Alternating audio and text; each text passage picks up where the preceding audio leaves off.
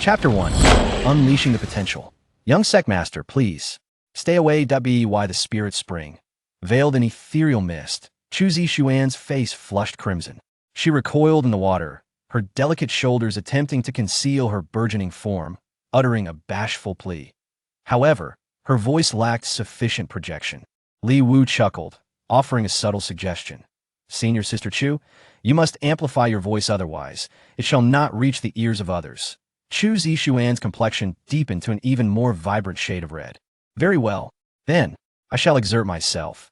The ensuing reverberations from the mountain's rear startled a multitude of avian creatures, scattering them across the sky.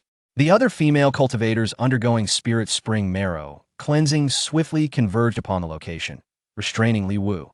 Were it not for his status as the young sect master, he would have undoubtedly faced physical retribution. Half an hour transpired.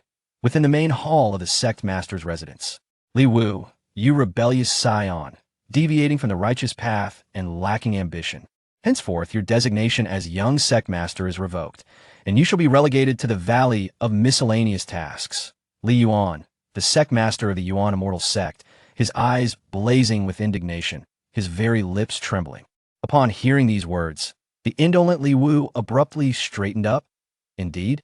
Is this genuine? Indeed it is. Li Wu, do you harbor any objections? Li Yuan accentuated his intonation. Li Wu stretched languidly, feigning a dissolute demeanor. None whatsoever. Absolutely no objections. What is undesirable about the valley of miscellaneous tasks? This humble one harbors an affinity for that locale, particularly the night fragrance quarter. Perchance, I may even gain entry to the chambers of my esteemed senior sisters. How amusing! The senior sisters are all possessed of captivating visages and mellifluous voices. Is this not more captivating than attending a performance at the West Garden brothel? Furthermore, I shall be spared the constant pressure of cultivation and marrow cleansing. A divine existence, indeed. Before he could complete his utterance, a grand master chair was launched in his direction. Its velocity was astonishing, generating a sonic boom as it cleaved the air. Li Wu was incapable of evasion, his heart seized by a sudden jolt of apprehension. However, the chair did not strike Li Wu directly.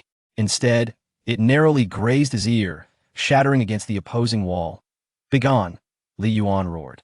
The reverberations of his voice echoed, causing the entire rear courtyard of the sect master's residence to tremble. In the tranquil mountain forest, the mist clung to the clouds, startling a flock of birds that dispersed into the distance, like ink blots absorbed into absorbent paper, vanishing. Without a trace, outside, several elderly figures with long, white beards, presumably the elders of the Yuan immortal sect, observed the startled birds above the clouds and remarked, "Alas, it appears the young sect master has once again incited the sect master's ire. The sect is currently devoid of significant matters. Let us refrain from seeking an audience with the sect master today, lest we invite misfortune." Indeed, indeed. Upon witnessing Li Wu's passage, the elders shook their heads. Alas, our young sect master is truly beyond redemption. Hearing these remarks, Li Wu remained unfazed, even commencing a cheerful whistle. Upon departing the inner sanctum, he immediately made his way to the Valley of Miscellaneous Tasks, a moment he had long awaited. The Valley of Miscellaneous Tasks held a lowly position within the sect hierarchy. The chief steward of the valley, Zhao Qian, promptly approached him with obsequious flattery, relinquishing his own residence to Li Wu, prioritizing the delivery of sycophantic praise. The solitary courtyard provided comfortable accommodation, and crucially, its location was secluded. Li Wu's customary conduct was well known throughout the Yuan immortal sect. Zhao Qian immediately procured a token for a night fragrance worker from Jade Maiden Peak, bestowing it upon Li Wu. Possessing this token granted unrestricted access to the residences of the Jade Maiden Peak's celestial beings. Zhao Qian's arrangement exemplified attentiveness. After acquiring the token, Li Wu hastily departed alone. Zhao Qian hurriedly instructed his subordinates. You individuals, responsible for Jade Maiden Peak affairs in the night fragrance quarter, arrange for a minor inconvenience to arise within the chambers of one of the celestial beings that we must afford the young sect master an opportunity to enter a celestial being's abode. This, the subordinates wore expressions of bitterness, each pointing to themselves. We arrange this? The celestial beings of Jade Maiden Peak could end our lives with a mere flick of their fingers. Furthermore, Is it truly necessary to treat a young sect master demoted to the status of a menial laborer in such a manner? I surmise he is now utterly ruined and will never escape our valley of miscellaneous tasks. Zhao Qian's gaze sharpened. You comprehend nothing. Were it not for the young sect master's banishment here, would you, mere commoners, have the opportunity to interact with the prominent figures of the inner sanctum? Although reluctant, Zhao Qian's subordinates were compelled to comply. Meanwhile, Li Wu, filled with anticipation, took a shortcut, locating an extremely secluded pond.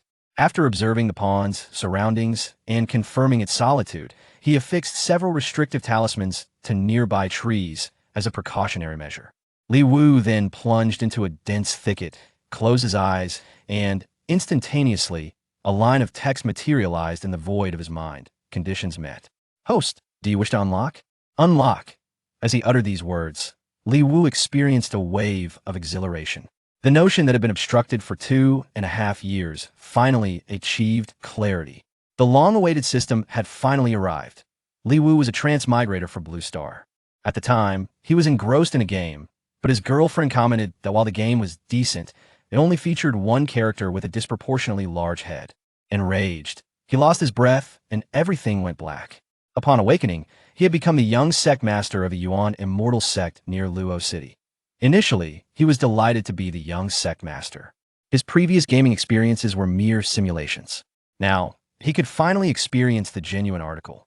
However, he soon discovered that, aside from his face being even more handsome than before, his bone structure and bloodline were ruined, rendering him incapable of cultivation. No technique worked. Furthermore, his constitution was feeble, and his nether regions were unresponsive, which was quite distressing. Then the system arrived. However, the condition for unlocking the system was to be demoted to the valley of miscellaneous tasks. Good heavens, a young sect master of a major sect, once hailed as a genius who reached the nascent soul stage at the age of 20, how difficult was it to enter the menial labor? Force under such circumstances? 2.5 years. A full 2.5 years.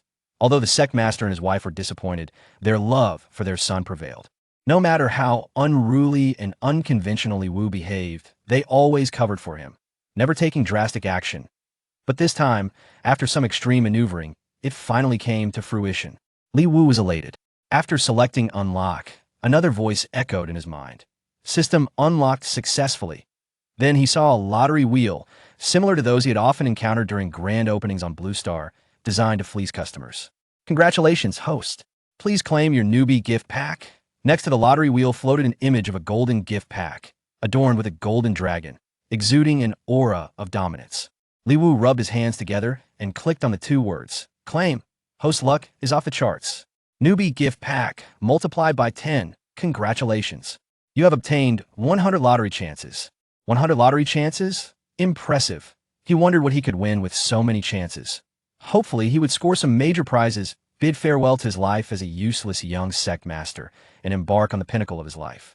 He was filled with anticipation and quickly reached out to click on a lottery.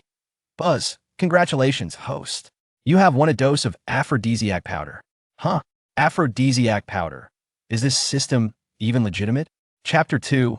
A dose of aphrodisiac powder, and another the moment he arrived, he was presented with the Huang, saying it was evident that the system was far from serious to this point. He could barely lift his head. What use was this item to him? It must be that the method of drawing lots was flawed. Wu blew gently on his hands, adjusted his position, and continued to draw. Buzz, buzz, buzz. Congratulations, host. You have drawn a portion of Yuan-san. A portion. Portion. Wu's frustration peaked. He felt like smashing that wretched lottery wheel. For 2.5 years, while the members of the sect maintained a facade of respect towards him, behind the scenes, everyone secretly wished to trample on this useless young master. Just moments ago, when he was demoted to the position of a menial worker, he overheard many muttering that he was no longer the young master of the past, and that it was high time for such a fate. Li Wu had long grown weary of this existence. Detected that the host has drawn lots multiple times. The system has activated the 10-draw mode for you. Having already drawn 20 times, Li Wu thought to himself, surely this lottery isn't a trick? Why can he only draw Huan-san? He even washed his hands by the river and rubbed them against his robe, then exhaled on them.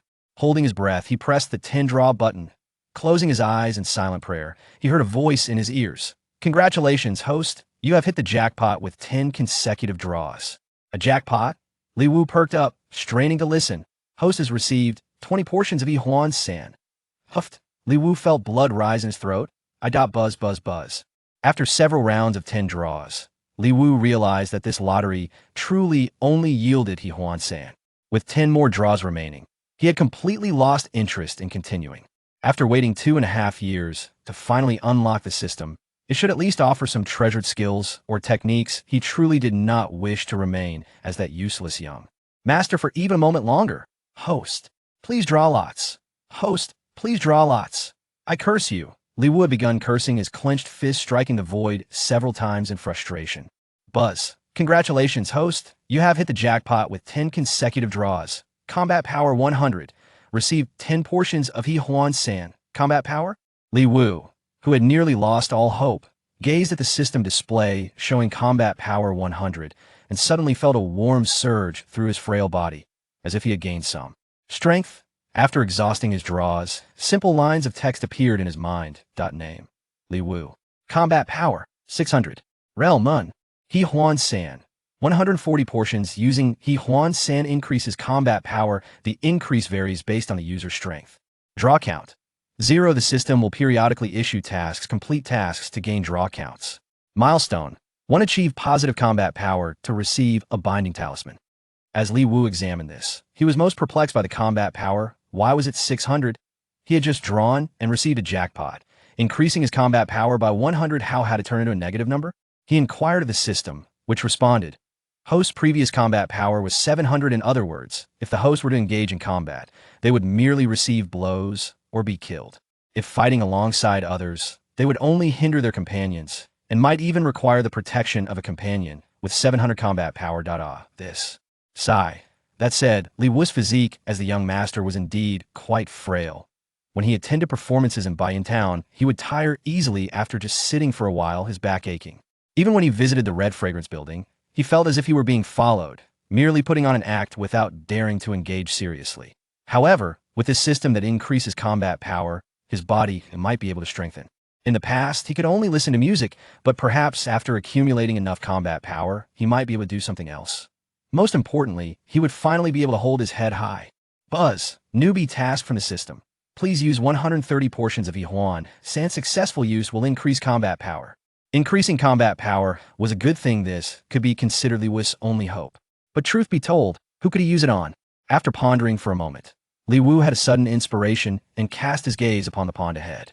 The system mentioned using Yuanxian Sect, but did not specify that it had to be given to a person. There were plenty of fish in the pond, so using it on them should be fine, right? He took out a packet, opened it, and tossed it into the water. As the Yuan Sect spread in the water, several fish rushed over, eagerly devouring it. Then, Li Wu saw on the panel, combat power 1. 1 packet of Yuan Sect fed to the fish increased his combat power by 1. Not bad. It really worked. But soon, the pond erupted into a frenzy. Chaos ensued as male fish pursued the females. The scene was brutal and chaotic, and he dared not look. Li Wu chuckled to himself, moved to another spot, and tossed in another packet. Combat power 1. This area of the pond also descended into chaos. Half an hour later, the newbie task was completed, and Li Wu had gained a total of 130 combat power. Current combat power, for 70. Not bad. He was one step closer to achieving a positive number. Li Wu could distinctly feel a surge of strength throughout his body. He no longer felt so light on his feet. With the newbie task concluded, there was nothing left to harvest from the pond, but the system's timely reminder arrived. Buzz. System task. Seek out animals on the outer mountain to poison. You can obtain 10 draw counts. The strength of the poisoned animals varies, and so does the combat power gained. This system was quite considerate, placing this task on the outer mountain. Poisoning people within the sect would likely cause chaos and attract unwanted attention, especially since the menial workers were predominantly male. If he were to poison them, the scene would be unimaginable. If he were to poison those on the Yunu Peak, even if he could hold his head high, Li Wu would be unable to manage alone. The outer mountain generally did not have any peculiar creatures, making it a safe choice. As for the deeper mountains, Li Wu was too afraid to venture. It was said that strange creatures roamed there, and with his current frail state, encountering one would surely mean becoming its first meal of the autumn. With a plan in mind, that day, the mountain mist hung thick. Li Wu ventured to the outer mountain, wandering for half the day without sighting a single small animal. Suddenly, he spotted a figure standing beneath a gnarled old willow tree. Yet, judging by its stance, it was evidently not human. Goodness, was it that small? Having failed to encounter a small animal, had he instead stumbled upon a peculiar creature? Oh no, the figure was quite short, roughly the height of a 3- or 4-year-old child, standing atop a stone beneath an old persimmon tree.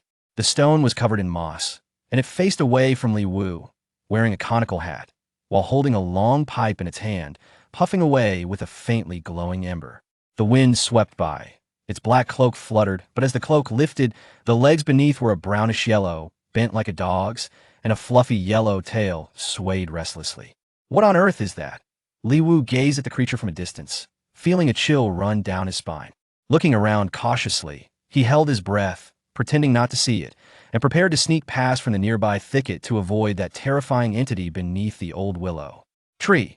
Encounters with mountain creatures could be perilous, but with Li Wu's current state, even a common creature would spell certain doom. Without a second thought, he turned and fled.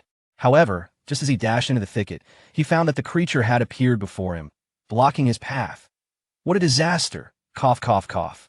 It coughed a few times, sounding just like a human. Little one, I've been watching you for quite some time.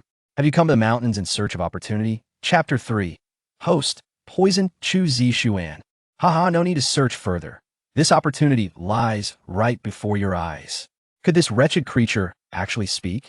It was indeed a formidable spirit. If Li Wu were a proficient expert within the sect, he might stand a chance against such a being. But as it stood, Li Wu was still in negative level, unable to even lift his head. How could he possibly contend?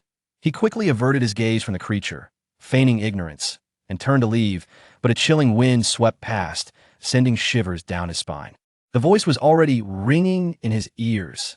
Little one, why the hurry to leave? Stand still and take a good look. Does this esteemed presence not resemble a human? In the blink of an eye, the creature was before Li Wu, perched atop a large stone. With a flourish of its cloak, it straightened up, revealing a grotesque, dog-like face beneath its black hat, taking a puff of smoke and exhaling a ring. Li Wu halted his retreat. Curse it, encountering a formidable spirit left him with no option to escape. However, the next moment, taking a deep breath, Li Wu boldly approached the creature. Beneath the black hat was indeed a yellow dog's face, grinning as it awaited Li Wu's response. You. Li Wu uttered a single word, prolonging it. The yellow dog's mouth curled into a smile, its gaze intense with anticipation. But Li Wu simply commanded, "Open your mouth." Indeed, Li Wu did not comment on its resemblance to a human. He merely instructed the yellow dog to open its mouth. The dog, momentarily taken aback, grew somewhat agitated and asked, "I ask you, do I not resemble a human? What nonsense are you spouting?" As the yellow dog spoke, Li Wu had already drawn closer. He seemed poised to continue the conversation, but unexpectedly, he raised his hand and shoved a packet of Huang powder into the dog's mouth. Cough, cough, cough. What the hell? What have you stuffed in my mouth? Li Wu's heart raced as he tactically retreated several steps, watching the yellow dog mimic human behavior with its mouth agape. The yellow dog smacked its lips. What is this? It tastes rather good. Nothing much, just mung bean flour. Li Wu replied nonchalantly before turning to flee, exhilaration coursing through him. Simultaneously, a voice resonated in his mind. Congratulations, host, you have poisoned the spirit. For this act, you have gained 10 lottery chances and an additional combat power of 100. What a windfall. Amidst the thrill, Li Wu felt invigorated, warmth flooding his body. Little one, do not run. The yellow dog's voice echoed once more as a yellow blur darted past, blocking Li Wu's path. Though Li Wu's combat power had increased by 100, he now stood at 370, still utterly outmatched by this creature, unable to escape. Having fed me mung bean flour. Why are you running? While the moon is full, promptly answer my question. I have one more question for you. Take a good look. Do I resemble a human? The yellow dog persisted, while Li Wu reminded it. As far as I know, spirits are bound by the seal. There's only one chance during the full moon each month. Little yellow dog, you have failed. Upon hearing this, the yellow dog's expression transformed into one of rage, and it lost its human-like stance, tumbling off the stone. Upon landing, it transformed into an adorably small yellow puppy, barely a month old.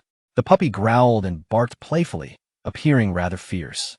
Now in this form, it was far less intimidating. The small dog clung to Li Wu's leg, but Li Wu merely squatted down, grasped the scruff of the puppy's neck, and tossed it aside, sweeping his sleeve as he departed with flair. After taking a few steps, he sprinted away, disappearing in an instant. Behind him, the small yellow dog, still feigning ferocity, swiped a paw against the nearby rock, muttering to itself, "Kid, you've caused me to fail my seal. Just you wait, I shall not let you off easily." Upon returning to the servants' valley, all the attendants of the Night Fragrance Pavilion had assembled. Zhao Qian was inquiring about matters from the Jade Maiden Peak, asking if his subordinates had found opportunities to arrange anything. What arrangements? Li Wu's voice suddenly called from behind. Zhao Qian was startled, but quickly forced a smile, saying, "Nothing brotherly. The time has come. The Night Fragrance Pavilion is about to ring the bell." Li Wu simply acknowledged with a grunt. Upon reaching Jade Maiden Peak, he promptly found a place to squat and prepare for the lottery. Having poisoned the yellow dog spirit, he had not only gained 100 combat power, but also 10 chances to draw. Felt uneasy if he didn't draw immediately. 10 consecutive draws. Congratulations, host, jackpot. Combat power increased by 100. Congratulations, host, jackpot. Combat power increased by 200. Out of 10 draws, he hit the jackpot twice, adding 100 and 200 combat power respectively. What a thrill. The remaining draws yielded a total of 8 packets of Huang powder. At this moment, Li Wu's combat power had reached 70. With 17 packets of Huang powder in hand, despite the dangers faced outside, the rewards were quite satisfactory. After the draws, Li Wu felt warmth surging through his body. He no longer felt weak and unsteady while walking. Not bad. This boost in combat power was indeed beneficial. Brotherly, something has occurred at Zishuan residence that requires your attention. Li Wu promptly emerged from his hiding spot, feeling as if he had been caught slacking at work. He stepped out, nodding casually in acknowledgement. Zishuan residence was the abode of Chu Zishuan. Li Wu recognized this senior sister as the one who had shouted loudly in the spirit pool. She was a prominent figure among the younger generation of the Yuanxian Sect, which warranted her own private abode. Wu navigated with ease towards that direction. Behind him, the attendants of the servants' valley watched Li Wu's departing figure with envy. Though we are all servants, why is there such a disparity between us? As Li Wu ascended the pebble path leading to Zishuan residence, a voice suddenly echoed in his mind. Buzz. System task. Host. Poison Chu Zishuan to receive combat power rewards. Li Wu was just 70 points away from reaching a positive level, pondering whether achieving this would allow him to hold his head high. However, this system was rather cruel, wasn't it? All he had was Huang powder. If he truly administered it to Chu Zishuan, how would he endure the long night ahead? Moments later, he arrived at the entrance of Zishuan residence. Pushing open the courtyard gate, Li Wu stepped inside. As a servant of the Night Fragrance Pavilion, Li Wu's normal duties at night typically involved cleaning up broken jade pots or replacing them, tasks that could be completed in a matter of minutes. However, upon entering, he did not see Chu Zishuan. Thus, he moved towards the main hall. Yet, as he entered the hall, it remained eerily silent. If there was a task to address, the other party would have surely approached him upon his entry. Upon finding no sign of Chu Zishuan, he wondered where she could be.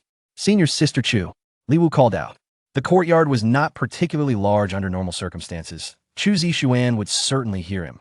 However, after calling out, there was still no response. Suddenly, a chill wind swept through, emanating from the inner room. The cold breeze sent a shiver down Li Wu's spine. What was happening? Instinctively, he glanced in that direction. He recalled that room was Chu Zishuan's bedroom, a very private space for a female cultivator. Just as Li Wu was lost in thought, a voice emerged from the room. Young master, is it you? The voice of Chu Zishuan emerged, sounding as though she had just awakened and carried a hint of frailty. Senior sister, it's me. Young Sect master, please come in quickly. Her tone conveyed a palpable urgency. Chapter 4. Must you be so extravagant? Li Wu was momentarily taken aback, softly inquiring, is it your bedroom, junior sister Chu? May I enter? Chu Zishuan replied, no worries. Just give the door a gentle push, it will open. Quickly come in, young master, hurry. Her voice grew increasingly frail. Sensing something amiss, Li Wu hesitated no longer, pushed the bedroom door open, and stepped inside. The room was illuminated by 2 flickering candles. Casting a wavering light upon Chu Zishuan, who appeared disheveled, reclining sideways on the couch. Her breathing was somewhat labored, and the fabric of her purple robe trembled slightly in response to her breaths. What's going on here? For a brief moment, Li Wu was lost in thought. However, noticing that Chu Zixuan seemed to be resting, he instinctively averted his gaze, searching for her jade pot, but failing to spot it. He then asked junior sister, "Where's your jade pot? Has it shattered?" Chu Zixuan held a communication talisman in her hand, which was encrusted with a layer of frost. She looked perplexed, a hint of shyness in her demeanor, and averted her gaze as she queried, "Young master, you came in the middle of the night to find me. For that jade pot, for what purpose?" Chu Zixuan pondered to herself. Could it be that aside from his penchant for peeping at the back mountain, this young master also harbored a peculiar hobby of collecting jade pots from female cultivators? Such preferences, how unique. Sensing a misunderstanding, Li Wu promptly clarified. "It's like this, I have been relegated to the Servant Valley by my father. I am currently just a servant in the Servant Valley, working at the Night Fragrance Workshop." "What?" Chu Zixuan exclaimed in astonishment. She could hardly believe that the illustrious young master of the Yuanxian Sect had been demoted to the Servant Valley to handle tasks at the Night Fragrance Workshop. Struggling to rise, she addressed Li Wu. "Young master, is it because of the incident at the back mountain? I can assure the sect master that those were false accusations. Mere acts. Do not worry, I shall speak to the sect master tomorrow, requesting him to revoke the edict and allow you to return to the inner sect." Li Wu shook his head with a wry smile. "Junior sister, there is no need for that. In fact, the Servant Valley is quite pleasant." With a sigh, Chu Zixuan replied, "Pleasant? Look at you, reduced to changing jade pots for others." Li Wu said helplessly, "It's nothing. In the Servant Valley, everyone is a servant. It makes no difference. It's far more comfortable than remaining in the inner sect, where one is subjected to disdain. Being a young master, yet rendered powerless, is a sin in itself." Upon hearing this, Chu Zixuan became extremely animated. "Young master, that is not true. You possessed extraordinary talent, achieving the nascent soul stage at such a young age. As long as you recover well, you will surely return to your former glory. Rest assured, I will ensure." Before Chu Zixuan could complete her sentence, she shivered violently, her complexion paling, and she collapsed. Li Wu rushed over to support her. She felt incredibly cold, and upon contact, it was as if Li Wu himself had been enveloped in a layer of frost. Stumbling, Li Wu nearly fell, but thankfully he had bolstered his strength beforehand. Otherwise, with Chu Zixuan's sudden fall, he would have been crushed beneath her. Junior sister, junior sister." No matter how he called her, Chu Zixuan remained unresponsive. With no other option, he exerted himself to extricate himself from beneath her and, with great effort, laid her on the bed. This was no small feat. At that moment, it was evident that Chu Zixuan's condition was quite alarming.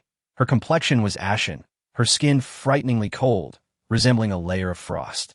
It appeared she had contracted some form of cold poison during her training. Upon this realization, Li Wu's mind stirred. Cold poison? The effects of the Huang powder could induce a state of warmth. The heat originates from within the meridians. It should be able to counteract the cold. If he administered the Huang powder to Chu Zixuan, would her body warm up enough to neutralize the poison? Oh, the system was not unclean. It was prompting Li Wu to save her.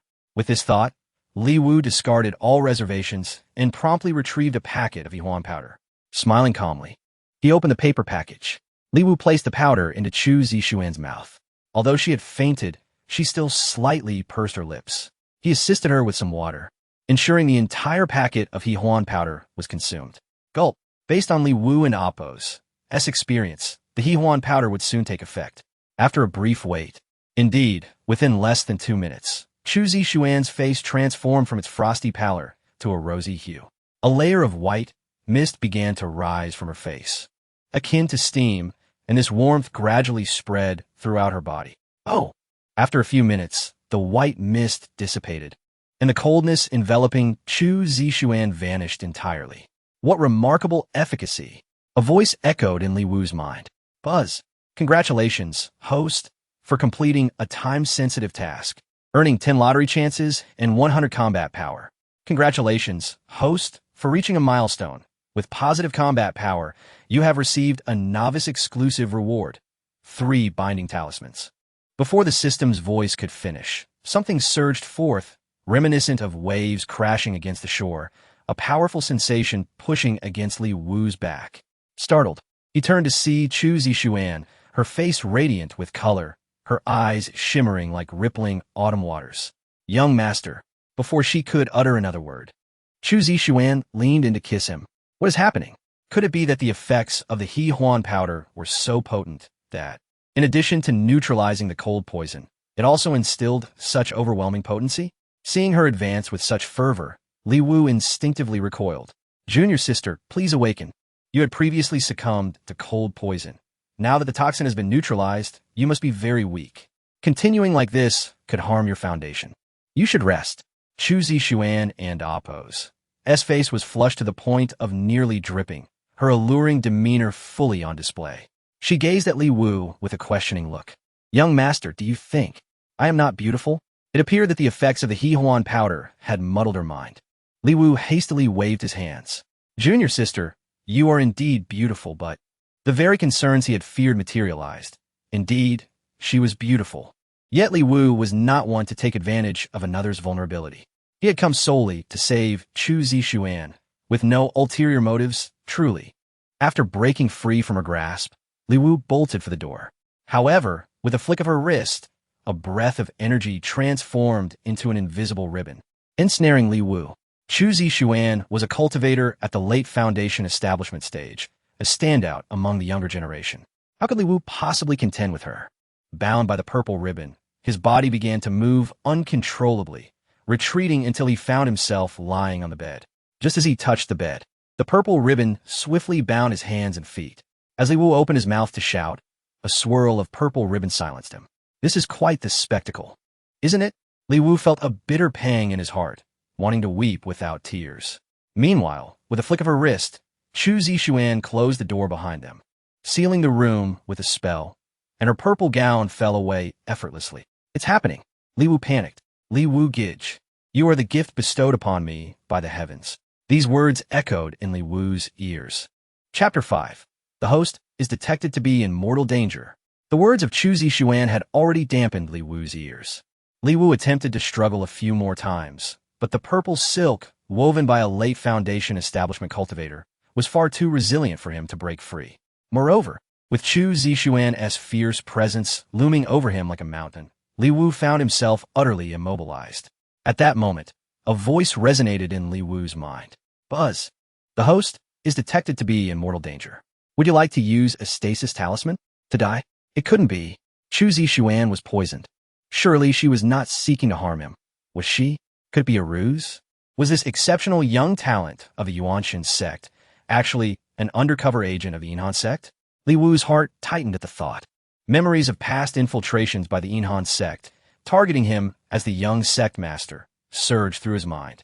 Fortunately, the sect had always maintained tight security, allowing him to evade peril thus far. Then the system elaborated. Although the effects of the He Huan powder have been partially negated by the cold poison, the remaining potency will endure for 2 hours.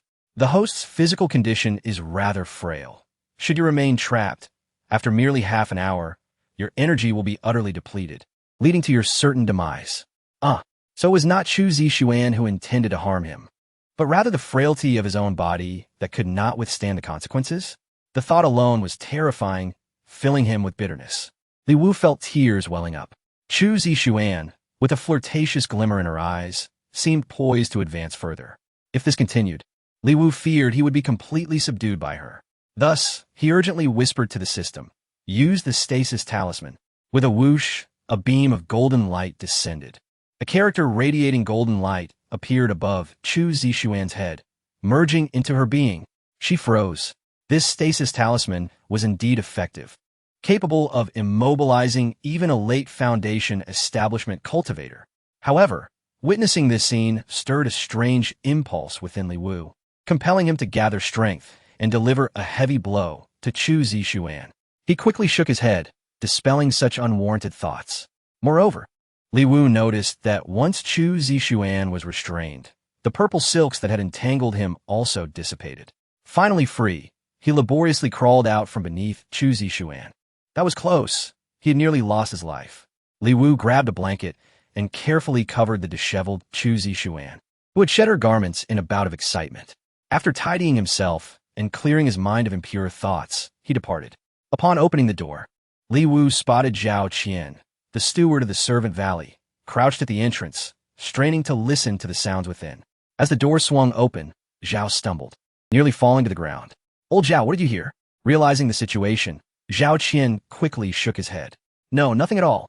Li Wu merely grunted in response and shut the door to Zixuan and Appo's residence, proceeding down the stone path. Zhao Qian promptly followed, cautiously inquiring, "Brotherly, you and that Chu fairy inside, are you all right?" Having been thoroughly exhausted by the earlier commotion, Li Wu wiped the cold sweat from his forehead and tightened his belt, which had been loosened by Chu Zixuan's antics. It and Appo's, that's just a matter of changing a jade pot in the servant valley. What could possibly happen? Zhao Qian let out a sigh of relief. As long as there was no conflict, that was the best outcome. However, noticing Li Wu's sweaty brow and his tightened belt, he chuckled. "Brotherly really has great stamina. It has been nearly an hour." Li Wu retorted, "What do you mean by that?" "I told you. There is nothing going on with me and Chu Shiji." Zhao Qian quickly nodded. Yes, nothing at all. I understand." "Understand what?" Li Wu shot back, then departed with Zhao Qian from the Yunnu Peak. Most matters at the Night Fragrance Workshop needed a handle were nearly concluded, and it was soon approaching the hour's end. Li Wu felt quite pleased. Although the visit to Zixuan's residence had been perilous, nearly costing him his life, it had yielded commendable rewards: 100 battle points, 10 lottery draws, and, most importantly, 3 stasis talismans. Upon returning to his dwelling, Li Wu closed his eyes, and the system panel materialized in his mind. Name: Li Wu. Battle power: 30. Realm: none. Huang powder: 17 portions. Using Huang powder increases battle power. The effect varies depending on the target's strength. Lottery draws: 10 times. The system will periodically issue tasks, and completing them grants lottery draws. Milestone: reach 1,000 battle power to obtain 2 teleportation talismans. Item inventory: 2 stasis talismans. After a long slumber, Li Wu awoke the next evening, with 10 lottery draws remaining. He was just about to complete them when an unexpected disturbance arose in the courtyard.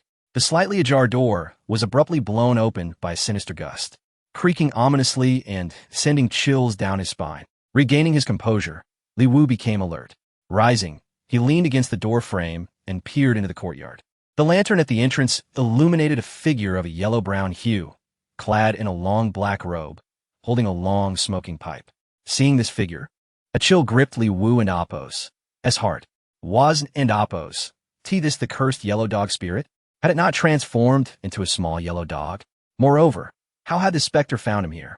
Could it be that after failing to seek a pact with him, the yellow dog spirit had regained its strength and come to exact revenge?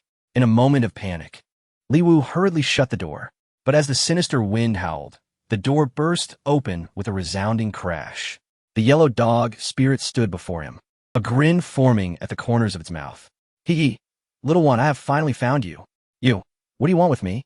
The frigid wind stung Li Wu's face, making him shiver uncontrollably. "To find you, naturally, I have business." Li Wu quickly countered, "You must have the wrong person. I am not the one you seek. I advise you to leave at once. If you do not depart, I shall call for help. This is the Yuanxian Sect. I'm the young sect master.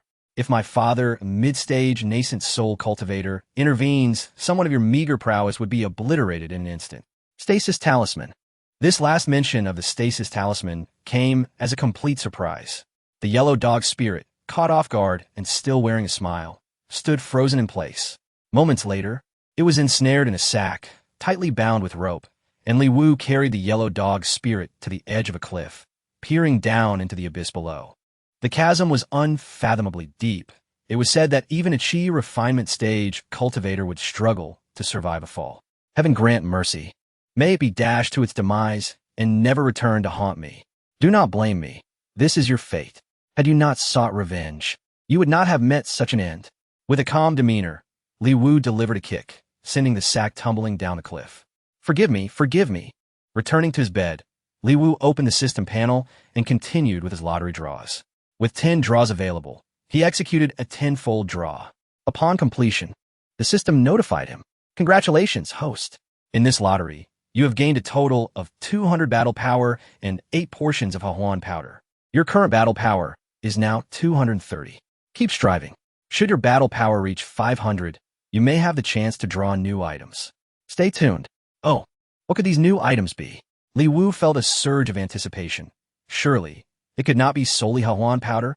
Now, there are already 25 portions. Far more than I can utilize. If only the system would grant me another opportunity. Perhaps a task involving poisoning the small fish in the river would be ideal. Both a means to enhance my strength and entirely safe. How delightful that would be. In the early morning, Li Wu habitually lifted his blanket for a glance. Indeed, his lower abdomen radiated warmth, and he felt invigorated. Such is the effect of enhanced strength. Truly immediate and remarkable. Buzz. A system task. Apply 10 portions of Huang powder to the beasts and birds of the immortal livestock pavilion to receive a strength reward. As it finally arrived, Li Wu's heart raced with excitement, and with renewed determination, he quickly found Zhao Qian after rising, expressing his desire to visit the immortal livestock pavilion. Given Li Wu's request, Zhao Qian promptly arranged everything. At this moment, outside the servants' valley, beneath a towering precipice, a burlap sack lay wedged in the crevice of the rocks. Initially, the sack remained still, but after a brief moment, it began to stir. Suddenly, a powerful aura erupted. With a thunderous sound, the sack burst open, and the rocks that held it captive shattered as well. The yellow dog spirit flipped over and leaped into the air, landing on a nearby rock. Stretching lazily, it rubbed its rear against the stone, seemingly unsatisfied, and dug its claws in deeper. Looking up, it beheld the towering cliff above. Oh dear, where has this led me? Am I still within the realm of the Yuan Immortal Mountain? The yellow dog spirit vaguely recalled seeking out Li Wu the previous night. However, after uttering a single phrase, it had lost awareness of what transpired next. Upon closer inspection of its surroundings, the yellow dog spirit recognized the cliff, just outside the eastern entrance of the servants and Appos, valley of Yuan Immortal Sect. Being familiar with the terrain as a local mountain spirit, it pondered. Could it be that little fellow cast some spell and sent me tumbling down? But wait, that child is just a mere mortal. How could he have bewildered me and brought me here? Before losing consciousness, it seemed to have heard something resembling a binding talisman. That little one possesses some intriguing qualities. He appears innocent and harmless, yet wields poison with a deadly touch. I must admit, I underestimated him. However, my intention was merely to procure some of that green bean powder. As for silencing me, nonsense. Shaking its head, the yellow dog spirit felt slightly dazed. After a brief moment, it scoffed. This cliff, though high, poses no challenge to me. With that declaration, the yellow dog spirit sprang upward, soaring over 20 meters high, its claws gripping the rocky surface, leaping once more until it reached the midpoint of the cliff. Before long, the yellow dog spirit effortlessly ascended to the summit.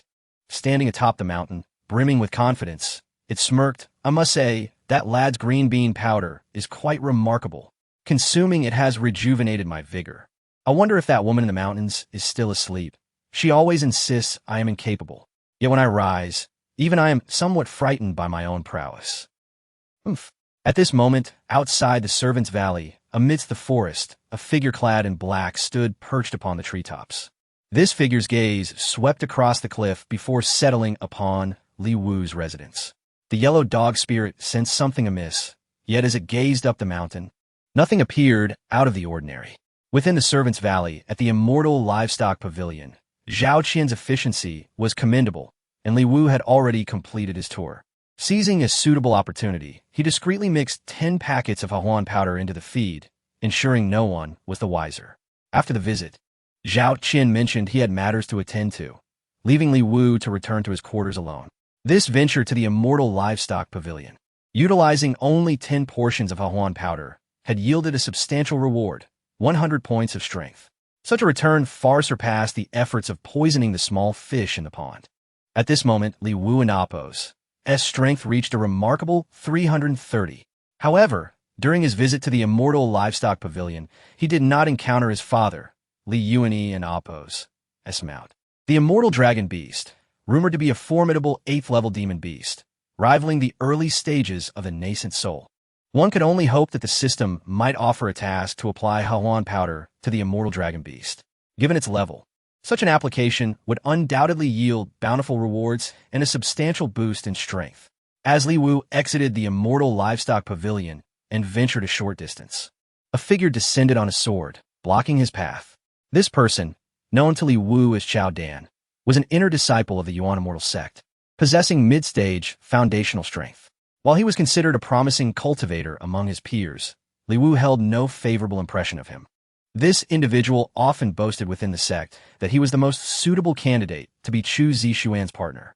Despite her clear disinterest, he shamelessly bribed others to spread such rumors. Chao Dan approached with an air of confidence, feigning surprise as he exclaimed, "Oh, isn't this our esteemed young sect master? Oh, wait, I almost forgot. You're a mere servant now. The sect master has personally ordered the removal of your name from the sect's genealogy. You are now undeniably a true servant. Li the servant. I genuinely did not anticipate the conditions here in the Servants' Valley to be so dismal, with such scarce spiritual energy. It seems you will find it utterly impossible to cultivate from now on." Sighing, he continued, "To be honest, I do feel some sympathy for your plight.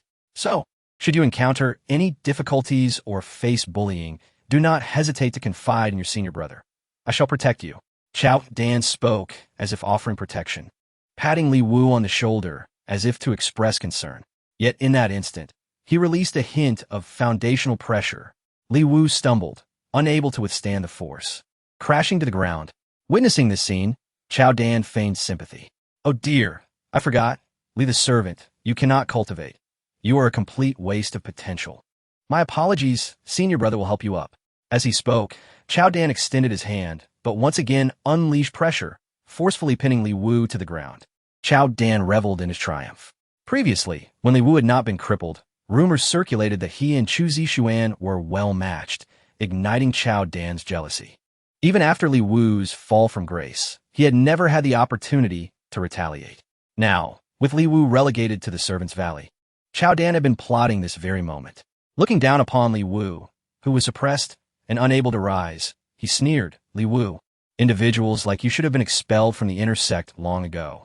The sect master allowed you to remain as young sect master for so long after your fall from grace. Does he not fear bringing shame to our Yuan immortal sect? Your identity as young sect master should have been nullified ages ago." Li Wu, bracing himself against the ground, gritted his teeth, attempting to rise. He could feel the power within him gradually strengthening. Yet, it was still insufficient. Chao Dan, with a sinister smile, arrogantly declared, "Enough, Li the servant. Spare yourself the effort. I am a mid-stage cultivator. You, a mere servant, have descended to this state. It is unlikely you will ever achieve foundational cultivation in this lifetime. Ordinarily, I would not deign to visit such a filthy place as the Servants' Valley, but today, I merely wish to remind you, accept your fate as a servant and do not harbor delusions of approaching junior sister Chu through your lowly status. If I catch wind of it, I will ensure your life becomes unbearable." Chapter 7. Marinated to perfection. With those words, Chao Dan let out a cold snort, and a flying sword appeared beneath his feet, swiftly departing from the Servant Valley. After his departure, Li Wu rose from the ground, dusted himself off, and clenched his fists. Chao Dan. What an absurd name. Yet, it is indeed memorable. A flicker of murderous intent crossed Li Wu's eyes as he made his way back to his dwelling.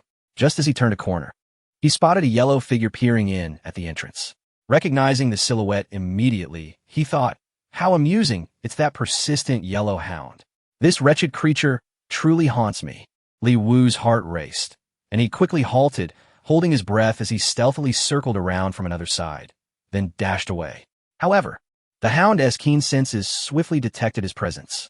With a whoosh, the yellow dog appeared before him, ominously inquiring, "Little one, what do you think you're running? You cannot escape my grasp." Li Wu stopped in his tracks, knowing that escape was futile under these circumstances. "Why do you flee? You struck so fiercely, yet you fear me? Tightly bound in that sack, you even dared to throw me from such great heights, and your conscience remains untroubled?" A binding talisman. This was his final card. Just like last time, yet this encounter was even more abrupt. Li Wu understood well that the creatures in these mountains were capricious. If he allowed the hound to finish speaking, it might well resort to violence. Moreover, as Li Wu's adversary, he needed to seize the opportunity and strike unexpectedly. The yellow dog momentarily froze, its expression betraying a hint of helplessness. Li Wu dismissed his thoughts, exhaling deeply and muttering to himself. I survived that high cliff, and not only did I not perish, but I even managed to climb back up. It seems the outer mountains are hardly safe. One venture led me to such perilous beings. Although I successfully acquired some potent poison and gained strength, the risk was indeed excessive.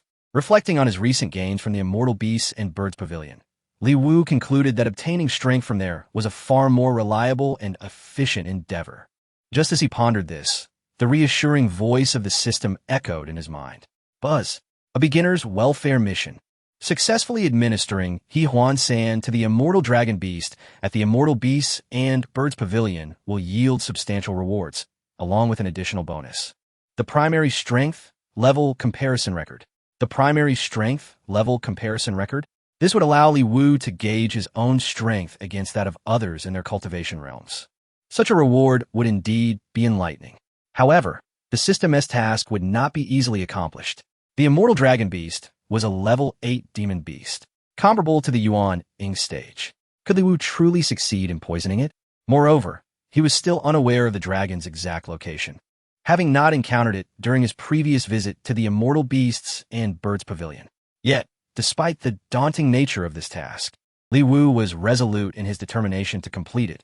He longed to grow stronger and no longer wished to endure humiliation, nor to be bullied by Chow Dan or this yellow dog, living in constant trepidation. He had truly had enough of the harrowing life of a minor sect master for the past 2.5 years. With the yellow dog immobilized, he needed to devise a foolproof plan to eliminate it once and for all.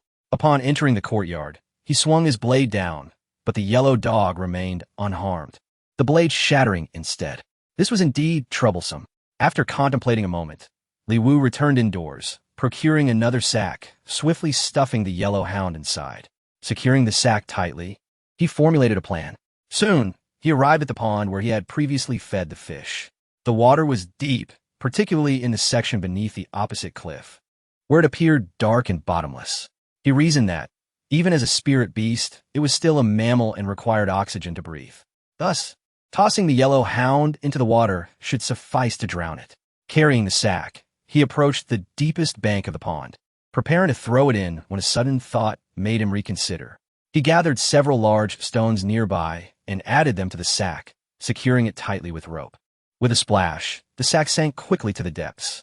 Bubbles rose to the surface, and before long, the sack vanished from sight. What a sin! What a sin! He murmured, ensuring there was no disturbance below before turning to leave. However, Li Wu did not return to his dwelling. Instead, he sought out Zhao Qian, subtly inquiring about the immortal dragon beast from the immortal beasts and birds pavilion. In truth, the existence of the immortal dragon beast within the Yuanxian Sect was not a secret. It resided in a valley adjacent to the immortal beasts and birds pavilion. This valley housed a cave that served as the dragon's lair, known as the Immortal Dragon Valley, specifically carved out for Li Wu's father's mount. Guards were stationed at the entrance to watch over it. Upon locating the place, Li Wu approached, grinning as he offered them tea. Under the blazing sun, the guards, parched from the heat, were obliged to extend a modicum of courtesy to the deposed sect master, engaging in a few pleasantries while sipping the tea. However, shortly after, their stomachs began to rumble. They could no longer hold back. There's poison in the water. You are Li Wu, aren't you? We should have been vigilant against you. Li Wu wore an innocent smile, reassuring them. Calm down. The stomach ache is merely a result of the laxative effect. Hurry and find a restroom. We'll keep watch for you. In the valley lay the immortal dragon beast, and even without guards, few would dare enter. It was a level 8 demon beast, easily capable of devouring anyone who ventured too close. Li Wu, do not enter. You'll bring calamity upon yourself and meet a gruesome end. The two guards, clutching their stomachs, dashed away. The dosage was sufficient to keep them occupied for an hour, and they would not be returning anytime soon. Pushing open the door, Li Wu placed his hand on the teleportation array, and in an instant he found himself in the immortal Dragon Valley. The valley was shrouded in mist, an enchanting beauty that captivated the eye. Truly, this was a realm befitting the residence of a level 8 demon beast. Nearby, the entrance was fortified with arrays, radiating spiritual energy that nourished fresh pieces of demon beast meat, undoubtedly intended for the immortal dragon beast as consumption. Approaching, Li Wu selected the finest piece of meat, took a knife from the side, and, humming a tune, began to carve intricate designs into it. Subsequently, he sprinkled Yuanxian over the meat. After careful consideration, given the immense size of the immortal dragon beast, whose wings were said to stretch for dozens of meters, one packet would likely not suffice. He retrieved several more packets and generously sprinkled them over the meat. Then, with utmost diligence, he kneaded the demon beast meat, ensuring that the Yuanxian was thoroughly infused into it. In total, he utilized 10 packets, confident that this would yield the desired effect and successfully poison the beast. Casting his gaze toward the enormous, pitch-black cave at the heart of the valley, Li Wu hoisted the marinated meat and began his slow approach toward that ominous entrance. As he drew nearer to the cave, an overwhelming pressure enveloped him, and he could distinctly feel his steps growing heavier. However, he gritted his teeth and pressed on with all his might, slowly approaching the cave of the celestial dragon beast. Before the cave stood an immense stone platform, beside which lay a magical array. Li Wu had previously inquired about this. To feed the celestial dragon beast, one must place the beast's meat on the stone platform and then activate the array. This way, the celestial dragon beast, usually hidden within the cave, would emerge to feed. The celestial dragon beast of the Yuanxian Sect was said to have reached an advanced age. It only ventured out to eat and otherwise remained secluded in its cave. Zhao Qian had also mentioned the severity of the beast's condition. Due to its advanced age, its combat prowess had significantly diminished. Consequently, in the event of a great battle, the celestial dragon beast might not be able to fight and could even hinder efforts. Nevertheless, it remained the guardian beast of the Yuanxian Sect. The sect had been preparing for the celestial dragon beast to breed, and deep within the valley, a female celestial dragon beast was kept. But the aging male showed no interest in her. This predicament had become a considerable headache for the entire Yuanxian Sect. The celestial beast and bird workshop had explored various solutions, yet the old celestial dragon beast was completely indifferent to them. In fact, even during feeding, it would not allow the female celestial dragon beast to approach. Only after it had finished eating would she dare to partake. Li Wu placed the prepared meat on the stone platform and then moved to the magical array beside it, pressing his hand upon it. Instantly, the array emitted a peculiar sound, and movement could be heard from within the cave. Simultaneously, outside the celestial dragon valley, 2 guards who had just exited the restroom rushed to report the situation to Yang Wei, the master of the celestial beast and bird workshop. However, before they could finish their sentences, they frantically dashed back into the restroom. The second guard, slower on his feet, suddenly turned pale and collapsed, running for his life. Yang Wei, taken aback, could hardly bear to witness this and immediately led his people in a frantic dash toward the celestial dragon valley. If anything were to happen with the celestial dragon beast, his position as master of the workshop would be in jeopardy. Inside the celestial dragon valley, Li Wu crouched beside the stone platform where the celestial dragon beast would feed, waiting for it to emerge from the cave. As anticipated, following the activation of the array, the oppressive aura from the cave intensified, and a wind began to whip through the valley, carrying the distinct scent of scaled beasts. The valley was filled with howling winds, and the atmosphere shifted dramatically. Then, a colossal creature, half dragon and half tiger, covered in blood-red scales, crawled out of the cave. Wings sprouted from its back, which, when unfurled, evoked a sense of overshadowing the sky. This was the first time Li Wu had witnessed the celestial dragon beast, and the scene was truly breathtaking. It was indeed a legendary 8th-level beast. Fortunately, the celestial dragon beast merely emerged to feed and did not fully unleash its overwhelming aura. Otherwise, even at this distance, an ordinary person would find it difficult to stand. The celestial dragon beast sauntered over, appearing somewhat frail due to its age, but upon reaching the stone platform, it sniffed the air and promptly devoured the meat. After finishing its meal, the beast swayed slightly, seemingly unwilling to linger outside any longer, and turned back toward the cave as if it wished to return to sleep. It was evident that it had grown old and had no desire to move, preferring the comfort of its cave. That's it. It's Li Wu from the Night Fragrance Workshop. Quickly, you all circle around and take him down. Yang Wei shouted in a hushed tone, careful not to disturb the celestial dragon beast. A dozen errand workers from the celestial beast and bird workshop rushed toward Li Wu, clearly intent on subduing him and regaining control of the situation. After all, in the past 2.5 years, Li Wu had strayed from the path, and wherever he went, trouble followed. They were concerned he might do something harmful to the celestial dragon beast, and if he poisoned it, that would spell disaster. Watching the errand workers charge toward him, Li Wu smiled calmly and called out, "No need to rush. I've already taken action. It's too late." His words sent a chill through Yang Wei and the others, their expressions shifting dramatically. The group quickly closed in, but as two of them lunged at Li Wu, he deftly dodged. Two others attacked from the side, yet Li Wu swiftly countered, delivering a punch to each, causing them to kneel on the ground, unable to rise. Though his combat strength of over 300 was not particularly formidable, the familiar thrill of battle had returned, if only slightly. To everyone's astonishment, Li Wu still possessed such skills. Hadn't he been completely incapacitated? The fallen errand workers were taken aback, and the others hesitated. Yang Wei, his face flushed with urgency, demanded, "Li Wu, what have you done?" Li Wu glanced at the celestial dragon beast and casually replied, "I poisoned it." "What? You actually poisoned it?" Yang Wei was taken aback. The surrounding errand workers were equally stunned. Li Wu stepped closer to Yang Wei, smiling as he said, "Relax. There's no need to be so tense."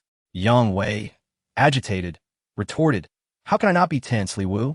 My life is tied to this celestial beast and bird workshop. If anything happens to the celestial dragon beast, the sect will surely execute me.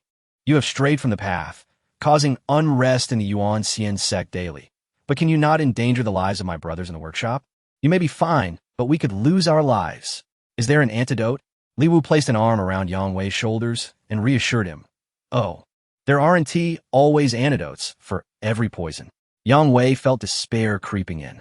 However, Li Wu added, "Old Yang, you helped me this morning by showing me around your workshop. How could I harm you? The poison I used on the celestial dragon beast is not what you think. I can guarantee the female celestial dragon beast will soon be ready to breed." Yang Wei and Appo's expression froze. "What?" He glanced at the aging celestial dragon beast, which indeed seemed untroubled, and he relaxed slightly. "Li Wu, you didn't use the harmony powder on the celestial dragon beast, did you?" "That won't work," interjected the burly errand worker, Chu Dakue. "The female celestial dragon beast has lived in this valley for decades. If the harmony powder had any effect, the Yuanxian Sect would have had young celestial dragon beasts long ago. How can we still be waiting for results?" Li Wu chuckled. "No results? That is only because I, Li Wu, have not yet made my move." The burly worker scoffed. "Enough of your nonsense, Li Wu. Everyone knows who you are in the Yuanxian Sect. If the celestial dragon beast remains unharmed, it would be a blessing. You should hurry back to your night fragrance workshop and stop causing trouble here." Li Wu turned his gaze back to the celestial dragon beast and said, "No need to hurry. The effects of the medicine will manifest soon. The old celestial dragon beast should not return to the cave." Yang Wei and the errand workers exchanged doubtful glances. This young master had never been reliable. Now that he was demoted to an errand worker, could he suddenly be trustworthy? It seemed far-fetched. But then, astonishingly, the celestial dragon beast did halt its movements. Its aura shifted abruptly, and Yang Wei and the others felt the oppressive force, prompting them to retreat further away. The celestial dragon beast looked around, and, to their shock, blood suddenly erupted from its nostrils. "What?" Li Wu thought, alarmed. Could it be that he had overdosed the harmony powder? Yang Wei and the errand workers stood frozen, their mouths agape. None had ever witnessed blood flowing from the celestial dragon beast's nostrils, and Yang Wei's face grew increasingly pale as he trembled and asked Li Wu, "Li Wu, what's happening? Why is there blood? The medicine you used earlier, is it safe? What about the Xianlong beast? Is it all right? If anything were to happen to the Xianlong beast, he and his subordinates would truly be in peril." Li Wu took a deep breath, internally steadying his expression, and replied nonchalantly, "Why be so anxious? Rest assured, everything is perfectly fine. This is merely the effect of my Hahuan powder, causing a surge of vitality and excitement. The potency of my secret medicine is exceptionally strong. Even you would experience a rush of blood and perhaps a nosebleed. As for that female Xianlong beast from your Xianchong and Xianxin workshop, it should be anticipating the arrival of little ones." With that, Li Wu wore a self-satisfied grin. the corners of his mouth curving upward. Naturally, he eagerly awaited the delightful sound from the system. Chapter 9. Unable to stop. The system in Appo's notification should arrive soon. After all, the target of this poisoning is an 8th-level monster, comparable to a cultivator in the early stages of the nascent soul realm. Li Wu is quite eager to discover how much combat power he can gain from such a formidable adversary. Roar! The violent roar of the celestial dragon beast shook the very ground. It was precisely this sound that attracted a female celestial dragon beast from the nearby valley. Though smaller in stature, she was adorned in a dazzling array of colors, making her quite beautiful. As she appeared, Li Wu's father's mount, the celestial dragon beast, leaped into the air and, in a fit of excitement, came crashing down upon the female celestial dragon beast, pinning her beneath him with decisive force, without any prelude. The celestial dragon beast surged forward, causing the ground to tremble. Following this, the female celestial dragon beast convulsed. Emitting a trembling shriek, Li Wu was utterly astonished by the scene. This is exceedingly brutal, isn't it? With 10 portions of the harmony powder dispensed, would the old celestial dragon beast become so agitated that the female celestial dragon beast might perish beneath the chaos? If that were to happen, it would indeed spell disaster. Nearby, Yang Wei and his subordinates were left slack-jawed in disbelief. This truly worked? How is this possible? The typically aloof old celestial dragon beast is today so fervent. Could it be that there truly exists such a miraculous elixir? One of Yang Wei's middle-aged subordinates instinctively lowered his head, pondering something but hesitating to speak up on this side. Yang Wei regained his composure and excitedly grasped Li Wu's hand. Brother Li, your miraculous elixir is indeed effective. In the past, the celestial dragon beast wouldn't even glance at the female celestial dragon beast. Yet now, it is so spirited and assertive. It seems that this really might succeed. The ensuing commotion would surely escalate, and the valley would be swept by a tempest, with waters flowing like rivers. We should hastily exit this valley. If we inadvertently get caught in the tumult of the celestial dragon beast's mating, it could cost us our lives. Li Wu nodded in agreement, reflecting that indeed, what lay ahead would be an exceptionally grand spectacle. He dared not watch, as it was simply too daunting. At this moment, the gazes of the other subordinates towards Li Wu had shifted significantly. They began to perceive that this former young sect master was not as ineffectual as they had previously thought. As they exited the valley, Yang Wei inquired, Li Wu, would you care to join our celestial beasts in Bird's workshop? I believe this place suits you better. I will report this significant event to the inner sect and ensure you receive due credit. Li Wu, with a calm gesture, declined. No need. He then furrowed his brow, contemplating his emotions, and continued, I indeed wish to do something for my father, but I prefer to do so quietly, without his knowledge. Old Yang, I hope you can understand my intentions. I do not seek any credit for the success of this celestial dragon beast's mating. If you report to the inner sect, simply state that it was your and your brother's accomplishment. In that moment, Yang Wei's heart melted. The biases he previously held against Li Wu dissipated entirely, and he gazed at Li Wu with admiration, his eyes betraying a profound respect. But how can I accept that? Li Wu, displaying a sense of camaraderie, replied, Old Yang, there is no need for embarrassment. We are friends, and such formalities are unnecessary. If you allocate this credit to me, I would be upset. This time, Yang Wei was moved to tears. Overwhelmed with excitement, he struggled to find words to express his gratitude, for this achievement was an incredible boon for him and his brothers. Li Wu, with a nonchalant air, declared, once the credit is secured, simply treat me to a drink. With that, he departed gracefully, having strengthened their bond. Who knows what tasks might await him in the celestial beasts in Bird's workshop in the future. Furthermore, the affair with the celestial dragon beast was monumental, and Li Wu believed that in this perilous world, maintaining a low profile was the wisest course. As he watched Li Wu's retreating figure, Yang Wei mused, how could there exist such a selfless individual in this world? Despite it being his own achievement, he is unwilling to claim any of the credit, bestowing it all upon us. Do you think our misunderstandings of the young sect master have been too profound? The bearded Chu Dakwai also observed Li Wu's departure and changed his manner of address. It was indeed a misunderstanding. Brother Li's character is truly commendable. Having completed his tasks, Li Wu wished to avoid any further delays at the Celestial Beasts and Birds Workshop. The system had already notified him of the successful poisoning of the Celestial Dragon Beast, and rewards were to be distributed. This was what Li Wu had been eagerly anticipating. Once out of sight, he abandoned all pretense and quickened his pace. Breaking into a run, bathed in the glow of the setting sun, he sprinted with open arms, listening to the enchanting voice of the system, as if enveloped in a refreshing spring breeze. Buzz, congratulations, host. You have completed the system's welfare level task of successfully poisoning the 8th level monster, the Celestial Dragon Beast. You have received a beginner combat power reference guide.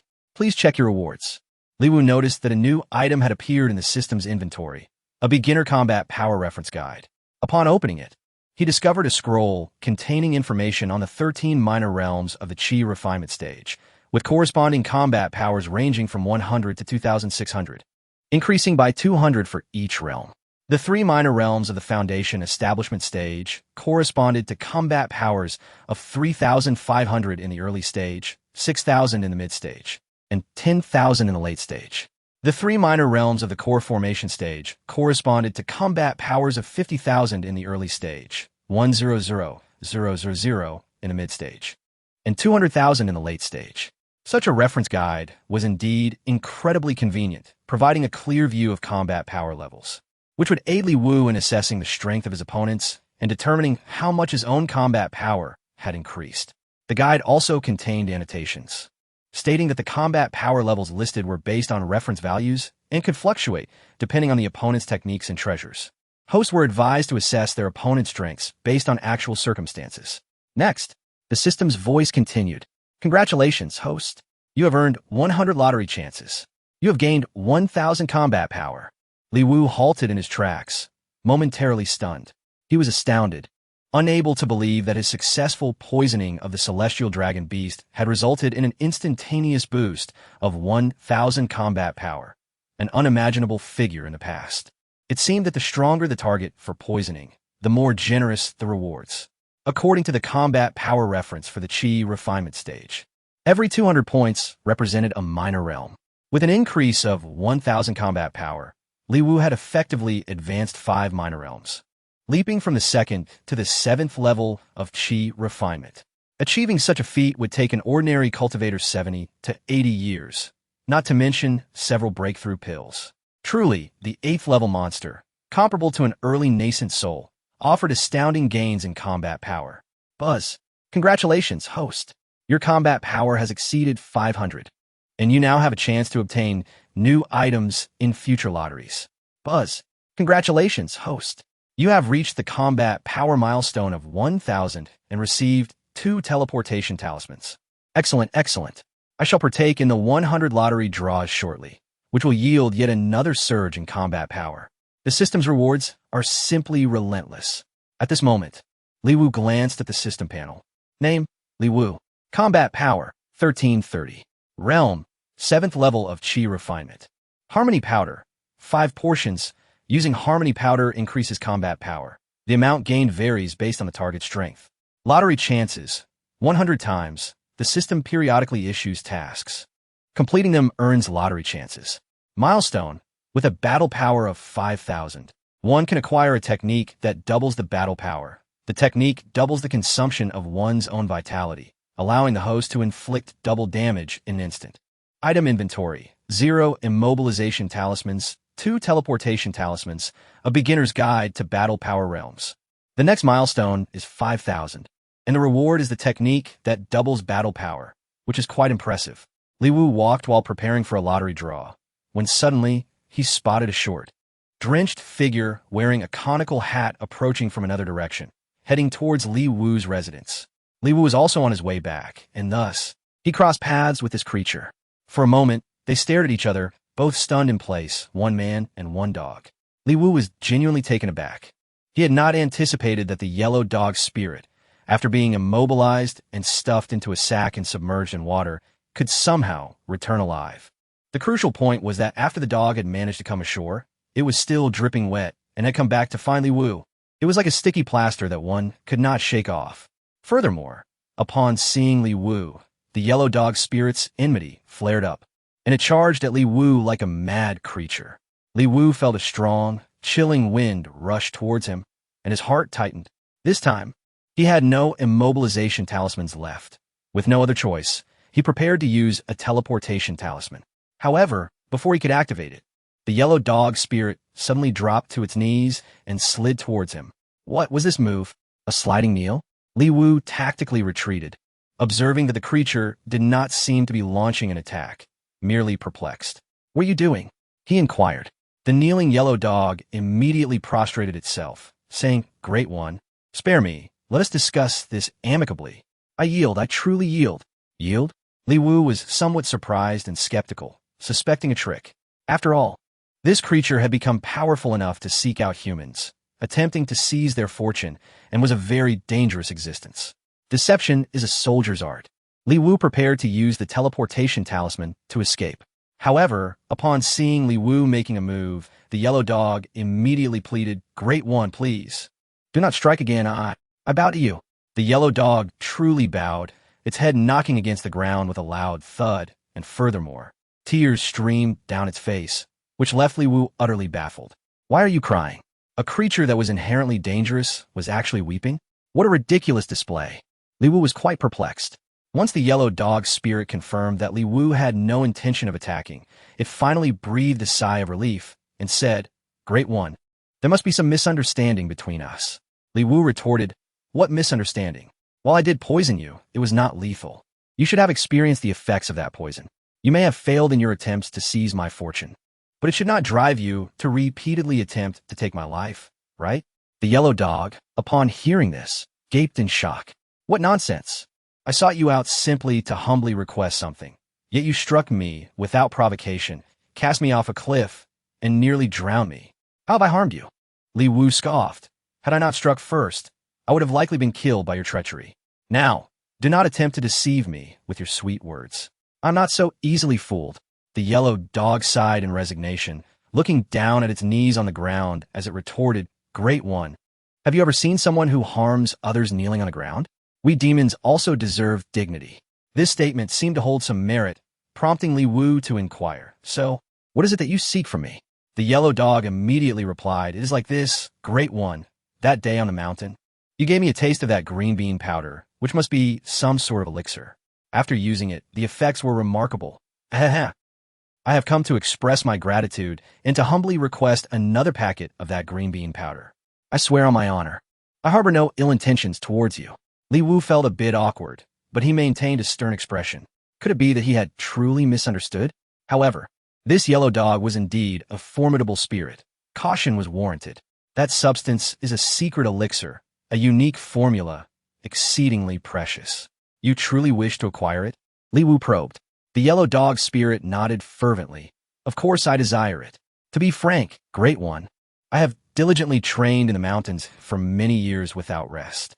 Though my strength has increased significantly, I have been overworked, especially in certain abilities which have diminished greatly. The female in the mountains constantly ridicules me, claiming I am incapable. I detest hearing those words. Alas, my life has become intolerable. After using your elixir, I returned to find that I was invincible against her. In one night, I bested her 7 times. If I am not mistaken, she remains trapped in her cave to this day." The yellow dog spoke with pride, its chin raised high, unable to suppress its triumphant grin. So that was the case. However, Li Wu scrutinized the yellow dog, already formulating some ideas. With an innocent smile, he said, "My elixir is one of a kind in this world. It is not something you can simply request." The yellow dog spirit, still kneeling, inched closer to Li Wu and earnestly declared, "Great One, whatever conditions you propose, I will comply, as long as you grant me another packet of the elixir. That substance is simply too intoxicating." Li Wu indeed perceived an intense craving in the yellow dog's eyes. He crouched down and patted its head, saying, "Well, there is indeed a little something I desire. You see, my residence is somewhat isolated and not particularly safe. I happen to need a guard. If you can diligently watch over my abode, we can discuss the matter of the elixir." The yellow dog spirit was immediately taken aback. "What? I'm not a dog. You would have me, a great demon, serve as a guard dog? Absolutely not. This is non-negotiable. If you cannot, then so be it. It seems you are incapable. Li Wu waved his hand, ignoring the yellow dog, and turned to leave. The yellow dog clutched its chest, appearing pained. That remark had struck deep, almost like a critical blow, prompting it to dash forward and kneel before Li Wu once more. Li Wu glanced back and had to admit, this creature had some skill. It was truly fast. Fine. I shall reluctantly agree to be a guard dog. Upon hearing this, Li Wu was somewhat surprised, prompting him to crouch down again and pat the dog into Appo's head. Along. Sit. Upon hearing this name and command, the yellow dog spirit's expression twisted in rage. Its mouth trembled, but it suppressed its emotions and replied, Great one. I could be your guard dog, but please do not insult me with such a lowly canine name. I was once a great demon. Having devoured even the three-legged golden crow, I have faced calamities and fallen to this state. Even for such a substance, I must retain my dignity. Along. Fetch. Li Wu casually tossed the stick. The yellow dog spirit boasted, Why not just claim that you are a celestial dog who has consumed the sun and moon? The yellow dog hesitated for a moment, its teeth clenching audibly, but then in a flash, it disappeared from Li Wu's sight. The next second, it soared from afar and expertly caught the thrown stick, displaying remarkable agility. As I approached Li Wu once more, passing by the grand tree, I raised my right leg and relieved myself. Esteemed one, is this satisfactory? Inquired the yellow dog spirit, its tone tinged with barely contained agitation. Yet, it continued to restrain itself. Li Wu nodded with approval. Indeed. However, you must remember that the guardian of my residence can only be an ordinary watchdog. In the presence of others, you must not assume such a form. You cannot walk upright, nor utter human speech. Understood. The yellow dog spirit came to a halt, its aura swirling before it transformed back into the previously unsuccessful, endearing little yellow dog. Moreover, should anyone come to visit, you are to inform me in advance. The little dog nodded in agreement, and Li Wu continued, Very well, since we have reached an accord, let us commence forthwith. You shall have 1 day of rest every 7 days, and each month I shall provide you with a pouch of secret elixir. The dog, filled with excitement, asked, Is it really true? Of course. The dog immediately bowed deeply. Thank you, esteemed one, thank you. Li Wu reminded from now on. You may refer to me as Master. Yes, Master. Having arranged these matters, Li Wu entered the courtyard, while the little yellow dog settled at the entrance. It gazed at Li Wu and Appo's retreating figure, its eyes revealing a glint of cunning malice and resentment as it silently contemplated, How I long to crush this brat. Alas, having sought a title from one person and failed, my fortune is now entwined with this individual, forcing me to continue my appeal here. Were it not for the upcoming full moon next month, I would never consent to serve you humans as a mere dog. Once I achieve my desired title, you shall be left with naught but bones. Inside the courtyard, Li Wu reflected on the recent events, having surmised that the yellow dog spirit's visit would not be so simple. Rather than allowing it to lurk in the shadows as a potential threat, it was wiser to keep it in the open. Upon entering the house, Li Wu stretched lazily, reclined, and began to draw lots. The bounty from the celestial dragon beast amounted to an impressive 100 draws. The thought alone filled him with exhilaration. 10 consecutive draws commence. Congratulations, host. You have obtained 10 portions of Huang powder. 10 portions, 10 portions. After 5 consecutive draws, astonishingly, all yielded Huang powder. What the promised new items? Where's the explosive battle power? This wretched system. Li Wu's temper flared instantly. He directed a punch toward the system interface, resulting in a resounding crash. Boom! A tremendous sound reverberated. Although Li Wu did not physically strike the door, his punch seemed to unleash a powerful tempest, creating a hole the size of a basin in the sturdy wooden door. It dawned on him that his current strength was 1330, having reached the 7th level of Qi refinement. In the past, he could not have even dented the door with a punch, lest his own hand be fractured. This sensation of power, this familiar feeling, was invigorating. Through the breach, the little yellow dog at the entrance exchanged wide-eyed glances with Li Wu. Master, what happened? Are you all right?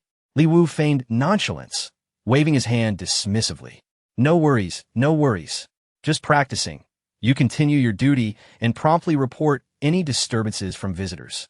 The yellow dog responded with an "oh," returning to the entrance to resume its vigil, its eyes darting around, tail sweeping the ground, lost in thought.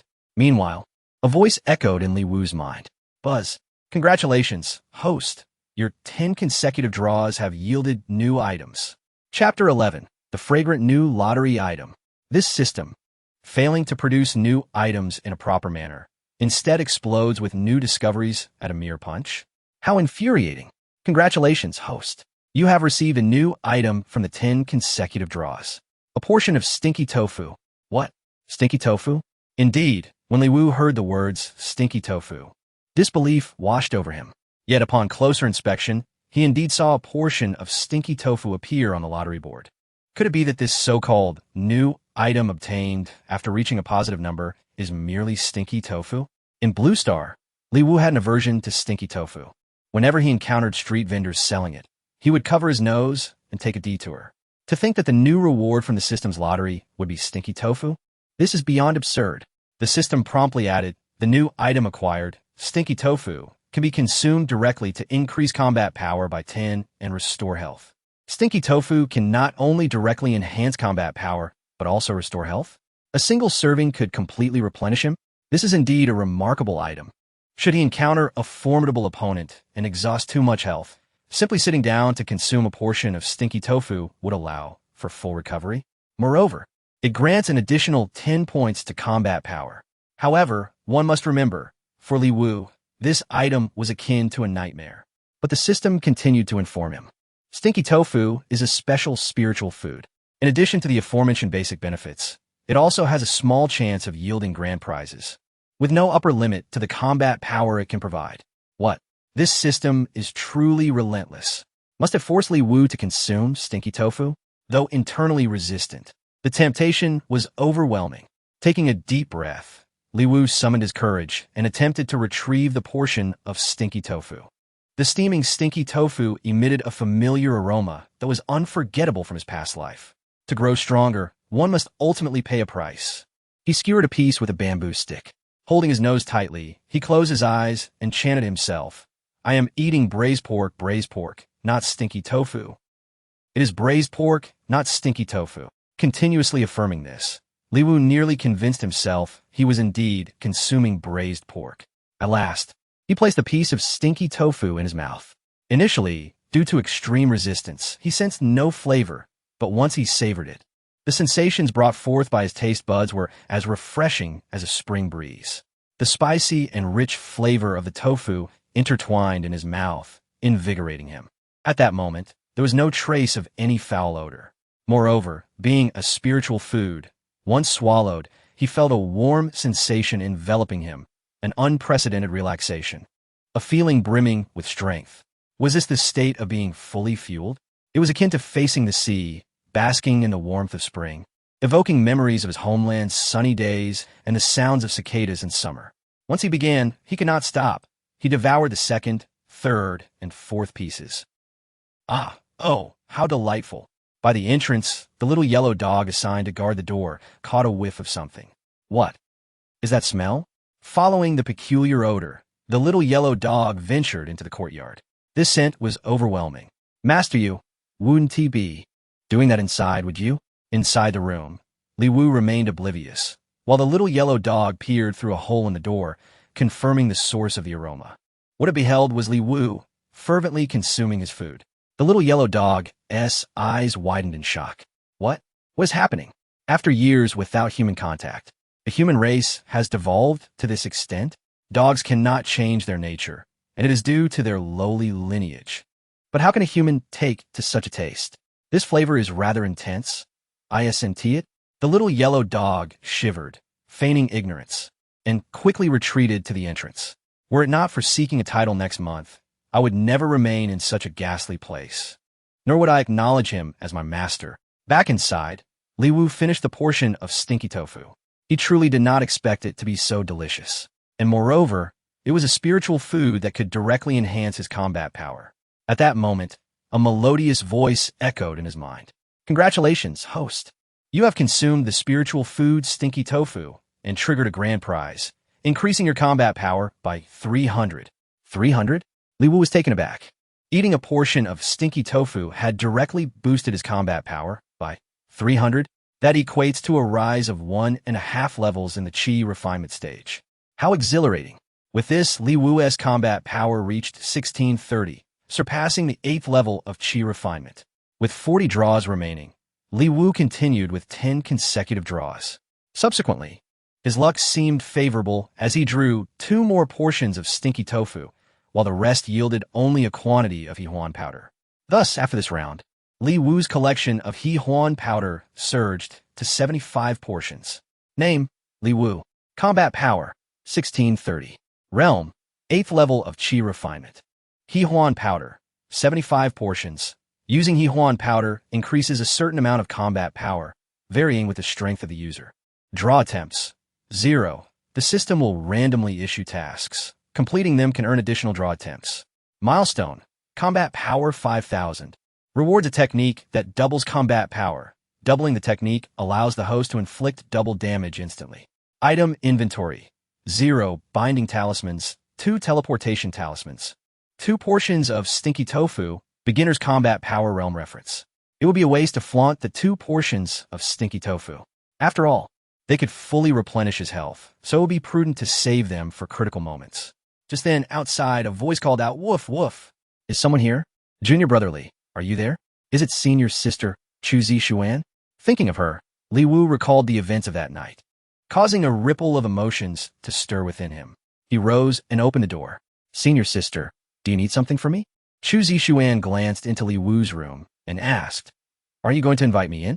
Come in, senior sister. Xuan followed Li Wu into the room. As she observed Li Wu and Appo's back, her eyes softened with warmth. Once seated, Li Wu immediately poured a cup of tea for Xuan. She showed no signs of disdain for the coarse tea or the rough ceramic cup, instead cradling the cup with both hands and savoring it slowly. Junior brother, I want to thank you for that night, Xuan began. The mineral vein at Limu Mountain was attacked and plundered by the thieves of the Yuanxian Sect.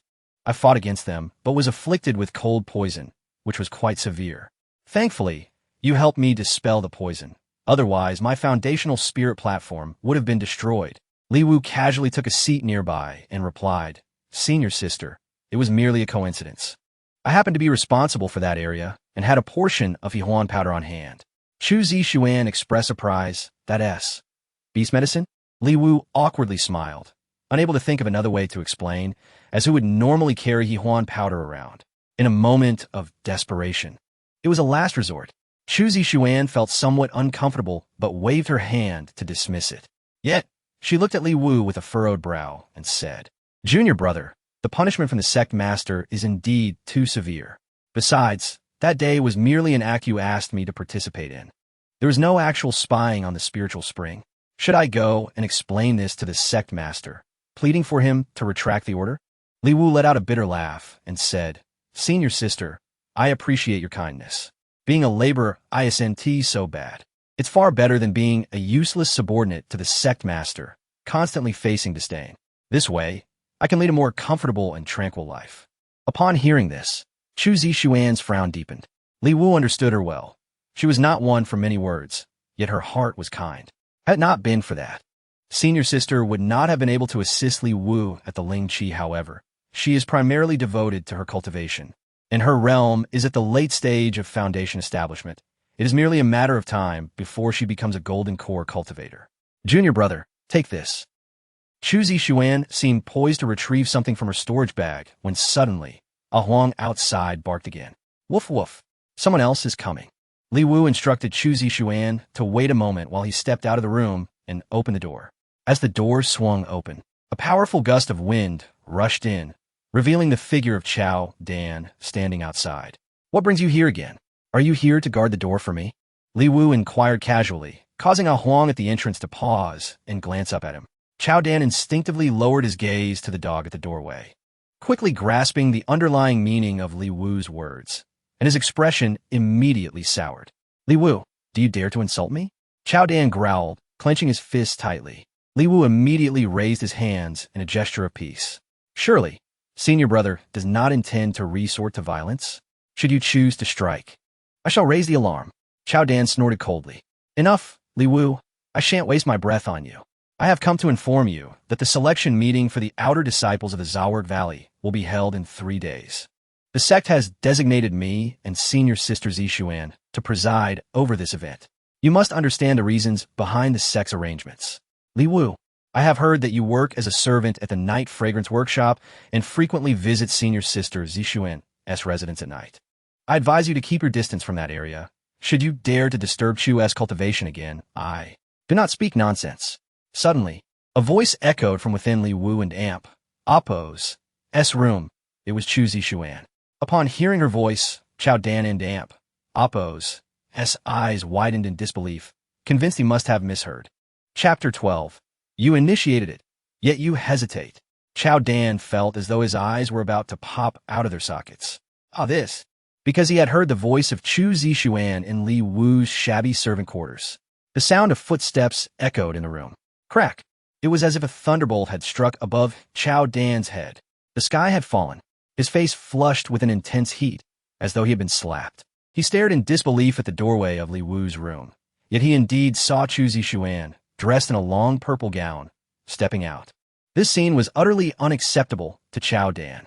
As Chu Zishuan moved, she reached the entrance of Li Wu's courtyard, exuding an overwhelming pressure of late-stage foundation establishment that forced Chao Dan to stumble back. He gritted his teeth and raised his hand to block. But the small difference in their cultivation levels rendered him incapable of standing tall. Chu Zishuan spoke coldly. Chao Dan, if you dare to utter another word, you will leave here crawling. The oppressive aura left Chao Dan utterly unable to rise. And no, I won't dare, he stammered, yet confusion colored his voice. Sister Chu, how? What are you doing up here? Chu Zishuan took a few steps forward, fixing her gaze on Chao Dan as she asked. Do I need to explain my whereabouts to you? Chao Dan quickly replied, Sister, you misunderstood. That was not my intention. I merely felt that your presence in the Servants' Valley diminishes your status. Then, Chao Dan turned to Li Wu and said, Li Wu, the selection event for Outer Sect disciples at the Servants' Valley allows all servants to participate. As a servant, this is your only chance. I, as your senior brother, came to inform you of this matter out of goodwill. But, oh dear, I almost forgot you. Cannot cultivate, so never mind. You probably cannot participate in the selection anyway. Just disregard what I said. As Chao Dan uttered these words, a cunning glint appeared in his eyes. Clearly, he was deliberately provoking Li Wu, unaware that Li Wu's strength had already reached the 8th level of Qi training. Buzz. A system task emerged. Participate in the selection event for Outer Sect disciples at the Servants' Valley and win the qualification for entry into the Outer Sect to receive a combat power reward of 300. Completing the task could also trigger hidden system benefits. 300. If the task were completed, that could represent a significant boost in cultivation. Furthermore, the prospect of hidden rewards made Li Wu increasingly eager.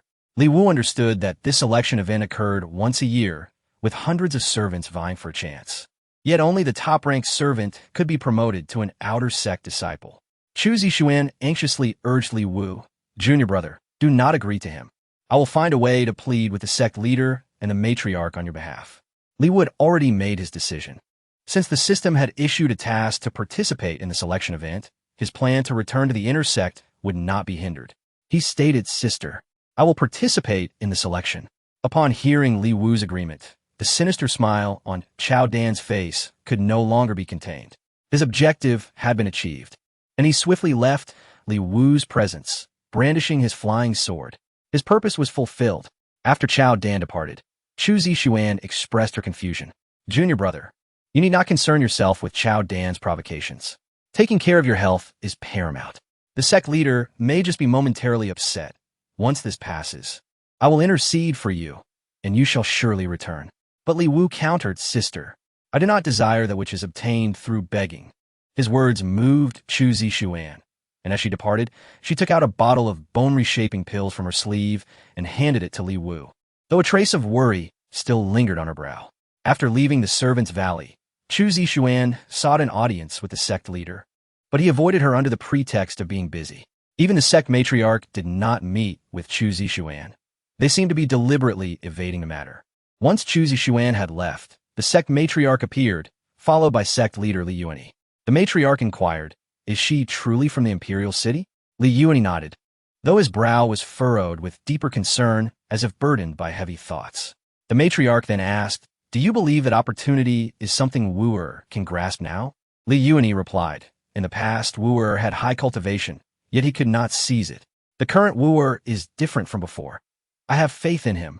At the outer sex election, I will have Old Li keep a close watch. Rest assured, before he goes to that place, he requires ample experience. The more those adversaries oppose him, the higher he can ascend." It had become evident that our previous methods were misguided. How could he become a true strongman without understanding the perils of the martial world? 3 days later, before the outer sect disciple selection event commenced, Chu Zishuan received a message from the sect matriarch, which contained only a few simple lines instructing her not to interfere and merely observe during the selection. Chu Zishuan pondered. Could it be that the sect leader had other arrangements? The selection event commenced. Besides 2 outer sect elders, the other 2 hosts were Chao Dan and Chu Zishuan. The atmosphere was electric, filled with voices as thousands of servants took a day off, eager to participate in the selection. Li Wu entered the venue with his little yellow dog. The dog perked up its ears and spoke to Li Wu. "This Chao Dan is truly shameless. He has actually bribed so many people to spread the rumor that only he and Chu Zishuan are suitable as partners." Li Wu noticed that many people in the crowd were indeed whispering to each other. Chao Dan rose and looked at Li Wu, grinning maliciously. "Li Junior brother, I never expected you to have the audacity to come and participate in the selection. Your courage is commendable." Li Wu retorted, "Oh, Chao Senior brother, you personally invited me to join. How could I refuse your gracious invitation?" Many onlookers turned their attention to Chao Dan, realizing that his invitation to Li Wu was nothing short of a trap. This Chao Senior brother has ill intentions. But wait, isn't Li Wu supposed to be incapable of cultivation? Why is he really here? Is he seeking punishment? The crowd murmured among themselves, watching Li Wu's confident demeanor. Chao Dan thought to himself, "Soon, you shall weep." After several rounds of competition, it was Li Wu's turn to take the stage, and the moment he stepped up, the spectators began to murmur. "That is Chen Dun from the Fire Stove Workshop. He nearly clinched the top spot in last year's selection. With his cultivation at the 2nd level of Qi training, he is likely unmatched this year. Li Wu's luck is truly unfortunate." On the arena, Chen Dun glared at Li Wu and snorted coldly. "Li the servant, with that frail physique of yours, you might as well roll off the stage." "Aye, Chen Dun, do not bully the weak." Li Wu simply replied, "One move." Chen Dun paused, then chuckled bitterly. "Oh, you wish to exchange a move with me? Li Wu, though your status is unique, you are no longer the young master. I must warn you, I, Chen Dun, will not hold back. If by chance I injure you, I want to take responsibility." Li Wu paid no heed to him, as his declaration of a single move did not imply what Chen Dun assumed. Clenching his fist, Li Wu, now at the 8th level of Qi training, felt the surge of blood within him, a long-forgotten sensation of battle. However, the aura surrounding Li Wu was peculiar. On the surface, it revealed not a hint of his true strength. Perhaps this was related to the system. "Enough pretense. If you wish to fight, let us begin." Chen Dun mocked Li Wu, and even upon seeing Li Wu make his move, he arrogantly spread his arms wide. The food at the Fire Stove Workshop was excellent, and it was well known that Chen Dun had tough skin and strong defenses. Thus, it was easy for everyone to predict that when Li Wu's fist landed, it would hardly affect Chen Dun at all. However, when Li Wu's fist truly struck Chen Dun's abdomen, his expression changed. You resorted to trickery. He couldn't even articulate his words, and this practitioner of the 2nd level of Qi refinement from the Servant Valley was sent flying, crashing into a tree outside the arena before collapsing to the ground, utterly still. Li Wu was at a loss. When he hadn't acted, he urged him to take action, yet once he did, Chen Dun was unwilling. Though he did not die, blood gushed from his mouth, and the event supervisor rushed over to check, discovering that Chen Dun had been thrown off balance in his internal energy and had fainted. This. Everyone from the Servant Valley was stunned into silence, unable to utter a word. Chao Dan also stared at Li Wu, unable to remain seated. What is happening? He. The atmosphere was dead silent. At this moment, everyone understood that when Li Wu spoke of a single move, he did not mean to exchange blows with Chen Dun, nor did he seek Chen Dun's concession. Rather, he needed only one strike to defeat him. The turn of events was unexpected. Chao Dan gritted his teeth in frustration and quickly gestured toward the other side. The dazzling performance in the first match had significantly heightened Li Wu's intimidating presence, and in the subsequent battles, his opponents either forfeited or fell to him in a single blow. Witnessing these sequences, Chao Dan clenched his jaw, especially since he had already sent 2 practitioners of the second level of Qi refinement. Li Wu had even advanced to the finals. Chao Dan took a deep breath, secretly contemplating. Now, let us see how you respond. Chui Tong stood up and proclaimed. The final round of the Servant Valley's Outer Disciples Qualification Selection. Li Wu from the Night Fragrance Workshop versus Zhao-De from the Medicine Field. Opposite Li Wu stood a burly man with a shaved head, glaring fiercely. Zhao-De, responsible for fetching water at the Medicine Field, clenched his fists tightly, causing the surrounding atmosphere to shift dramatically. Another outer elder, Su Qing, gasped in surprise. Is he at the 3rd level of Qi refinement? Chao Dan smirked sinisterly, thinking to himself, it won't be that simple. Generally, in the servant selection, any candidate who reaches the Qi refinement stage, even at the 1st level, has a chance to win the selection and gain entry to the outer sect of the Yuanxian Sect, especially since the Servant Valley has scant spiritual energy and lacks cultivation techniques. Merely reaching the entry level is commendable. As for a master at the 3rd level of Qi refinement, the Servant Valley had not seen one in ages. With a command from Elder Chui Tong, the match commenced. Zhao-De wasted no time, his expression fierce as he charged directly at Li Wu, the aura of a 3rd-level practitioner forcing nearby ordinary servants to retreat in alarm. This power seems to exceed that of just a 3rd-level practitioner. Yang Wei and Chu Dakue, who were cheering for Li Wu from below, changed their expressions in dismay. This is bad. Brother Li has encountered a tough opponent. Chu Zixuan attempted to rise. She recognized that this was certainly Chao Dan's underhanded maneuver. Noticing her intention to stand, Chao Dan reminded her, Chu's sister, a 3rd-level practitioner, as long as he bears the identity of a Servant Valley disciple, conforms to the rules of the selection. We, as inner disciples, have the duty to supervise and prevent any disruptions to the selection match. Are you suggesting that you, Chu's sister, would disrupt the rules yourself? Chu Zixuan's gaze sharpened as she fixed her eyes on Chao Dan. However, Chao Dan continued ominously. Sister, it was Li Wu who chose to participate in the Servant Valley's outer disciple selection. He cannot blame anyone else. Bang! A figure fell heavily onto the platform. Chao Dan, grinning with satisfaction, turned his gaze towards the arena, thinking that Li Wu had been swiftly defeated. Yet when he saw the scene on the stage, his smile vanished, replaced by shock. Indeed, after Zhao-De charged at Li Wu, he failed to land a punch and instead was brought down by Li Wu's trip and a powerful elbow strike. In his self-satisfaction, Chao Dan had failed to grasp the details of the preceding events, but upon seeing the outcome, he was left speechless. Chu Zixuan, on the other hand, stood up excitedly, tears welling in her eyes. She thought to herself, brother, after more than 2 years, I understand how you have endured. So, you have been silently striving. Have you finally found your path? Below the stage, the audience fell into a stunned silence. Li Wu's techniques appeared simple. Yet to throw down a master at the 3rd level of Qi refinement was no trivial feat. This required true strength. He hasn't been completely crippled? What on earth is happening? No way. He actually managed to bring down a 3rd-level practitioner? Does he possess the 3rd level himself? The spectators were left bewildered, their words failing to form coherent sentences. Chu Dakue was so thrilled that he lifted Yang Wei and jumped in excitement. Brother Li is magnificent. Brother Li is formidable.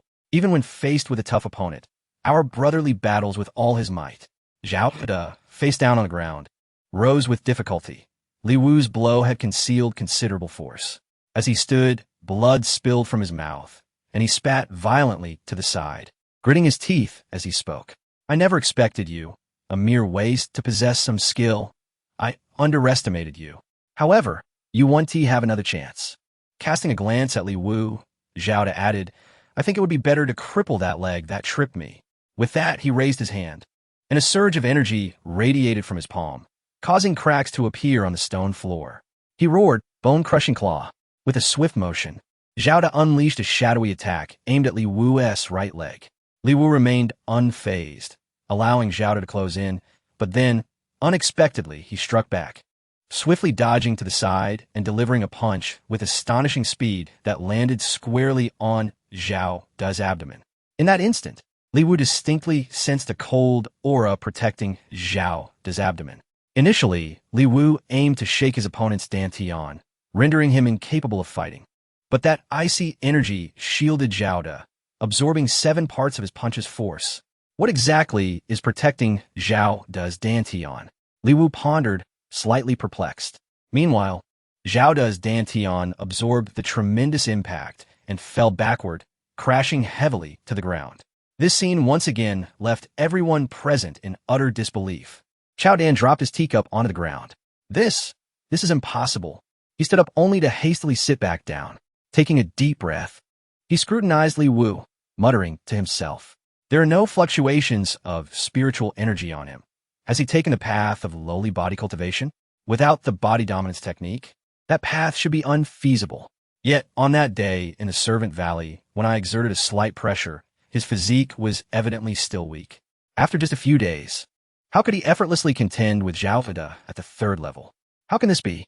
On the stage, Zhao-De, who had fallen, slammed his hand on the ground and sprang back to his feet. Li Wu noticed that Zhao-De's eyes seemed to emit a hint of a chilling aura.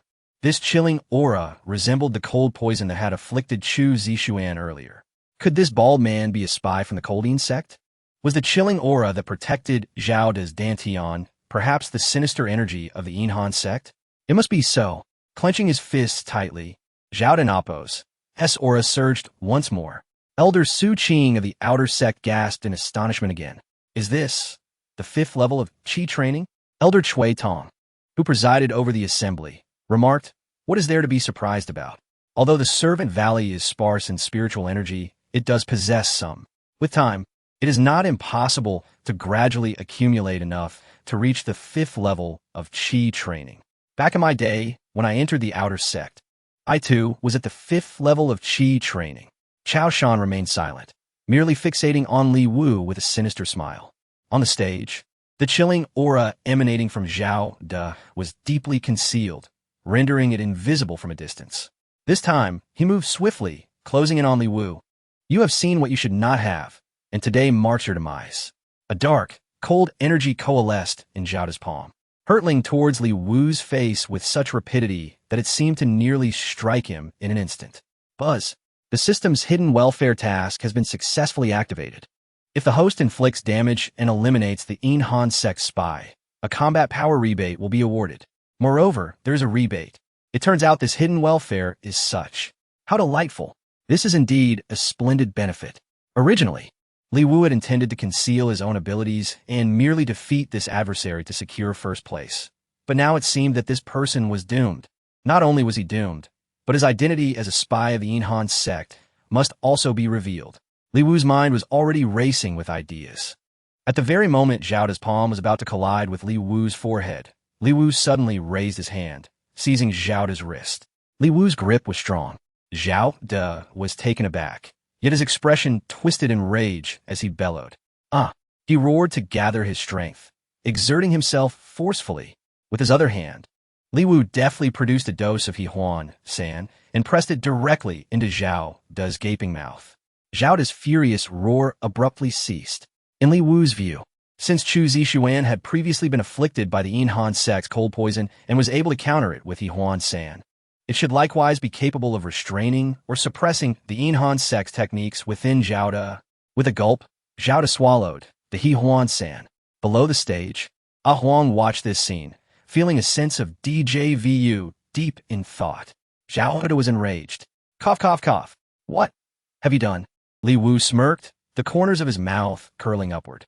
Oh, nothing much. Your mouth was so wide open that I couldn't resist slipping a little poison in. Chapter 14. The Power of Li Wu's Fist. What? Is that poison? You. Zhao-De was utterly bewildered, panic overtaking him. He immediately reached for his throat, attempting to expel whatever he had swallowed. However, it had already gone down. Li Wu smirked mischievously and said, Zhao-De, this is a competition. Seizing the opportunity, while Zhao-De was occupied with his throat, Li Wu delivered a powerful kick to Zhao-De's body. Zhao-De, unable to evade, tumbled to the ground. Enraged, he roared, "Li Wu, you seek death." Li Wu, uninterested in further dialogue with Zhao-De, charged forward, launching a ferocious onslaught. Zhao-De, preoccupied with thoughts of being poisoned, struggled to focus and was struck by Li Wu several times. Soon, the effects of the Huang Sand began to manifest. Zhao-De felt an increasing warmth enveloping him, and steam began to rise from his body, particularly reddening his rugged face. In this moment of realization, Zhao-De understood the nature of the poison Li Wu had administered. He cursed, "Li Wu, you pervert. You actually used Huang Sand on me?" Those watching from below were equally bewildered, their faces displaying shock.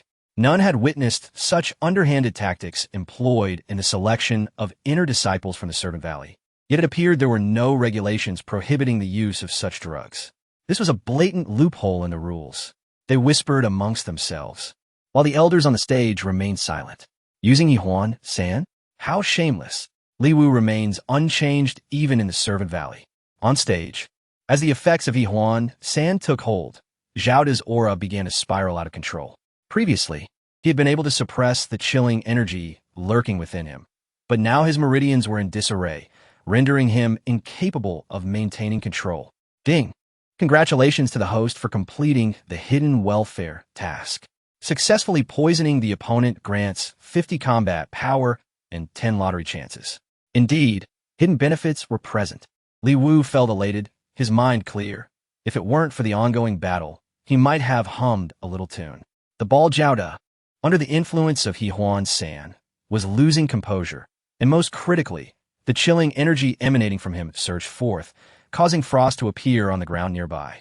Witnessing this scene, the onlookers gasped. "What is that? It seems to be chilling energy. Could it be that Zhao-De is a spy from the Yuanxian Sect? Certainly, he must be a spy from the Yuanxian Sect. This is dangerous. Everyone flee." The spectators, frightened by the unfolding situation, quickly retreated. Among them, only one female servant remained frozen in place. Zhao-De and Appo's face contorted with rage.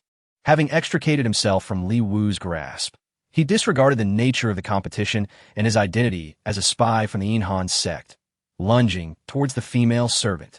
The potency of Huang Sand was overwhelming. Li Wu had witnessed its effects before. The female servant, confronted by the menacing Zhao-De, trembled in fear, unable to move. The two outer elders immediately rose to their feet. Su Qing swiftly formed seals, channeling his energy. Cui Tong hesitated for a moment, but a glint of determination flashed in his eyes as he focused on Zhao-De, gathering his energy. Meanwhile, Chu Zixuan sprang to her feet. Her palm surged with energy, and between her fingers, a flicker of azure lightning reappeared. Beside her, Chao Dan's expression darkened, yet he too stood up, channeling his energy, rushing forward to shout at the gathered servants. "Everyone, retreat quickly. Do not let this spy from the Yuanxian Sect harm you. Li Wu, you must withdraw. This situation is beyond your control." Chao Dan brandished his sword, directing a menacing glare at Zhao-De. The four Foundation establishment experts were on the verge of taking action simultaneously, yet their intentions appeared to diverge. In that instant, Li Wu's heart raced. He could not allow them to interfere and steal his kill. The system promised hidden rewards, and the damage dealt would yield returns. If they snatched it away, he would miss out on the combat power benefits. Zhao-De's aura, now thoroughly disrupted by Huang Sand, was in complete disarray. The formidable powers of the Foundation establishment experts swiftly approached the arena, particularly Chao Dan and Elder Cui Tong, who were poised to strike and silence Zhao-De. Li Wu shouted, "You traitor from the Yuanxian Sect! I will not share this world with you. Do not harm that woman. Return to me." As Zhao-De charged toward the female servant, Li Wu seized one of his legs, exerting force and slamming him onto the arena floor. With a resounding crash, Zhao-De was thrown down. As he climbed back to his feet, his face contorted in rage, he lunged at Li Wu once more. In that moment, Li Wu unleashed a powerful punch. With a surge of strength, he shattered a section of the tiled floor beneath him, propelling himself with remarkable speed to Zhao-De's front, channeling all his might into a single, devastating blow to Zhao-De's dantian. The impact obliterated the upper half of Zhao-De's clothing. Due to the chaotic, chilling energy, he could no longer maintain his intangible dantian armor. Thus, when Li Wu's fist struck, there was no obstruction. Zhao De's Dantian caved in, and with a thundering explosion, a fountain of blood erupted, splattering the ground. This was the strength of an 8th-layer qi refinement. Left with only the lower half of his clothing, Zhao De fell silent, his eyes wide in disbelief and resentment. He could not fathom that Li Wu, whom he had dismissed as an easy target, could unleash such power.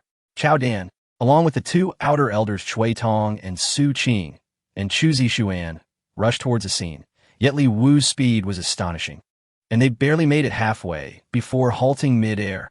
Witnessing Li Wu's decisive blow that felled Zhao De, they were all left dumbfounded. The atmosphere at the Servant Valley Outer Disciple Selection was utterly still. They observed the unfolding drama from a distance, unable to utter a word. Li Wu, however, remained composed. He approached the female servant and asked gently, "Are you all right?" The female servant snapped back to reality. I'm fine." Li Wu smiled. "That is good to hear. Earlier, I had no choice but to resort to using Huan San to expose this traitor from the Yuanxian Sect. I did not intend to frighten you." The female servant shook her head, assuring him she was indeed fine, her gaze towards Li Wu filled with admiration.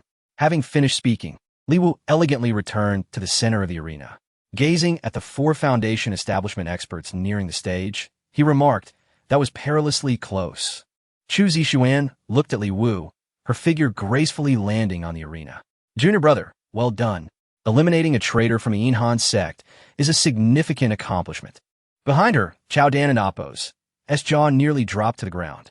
His entire face twitched in disbelief. Following Chu Zixuan, he leaped onto the stage, but first, he rushed to examine the corpse of the Yuanxian Sect spy, Zhao De. Chapter 15. The 4 Foundation establishment practitioners compete for the kill, gazing at the lifeless body of Zhao De on the ground. Chao Dan's eyes ignited with a chilling intent to kill. However, upon confirming that the man was indeed deceased, he promptly rose to his feet, turned around, and forced a smile onto his face as he addressed Li Wu. "The spy from the Yuanxian Sect is confirmed dead. Li Wu, my suspicions were not unfounded. You truly have the potential to cultivate anew. That was quite an impressive display of skill earlier." Looking at Chao Dan, Li Wu casually replied, "You flatter me, senior brother." Chao Dan then turned to Chu Zixuan and said, "Sister Chu, did you see? I have always believed in Li Wu's capabilities. He has merely been concealing his talents. If I hadn't personally provoked him to participate in this outer sect disciple selection, he might not have attended at all. Look at him now. Not only did he win the finals and become an outer sect disciple, but he also eliminated a 5-layer qi refinement spy from the Yuanxian Sect. My efforts as his senior brother were not in vain." Chu Zixuan glanced at Chao Dan, but remained silent. At the selection venue, after a moment of silence, Yang Wei and Chu Dakue from the Immortal Beasts and Birds faction erupted in cheers. "Brotherly is formidable. Brotherly is awe-inspiring," they shouted, their excitement bordering on hysteria. Chu Zixuan finally understood why Li Wu was so determined to participate in the outer sect disciple selection.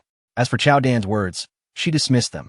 At that moment, a voice echoed in Li Wu's mind. "Congratulations, host.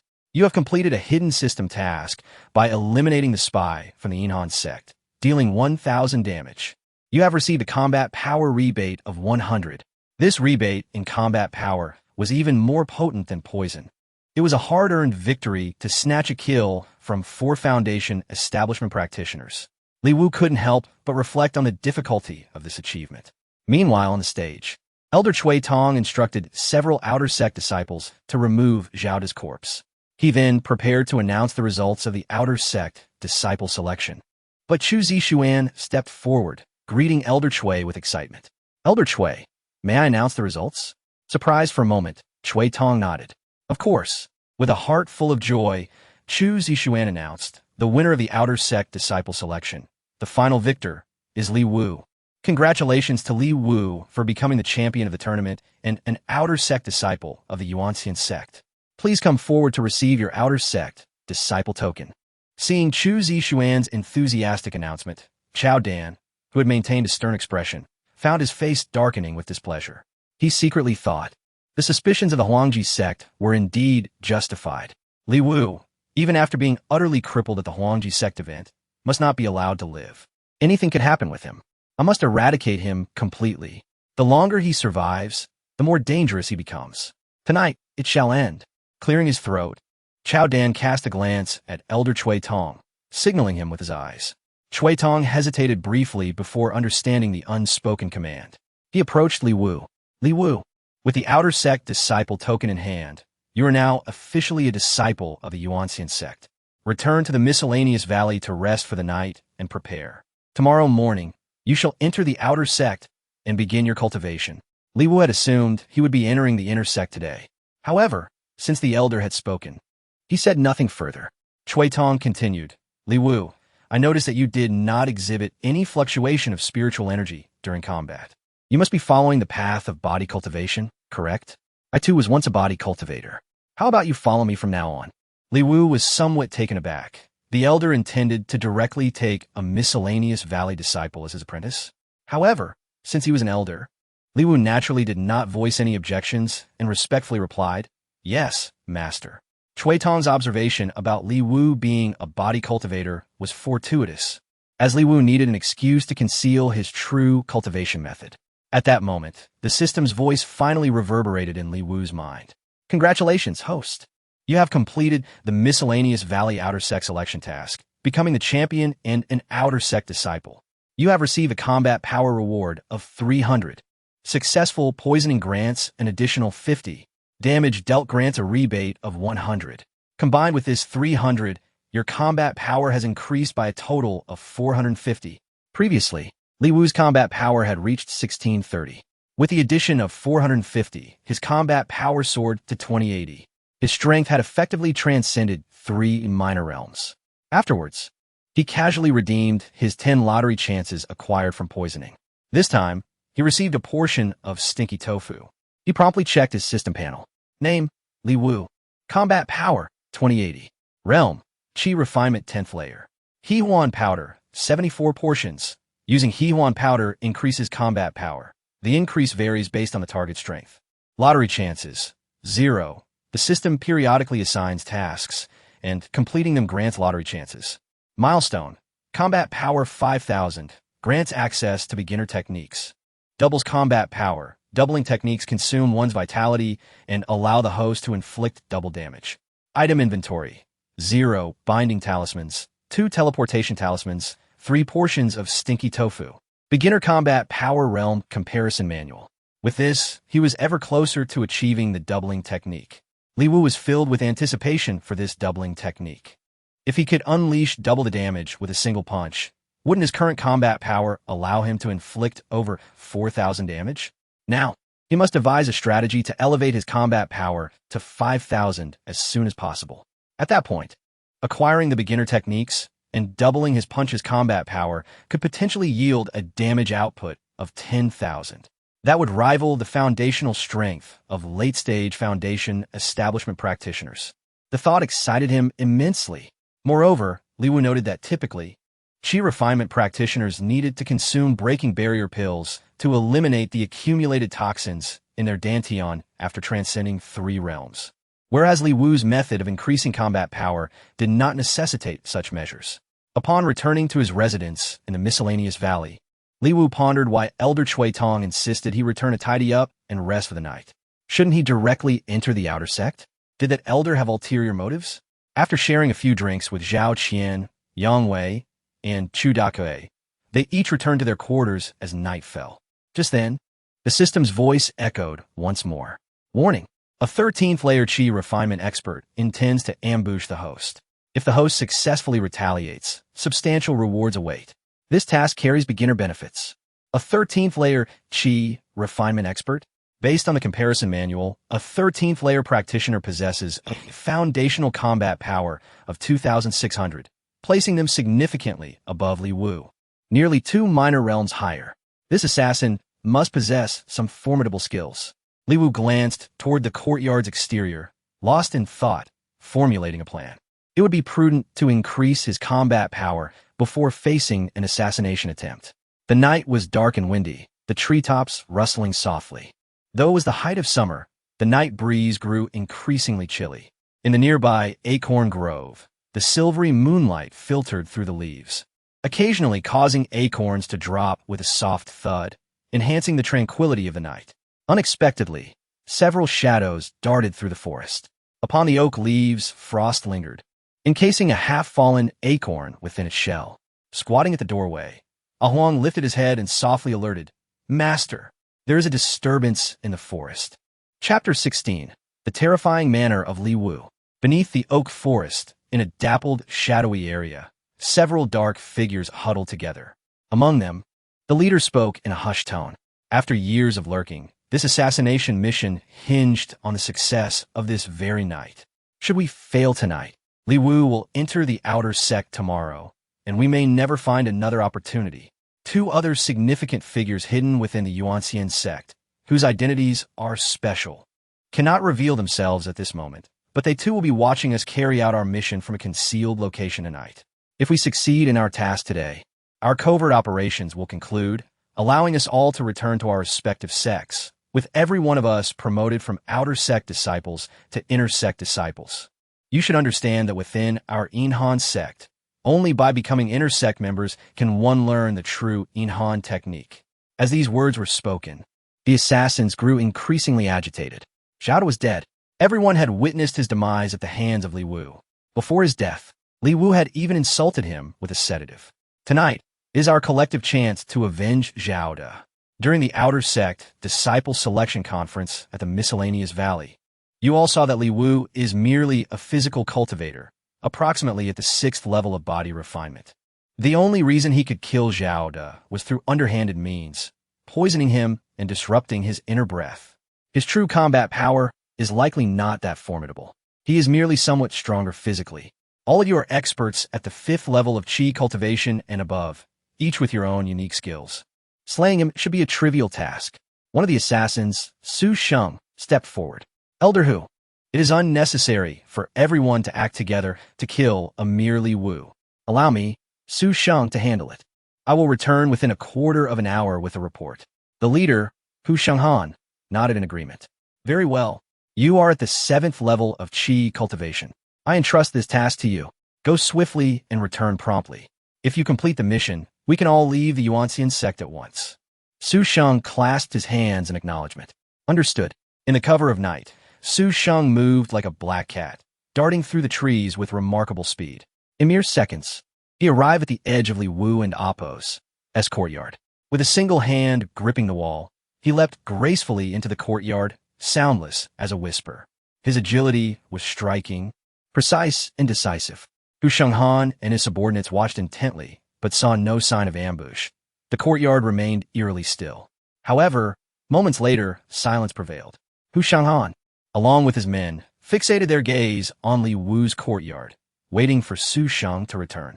After several minutes, it became increasingly apparent that Su Sheng should have completed his task by now. Elder Hu, another assassin, Zhao Hong, whispered, "There's been no sign from Su Sheng.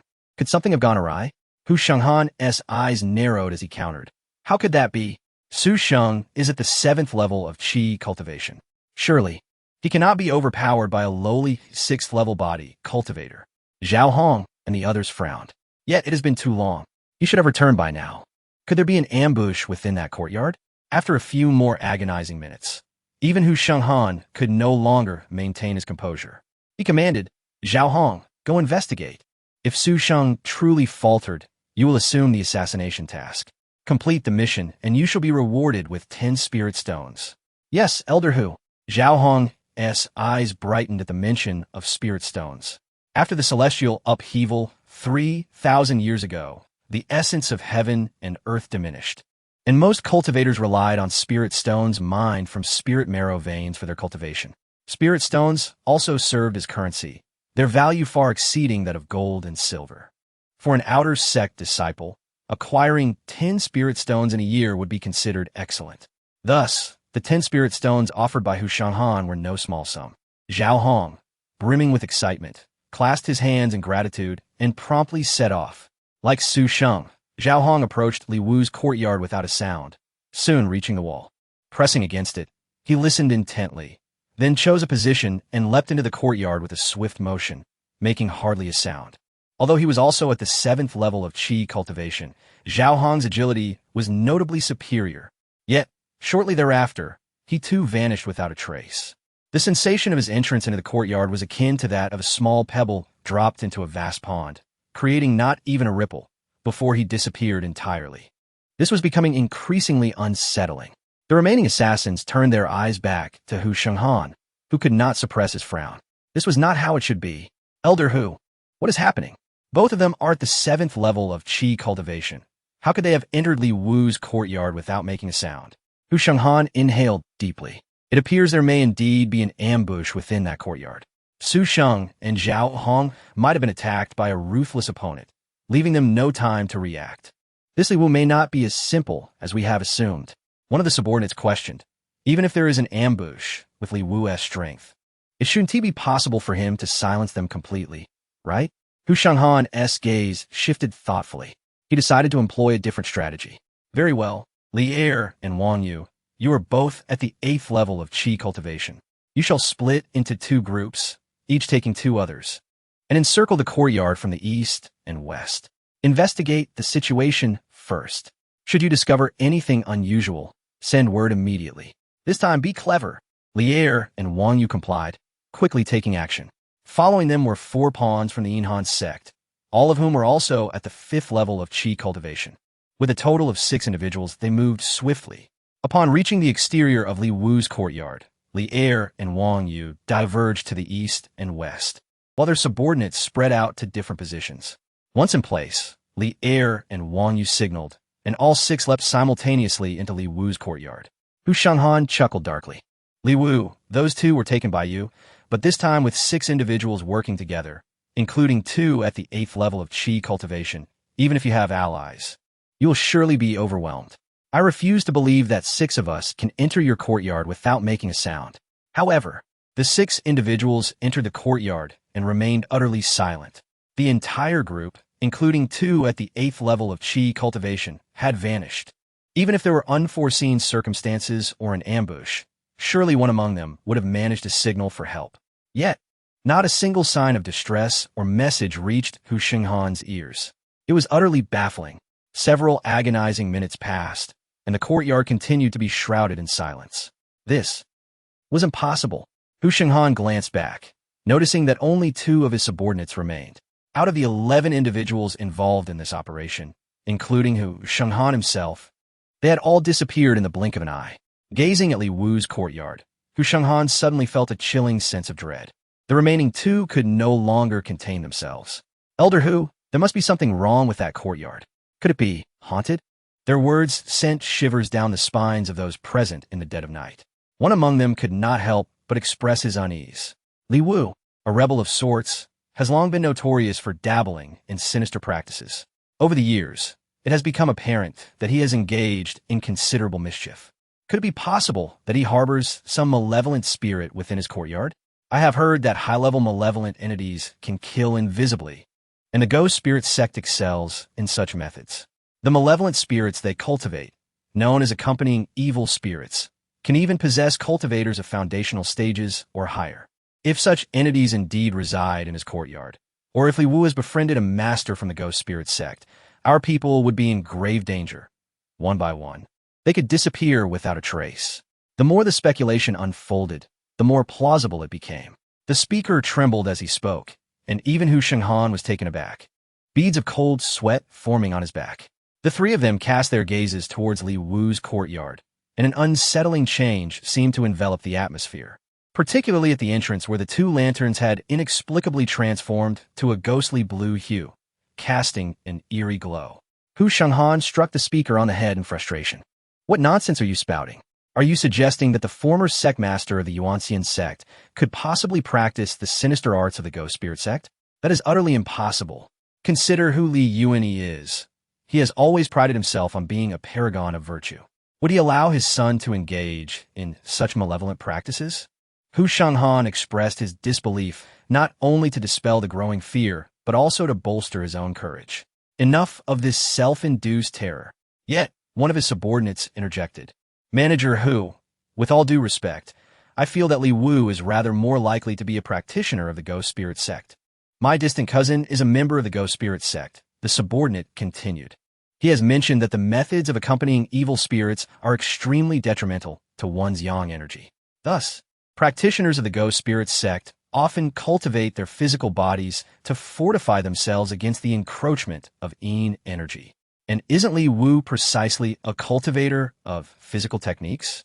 Moreover, you mentioned that Li Yuanyi prides himself on his integrity. Yet, Li Wu is his only son and bloodline. If it were merely a matter of peeping, how could he be relegated to the servant's valley? It seems clear that either the boy has embraced sinister techniques or has connections with the go.The sect, which would not sit well with Li Yuanyi. These words made Hu Shenghan swallow hard, chills creeping down his spine. Still, he countered, if that boy has indeed embraced the arts of the go.The sect, then why did he not display any signs during the daylight skirmish? Such sinister arts are not as easily concealed as the yin energy of our sect. Another subordinate then posed a question. Could it be that the malevolent spirits were unleashed by Li Wu's companions, who are practitioners of the go.The sect? Perhaps it is Li Wu's association with them that has angered Li Yuanyi. This line of reasoning seemed to close the loop on their speculation. Hu Shenghan found himself at a loss for a rebuttal. Even he could not deny the validity of his subordinate's analysis. As he gazed upon Li Wu's residence, the foreboding nature of the courtyard became increasingly palpable. Inside Li Wu's courtyard, moonlight poured down, intertwining with ethereal illusions, creating a mystical atmosphere that altered the very color of the lanterns at the entrance. The group that had entered earlier now lay unconscious in the adjoining courtyard. A Huang, the proud creature, wagged its tail and spoke with an air of superiority. Master, this illusory moon technique was honed during my time as a great demon. Although I have suffered a significant setback in power due to the tribulations I faced and the constraints of the heavenly laws, entrancing these few chi-refining novices is merely a trivial feat for me. They are now deep in slumber. You may proceed as you wish. One must admit that a Huang possessed certain capabilities. Regardless of whether its claims were exaggerated, it had indeed bewitched these individuals. Were it not for a Huang's assistance, facing such a multitude of chi-refining assassins would have been quite challenging.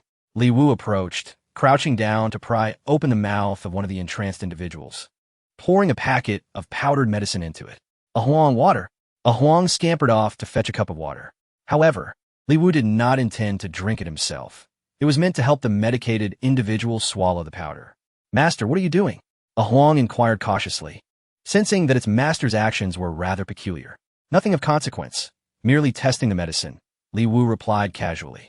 A Huang nodded, transforming into a small yellow dog, obediently waiting. The bewitched individual was ensnared in an illusion, and upon the addition of poison, he immediately reacted, though he remained in a stupor, muttering incoherently about someone named Sowa, claiming that if he killed Li Wu, he would return to his sect, becoming a disciple of the inner circle and marrying Sowa.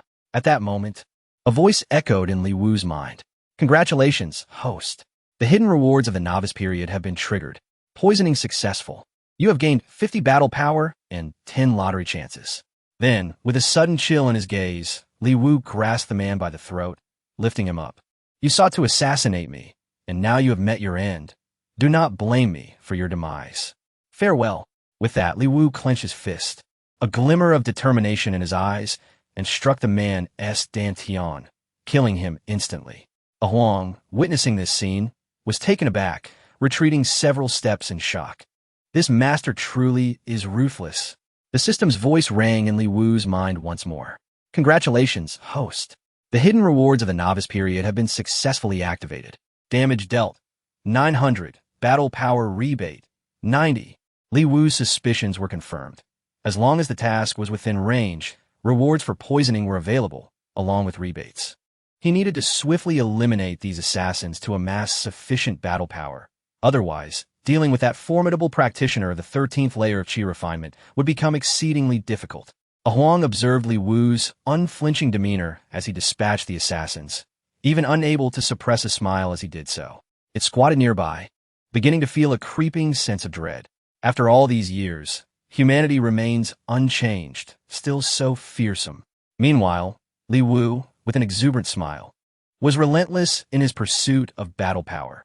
The 8 individuals fell swiftly, each receiving poison twice, a well-practiced routine that yielded astonishing results. The battle power rebate from the 8 combined amounted to 920, while the successful poisoning added another 460. Simultaneously, Li Wu acquired 80 lottery opportunities. What a thrill! This must undoubtedly be the handiwork of Chao Dan. When they next meet, Li Wu truly ought to express his gratitude. After all, this was the legendary top-tier brother.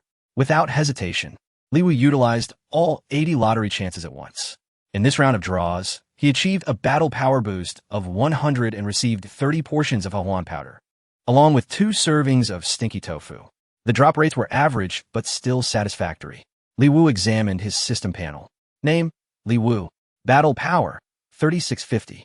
Realm, early foundation establishment. Huang powder, 96 portions. Using Huang powder increases battle power. The amount varies with the strength of the user.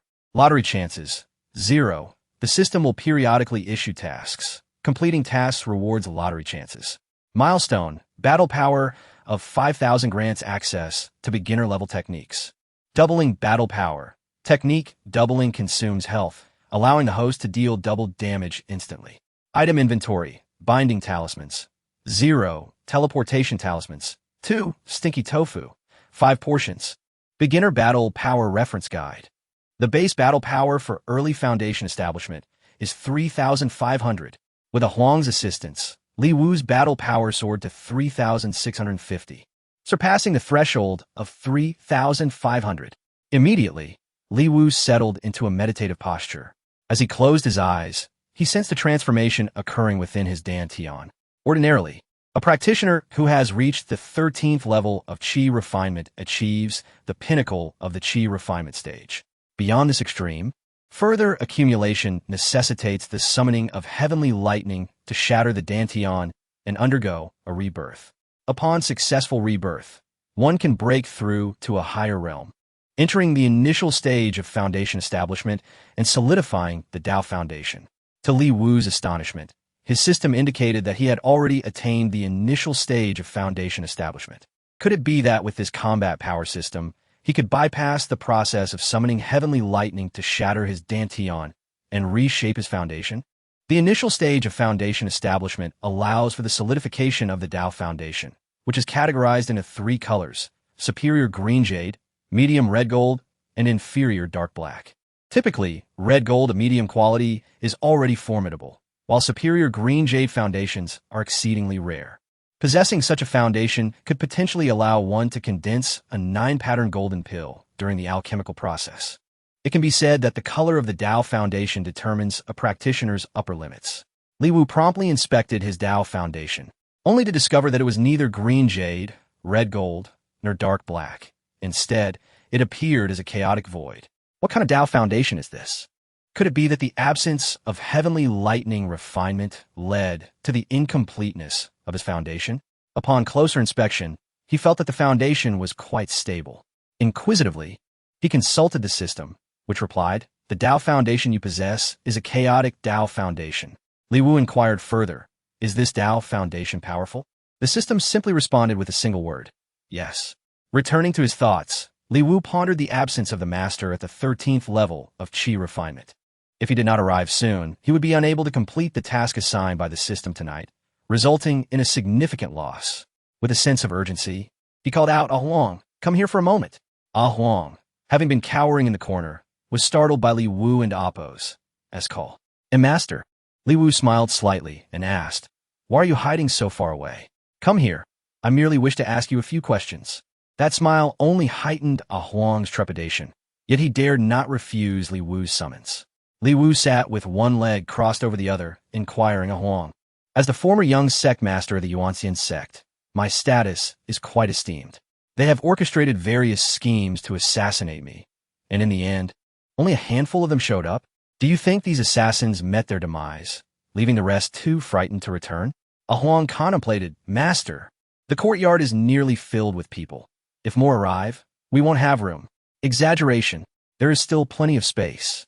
After a moment of consideration, Li Wu scrutinized Huang and then took a couple of steps toward him, smiling as he asked, "Huang, don't you possess the art of illusion? How about this? You transform into my likeness and take a walk outside the main gate to lure them in. Huang's eyes widened in disbelief. And master, why don't you go out and lure them yourself? Li Wu stretched, responding, it would be far too dangerous for me. If a master were to kill me, you wouldn't have such a fine master anymore. You should go instead. Quickly now. Ensure your illusion resembles me well, and don't let it be discovered. Huang wore a bitter expression, unsure of how to respond. Sensing Huang's lack of motivation, Li Wu crouched down, gently patting his head. If you can draw on the remaining assassins, I'll reward you with a pouch of Huang powder, which does not count towards your monthly allowance. Instantly revitalized. Huang perked up. Really? Li Wu patted his chest, affirming of course. Aye, Li Wu, I'm a man of my word. Excited, Huang exclaimed, all right. Soon, an eerie yellow aura began to emanate from him. He extended a paw, letting the moonlight bathe it, and in a moment, another Li Wu emerged from mist. This dog indeed possessed remarkable abilities, yet Li Wu felt there was still more to uncover about him. Observing Huang's illusion of himself, Li Wu felt a bit uneasy. The face appeared somewhat yellow, with a slightly pointed mouth and chin. However, in the dim light of night, it should suffice, he thought. With a creak, the courtyard gates swung open. Huang, in Li Wu's guise, stepped outside. This scene was clearly visible to Huang and his two subordinates lurking in the distant woods. They watched as Li Wu wandered casually along the nearby path in the dead of night. One assassin murmured, Huang, look, Li Wu has come out. He dares to roam about at this hour. This is a blatant provocation towards us assassins. Huang clenched his fists, feeling insulted, his expression twisted with rage. However, one of the assassins remarked, if he didn't have absolute confidence, if he didn't have trap set, how could a 5th-level chi refinement practitioner be so audacious after knowing he is the target of an assassination? The other assassin nodded in agreement. His confidence suggests he has indeed set up traps. Once we approach, his comrades from the Go.The sect will surely strike, ensnaring us all. Damn it, this kid is truly cunning. Huang observed the scene with a grave expression. Who would have thought that the so-called useless young sect master would possess such cunning? Enough. We must abort tonight's assassination mission for now. We need to retreat. If we are further ensnared, our pieces within the Yuanxian Sect could be eradicated. We can wait until he enters the outer sect to find another opportunity. His friends from the Go.The sect cannot accompany him into the inner sect. Once he finished speaking, Huang swiftly darted towards the depths of the forest, leaving his two subordinates engrossed in his analysis of the next assassination plan, only to turn and find Huang had vanished. Their expressions changed in alarm, and they hurriedly fled as well. Meanwhile, near Li Wu's courtyard, Huang paused. Having heard the commotion, they ran away. Thus, Huang ceased his wandering and returned to the courtyard. Li Wu questioned him, Hey, why are you back? The assassins haven't appeared yet. Huang glanced towards the forest and replied, They ran. This is your strategic miscalculation. Initially, those assassins might have been intimidated by the absence of any other assassins, yet you allowed me to take your form and prance around brazenly. Naturally, they will be even more frightened now. The remaining 3 have fled. Li Wu felt a pang of disappointment. With the assassins scared away, how could he complete the assassination task? He turned towards the forest and asked, Did they just leave? Huang nodded. Yes. Why?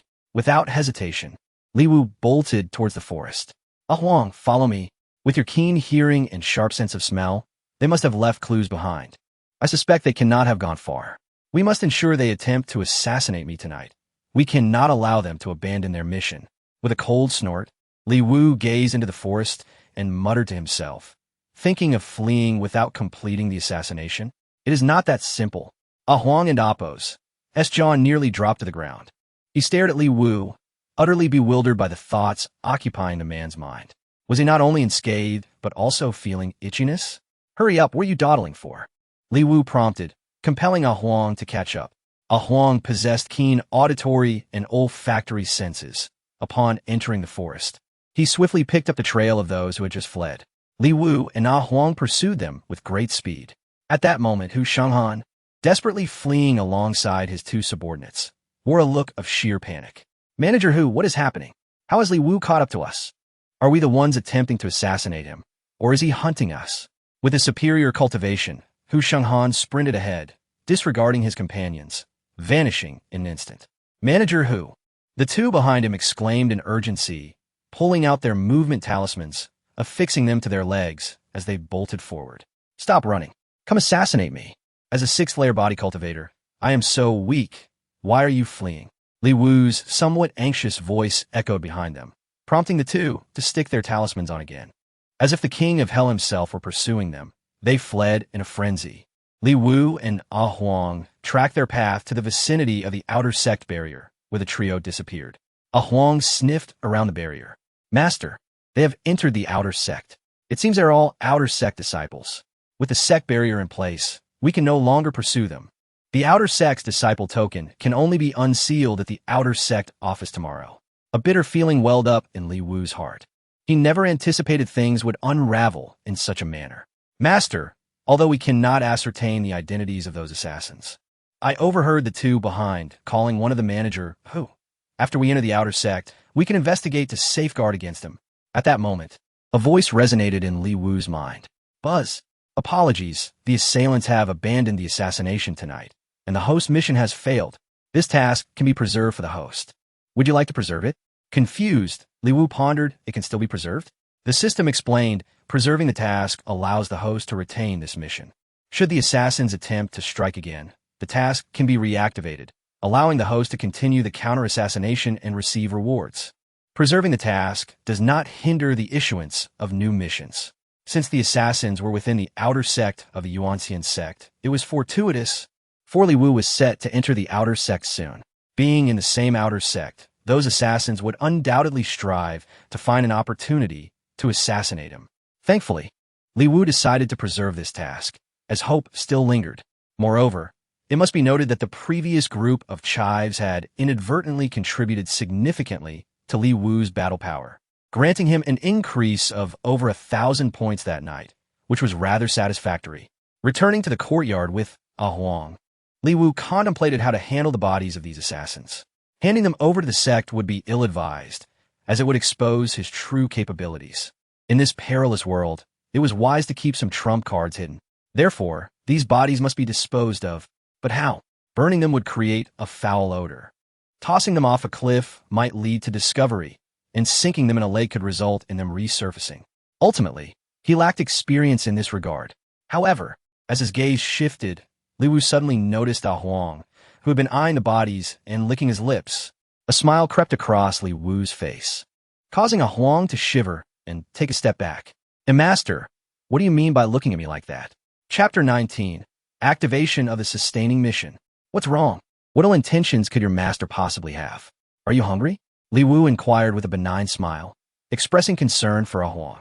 Huang, puzzled by the question, shifted his gaze and replied, I guess. I am hungry. Upon hearing this, Li Wu grasped the scruff of Huang's neck and strode towards the corpses nearby. I have heard that your demon kind can devour human cultivators to enhance your strength. Therefore, you shall be in charge of disposing of these bodies. You have received a title. Don't tell me you don't eat humans. Huang's expression faltered as he eyed Li Wu, sensing that he was being tested. Yet, Li Wu continued, I've already killed them. I bear the consequences alone. If you consume them, they are merely lifeless objects, devoid of karmic ties, correct? There is no other suitable method to handle these corpses. Consume them thoroughly, leaving no trace. Li Wu's words rendered Huang momentarily speechless. His lips twitched as he instinctively asked, Master, are you truly the young master of the esteemed Yuanxian Sect? Li Wu sighed, not anymore. Huang glanced at the 8 corpses, licking his lips, and remarked, That's true. He approached the first corpse and sank his teeth into the man's arm. Li Wu initially expected Huang to consume the flesh piece by piece, but to his astonishment, a yellow aura enveloped Huang, casting a golden haze over the courtyard. Li Wu felt an overwhelming pressure emanating from Huang. Is this the true form of the yellow dog spirit? Suddenly, a colossal shadow emerged from the yellow aura, resembling an enormous black wolf, a faint moon pattern visible on its forehead. It let out a low growl. In a whirlwind, the 8 corpses were consumed in an instant. This scene left Li Wu dumbfounded. He had long suspected that this yellow dog was extraordinary, but he never anticipated such ferocity. If it was merely for a packet of Yuan powder that it lingered by Li Wu's side, he truly found it hard to believe. After devouring the corpses, Huang reverted to his small dog form, though a faint half-star pattern was discernible on his forehead. Having perused relevant texts in the sect's library, Li Wu understood that the star pattern on a demon beast's true form signifies its rank. With a half-star pattern, Huang now classified as a mid-tier level 1 demon beast, akin to a human cultivator at the 9th level of qi refinement. However, demon beasts often possess innate abilities. For instance, Huang's illusions were quite impressive. This dog has great potential. It will undoubtedly prove useful in the future. The following morning, as Li Wu entered the outer gate of the sect, Yang Wei, Chu Dakuai, and Zhao Qian came to see him off. Elder Cui Tong had been waiting near the entrance of the outer gate and greeted Li Wu with a warm smile, beckoning him over. "Disciple, come here." Li Wu approached, accompanied by Huang. Although Huang's shape-shifting skills were rather rudimentary, transforming into a charming little yellow dog was quite successful, likely due to his previous unsuccessful attempt to gain a title from Li Wu. This illusion was difficult for most cultivators to discern. As they passed through the sex barrier, no one raised any objections to the presence of the dog.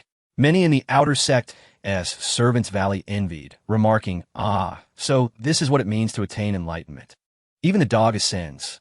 Amidst a few bittersweet comments, as Li Wu stepped into the barrier of the outer gate, he heard the sect members chanting slogans. Cultivators refine the spirit, cultivate to become the best among men. Elder Cui Tong explained, everyone chants slogans to invigorate their training. In 6 months, the Huangji Sect conference will take place, and everyone is diligently preparing for it. Li Wu was well aware of the Huangji Sect conference. The Yuanxian continent is divided into 9 spiritual domains, with Luo City situated within the Eastern Wilderness spiritual domain. Surrounding Luo City are 4 major sects: Yuanxian Sect, Beiyao Sect, Huang Sect, and Yinhan Sect. The Huangji Sect Conference is typically a gathering for the disciples of these 4 sects and the Luo City branch of Huangji Sect to engage in friendly competition. Li Wu's previous incarnation had perished during the last Huangji Sect Conference 2.5 years ago. The members of Yuanxian Sect believed their young master had merely sustained grave injuries and was miraculously revived during the funeral preparations. In reality, it was Li Wu, a traveler from Blue Star, who had crossed over. Noticing Li Wu's silence, Elder Cui Tong quickly interjected, "Oh, my apologies, disciple, I forgot about that incident." Li Wu waved his hand, forcing a smile. "It's all in the past. By the way, Elder Cui, do you know if there's a manager who in the outer sect?" Elder Cui Tong, who had been walking while speaking, paused at Li Wu's question, a momentary look of surprise flashing across his face. He quickly turned back to Li Wu and asked, "Do you know manager who?" Li Wu shook his head. "I do not know him. I have merely heard others mention him." Elder Cui Tong's gaze revealed a hint of skepticism as he explained. "The manager you speak of must be Huang. He oversees the outer sect's tool shop. Now that you have just entered the outer sect, you can go to him to collect a basic sect artifact. I will take you there." Li Wu clasped his hands in gratitude. "Thank you, master." Elder Cui nodded slightly, leading Li Wu to a pavilion after a brief journey. The atmosphere within the pavilion was imbued with an invisible energy, and as they entered, all external sounds faded away, revealing an immensely powerful barrier. At that moment, Huang in Li Wu's arms stirred, signaling to him. Li Wu understood. Huang had caught the scent of manager Hu, indicating that the perpetrator was likely within the tool shop. The sustaining mission might soon reach completion. Elder Cui Tong led Li Wu into the tool shop. The interior was quiet, but soon footsteps echoed from within. Shortly after, a middle-aged man emerged. Upon seeing Elder Cui, he immediately bowed in respect. "Greetings, Elder Cui." Elder Cui gestured for him to rise and introduced Li Wu to Huang. After a few polite exchanges, Elder Cui said, "All right, Li Wu, once you have selected your artifact, come find me, and I will help you locate a suitable cultivation method. Remember, even if you focus on body cultivation, choosing the right body refinement technique will allow you to attain greatness, just as Huangji Sect has dominated the Eastern Wilderness through body cultivation." With that, Elder Cui departed, but not before adding a word of caution to Huang. "Manager Hu, today there is only this new outer sect disciple from the Servants' Valley. There will be no interruptions. Allow Li Wu to take his time in selecting the most suitable artifact." His tone hinted at unspoken implications. After delivering his message, Elder Cui patted Huang's shoulder before exiting. Outside, after Elder Cui left, he placed a seal on the barrier of the tool shop, remaining outside to await something. Inside, Li Wu followed Hu Shenghan into the first floor of the artifact pavilion, where countless artifacts were displayed, prompting Li Wu to begin his selection. At that moment, a voice resonated in Li Wu's mind. Buzz, the assassin continues with their deadly mission, and the host's survival task has been activated. The host must proceed to complete the counterattack to receive the task reward. Indeed, the assassin is poised to act. They are clearly impatient, not willing to wait even a day. They aim to eliminate Li Wu as soon as he enters the outer sect. Observing Li Wu's retreating figure, Hu Shenghan mused. The malevolent cultivators of the ghost spirit sect cannot penetrate the outer sect's barrier, since there has been no reaction upon your entrance. It indicates that you are indeed not affiliated with the ghost spirit sect. You are merely a body cultivator with a maximum strength of 6 levels of chi refinement. This place is completely isolated from the outside. No matter what occurs, the outside world cannot hear a thing. Here, your friend from the ghost spirit sect cannot assist you. Li Wu, you could not have anticipated that after last night's assassination, we would act today, could you? However, the mission to eliminate you, Li Wu, is a task sanctioned by the Heaven's Order Token, commissioned by the Emperor Supreme Sect.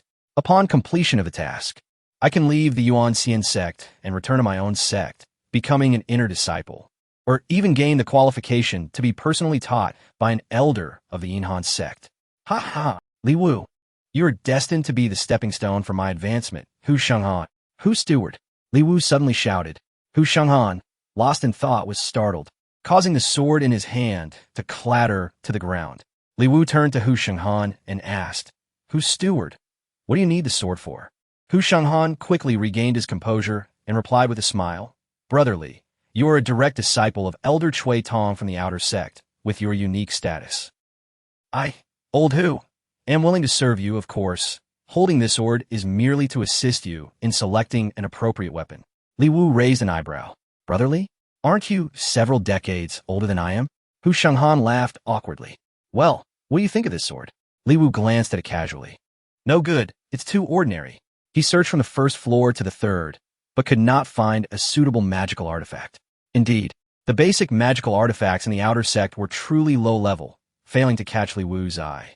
Many artifacts on the third floor were covered in dust, clearly neglected and unexamined. Buzz, a mysterious dagger has been detected nearby. Please retrieve it, host. This was the first time the system had prompted Li Wu to obtain a magical artifact. This dagger must possess some special attributes. Li Wu immediately began his search. However, there were numerous magical artifacts in the vicinity on the third floor, and without any marker indicating the location of the mysterious dagger. Searching felt like finding a needle in a haystack. There were all sorts of magical artifacts here, including many daggers. Li Wu collected more than a dozen daggers, attempting to sense them, yet none reacted. In his focused pursuit of the dagger, he even overturned dust-covered boxes, yet still found no sign of the so-called mysterious dagger. Behind him, Hu Shenghan's eyes glinted with a cold light. Concealed in his hand, a chilling aura condensed into an incredibly sharp ice dagger, aimed at Li Wu's back. With a swift movement and a cold gaze, he prepared to deliver a fatal blow. Suddenly, Li Wu hurled a large wooden box towards Hu Shenghan. Hu Shenghan shattered the wooden box effortlessly. Li Wu turned around, apologies. Hu steward, I forgot you were behind me. Although Hu Shenghan had been covered in dust from the shattered box, he still smiled and said, Oh, no worries, Brother Li. Have you selected your magical artifact yet? Li Wu sighed. Not yet. If you are in a hurry, please attend to your matters. I will continue searching here and report back once I find something. Hu Shenghan replied solemnly. Very well, then continue. Li Wu nodded and turned back to rummage through the boxes. Meanwhile, a renewed killing intent flickered in Hu Shenghan's eyes. The cold aura in his hand swiftly transformed into a dagger. Feigning to turn away, he suddenly spun back and lunged at Li Wu's back. Li Wu rolled away, grabbing a sword to block. The ice dagger sliced through the sword, threatening Li Wu's neck. He sidestepped and retreated a step, narrowly avoiding the ice dagger, which lodged itself into a nearby wooden box, instantly freezing it and shattering it into fragments. Hu steward, what is the meaning of this? Hu Shenghan decided to abandon the pretense. He was a cautious individual, having waited so long without any anomalies from Li Wu, and now, with complete certainty that Li Wu was not affiliated with the ghost spirit sect, He concluded that last night's events were merely Li Wu seeking assistance from his friend in the Go Sect. Ha ha. Today in this place, no one can aid you. The smile on Hu Shenghan's face turned chilling. Li Wu, confused, asked, "No one can help me? What do you mean? Are you trying to kill me?" He quickly retreated behind a box. Hu Shenghan chuckled. "Playing the fool, 1T help you now?" Just after entering the outer sect, you inquired about me from Elder Chui Tong.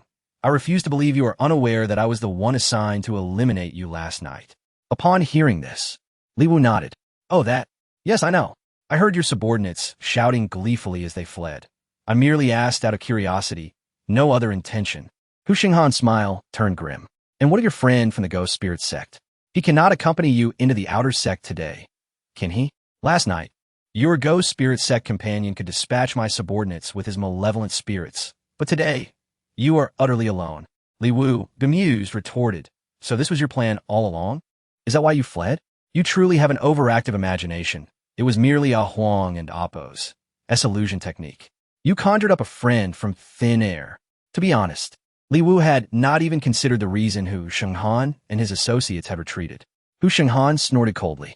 "What else could it be? The lanterns at your entrance turned green. Is that not the work of the Ghost Spirit Sect's malevolent spirits? Seeing us hesitate, you dared to lure us out.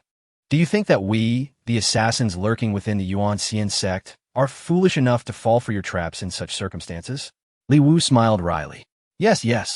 I did indeed act impulsively last night, thinking too simplistically." Hu Shenghan, unable to comprehend Li Wu's words, turned serious. "Enough chatter. Since I failed to take your life last night, today here you will not be disturbed. Let me witness your prowess as a 6th-level body cultivator. Prepare to meet your demise." With that, Hu Shenghan lunged at Li Wu with a whoosh. The cold aura in his hand transformed into an ice blade, shimmering with cold light, aimed directly at Li Wu's neck with terrifying speed. This was a lethal maneuver. Li Wu grabbed A to block, but the ice blade made contact, instantly freezing the chilling energy surging rapidly towards Li Wu's hand. Li Wu promptly released the xianshi and took several steps back. The xianshi, having been frozen to its utmost limit, shattered upon striking the ground. Chapter 21. What realm do you occupy? The distinction between the 13th layer of qi training and the 5th layer, as exemplified by go.The, is indeed a concept of an entirely different magnitude. Even among the inner sect, such individuals would not be regarded as weak. Li Wu understood that he must not let his guard down simply because his combat prowess surpassed that of his opponent. At this moment, with his fists clenched, Li Wu adopted a serious demeanor.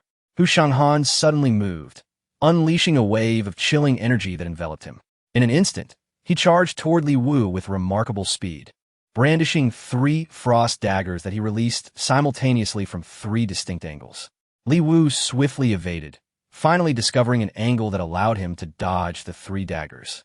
However, Hu Shenghan, with his fist clenched, launched a ferocious blow aimed directly at Li Wu's face. In that fleeting moment, Li Wu's focus sharpened, and instinctively he recoiled half a step, coiling his body to deliver a counterpunch. The 2 fists collided with a resounding impact. The force emanating from Li Wu's punch shattered the frost armor that had formed on Hu Shenghan's arm and fist, causing his sleeve to tear apart. The sound of cracking bones echoed as Hu Shenghan was sent flying 4 to 5 meters away, crashing to the ground. As he fell, the layer of frost that had encased him disintegrated completely. Hu Shenghan, taken aback and unwilling to accept his defeat, could hardly believe that a body cultivator at the 6th layer could possess such extraordinary strength. He instinctively attempted to push himself up with his right hand, only to realize, upon exerting even the slightest effort, that he felt no sensation in his arm. Glancing down, he was horrified to see his hand mangled and bloodied, fragments of shattered bone visible amidst the carnage, with blood seeping from his torn sleeve. You are certainly not at the 6th layer of body cultivation," Hu Shenghan exclaimed, staring incredulously at Li Wu, who stood unfazed amidst the chaos. The punch Hu Shenghan had thrown with full force, intended to incapacitate Li Wu, had instead inflicted such grievous harm upon himself.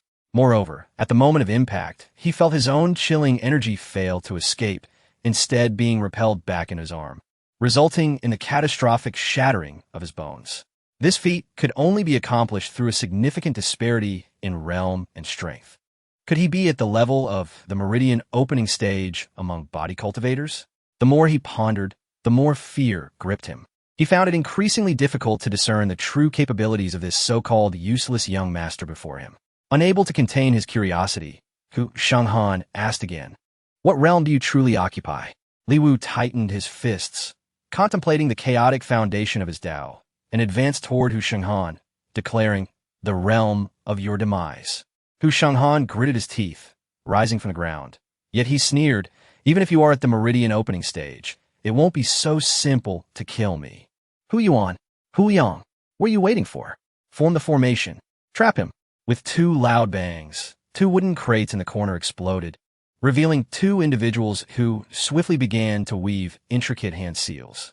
Instantly, the temperature of the entire third floor of the artifact workshop plummeted, and a chilling mist slithered across the ground like serpents. The walls of the workshop became encased in frost, resembling an ice fortress. In the blink of an eye, the cold mist coalesced into a binding formation that ensnared Li Wu within its grasp. The dark, icy frost crept up his legs, swiftly immobilizing him.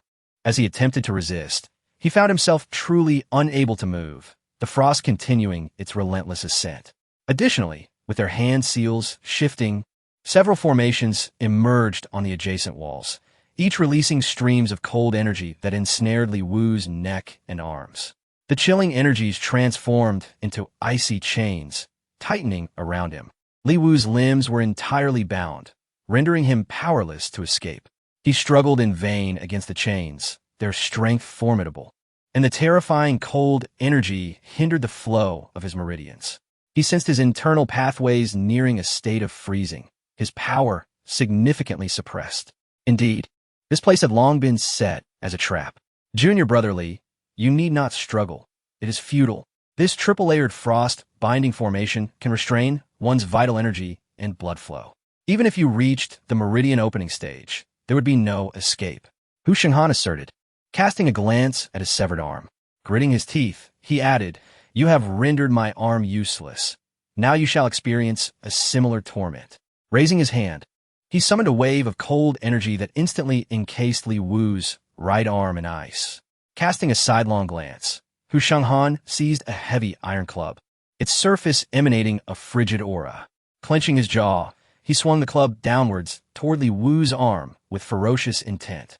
As Huang anticipated shattering Li Wu's arm, to his astonishment, Li Wu, still under the control of the icy chains, managed to forcefully grasp the iron club. With a surge of strength, Li Wu crushed the club as if it were mere parchment. "Can the meridian opening stage not escape these chains? Then allow me, Li Wu, to put that to the test." With that, Li Wu gripped the icy chains on either side, gritting his teeth as he let out a furious roar. His strength surged, and the blood and energy that had been frozen within him suddenly erupted into a torrent. The boiling energy raised Li Wu's body temperature dramatically, repelling the encroaching cold. The two individuals maintaining the formation, Huang and Liang, felt an overwhelming pressure and immediately gritted their teeth to reinforce their seals. Li Wu exerted himself once more, flinging Huang away, who crashed violently into the opposite wall, while Liang stumbled back, losing his footing. "Do you think the chaotic foundation of my Tao is a mere jest?" As Liang struggled to rise, a flash of yellow darted past, toppling him to the ground. In an instant, he was dragged into the surrounding darkness, disappearing without a trace. Huang stood in shock. He could hardly fathom that the formation they had so meticulously established could be so effortlessly dismantled. Had he known, he would not have toyed with Li Wu. He should have struck decisively from the outset. Moreover, what was that fleeting yellow figure? Yet, Li Wu still bore remnants of frost upon him. The presence of ice indicated that the chilling aura of the Yuanxian Sect had yet to fully dissipate, thus inhibiting Li Wu's true capabilities. Considering this, with a fierce glint in his eyes, Huang stepped back, retrieving a white pill from his storage bag and swallowing it. In an instant, frost spread across his face, neck, and hands, and he closed his eyes tightly, appearing to endure great agony. When he finally opened his eyes, they radiated a chilling intensity. Li Wu felt the oppressive aura from Huang surge dramatically. In a flash, he lunged at Li Wu, seizing him by the throat with astonishing speed. The technique was a stark contrast to the earlier Hu Shenghan, as he now radiated an overwhelming cold energy, rapidly encroaching upon Li Wu, who was on the verge of being entombed in frost. Hu Shenghan, reveling in his triumph, declared, "The frost-cold pill has cost me a decade of my lifespan. You cannot withstand this cold." A scream pierced the air. It was because Li Wu seized the injured arm of Hu Shenghan and yanked it forcefully. "You despicable scoundrel!" Hu Shenghan exclaimed, releasing his grip and stepping back. He then raised his hand, channeling a surge of frigid energy towards Li Wu. Aware that this chilling force was far more formidable than the previous one, Li Wu executed a swift roll to evade it, quickly leaping atop a nearby wooden crate. The icy blast instantly encased the box in frost. Li Wu sprang back once more to evade the attack. Yet Hu Shenghan's figure shifted with alarming speed. The frosty energy surged violently, engulfing the surroundings in a chilling embrace. Li Wu felt a sudden drop in temperature behind him and turned to find Hu Shenghan already at his rear. The cold energy coalesced in Hu Shenghan's hand, forming a gleaming ice sword, radiating a chilling light as it swung towards Li Wu. In a moment of instinct, Li Wu reached out, seemingly grasping something, the sensation peculiar beneath his fingers. Chapter 22. A Bloody Lesson. The sensation was peculiar, yet Li Wu had no time to hesitate. Without a glance, he seized the object to block the attack. It was a dagger. However, upon grasping it, Li Wu discovered its severe rust. With several notches along the blade and the tip nearly missing, it was utterly dilapidated. Compared to Hu Shenghan and Appo's icy sword, this dagger would likely shatter with a single strike. "Li Wu, I once underestimated you, believing you to be worthless. Yet now, you have compelled me to ingest the frost-cold pill, sacrificing 10 years of my lifespan to enhance my cold energy to combat you. You may discard the title of the ineffectual young master, but this ends here. That broken dagger cannot withstand my cold sword. Prepare to perish." Hu Shenghan roared with dominance, releasing a torrent of frost sword intent that engulfed Li Wu. But in a fleeting moment, Li Wu's eyes flickered, and he abruptly released the dagger. Hu Shenghan, with a cold smirk, presumed Li Wu was incapable of contending with his frost sword intent. He surged forward, intent on delivering a lethal blow. Yet, the seemingly discarded dagger spun in a circle at Li Wu's fingertip, unexpectedly altering its course. Hu Shenghan failed to perceive this detail, believing Li Wu's broken dagger had been relinquished. He aimed his sword at Li Wu, but the dagger, now firmly back in Li Wu's grasp, suddenly darted through Hu Shenghan's heart. The event transpired in the blink of an eye. Just before the icy sword struck Li Wu's neck, it halted abruptly and shattered. Li Wu, with a vigorous stomp, shattered the remaining ice around him and executed a swift kick, sending Hu Shenghan flying. The surrounding frost dissipated. Hu Shenghan lay on the ground, convulsing. Gazing at Li Wu, he was incredulous, unable to contain himself. The frost-cold pill, a life-extending catalyst, could temporarily amplify my cold energy beyond the foundational stage. You cannot kill me." Li Wu, equally astonished, realized that despite possessing the memories of his predecessor after becoming the young master, he lacked practical combat experience. He brushed the lingering frost from his sleeves and retorted, "Is it possible my strength exceeds the foundational stage? What? This is impossible." Hu Shenghan's eyes widened, blood gushing from his mouth, his pupils dilating. And then he fell silent. At that moment, Li Wu recalled something crucial. Seeing Hu Shenghan's lifeless form on the ground, he hurried over, nearly forgetting the main point. Checking for Hu Shenghan's breath, a chill ran through Li Wu. "Hey, don't die." Hu Shenghan remained utterly still, devoid of breath. And Li Wu's please bewildered Huang go once more. "Master, what act are you putting on? A spy from the Yuanxian Sect. Killing him is no issue, even if others find out." Li Wu paid no heed to Huang go, swiftly retrieving a vial of harmony powder. When Hu Shenghan died, his mouth had remained ajar in shock, allowing Li Wu to pour the powder into his mouth, hoping for even the slightest chance of revival. Huang go couldn't help but interject, "Master, it's futile. His heart has been turned into a gaping hole. Even a deity cannot save him. Besides, he aimed to kill you. Why bother saving him? You're not a saint. We have no need to invite trouble." Li Wu merely acknowledged him with an "oh." Yet, The system's voice never echoed. Alas, I was ultimately a step too slow. What a waste, such a pity. If only he had successfully poisoned Huang just before his life faded completely, a reward would surely have followed. Huang looked on, bewildered. Li Wu refrained from elaborating. He mused that next time he engaged in combat, he must meticulously plan ahead to maximize his combat potential. Wasting opportunities was disgraceful. If he could poison, he should do so first. If not, then poison during the kill, but speed was crucial. He had been a moment too slow this time. Educated, Li Wu understood that even after a mortal wound, a body typically retains a window of several seconds for a chance at life. This was indeed a bloody lesson. He resolved to seize the next opportunity with utmost diligence. Reflecting on his experience while gazing at Huang's corpse, Li Wu felt a pang of regret, his thoughts muddled. Suddenly, the system's voice resonated in his mind. Buzz, congratulations, host, for successfully counterattacking your opponent. You inflicted 900 damage in a single strike, earning a combat power rebate of 390. Congratulations, host, for completing the survival task, rewarding you with 300 combat power. Thus, Li Wu's combat power surged to 340. His strength had far surpassed the foundational stage, drawing ever closer to the mid-foundational stage. Upon reaching this level, he could awaken his spiritual platform and manifest his consciousness, preparing the groundwork for the late foundational stage.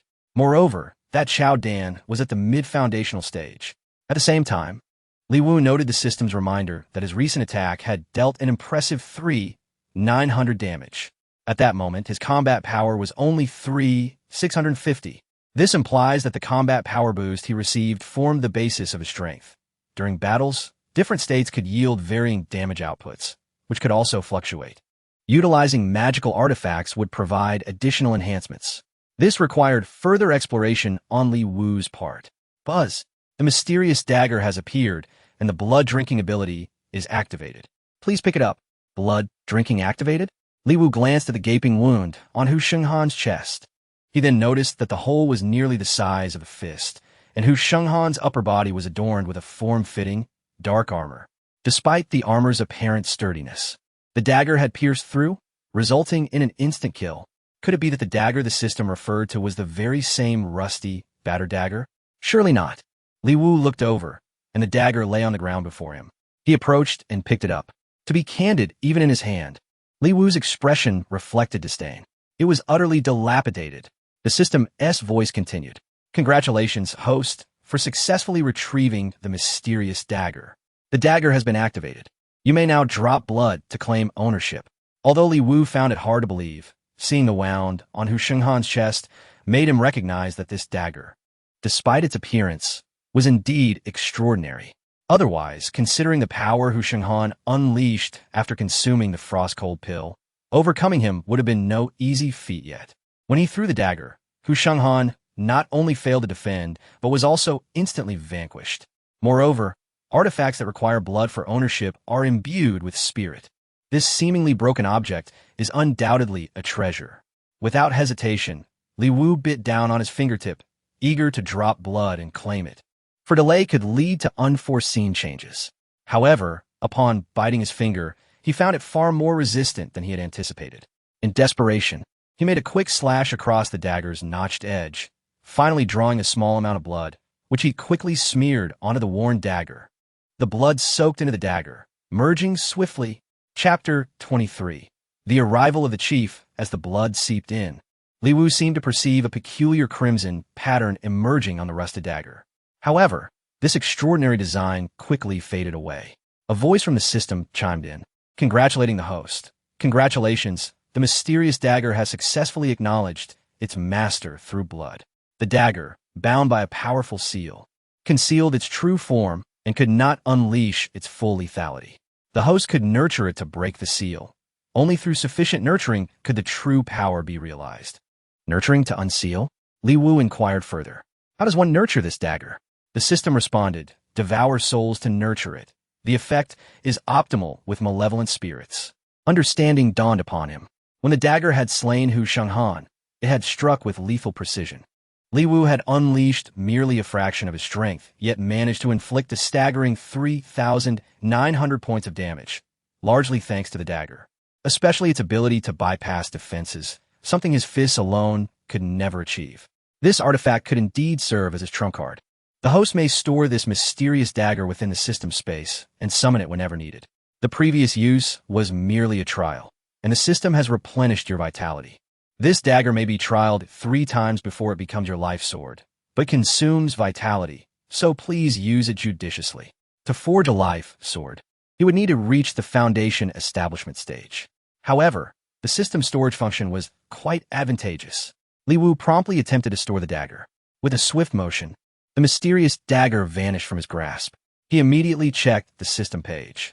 Name, Li Wu. Combat power, 4340. Realm, early foundation establishment. Huan powder, 95 portions. Using this powder increases combat power, varying by the strength of the user. Lottery chances, 0. The system occasionally issues tasks. Completing them grants lottery chances. Milestone, combat power of 5,000 grants access to primary techniques. Doubling combat power, doubling techniques consume vitality, allowing the host to deal double damage instantaneously. Inventory, mysterious dagger, 0 immobilization talismans, 2 teleportation talismans, 5 portions of stinky tofu, primary combat power realm comparison chart.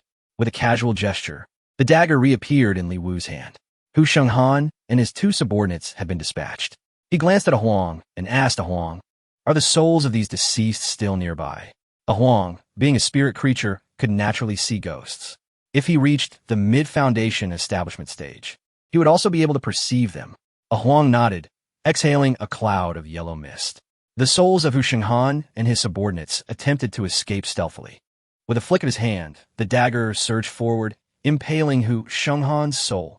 A burst of blood light emanated from the dagger, ensnaring all 3 souls. The rust on the dagger flaked away slightly. Upon storing the dagger back in the system, the nurturing progress read too. Indeed, the dagger required the refinement of souls to enhance its nurturing progress. Huang, please take care of the 3 corpses. In truth, Huang had been eyeing the corpses, particularly Huang's, with great desire.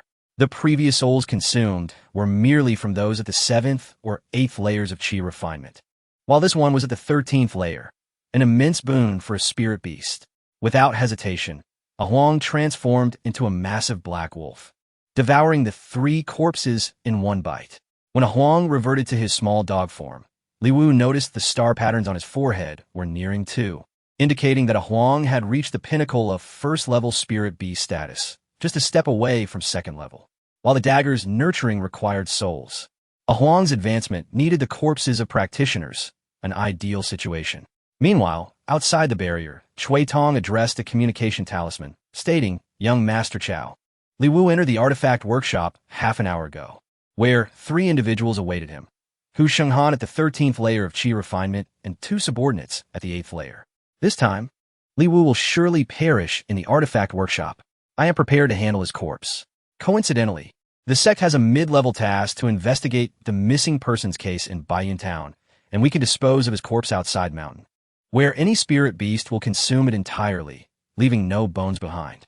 "What do you think, young master?" Soon, a voice from the talisman replied, "Excellent. I shall head to the outer sect to witness Li Wu and Appo's corpse firsthand. Then, I will find a suitable opportunity to inform Chu Zixuan of Li Wu and Appo's demise, ensuring she loses all hope." Cui Tong promptly smiled. "Cui Tong welcomes young Master Chow. I also wish for your success." From the other side, Chow Dan's triumphant laughter echoed. "I am on my way now." Within the artifact workshop, Li Wu casually picked a mundane sword to blend in, knowing that the system would dismiss such ordinary items and not allow them to be stored. With sword in hand, he descended to the 1st floor of the workshop. He knocked on the barrier. Soon, a voice emerged from beyond. "Old, how is it that a 13th layer chi refiner takes so long to deal with someone at the 6th layer of body refinement? Young Master Chow is about to arrive. He wants to see." As the barrier opened, Cui Tong's voice was abruptly silenced as he came face-to-face with Li Wu. Cui Tong was taken aback. He stared at Li Wu for what felt like half a minute.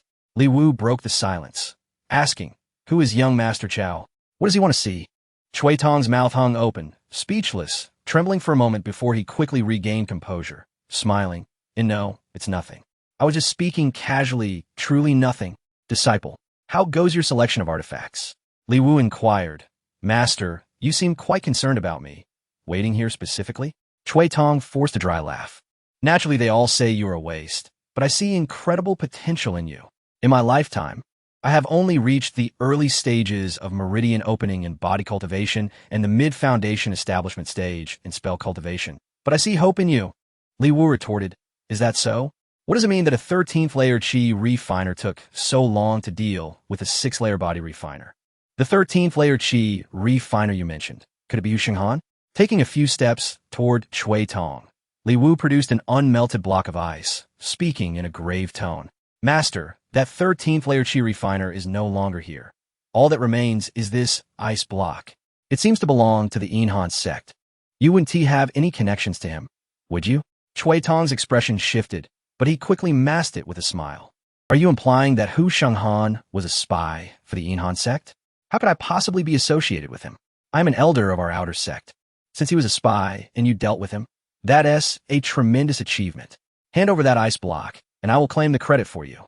Li Wu chuckled. No need. I have little interest in such accolades. If you wish to claim it, you can report it yourself. Chui Tong also laughed in response.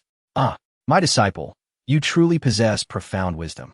Thus, as a reward, I shall bestow upon you a set of cultivation techniques, as well as an opportunity to undertake a mid-level mission within our sect. Should you successfully complete this task, you will be granted immediate ascension to the inner sect. Is such a fortuitous event truly possible? Li Wu pondered, and Chui Tong continued, Disciple, I understand that upon resuming your path of cultivation, your foremost desire is to return to the inner sect and vie for the position of the young master, to vindicate your name. You undoubtedly wish for all to recognize that you are no mere wastrel of a young master. Presently, aside from yourself, numerous others also covet that position. You must exert yourself, my disciple. Buzz. The system's announcement resounded. Execute the mid-level sect mission. Reward. 5,000 battle power, 2 teleportation talismans. The system's voice arrived promptly. Moreover, it explicitly stated a reward of 5,000 battle power, accompanied by 2 precious teleportation talismans. It appears this mission is not trivial. However, the allure of the rewards ignited Li Wu's enthusiasm. Li Wu immediately clasped his hands in a gesture of respect and said, Indeed, Master, you truly understand me. Thank you for applying on my behalf for this opportunity to participate in the sect's mid-level mission. Chui Tong, with a smile, approached and patted Li Wu on the shoulder, whispering, Disciple, strive diligently. I have high hopes for you. At that moment, from a short distance above, a voice echoed through the air. Chui Tong, has that matter been resolved? This query left Chui Tong momentarily bewildered. He wished to convey a message, urging Chao Dan to delay his arrival to avoid revealing their intentions. However, Chao Dan, riding a magical sword, had already soared over. Upon seeing Li Wu alive and standing beside Chui Tong, he was taken aback. You, the first brother, has arrived. There is something Li Wu must express his gratitude for in person to Chui Tong. Thus he waved eagerly. Brother Chao, you have come. Chao Dan, feeling an uncanny chill as Li Wu greeted him with such fervor, was nearly thrown from his flying sword in shock. You. Chapter 24. Chao Dan was stunned. Upon suddenly witnessing the seemingly alive Li Wu, Chao Dan's composure faltered, causing his flying sword to tremble. He swiftly performed a hand gesture to stabilize himself. His gaze shifted toward Chui Tong, who instinctively averted his eyes, unable to meet Chao Dan's gaze. Cough, cough. In the Outer Sect's artifact workshop, if I recall correctly, it is managed by Manager Hu. Where's he? Chui Tong immediately responded, Yes, Chao. Junior brother, today my disciple Li Wu has made a significant contribution. That Hu Shenghan, who oversees the artifact workshop, is actually a spy for the Yuanxian Sect. As Chui Tong spoke, he exchanged furtive glances with Chao Dan. Chao Dan was taken aback. What? A spy for the Yuanxian Sect? But he is the manager of the Outer Sect's artifact workshop. Chui Tong sighed deeply and replied gravely, Indeed. Who would have anticipated that the spy for the Yuanxian Sect had infiltrated so deeply? Just now, my disciple Li Wu entered the artifact workshop merely to select a suitable magical item. But that spy Hu Shenghan suddenly attempted to harm my dear disciple. Fortunately, My disciple possessed some skills and was able to turn the tables on that spy. Otherwise, he would have been in grave danger. Chao Dan's gaze intensified, fixating on Li Wu, his expression growing increasingly grim. He was acutely aware that Hu Shanghan, a practitioner of the 13th level of qi cultivation, far surpassed Li Wu's previously displayed strength of merely 5 levels of body refinement. There was no conceivable way Li Wu could have defeated a practitioner of the 13th level of qi cultivation. Progress in body refinement was notoriously slow. Previously, when Chao Dan had tested Li Wu's strength with his foundation establishment pressure, it was evident that Li Wu could not possibly contend with someone at the 13th level of qi cultivation. Chao Dan was curious about what had transpired.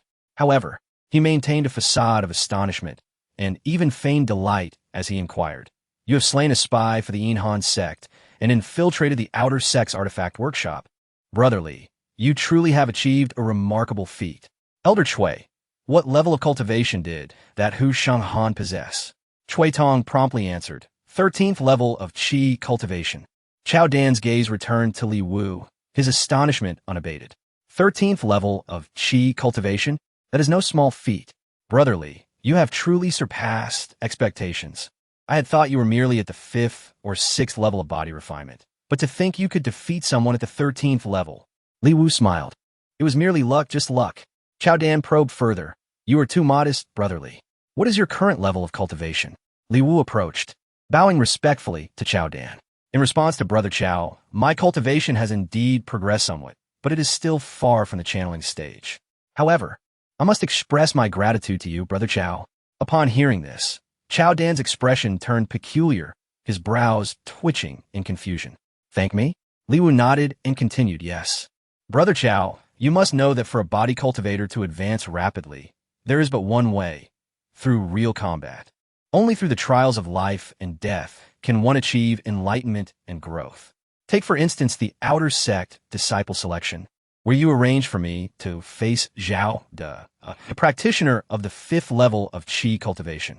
Last night, you arranged for me to face 8 practitioners of the 7th and 8th levels. And today, in the artifact workshop, you generously provided me with a formidable opponent at the 13th level of qi cultivation. Your painstaking efforts to train me have allowed me to gain insight and improve. I am truly grateful to you, Brother Chao. Brother, may I inquire if you have any further plans? Honestly, had it not been for your arrangements, I cannot have risen from the 5th to the current 13th level of body refinement. I now feel I am on the brink of the channeling stage. All thanks to you, Brother Chao. Sincerely. Brother Chao, do you have time? Perhaps I could invite you for a drink? Chao Dan's expression darkened, his lips twitching uncontrollably. He had indeed heard that some martial artists could advance their body refinement through life and death experiences.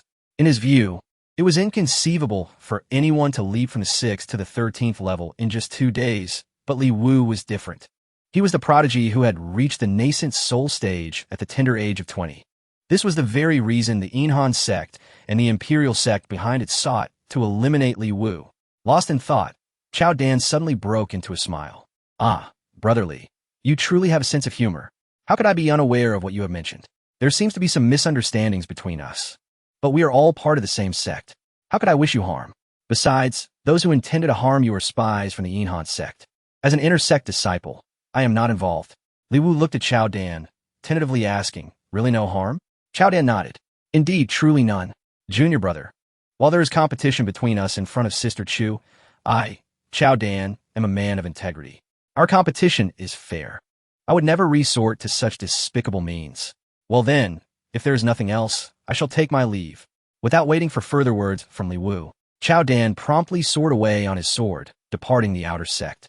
Instead of returning directly to the Inner Sect, he ventured to a secluded valley, unleashing his pent-up fury through a torrent of strikes. Li Wu, who would have thought you not only survived but also made such astonishing progress. Truly infuriating. He retrieved a communication token, darkly instructing Chui Tong, ensure that Li Wu participates in this sect and Oppo's intermediate mission. He must perish in the mountains. Soon, the communication token relayed a response. Yes, young master. The following day, Chui Tong sought out Li Wu early in the morning. Disciple, our outer sect has only 2 spots for this intermediate mission, one for me and one for Elder Su Qing. Li Wu frowned. What should we do? Master, I wish to participate too. Chui Tong teased him for a moment before breaking into a smile and placing his arm around Li Wu's shoulder. Fear not. Master has already taken care of it. I persuaded Elder Su Qing to secure your spot. This time, I will accompany you into the mountains.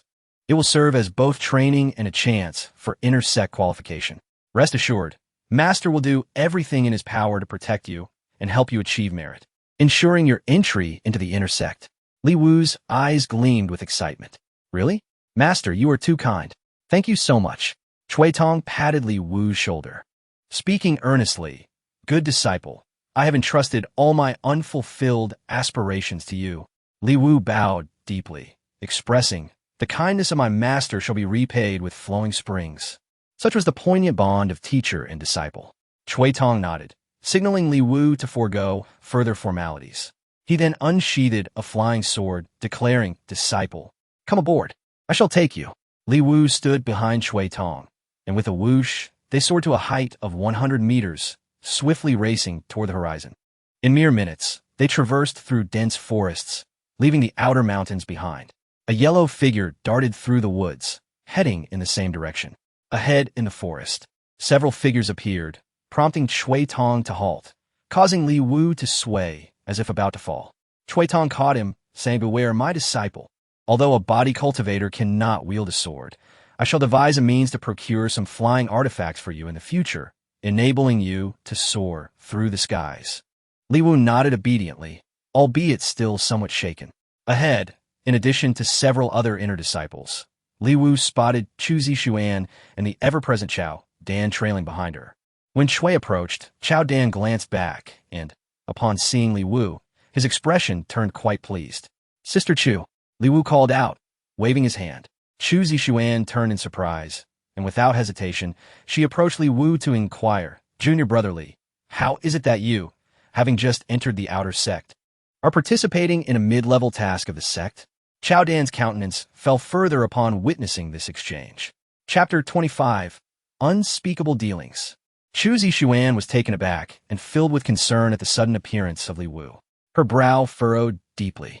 Li Wu, however, smiled and deliberately remarked, Senior sister, this is my master, Elder Chui Tong, who has painstakingly secured this opportunity for me. He told me that as long as I achieve merit in this sect mission, I can be promoted to the inner sect. Is that not so, senior sister? Upon hearing this, the aura surrounding Chu Zixuan surged dramatically. With a swift motion, she appeared before Elder Chui Tong in an instant. She fixed her gaze on him and said, the intermediate tasks in the sect are reserved for elite inner sect disciples and outer sect elders. This is not merely a rule. It is because the current intermediate mission in Limu Mountain is perilous. From the outer sect, the only ones qualified to participate in this task are you and Elder Su Qing. Elder Su has not come, yet you allow Li Wu, a mere novice of the outer sect, to join. What are your true intentions, Chui Tong? The pressure emanating from her late-stage foundation establishment cultivation was palpable, causing everyone present to feel the weight of her presence. Elder Chui Tong, under the pressure, staggered back repeatedly, cold sweat trickling down his brow. He hastily explained, Junior Sister Chu, please calm your anger. Li Wu is now my disciple, and I am bringing him along for this sect's intermediate mission to give him a chance to gain experience. Please rest assured I, Chui Tong, would do everything in my power to ensure Li Wu's safety. However, Chu Zixuan merely scoffed coldly, turning to Li Wu and saying, Junior brother, you must return and withdraw from this mission. Rest assured, I will communicate with the sect on your behalf. The intermediate tasks are extremely dangerous. Even those in the foundation establishment stage may face demise. You have just entered the outer sect. You cannot accompany us on this perilous venture. As she spoke, her eyes were filled with profound worry for Li Wu. Nevertheless, Li Wu could not abandon such an opportunity.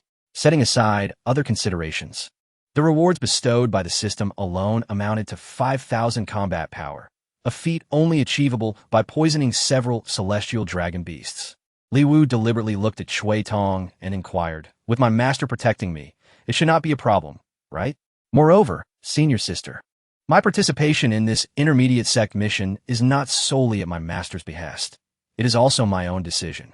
You needn't worry.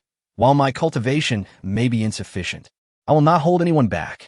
The other two inner sect disciples regarded Li Wu with disdain.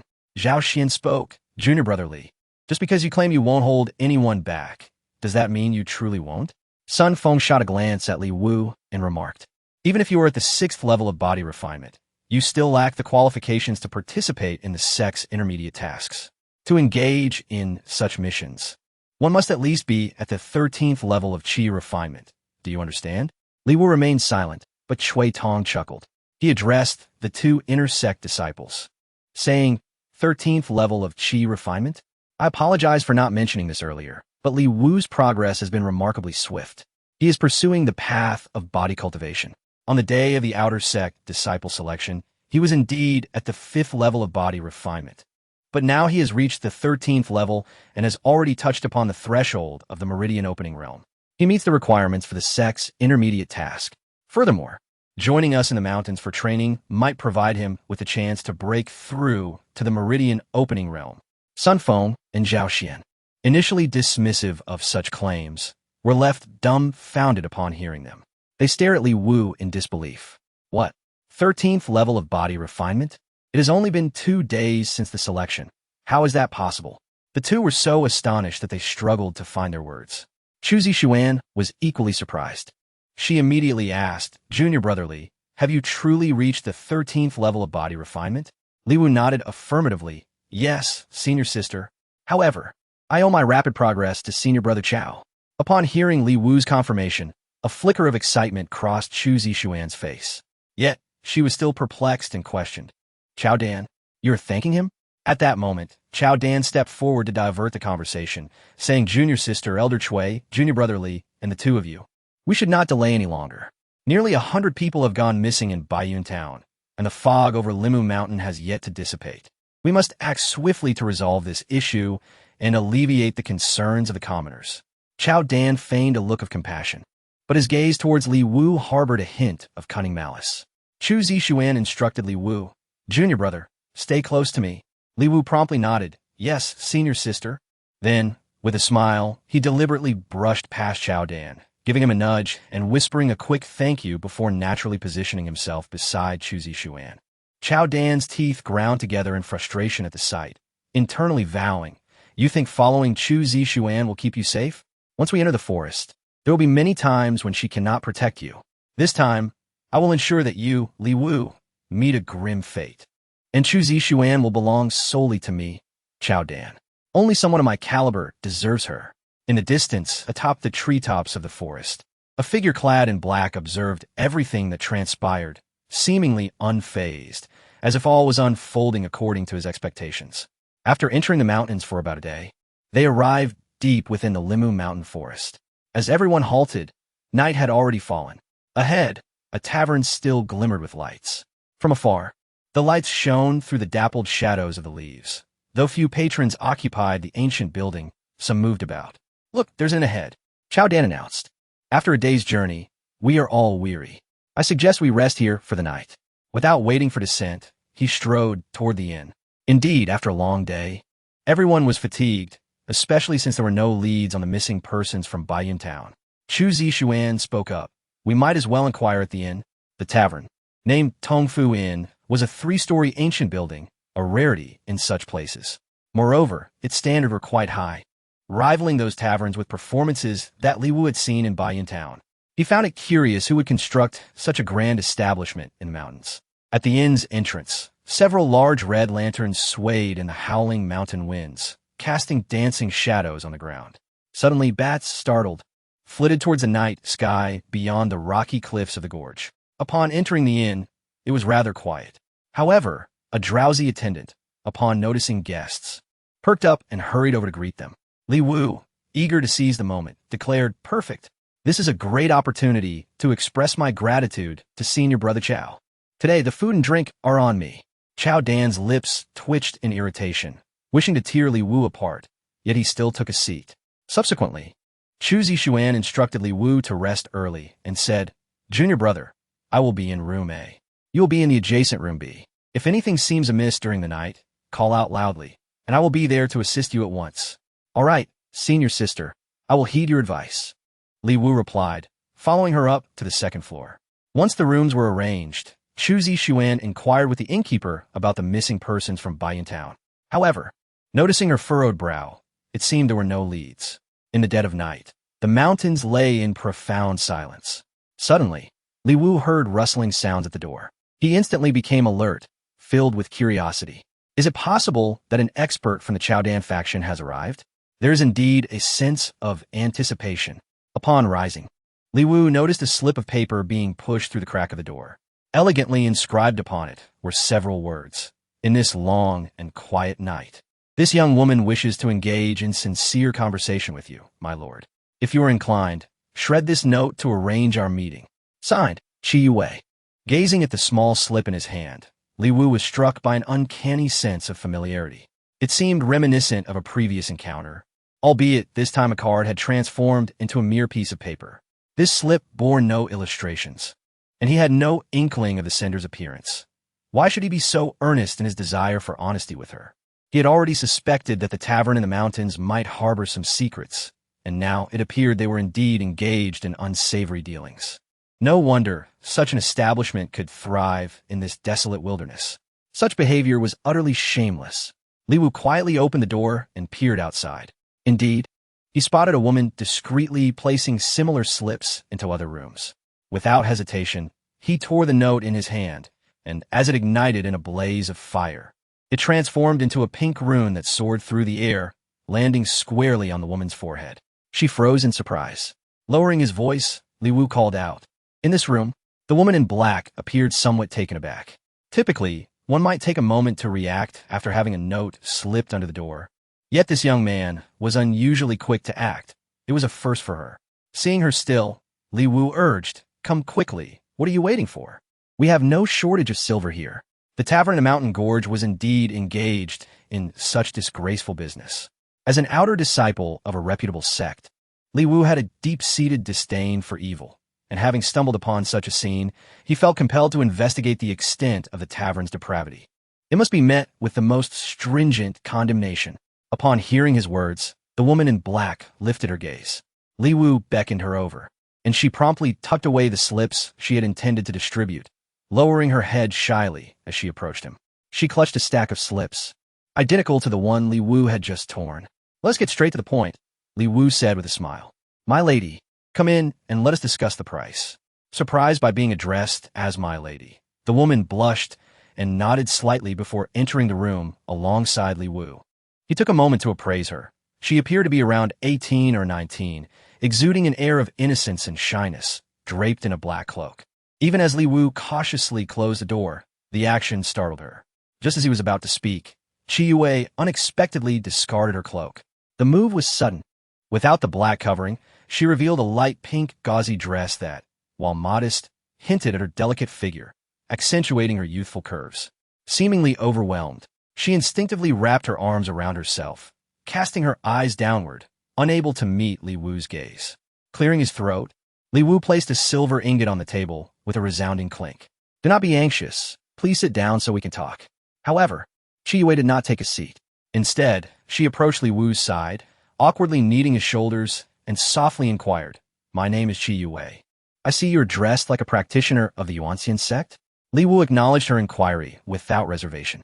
"Indeed, I am actually the young lord of the Yuanxian Sect." "What?" Chi Yue appeared utterly astonished. Li Wu chuckled. "Just jesting. My lady, I find you quite enchanting. Would one silver ingot for a night suffice?" Chi Yue blushed and smiled shyly, lowering her gaze once more. Inadvertently, the fabric of her dress slipped from her shoulder, revealing skin as pale as moonlight, and the air filled with a fragrant scent reminiscent of orchids, intoxicating to the senses. Leaning closer to Li Wu, she whispered, "You jest, my lord. To engage in sincere conversation is a privilege for me. As for the silver, one ingot is indeed sufficient. However, if you desire something more intriguing, an additional ingot would be required, and so forth. If you seek the most extravagant offerings for an entire sleepless night, that would be 10 ingots. But since we have a connection, 8 would be acceptable." Li Wu was taken aback. Was this a full package deal, complete with a discount? Curiosity piqued. He wondered what the 10 ingots would encompass. Without hesitation, he retrieved silver ingots from his storage bag. "Since we are fated to meet, I shall offer 10 ingots. Chiyue's eyes sparkled with delight as she leaned closer, satisfied. Such generosity. However, when she glanced at the silver ingots on the table, her expression shifted to one of disbelief. Although there were indeed 10, each was no larger than a fingernail. Collectively, they weighed about as much as the single ingot he had placed earlier. As Chiyue's dress slipped further, she hesitated briefly, yet continued her approach. In fact, she seemed inclined to sit on Li Wu's lap, seeking to amplify the charged atmosphere between them. Li Wu chuckled inwardly, sensing something amiss, and suddenly withdrew. Chiyue found herself unseated, nearly falling to the ground, but she swiftly caught herself with a graceful flip, demonstrating agility that suggested she was no novice. Rising, Chiyue regarded Li Wu with curiosity. Master, what is your intent? Li Wu shook his head, sighing as he furrowed his brow. Too direct. This master does not appreciate it. Upon hearing this, Chiyue smiled and bowed apologetically. My apologies, master. Perhaps I could entertain you with a dance instead? Li Wu casually produced a packet of powder and placed it on the table.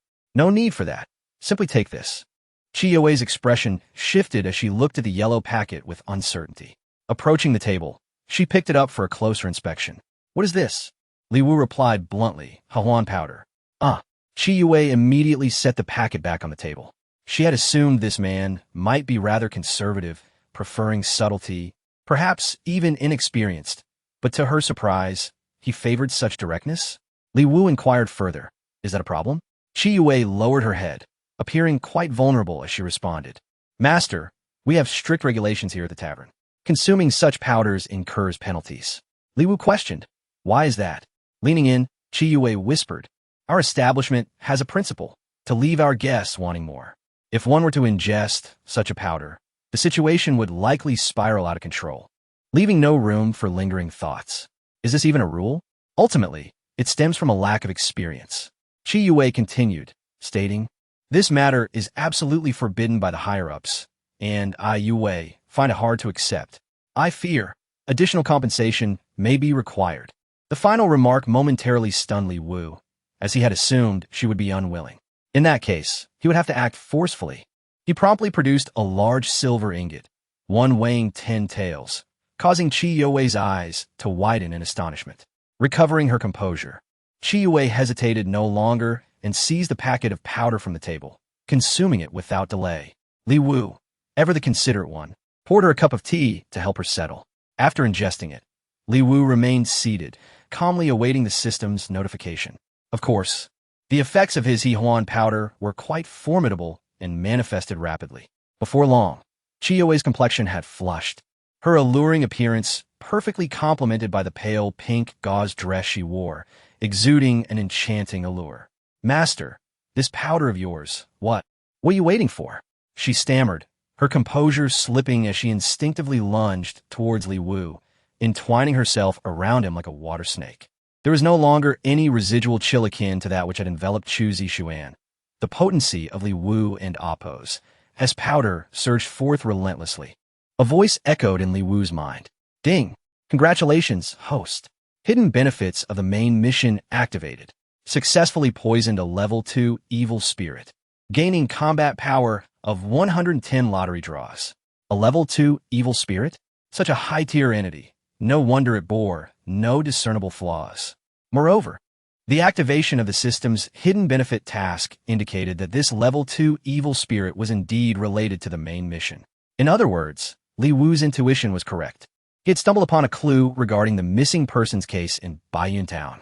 The classification of evil spirits resembles that of demon beasts.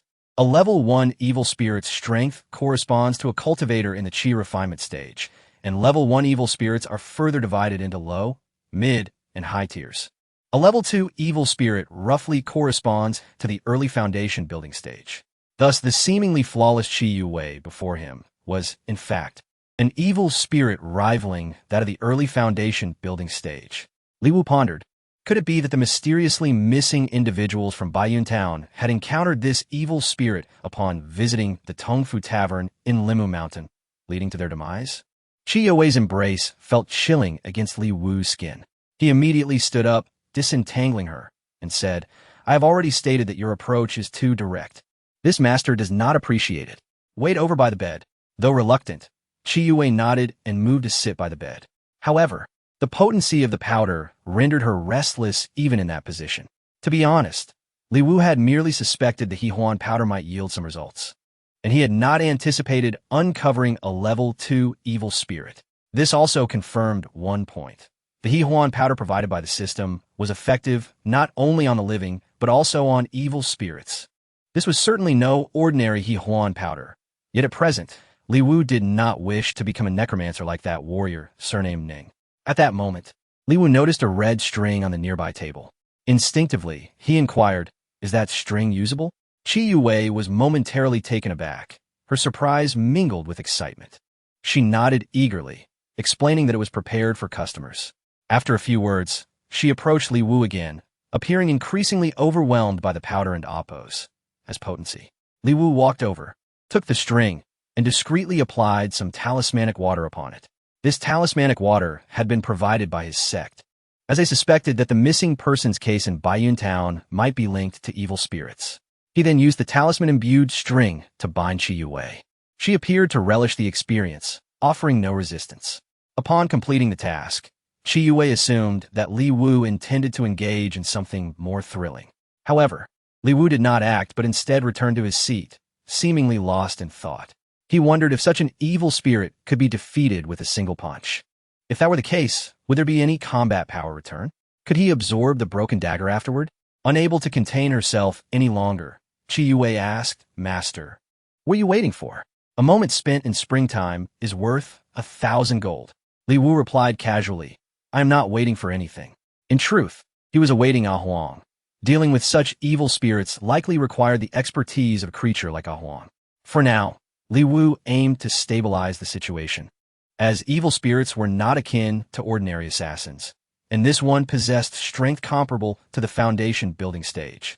One misstep could lead to an invisible death. The effects of the Huan powder could temporarily restrain Qi Yue, keeping her from attacking Li Wu directly. Yet, a Huang had yet to make an appearance, and Li Wu's exterior remained calm despite his growing anxiety. Qi Yue pressed on, "Master, since you have already poisoned her, why not take action?" Li Wu countered, "Who says that once you poison someone, you must act immediately?" Qi Yue was momentarily speechless, contemplating whether this man before her found pleasure in binding someone after having poisoned them. Such a proclivity seemed rather perverse.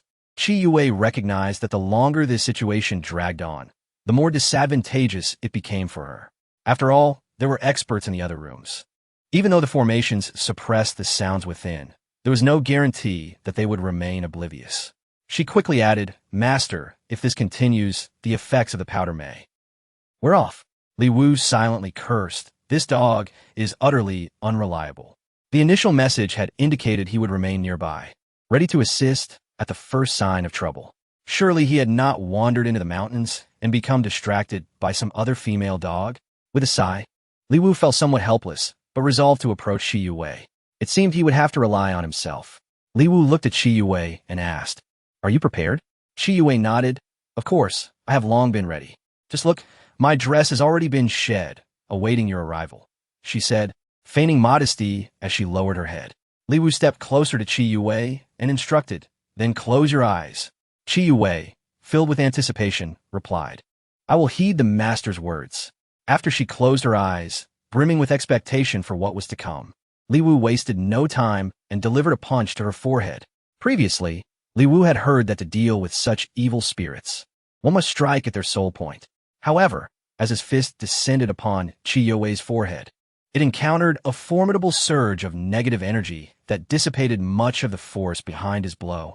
In fact, the dark energy emanating from Qi Yue surged in retaliation, sending Li Wu staggering backward. This evil spirit was indeed fierce, not so easily subdued.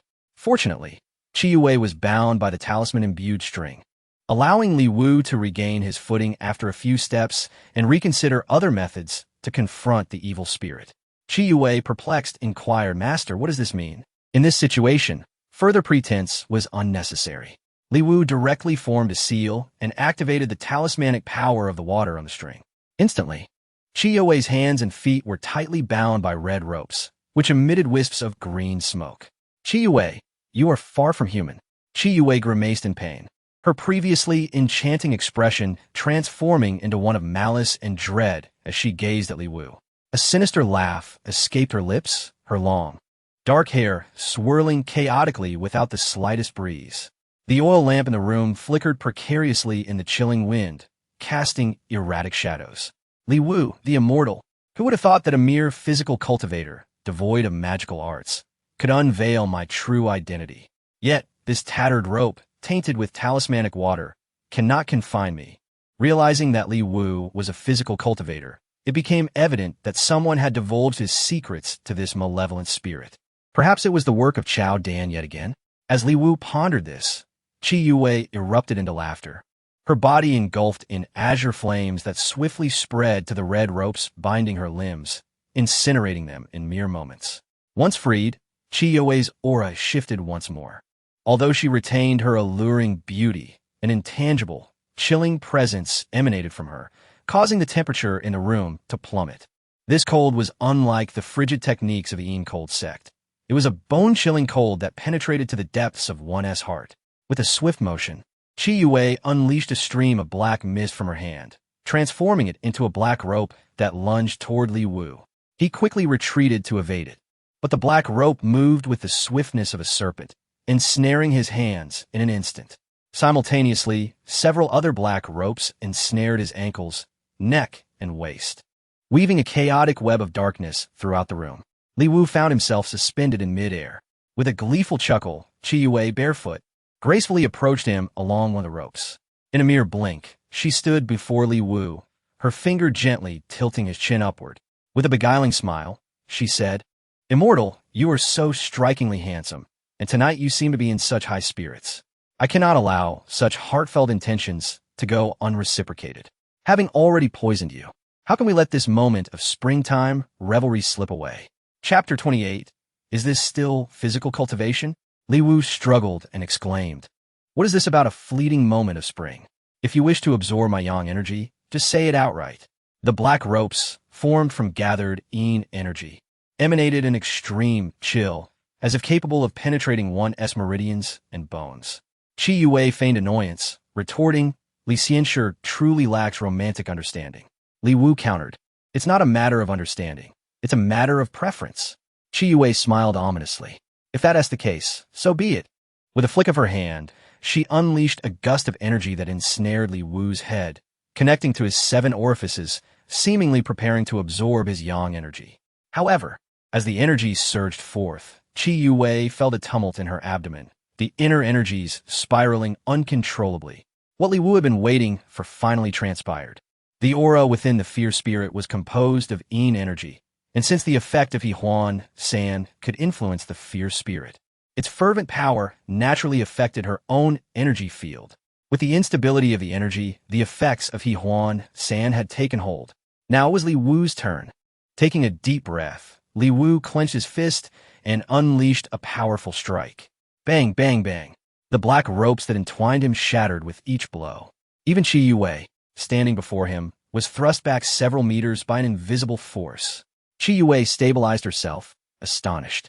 "You, a mere physical cultivator, how is this possible?" Li Wu, with an innocent smile, retorted, "Who said physical cultivators cannot contend with spirits like you?" Qi Yue smiled darkly. "Is that so?" With a motion of her hand, black mist began to swirl throughout the room, and Qi Yue darted through the shadows, making it impossible to ascertain her location. Suddenly, a chilling aura surged toward the back of Li Wu's neck. Li Wu somersaulted and struck with his palm, but his blow merely dispersed an illusion. Time after time, he found himself shattering only phantoms, as Qi Yue's eerie laughter echoed around the room, making it increasingly difficult to determine her whereabouts. The previous scent of orchids intensified, and Li Wu found himself lying on a bed, Qi Yue, unclothed, pressing down upon him. He felt an overwhelming heaviness in his body, unable to move. Drawing close, "Li Xianshi, I advise against resistance. Tonight, you shall endure no pain. Rather, you will experience utmost pleasure." In that critical moment, a voice echoed in Li Wu's mind. Such a lowly illusion, daring to flaunt itself before my presence? How shameless, how ghostly. Disperse. It was the voice of Huang. With Huang's command, the vision of Qi Youwei's illicit intentions faded away. The surroundings spun, and Li Wu realized he remained in place, the black mist still enveloping him. The earlier scene of being trapped on the bed was merely an illusion. Master! A heavy punch came from behind. Responding to Huang's warning without hesitation, Li Wu pivoted and struck fiercely in that direction. Qi Yuwei cried out in agony, but quickly evaded into the mist. From within the shadows, she exhaled several streams of azure energy, appearing in great pain. A physical cultivator not only dispels illusions, but can also harm me and discern my location. How is this possible? Though perplexed, Qi Yuwei remained undeterred, swiftly employing her illusionary doppelganger while charging at Li Wu once more. Huang warned again, Master, to your left front. As Huang indicated the direction, Li Wu clenched his fist again and struck towards it, the force of his punch dispersing the black mist. A shadow emerged from Qi Yuwei's form, but quickly re-entered her body when it hit the ground. With the swirling mist, Qi Yuwei vanished once more. In the dark corner, Qi Yuwei's expression soured. I have been deceived. However, for the injury you have inflicted upon me, I will ensure you pay dearly. I shall not relent until I have consumed your living essence. Her voice was eerie and sinister. This time, I shall remain vigilant. Li Wu felt an invisible power coalescing around his fist as he concentrated. Master above you. Huang's voice rang out. Upon hearing this, Li Wu exerted force in his legs and leapt into the air, delivering a powerful blow to Qi Youwei's claw aimed at his head, striking her squarely in the face. Qi Youwei's eyes widened in pain, her thoughts racing. I only just reveal myself. Yet before I could approach, I was exposed. He is not merely a physical cultivator. Could he be a sorcerer? Li Wu's fist met the icy energy of Qi Yuwei's face, and in that instant, a sound akin to cracking resonated. It was not the sound of bones breaking, but rather the shattering of a barrier formed of energy. Qi Yuwei screamed as she collided with the beam of the room, tumbling down. During her fall, Li Wu's gaze sharpened, and he threw another horizontal punch, landing on her face once more. This time, his strength was immense, and a mass of black energy within her was forcefully expelled. The black energy took on a humanoid form, its blood-red eyes and grotesque visage glaring back at him. However, Li Wu merely glanced at it as his punch's residual force slammed it against the back wall, shattering the entire structure. The shadow with blood-red eyes seemed to have been sent crashing into an adjacent room. Without a moment's hesitation, Li Wu rushed after it. His speed was remarkable, but upon reaching the fallen shadow, he witnessed it crack open at the brow and eyes, letting out a wail as the fissure spread, culminating in a violent rupture, scattering it into nothingness. Buzz. Congratulations, host. You have successfully slain a level 2 fierce spirit. Damage dealt, 4,500. Combat power rebate, 450. With the system's confirmation, it was evident that Li Wu had indeed vanquished the level 2 fierce spirit, and he finally exhaled in relief. He promptly summoned his dagger to absorb the defeated spirit. The dagger's nurturing progress reached 4. The progress was commendable. The dagger required soul energy for nourishment, and the stronger the fierce spirit, the quicker the nurturing progressed. Furthermore, Li Wu dealt 4,500 damage to defeat the spirit, nearly equivalent to the foundational combat power of a mid-stage Foundation establishment practitioner. No wonder it had been so troublesome. Without Xiao Hei's assistance, Li Wu would have found it exceedingly challenging to cope alone. If only there were a method to double my combat power. Now, with the added 450 combat power, Li Wu's total reached 4,890. He was now just a step away from achieving 5,000 combat power, which would grant him a doubling of his techniques. He recalled that he had also obtained 10 chances for a lottery draw. He immediately proceeded to use them. However, all 10 draws yielded were Yuanxian. Well, Li Wu had grown accustomed to this. He accessed the system panel to review. Name, Li Wu. Combat power, 4890. Realm, Early Foundation Establishment. Yuanxian, 104 portions. Using Yuanxian increases combat power. The amount varies based on the user's strength. Lottery attempts, 0. The system will periodically assign tasks. Completing these tasks will grant additional lottery attempts. Milestone, combat power, 5,000. which bestows a basic martial technique. Doubling combat effectiveness. The technique's amplification allows the host to unleash damage at twice the usual rate. Inventory. Mysterious dagger. Nurturing progress 4. 0 immobilization talismans. 2 teleportation talismans. 5 portions of stinky tofu. Basic combat power realm reference manual.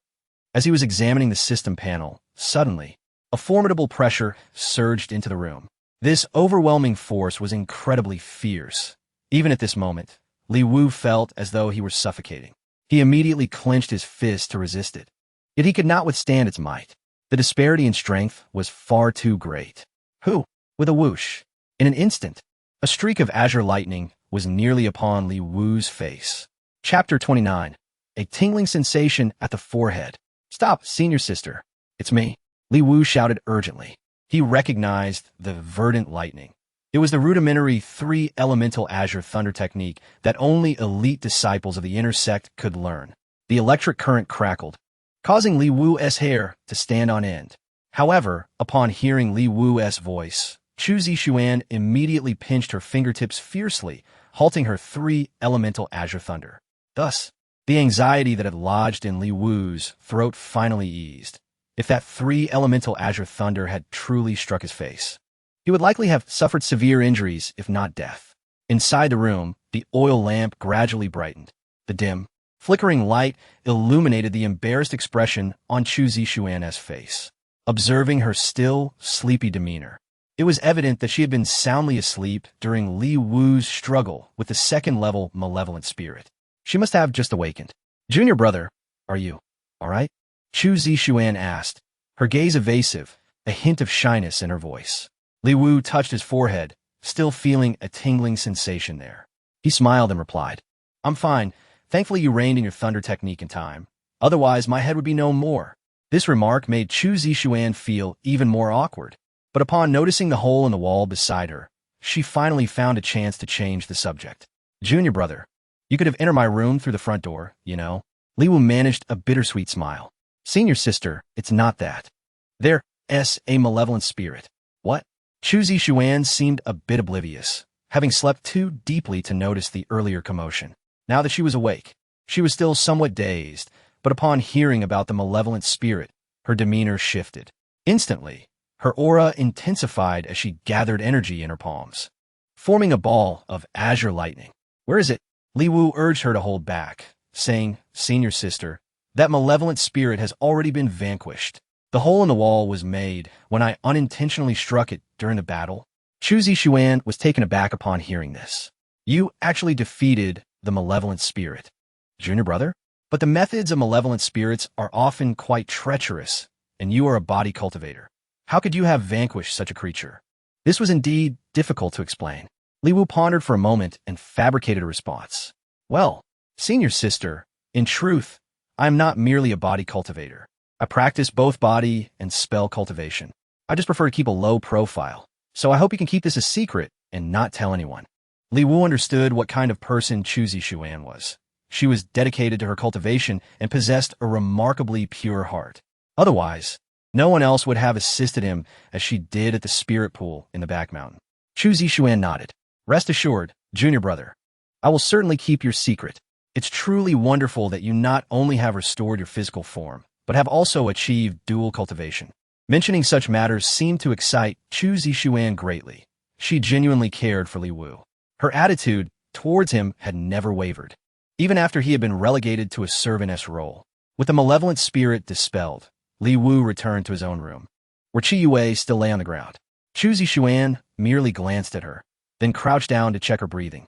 She should still be alive. Li Wu briefly recounted the events that had transpired earlier, omitting certain details. After she finished speaking, Chu Zixuan remarked, This is the method of possession employed by malevolent spirits. This girl is a victim. However, malevolent spirits are inherently rebellious against the will of heaven. Their path to cultivation is fraught with difficulties.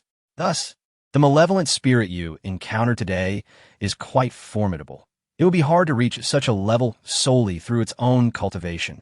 If I'm not mistaken, this malevolent spirit is likely the handiwork of the sinister sect, the Ghost Spirit Sect.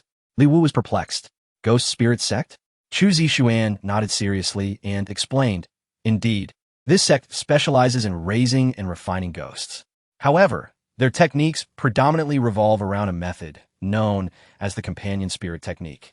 This technique connects the malevolent spirit to the host's fate. Even a disciple of the go.The sect at the chi refinement stage could potentially raise a second-level malevolent spirit. When released, this spirit's combat power could reach the foundation establishment stage.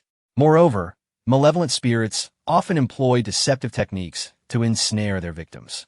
However, since their fates are intertwined, when you vanquish that malevolent spirit, the go.The sect disciple who controlled it should also be doomed. As she spoke, Yuanxian crouched down and retrieved a white porcelain vial, dripping a single drop into Yu's mouth. Yu's parched lips became noticeably more supple, and her complexion began to improve. She is a victim and should possess some knowledge about the go.The sect's schemes. Li Wu nodded in agreement. Moments later, Yue opened her eyes. Upon seeing Li Wu, she instinctively recoiled, bewildered. Li Wu quickly explained the situation, and upon learning she had been rescued, Yu's emotions calmed slightly as she recounted the truth about the Tongfu Tavern. It turned out that the Tongfu Tavern was indeed a stronghold of the go.The sect. Yue had originally been a loose cultivator from Baiyun Town, where many people had gone missing. She, along with a few fellow cultivators, had investigated the disappearances, but upon entering the mountains, they fell into the go.The sect's trap. Endowed with beauty, Yue became possessed by a malevolent spirit and was placed in the tavern to lure men and absorb their life essence to aid the malevolent spirit in rising in rank. Most of the women who had vanished from the town had been ensnared here. Some men were scattered throughout the mountains, turned into wraiths to entice others into the mountains. Even children had their legs broken and were possessed by malevolent spirits to beg in town. Those children were no longer themselves. They harmed others at night. And during the day, their begging was not genuine, but a ploy to lure more people into investigating the matter, thus providing the go.The sect with more victims. Yue, still quite weak, took a breath and murmured, "The Tongfu Tavern is merely a part of the go.The sect's stronghold. Beneath the tavern lies a crypt, and within that crypt is a formation, the true entrance to the go.The sect's branch." Just as she spoke, she suddenly raised her hand and fiercely grasped her own neck. Li Wu rushed to stop her. Yet, although he managed to pry her hands away, a black handprint appeared on her neck. The moment Li Wu touched that handprint, he felt as though he had plunged into an icy abyss. He was engulfed by an oppressive aura that rendered him motionless. With a crack, Yu's neck was violently twisted by the black handprint. "Yue!" Li Wu shouted in horror. Yuanxian acted swiftly, unleashing a bolt of azure lightning to dispel the black handprint, but it was too late. The attack had come too suddenly and swiftly. Yue collapsed, her head and body completely misaligned. The sight was harrowing. A sudden gust of cold wind swept through the room. The door burst open with a loud bang. Outside, a woman with a pale complexion hovered in midair within the tavern. Clad in a long crimson robe, she appeared as though she had emerged from a pool of blood. The ghastly red of her attire billowed in the chilling wind, and her hands were poised as though to strangle someone. It was she who had just snapped Yu's neck from afar. "Kill my junior brother. Now, it is your turn to pay with your life." The red-clad malevolent spirit pointed an accusing finger at Li Wu. A black handprint appeared on Li Wu's neck as well. The emergence of the black handprint plunged Li Wu into a state of icy despair, a chilling sensation that was utterly inescapable. As the red-clad malevolent spirit tightened its grip, Li Wu gasped for breath, his neck creaking under the pressure. He reached out in a futile attempt to pry away the hand that constricted his throat, but found nothing to grasp. "Junior brother," Yuanxian called out anxiously as she turned around. Raising her hand, a surge of azure lightning surged forth like a dragon or serpent, forcefully striking at the red spirit. The azure lightning, reminiscent of a fierce dragon, aimed directly at the malevolent entity, which was enveloped in a shroud of crimson smoke, acting as a barrier against the first strike. However, Yuanxian swiftly formed a seal with her hands and summoned a second bolt of azure lightning. "Release my junior brother," she roared, as the two bolts merged into a formidable, blinding pillar of lightning that shattered the blood-red mist surrounding the spirit and struck it with immense force. The impact of the azure lightning produced a deafening explosion. The red spirit was sent hurtling backwards, crashing into the opposite wall with a piercing scream. It was this decisive action from Chu Zixuan that compelled the malevolent spirit to relinquish its grip on Li Wu's neck. Finally able to breathe, Li Wu pondered the terrifying might of this fourth-level spirit, far surpassing the second-level spirit he had previously encountered. Despite being in the early stages of Foundation establishment with nearly 5,000 combat strength, he was unable to resist the oppressive force of the red spirit. Junior brother, be cautious. This is a fourth-level spirit, Chu Zixuan warned, her aura of azure energy surging as she stepped out of the room. Li Wu was taken aback, realizing that the power of a fourth-level spirit was roughly equivalent to that of a late-stage Foundation establishment practitioner.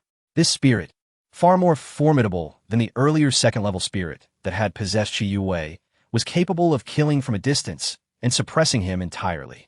As the realization dawned on him, he recognized that defeating such a spirit could yield a substantial reward in combat strength. Just then, a chilling voice echoed from outside.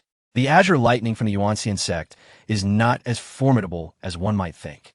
The red spirit, having somehow returned to the second-floor corridor, raised its hand, releasing a swarm of shadowy figures from its blood-red sleeves. With a cacophony of anguished wails, the shadows lunged at Chu Zixuan. In response, she split her azure lightning into several strikes, piercing through the multitude of shadows in an instant. Upon hitting the ground, they transformed into human forms, women, children, and a man whose limbs had been torn apart by a tiger. These souls were all victims of the Tongfu Tavern. As the azure lightning coursed through them, they writhed in agony before dissipating. The red spirit laughed mockingly. Oh, it seems that the practitioners of Yuanxian Sect are also guilty of slaying innocent souls? Clearly, the spirit's intention was to manipulate Chu Zixuan into hesitating by releasing the souls of the victims, thereby undermining her resolve to fight back.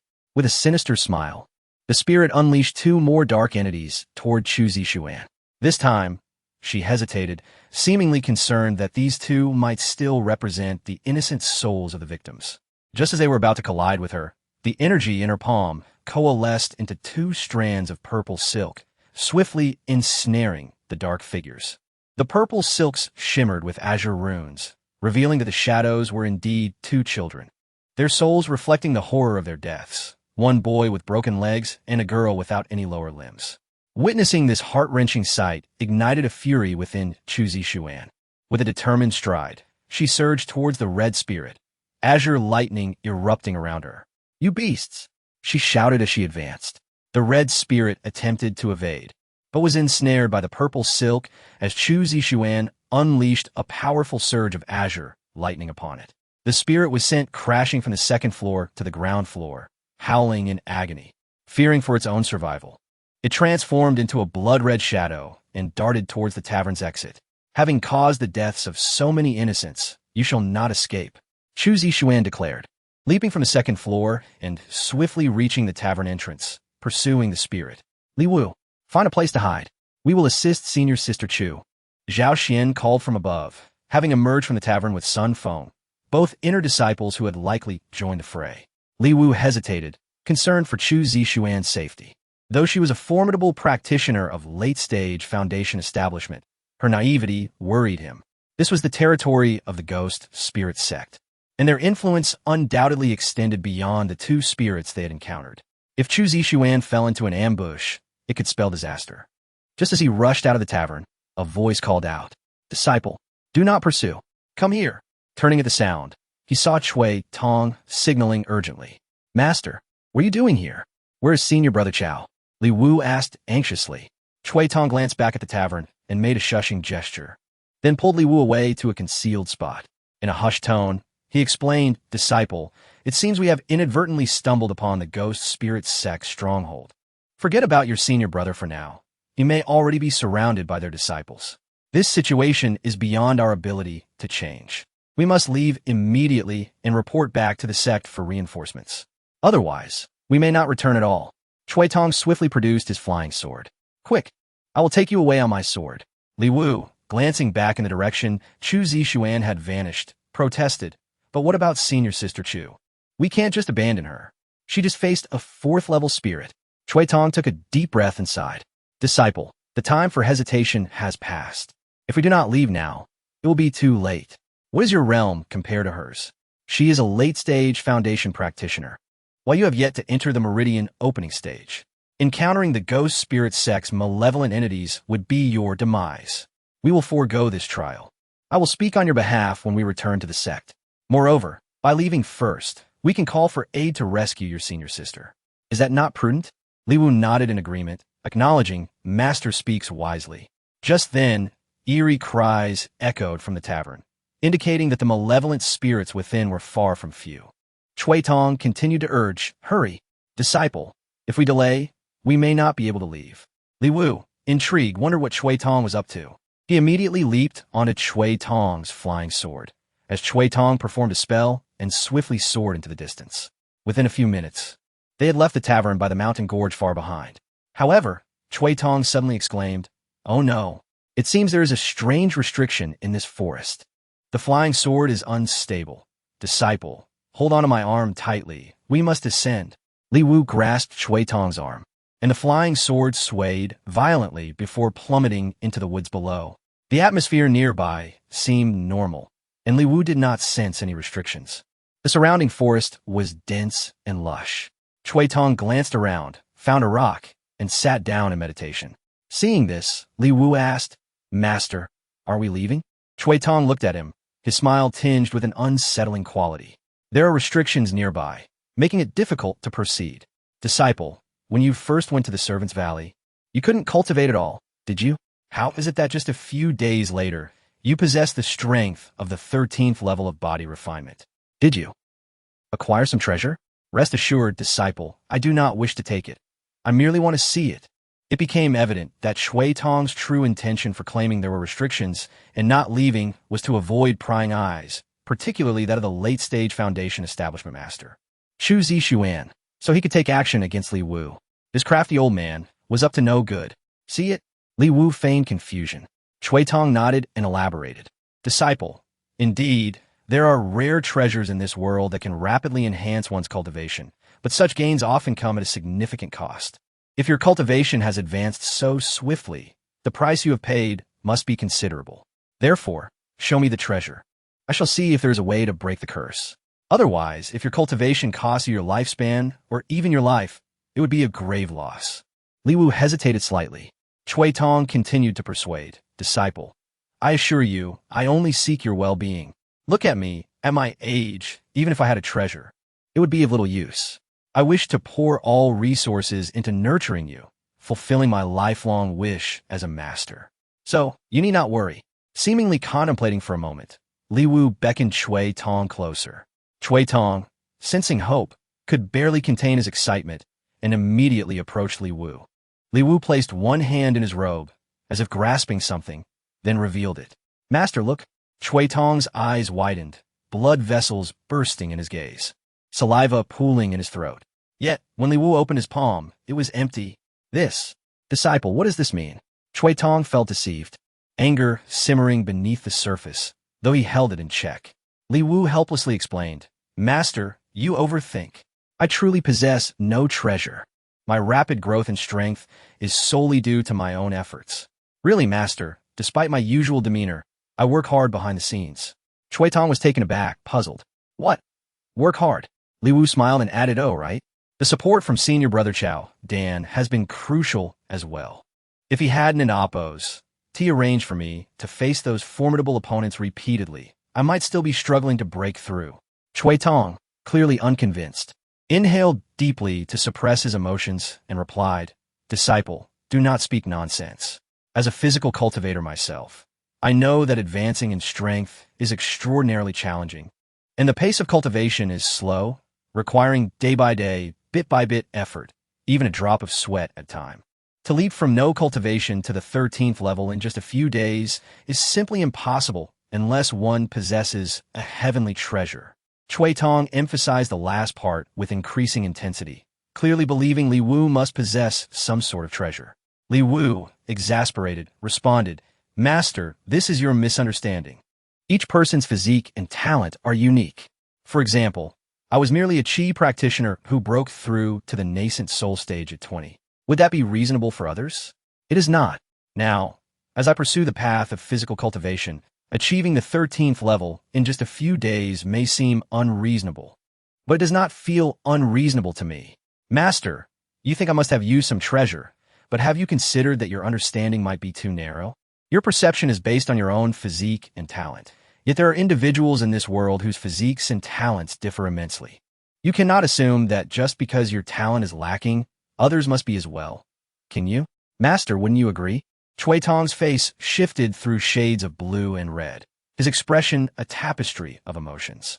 He opened his mouth, momentarily at a loss for words. Turning away, he sighed, only to suddenly chuckle. Disciple, it seems you still do not trust your master. Li Wu replied, Master, it is not that I do not trust you. It is you who does not trust me.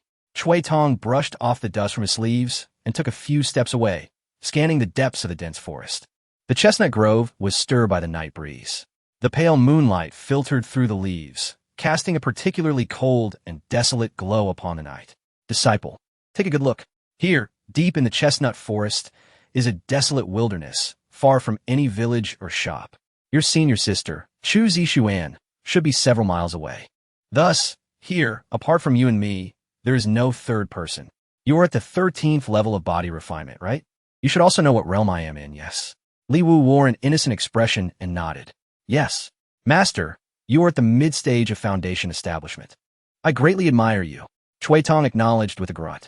Very well, it is good that you know my realm. As a mid-stage foundation establishment master, if I wish to take the life of someone at the 13th level of body refinement, it would be but a thought away. You surely understand the disparity in strength between such realms. Li Wu feigned fear, stepping back. Master, what do you mean by this? Kui Tong chuckled again, but this time the laughter was menacing. He turned to Li Wu and said, Disciple, I am merely speaking casually. You need not be afraid, for we are master and disciple. I have accompanied you on this mid-level task for the sect to help you hone your skills and, of course, to protect you. How could I possibly act against you? I am merely illustrating the difference in realms. As he uttered the last words, Chui Tong leaned in close to Li Wu's ear, then swiftly wiped out a tree as thick as their combined embrace with a single motion. Then, placing a hand on Li Wu's shoulder, he stated, That tree made me uncomfortable, so it had to be felled. Disciple, you need not fear. You have done nothing wrong. Now sit down. Li Wu followed the force exerted by Chui Tong and seated himself. Chui Tong glanced at the immense boulder nearby and remarked, This rock is rather unsightly. With a swift gesture, he struck the boulder, leaving a deep imprint upon its surface. As Chui Tong settled beside Li Wu, the massive rock suddenly crumbled into pieces. Disciple, it would be prudent to present your treasured artifact for my inspection. Otherwise, we may find ourselves unable to escape this forest. If you retrieve it, I shall promptly escort you back to our sect, allowing us to summon reinforcements to rescue your senior sister from the branch of the Ghost Spirit sect. In truth, I have just discerned that there is more than one fourth-level malevolent spirit lurking within the Tongfu Tavern. Your senior sister has been lured outside, and at least one more fourth-level malevolent spirit awaits to ambush her. Although senior sister Chu possesses late-stage foundation establishment prowess, you must understand, dear disciple, that the strength of a fourth-level malevolent spirit is comparable to that of a late-stage foundation establishment cultivator. Furthermore, the methods employed by these malevolent spirits are treacherous. Should two of them join forces to assail senior sister Chu, her situation may be dire indeed. Chapter 32. Not Dan Powder, but he Huan San. What? There are actually 2 level 4 evil spirits at Tongfu Restaurant? Li Wu exclaimed in surprise. This revelation indeed caused Li Wu to feel a sense of concern. Given senior sister Chu's current predicament, she should be able to handle a one-on-one confrontation without falling into a dilemma, and even slay the evil spirits to make a successful escape. However, if she were besieged by 2 level 4 evil spirits, it would undoubtedly be perilous. Noticing the subtle change in Li Wu's expression, Chui Tong smirked with satisfaction and inquired, Disciple, how have you been contemplating this? Li Wu's face revealed a hint of bitterness as he reluctantly fished a pouch of Dan powder from his pocket. Master, I couldn't hide it from you. In truth, your speculation isn't far from the mark. Although I lack any magical artifacts, my rapid increase in strength is entirely due to my unexpected acquisition of this special Dan powder. Chui Tong's excitement surged as he grabbed the pouch of Huang San, scrutinizing it intently, seemingly attempting to discern some clue from the yellow paper wrapping, yet it bore no markings. His eyes widened in astonishment as he seized Li Wu and Amp, Oppo's, as wrist. Demanding, disciple, quickly tell me, what is this Dan powder? Feigning difficulty, Li Wu replied, well, Master, I really don't know. However, consuming it and absorbing its medicinal properties can enhance one's strength. Its effect seems similar to our sect's supreme Dan, the Yuanxian Dan. Chui Tong's expression turned skeptical as he probed further. And where did this come from? Li Wu casually responded, oh. A rogue cultivator from the demonic path, named Wu Li, gave it to me. Alas, at that moment I was utterly defeated, wallowing in despair, and thought to give it a try, not expecting it to actually work. I consumed one packet and instantly ascended from having no cultivation to the 6th stage of body refinement. Master, the night before I faced Xiao.The, I had no cultivation at all. It was that very night I took this Dan powder, and my strength surged dramatically. Honestly, had I not consumed it, I would never have been able to defeat Xiao.The and enter the outer sect to become your disciple. He continued, then, on the eve of entering the outer sect, I consumed 2 more packets, and to my astonishment, my realms surged once again, reaching the pinnacle of the 13th stage of body refinement. Li Wu's frivolous claims left Chui Tong dumbfounded. He recalled how Chao Dan had tested Li Wu. Indeed, upon arriving at the miscellaneous servant valley, he had possessed no cultivation whatsoever. Yet, a day later, he had attained some. Considering Li Wu's fearful words under Chui Tong's intimidation, coupled with the fact that certain demonic sects concocted Dan powders from the blood of living beings to directly enhance cultivation, Li Wu's rapid rise in realm seemed plausible. Furthermore, Chui Tong had coerced Li Wu into revealing this, leaving no room for doubt in Li Wu's mind. Chui Tong could hardly contain his excitement as he asked, disciple, do you have any more of this Dan powder? With a sigh, Li Wu replied, Wu Li only gave me 4 packets. I have consumed 3, leaving just this last one. Chui Tong leaned in closer, insisting, disciple, I noticed that this Dan powder is harmful to the body. If you have any remaining, quickly hand it over to me, so I can neutralize it for you. You cannot continue to harm your body this way. It is extremely detrimental to your future cultivation and may even shorten your lifespan. Li Wu raised his hands in protest. Shorten my lifespan? Is that true? But master, if you don't believe me, you may search me. I truly have none left. Chui Tong scrutinized Li Wu, attempting to discern any deceit in his eyes. Li Wu remained steadfast, revealing no cracks in his facade, prompting Chui Tong to chuckle. Ha! Well, if you have none, then so be it. With that, Chui Tong opened the pouch of Huang San, cautiously sniffing and inspecting it. Suddenly, he raised the yellow paper pouch and swallowed the entire contents. Master, did you not say this Dan powder is harmful to the body? Master, leave some for me. Li Wu cried out in despair, tears welling in his eyes. Chui Tong eagerly consumed the Dan powder, shaking the yellow paper several times to ensure not a speck was wasted, even licking it greedily, as if he could devour the very paper itself. Once finished, Chui Tong wore a satisfied smile, savoring the taste. This Dan powder is quite delightful, reminiscent of mung bean cake. Disciple, oh, do not wear such a sorrowful expression. I merely consumed a portion of your Dan powder. As he spoke, Chui Tong settled into a meditative position. Soon, he felt a wave of warmth enveloping him, particularly pronounced in his lower abdomen and dantian. The potency of the Dan powder was indeed formidable. Chui Tong's excitement grew as he mused, disciple, this Dan powder is truly remarkable. Instinctively, he inquired, disciple, you mentioned this Dan powder came from the rogue cultivator Wu Li. Where did you encounter him? Those from the demonic path cannot approach the Yuanxian Sect. Li Wu fabricated a tale.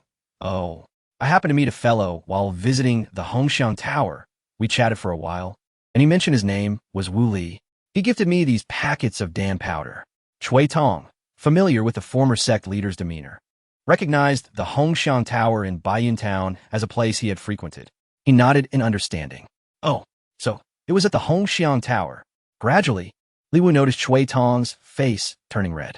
However, it appeared he believed the Dan powder was merely enhancing his cultivation and strength, and he was attempting to circulate his meridians to better absorb its medicinal properties.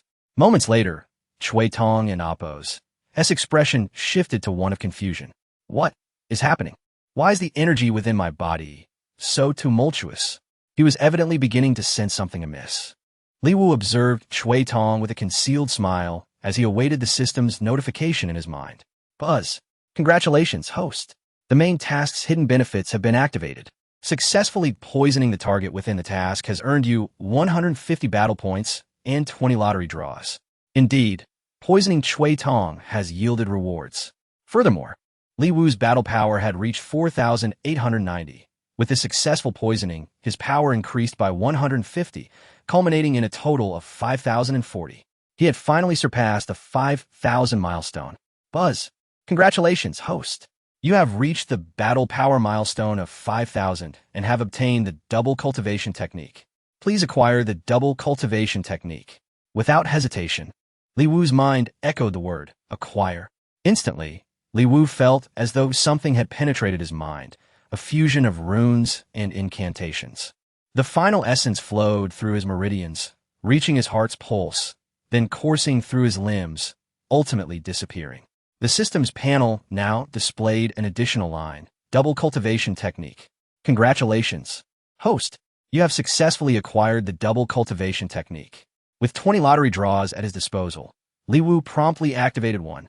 This time, he struck gold, gaining 100 battle points. 12 portions of Huang San.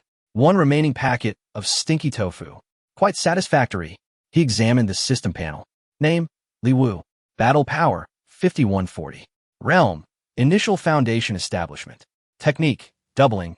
Utilizing this technique allows the host to instantly inflict double damage. However, it is extremely taxing on the host's vitality. So please use it judiciously. Huang San, 115 portions. Using Huang San enhances combat power, varying based on the strength of the user. Lottery chances, 0. The system will periodically issue tasks. Completing them will grant lottery chances.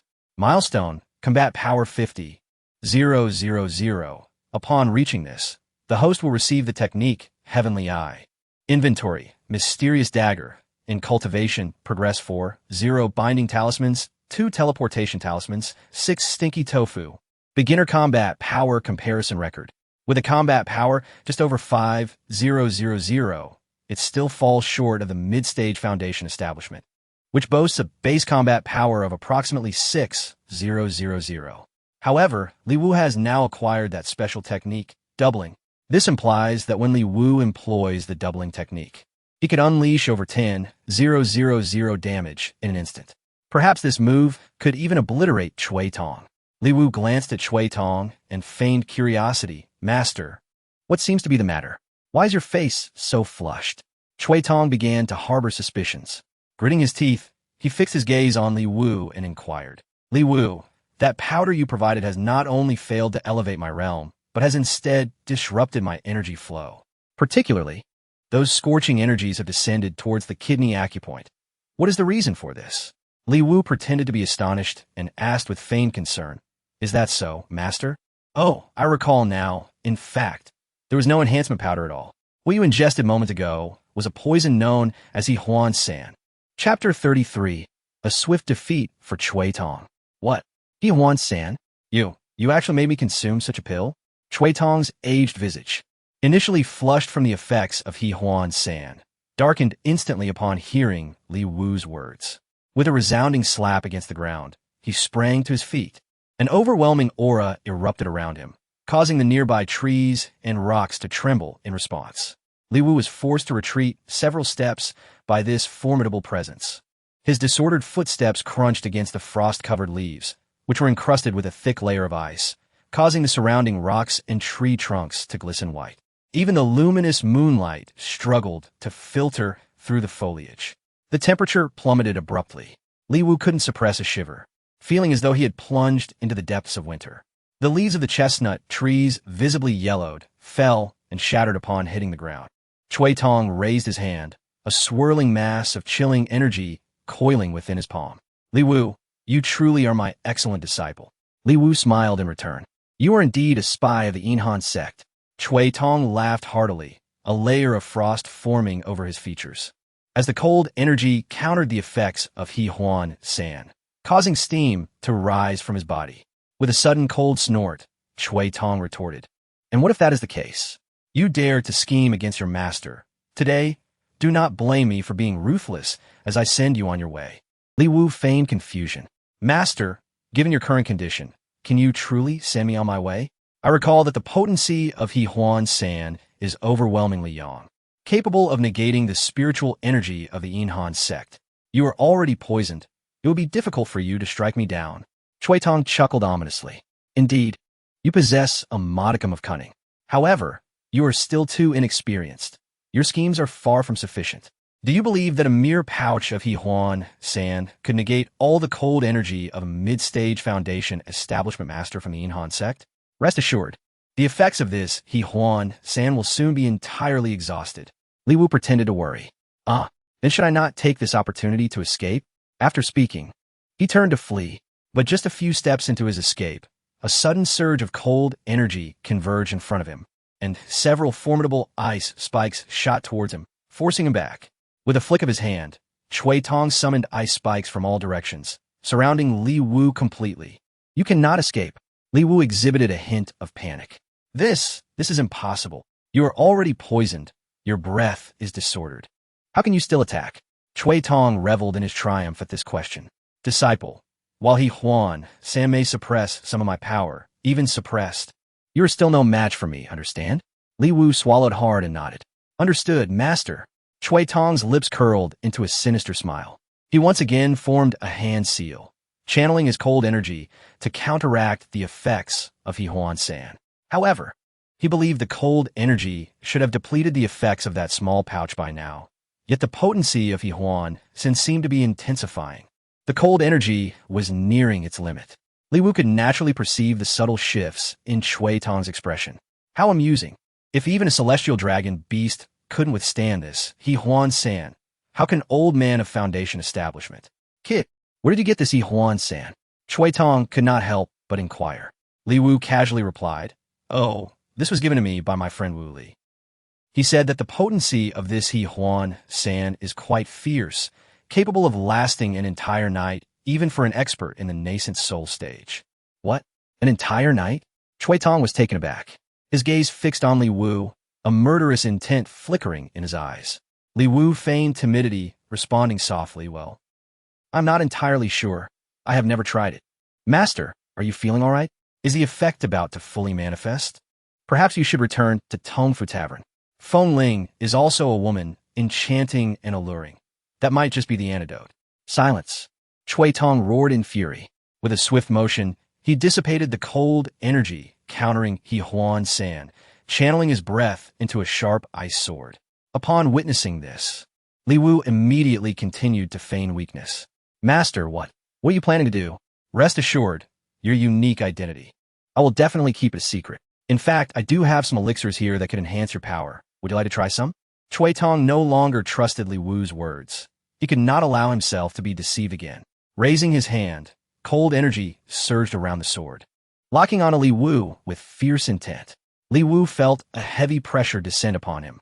Chui Tong snarled, "Disciple, you dare to plot against your master. Do not blame me for being merciless.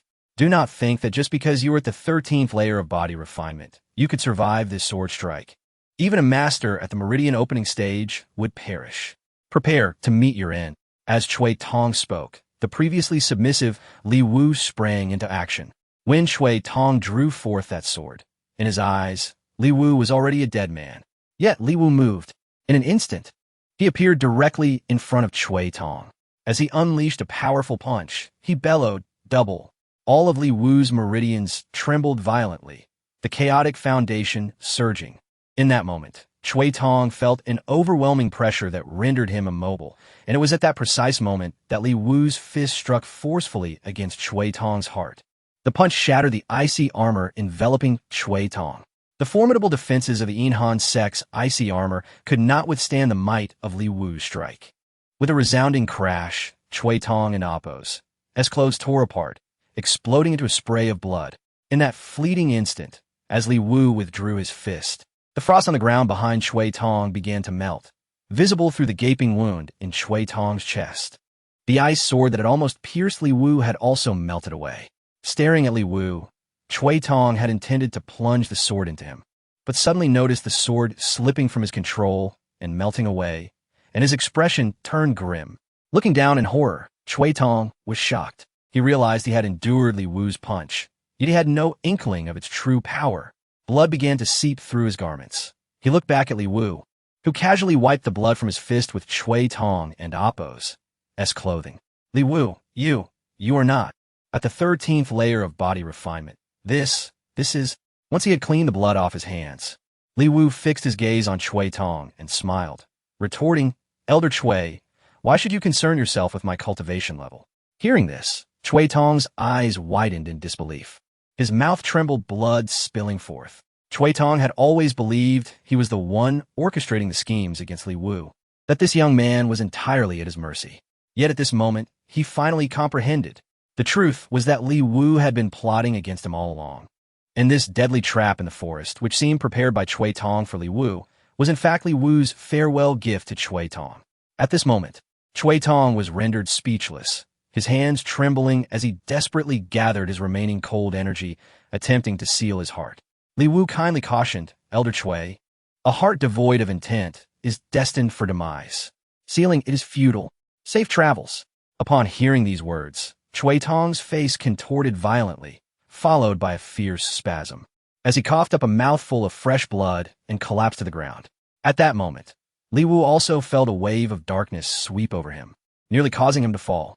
He could distinctly sense the depletion of his energy and blood, a consequence of employing the doubling technique that had drained his vitality significantly. Grasping a nearby rock for support, Li Wu steadied himself and sat down. He attempted to regulate his breath, but the effects were minimal. Suddenly, a voice resonated in his mind.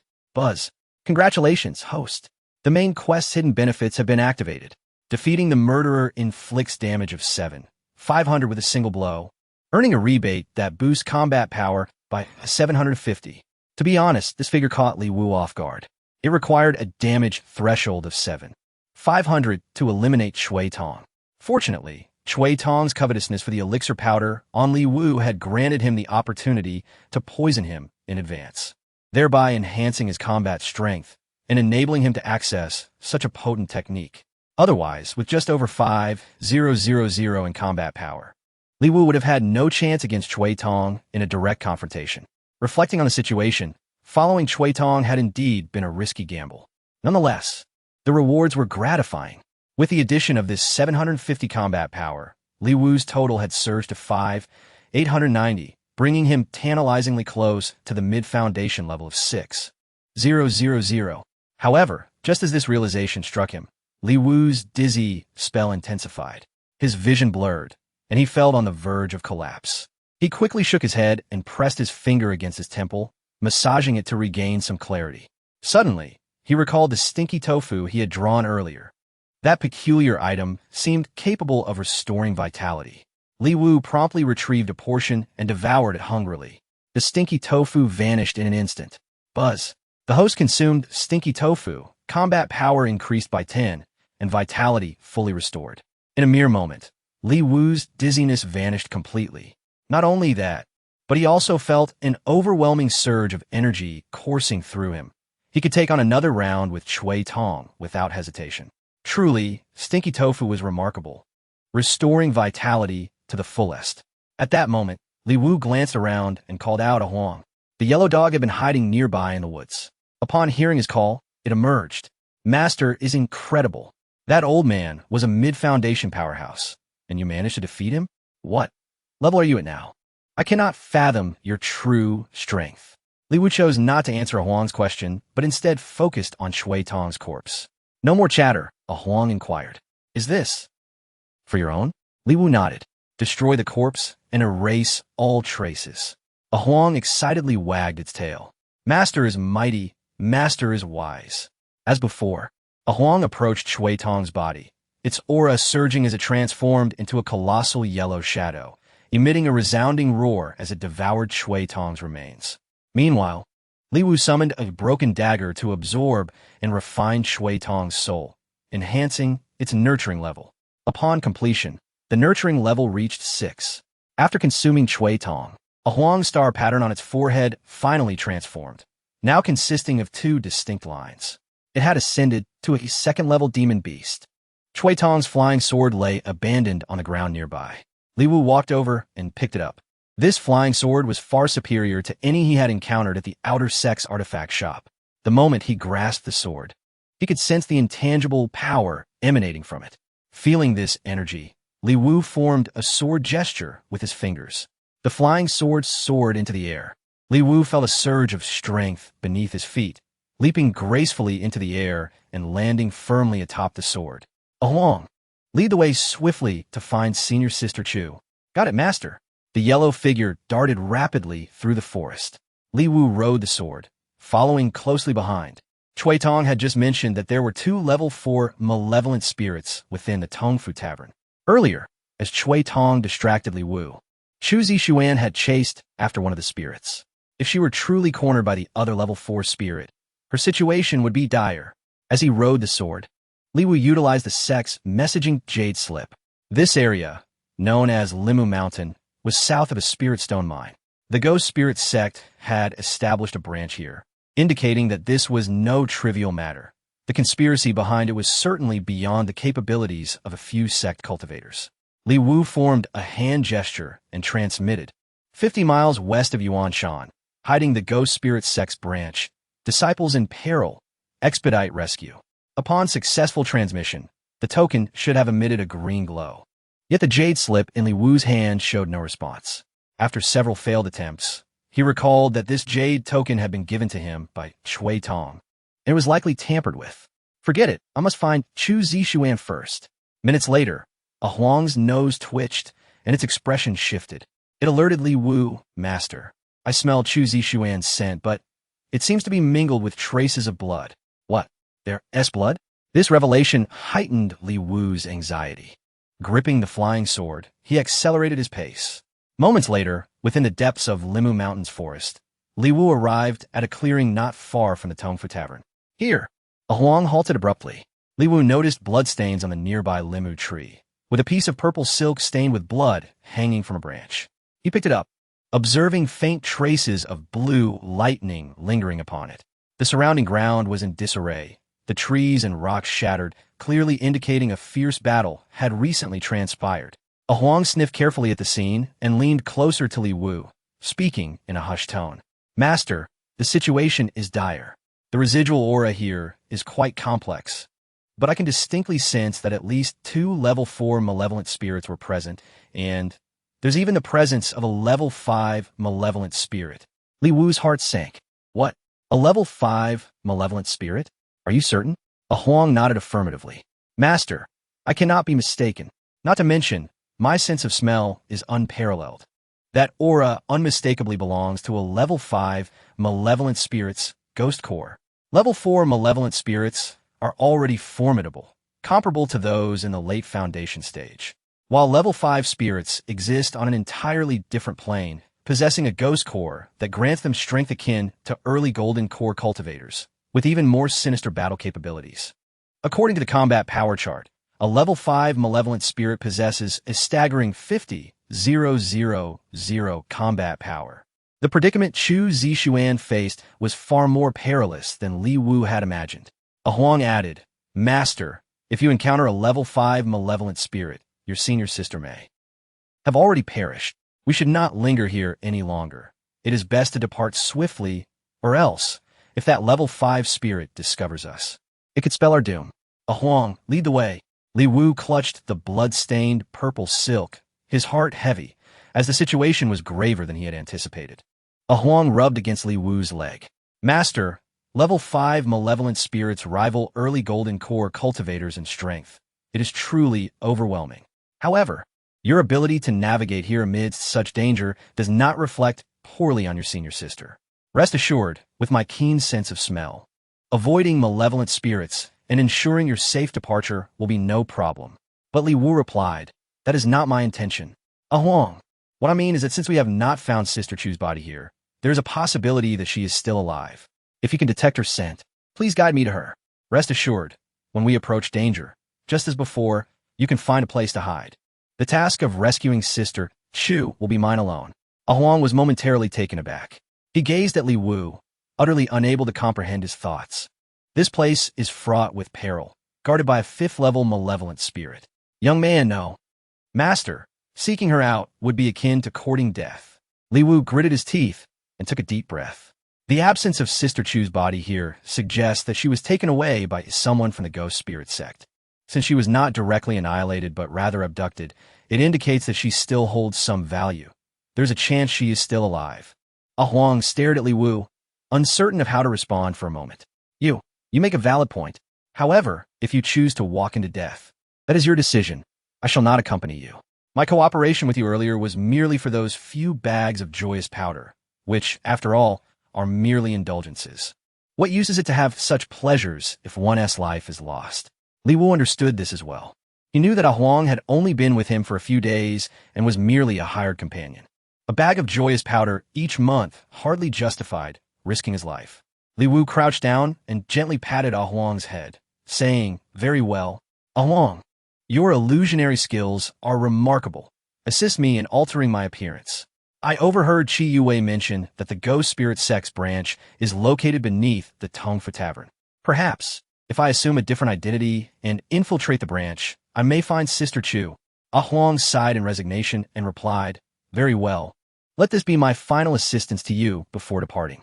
After speaking, Huang stood upright like a human. Closing his eyes, he exhaled a cloud of yellow mist that enveloped Li Wu in an instant. Gradually, Li Wu felt his entire being undergoing a transformation. Clad in a long white robe, he appeared as a scholarly figure, and his visage had also undergone subtle changes. As long as he avoids water, this illusion will last for a day without issue.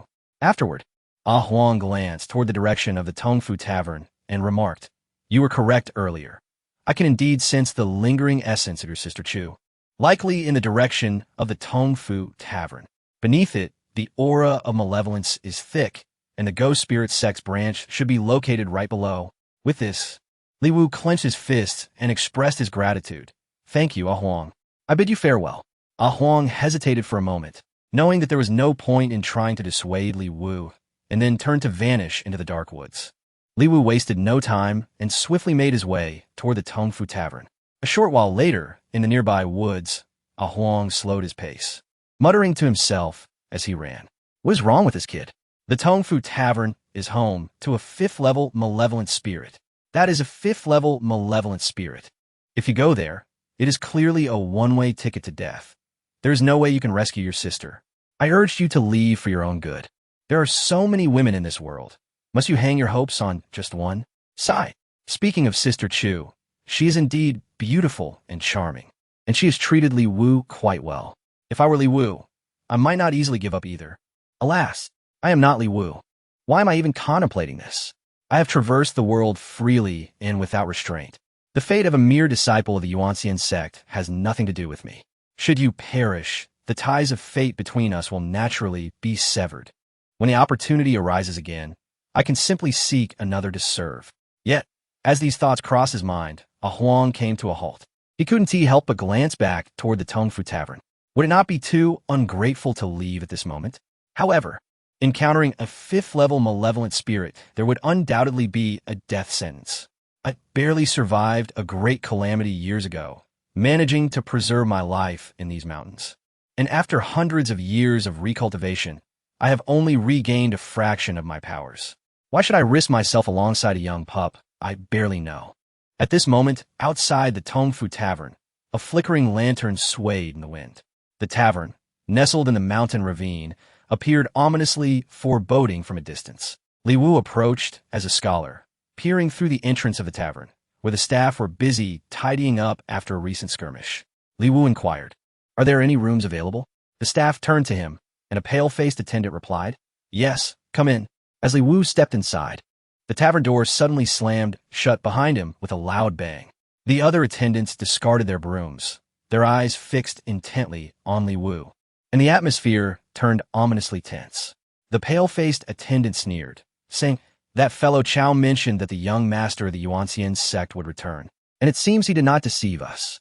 You are the so-called wasteful young master of the Yuanxian Sect, Li Wu, correct?" Once again, Chow Dan is up to mischief.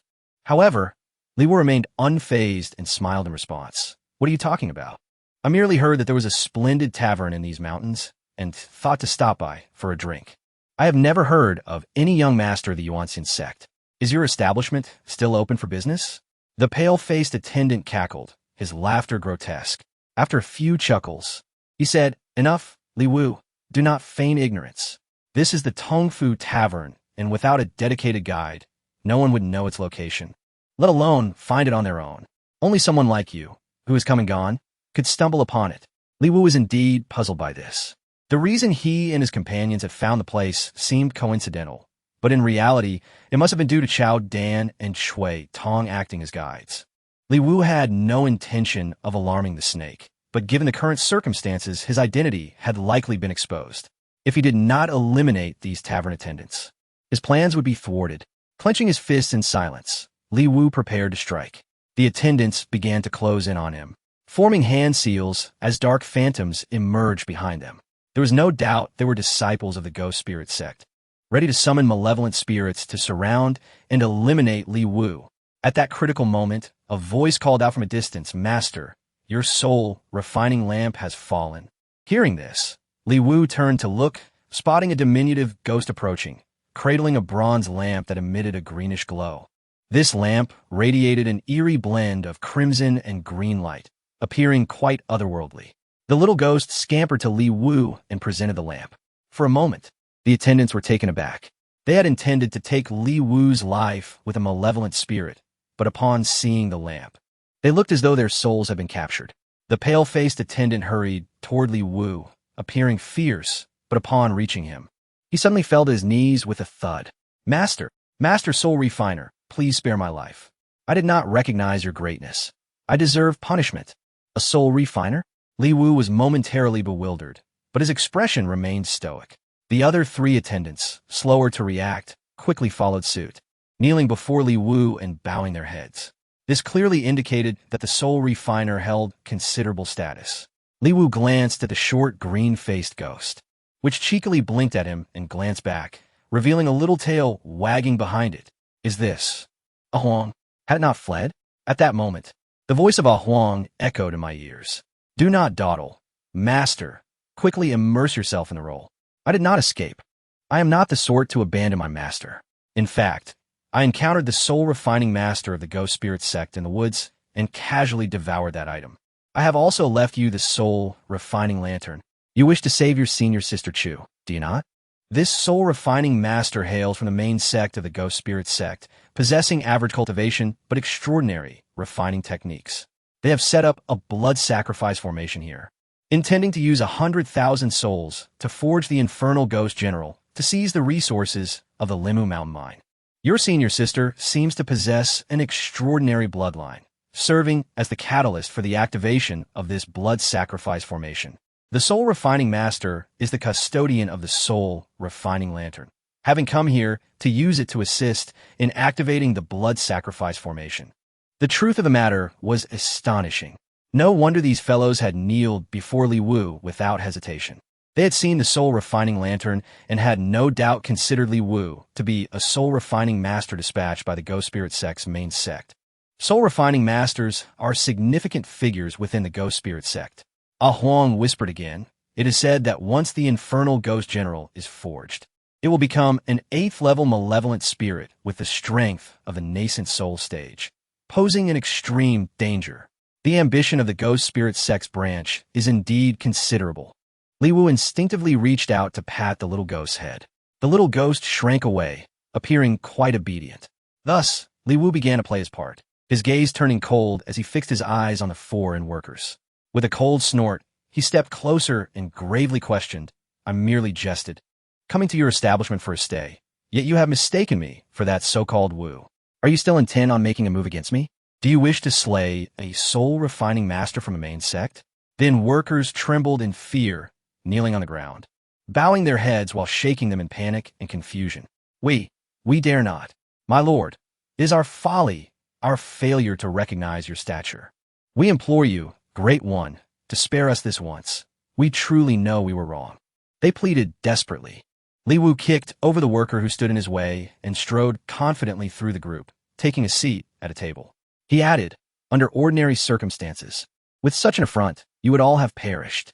Today, however, I have urgent matters to attend to and lack the time to settle scores with you. Place the key to the branch's entry formation here. Should anyone hinder the great affairs of the Ghost Spirit Sect, death awaits. One death.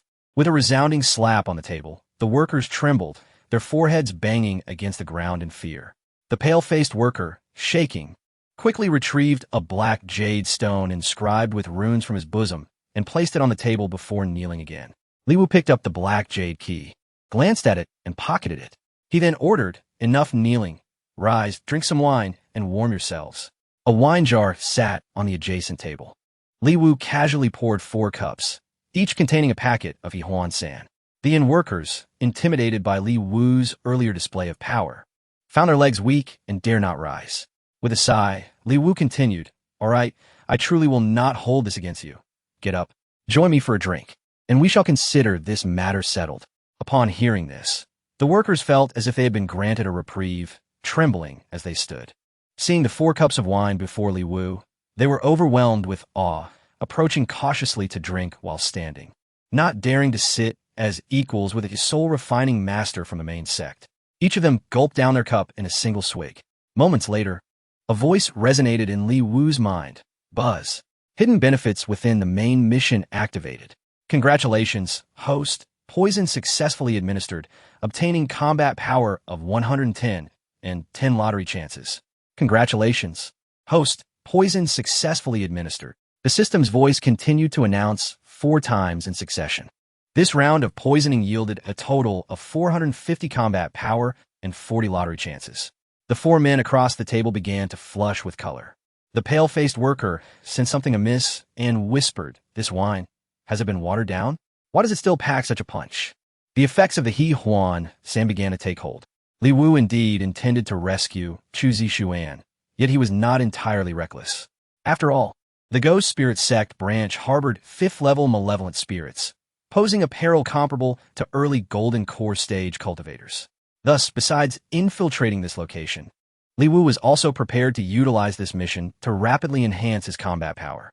After all disciples of the Ghost Spirit Sect branch should fall within the scope of this grand mission. As long as they were within range, poisoning would surely yield results. Only by amassing sufficient combat power could Li Wu hope to rescue Xuan.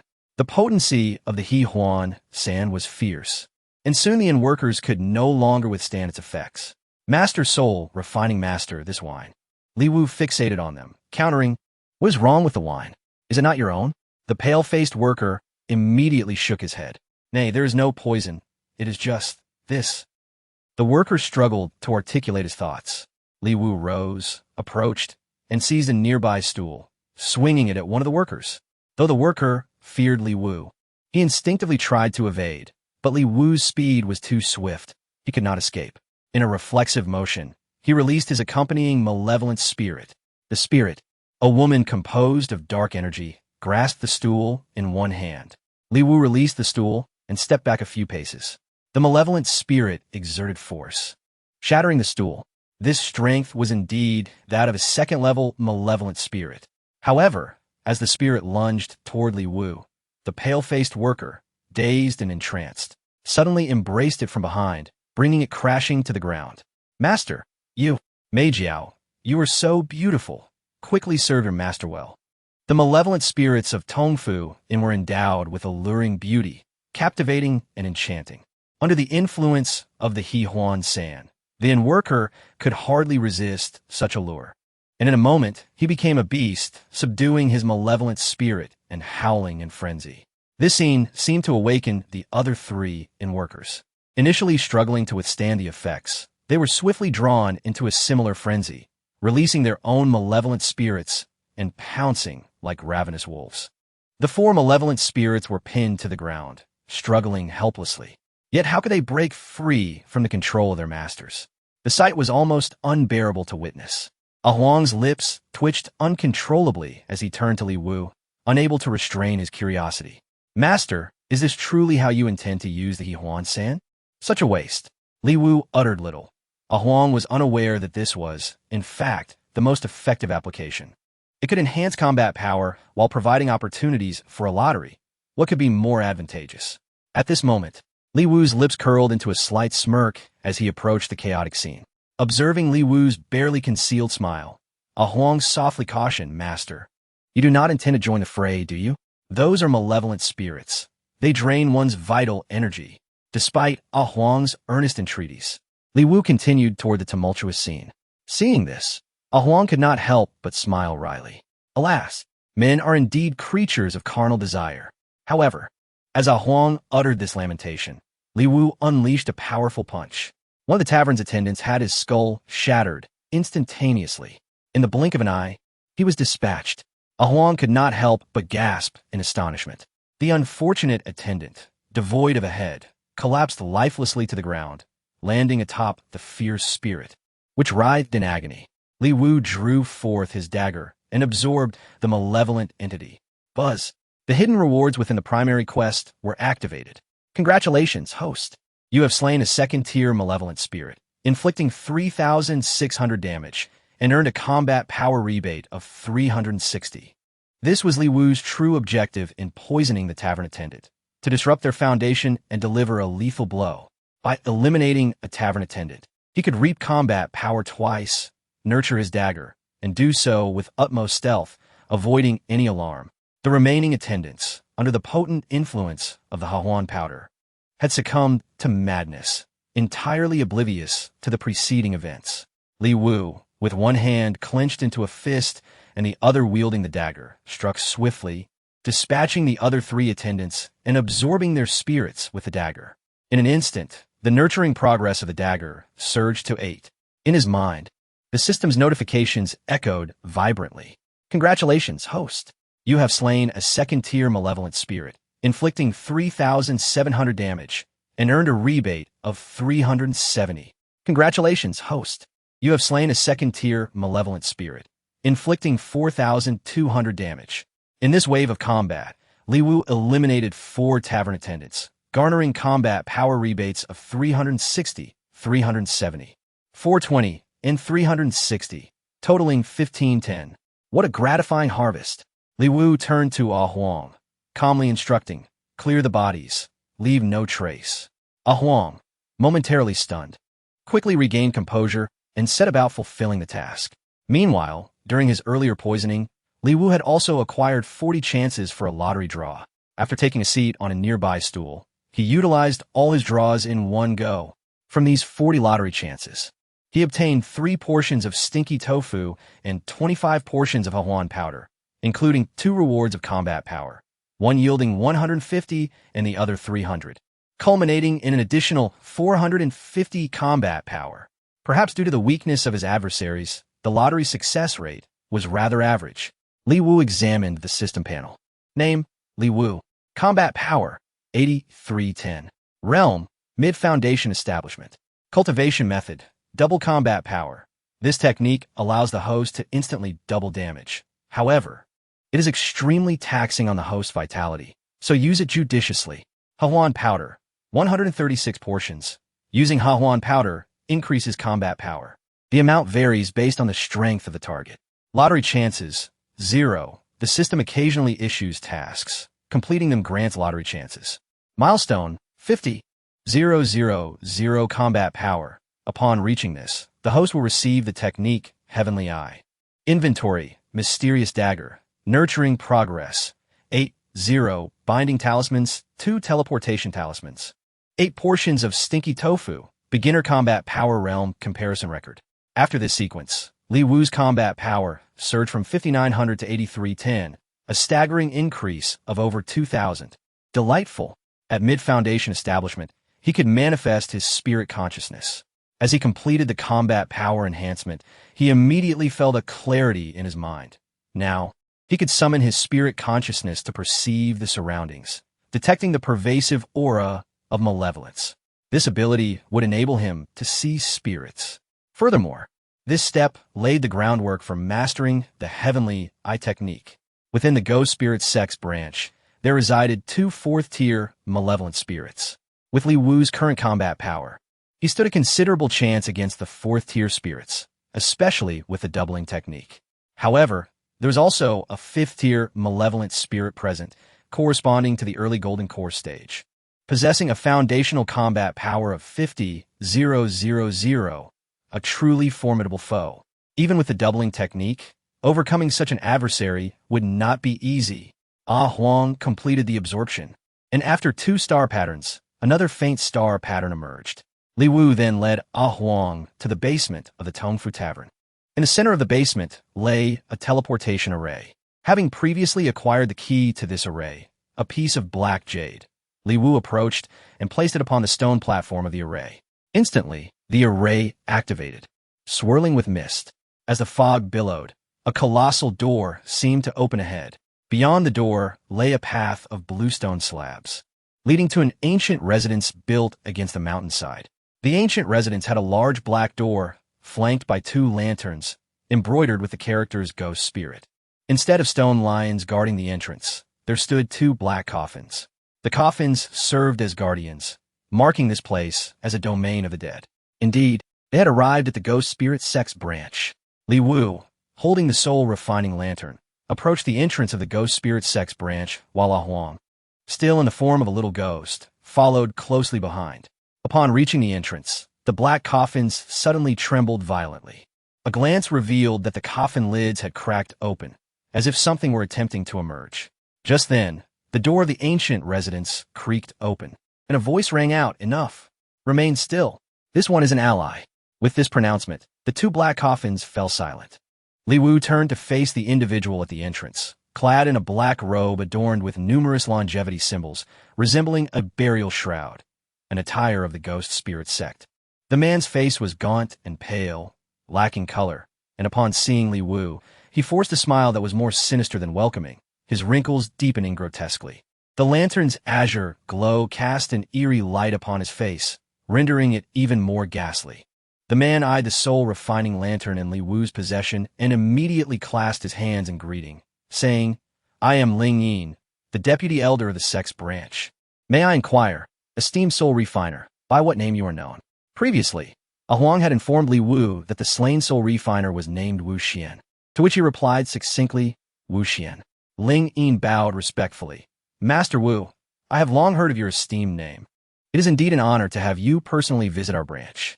There is a matter of utmost importance that requires your assistance, and if successful, it shall be a monumental achievement for our main sect."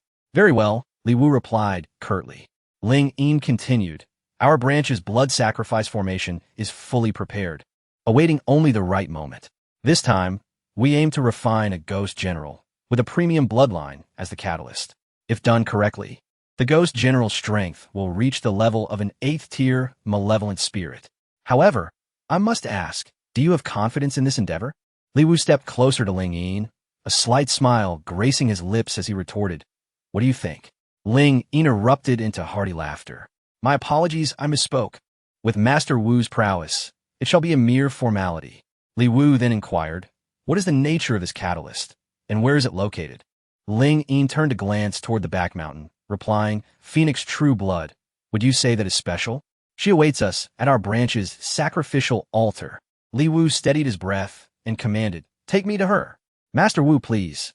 Ling Yin gestured invitingly, and the 2 proceeded deeper into the residence. The large door behind them slammed shut, and several blood-red formations activated, sealing the entire courtyard. Chapter 38, A Heart-Wrenching Tragedy. The Phoenix and Appos, as True Blood, to be acquired by our sect, is indeed a stroke of fate. How did you accomplish this? Who is that woman? In response to Li Wu's inquiry, Ling Yin replied, "Oh, that woman is merely an inner disciple of the Yuanxian Sect, with strength at the late foundation establishment stage. In our branch, we dispatched 2 4th-tier and 1 5th-tier experts to easily subdue her." The so-called 4th and 5th tiers referenced by Ling Yin pertain to the ranks of the Ghost Spirit Sect disciples, calculated based on their accompanying spectral spirits and Appos levels. 4th tier signifies possession of a level 4 fear spirit, while 5th tier indicates a level 5 fear spirit. Thus, the deployment of 2 4th tier and 1 5th tier experts meant that, in order to capture Chu Zishuan, they had utilized 2 late foundation establishment stage masters and 1 early golden core stage master. To confront a late foundation establishment stage opponent, you deployed 2 4th tier and 1 5th tier? Li Wu retorted. Ling Yin responded. The Phoenix's true blood is undoubtedly worthy of such an all-out effort from our branch's experts. An all-out effort. This suggests that the 2 4th tier and 1 5th tier represent the pinnacle combat strength of the go-Spirit Sect branch. Yet, even this trio alone poses a considerable challenge. As they spoke, passing through a nearby courtyard, the doors along the blue stone path were all secured with iron chains. And from within, the occasional sound of muffled cries echoed, filled with despair and sorrow. Observing Li Wu's gaze linger on those rooms, Ling Yin took a somewhat proud tone to explain. Master Wu, our branch has been here for over a year, yielding abundant results, all for the blood sacrifice grand formation. There are a total of 20 rooms here, referred to as the Flesh Workshop. Those who emerge from here number at least 1,000, and currently, over 100 remain confined within. They were primarily lured here from the Tongfu Tavern. Further ahead, those 2 rooms are designated as the Limb Severing Workshop. New arrivals to the branch must first be assessed. Based on their differing genders and appearances, the beautiful women are refined into souls and allocated to the Tongfu Tavern. Unattractive women or children are sent to various towns, including Luo City, to beg. In reality, this is a ruse to draw in more living individuals, especially those righteous cultivators from the martial world. The Limb Severing Workshop plays a crucial role in this scheme. After all, how could beggars garner sympathy from strangers unless they bore visible scars? The brothers of the Limb Severing Workshop excel in this craft. As for the men, those with potential may remain as disciples of the go-Spirit Sect. The unqualified ones, however, are offered to the mountain tiger demons, transformed into wandering spirits to spread throughout the woods and towns, luring more individuals to the Tongfu Tavern. After forging a pact with the tiger demons, these spirits become the finest guides. Of course, some women may be bisected to become snake women or fashioned into decorative vases. These too are our branch's means of survival. After all, the disciples must eat, mustn't they? Such are the skills of the masters of the Limb Severing Workshop. The revelations of the Ghost Spirit Sect branch's activities were utterly shocking. This place resembled a den of demons, employing methods so cruel they surpassed even Li Wu's previous imaginings. Listening to Ling Yin's account, Li Wu could not help but clench his fists tightly. Master Wu, what troubles you? Your complexion appears rather unwell. Li Wu frowned and replied, You are mistaken. My complexion is perfectly normal. Before he could finish, a sudden scream erupted from the Limb Severing Workshop. A woman cried out, Help me. Then, Li Wu witnessed a disheveled woman burst forth from the Limb Severing Workshop. However, a black-clad disciple of the Ghost Spirit Sect swiftly pursued her, seizing her hair and forcefully throwing her to the ground, dragging her back. The woman, in despair, pleaded with the other disciples. I only came to find my child, please. Let me see my child just once. I will do anything. She was met with a harsh slap, her cry echoing in the air. The disciples of the Ghost Spirit Sect regarded this scene with indifference, laughing at her plight. No one came to her aid. With a look of utter desolation, the disciple, still gripping her hair, struck her face again, drawing blood from her lips. You wretched woman, it is a privilege for you that I have taken a liking to you. I already told you to cooperate well, to serve me comfortably, and I would ensure you avoid the Limb Severing Workshop. Yet you chose to escape. Do you wish to go to the Tongfu Tavern or to beg at the Limb Severing Workshop? Upon hearing Limb Severing begging, the woman suddenly grew agitated, exclaiming, I heard my child was sent by you to beg after being severed. I want to be severed too. I want to beg alongside my son. I beg you. The disciple of the Ghost Spirit Sect was momentarily taken aback. In all his time in this den of demons, it was the first instance he encountered someone eagerly seeking to be severed. This momentary surprise allowed the woman to struggle free, tearing out strands of her own hair, and she crawled frantically to Li Wu, grasping his white robe. Her hands were covered in blood, clearly having endured great suffering. She looked up at him, pleading, You must be a great master here, I implore you. Do not send me to the Tongfu Tavern. I wish to beg with severed limbs. Please, I long to see my child. Tears streamed down her face. Ling Yin, annoyed, kicked her away several meters. You wretch, do not soil the robes of the soul refiners. Despite Ling Yin's rebuke, the woman did not relent. She rose from the ground, spitting blood, yet continued to crawl toward Li Wu, begging. This time, Ling Yin seized the woman's collar, lifting her up and glaring with menace. You are merely livestock, devoid of any choice. Do you understand? Turning to the other disciples, Ling Yin commanded, what are you all doing, still standing there? How long has she been here? Yet she still clings to her delusions? Can you not even eradicate this scrap of her will? Are you all worthless? The Tongfu Tavern needs her pretty face, but she must also be a soulless puppet at our disposal. Do you not comprehend this? With a vicious tear, Ling Yin ripped away a significant portion of the woman's dress. The Go Sect disciples watched in eager anticipation, each one enraptured.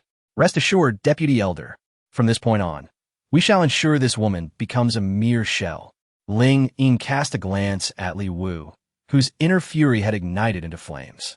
Ling Yin smiled, elucidating, Master Wu, we Go Sect members have long grown accustomed to such scenes. This method of humiliating the woman serves only to strip her of her spirit, rendering her a tool of the Go Sect. Master Wu, why do you keep staring at that woman? Li Wu voiced in a deep, commanding tone, stop it. The disciples were momentarily stunned, glancing at Li Wu with confusion. Ling Yin smirked sinisterly, Master Wu, she is but an ordinary woman. Why do you care so much for her? Soul refiners utilize far more brutal methods to stir the fierce spirit's resentment. Could it be, Master Wu, that you cannot even bear such acts? Are you truly one of our Go Sect's soul refiners? Li Wu disregarded the spirit seal and approached the disciples of the Go Sect. A Huang subtly reminded him through sound transmission, Master, please do not act impulsively. This is the heartland of the Ghost Spirit Sect. If you expose yourself, not only will you fail to rescue your sister Chu, but you may also perish here. You might temporarily save that woman, but in this place, you cannot protect her indefinitely. One of the Ghost Spirit Sect disciples had already restrained the woman, violently tearing at the remnants of her clothing, intent on publicly humiliating her. The woman struggled, but the man stabbed a knife into her palm, pinning her to a nearby tree, holding her firmly. The woman was unable to resist. In an instant, Li Wu dashed forward, seizing the neck of the Ghost Sect disciple, and with a swift motion, snapped it with a crack. He then kicked the lifeless body aside. Li Wu extracted the dagger from the woman's palm, sealing the wound with his aura. To Li Wu, a mother willing to beg on the streets with severed limbs just to see her son was worthy of respect. This was the reason he was determined to save her, even at the risk of exposure. He was aware that the spirit seal had long suspected him, fearing that this act was merely a test to unmask him. Thus, there was no need to continue the charade.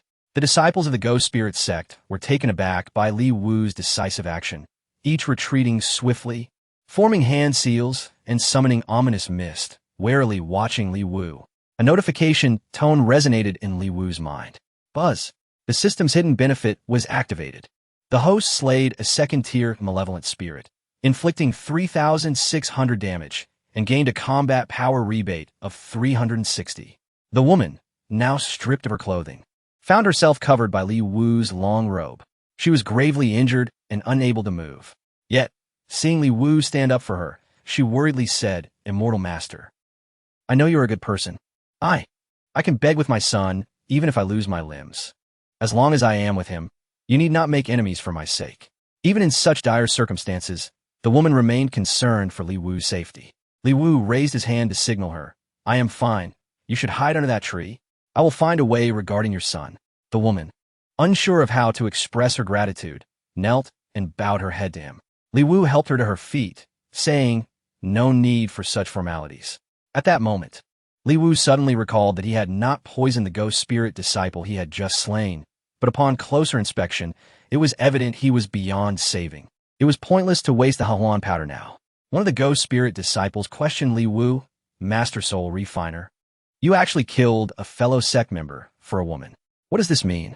Before Li Wu could respond, the spirit seal coldly interjected. He is not Master Wuxian at all. This revelation astonished the three ghost spirit disciples. What?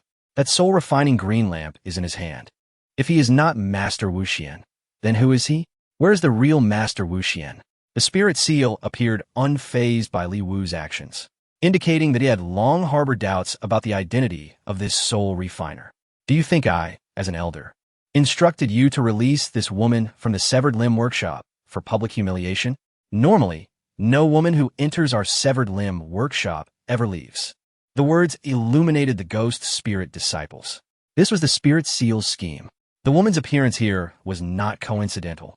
It was a deliberate arrangement to force Li Wu, this false soul refiner, to reveal himself. With a piercing gaze, the spirit seal's eyes radiated a crimson aura as he stared at Li Wu, saying, "Our ghost spirit sect soul refiners are well-versed in the methods of soul refinement and array teleportation. If he were to come to our subsect, he could directly use the teleportation array upon nearing, without needing to enter through the Tong Fu Tavern. Your choice to go through the Tong Fu Tavern indicates that your identity is indeed questionable." As he spoke, a chilling wind arose behind the spirit seal. A blood-colored phantom began to take shape behind him. He approached Li Wu, stating, "If I am not mistaken, you are the wasteful young master of the Yuanxian Sect." Li Wu, such an identity shocked the ghost spirit disciples. "What? He is the young master of the Yuanxian Sect?" The spirit seal sneered, explaining, "You need not worry. Do not forget, at the Huang Sect conference, this boy was already rendered useless. However, young master, Chao mentioned he recently followed the path of body cultivation, reaching the 13th level of body refinement. It seems that your ability to slay our second-tier disciple suggests your strength surpasses the 13th level of body refinement. Li Wu, do you possess the early stage of meridian opening? But never mind that. What matters is that you are indeed Li Wu. My senior brother has mentioned that your relationship with Chu Zixuan is extraordinary. To instill resentment in Chu Zixuan and make her the catalyst for the emergence of the ghostly generals, your existence is crucial. Only by employing cruel methods against you can we utterly shatter Chu Zixuan's will." Upon finishing, the spirit seal moved his hand, and immediately, the surrounding black mist enveloped the entire courtyard. Li Wu found himself trapped within this shroud. Behind the spirit seal, a red-clad malevolent spirit appeared. Li Wu recognized it as the same red-clad malevolent spirit that had battled with Chu Zixuan in the tavern. It was a fourth-tier malevolent spirit. It was certain that this spirit seal had controlled the red-clad malevolent spirit to lure Chu Zixuan into that ambush, leading to her being besieged by 2 fourth-tier malevolent spirits and 1 fifth-tier malevolent spirit, ultimately falling into their clutches. Standing amidst the swirling mist, the spirit seal commanded the 3 ghost spirit disciples, "You 3, work together and capture Li Wu." Yes, the disciples of the ghost spirit sect bowed in compliance. Then, they moved, positioning themselves in the 3 directions of the mist. The spirit seal merely stood there, seemingly unwilling to act directly. However, with the red-clad, malevolent spirit present, it could strike at any moment, and with its 4th-tier strength equivalent to late-stage foundation establishment, it possessed the capability to eliminate Li Wu in a single blow. Around them, the 3 ghost spirit disciples simultaneously executed their hand seals. As the sinister energy pervaded, a pair of blood-red, malevolent spirits appeared behind each of them. One of the malevolent spirits surged towards Li Wu. It seemed that utilizing the malevolent mist released by the spirit seal, this spirit grew stronger as it approached, opening its mouth to bite at Li Wu. The malevolent spirit moved with incredible speed. Li Wu quickly dodged, attempting to retreat a few steps to create distance and find an opportunity to slay the spirit. However, he unexpectedly found his feet ensnared by something, rendering him immobile. Looking down, he saw a pair of black hands emerging from the ground, tightly gripping his ankles. Li Wu tried to kick the black hands away, but they emitted a sinister mist that not only resisted his efforts, but also crawled up his calves. In an instant, he found himself unable to move below the knees. The malevolent spirit's methods were indeed treacherous.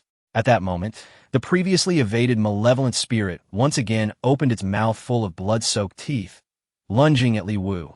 It charged fiercely, poised to sink its fangs into Li Wu's neck. Chapter 40. The Dambao Flying Sword, a moment of peril. At the critical moment, Li Wu's right hand moved, although he held no dagger. As he raised his palm towards the fearsome spirit with its mouth agape, a rusted dagger materialized from his palm, piercing through the spirit's forehead. The fearsome spirit was propelled backwards, exploding with a resounding crack, its body disintegrating into the air. The shattered dagger absorbed the essence of the slain spirit. Meanwhile, the disciple of the ghost spirit sect, who had been controlling the second-tier spirit from within the swirling black mist, froze and collapsed heavily to the ground. Ling Yin, observing the scene from the black mist, was taken aback. Was that sword a life-bound flying sword? Only those at the golden core stage could forge such a weapon. Yet he was merely a body cultivator at the Meridian opening realm. How could he possess a life-bound flying sword? No, it was impossible for him to reach the golden core stage. This young man indeed possessed treasures. No wonder he could eliminate a second-tier spirit so swiftly. It was all due to that extraordinary flying sword. Ha ha! This treasure now belongs to me, Ling Yin. Upon uttering these words, Ling Yin swiftly made a hand gesture, prompting the fourth-tier spirit behind him to mimic his actions and begin casting spells. The surrounding atmosphere transformed dramatically. As Ling Yin and the fourth-tier spirit chanted their incantations, the black mist surrounding them morphed into a crimson haze. The blood mist enveloped the remaining 2 disciples of the Ghost Spirit Sect. Li Wu paid no heed to this. His sole focus was on enhancing his combat strength to rescue his senior sister, Chu Zixuan.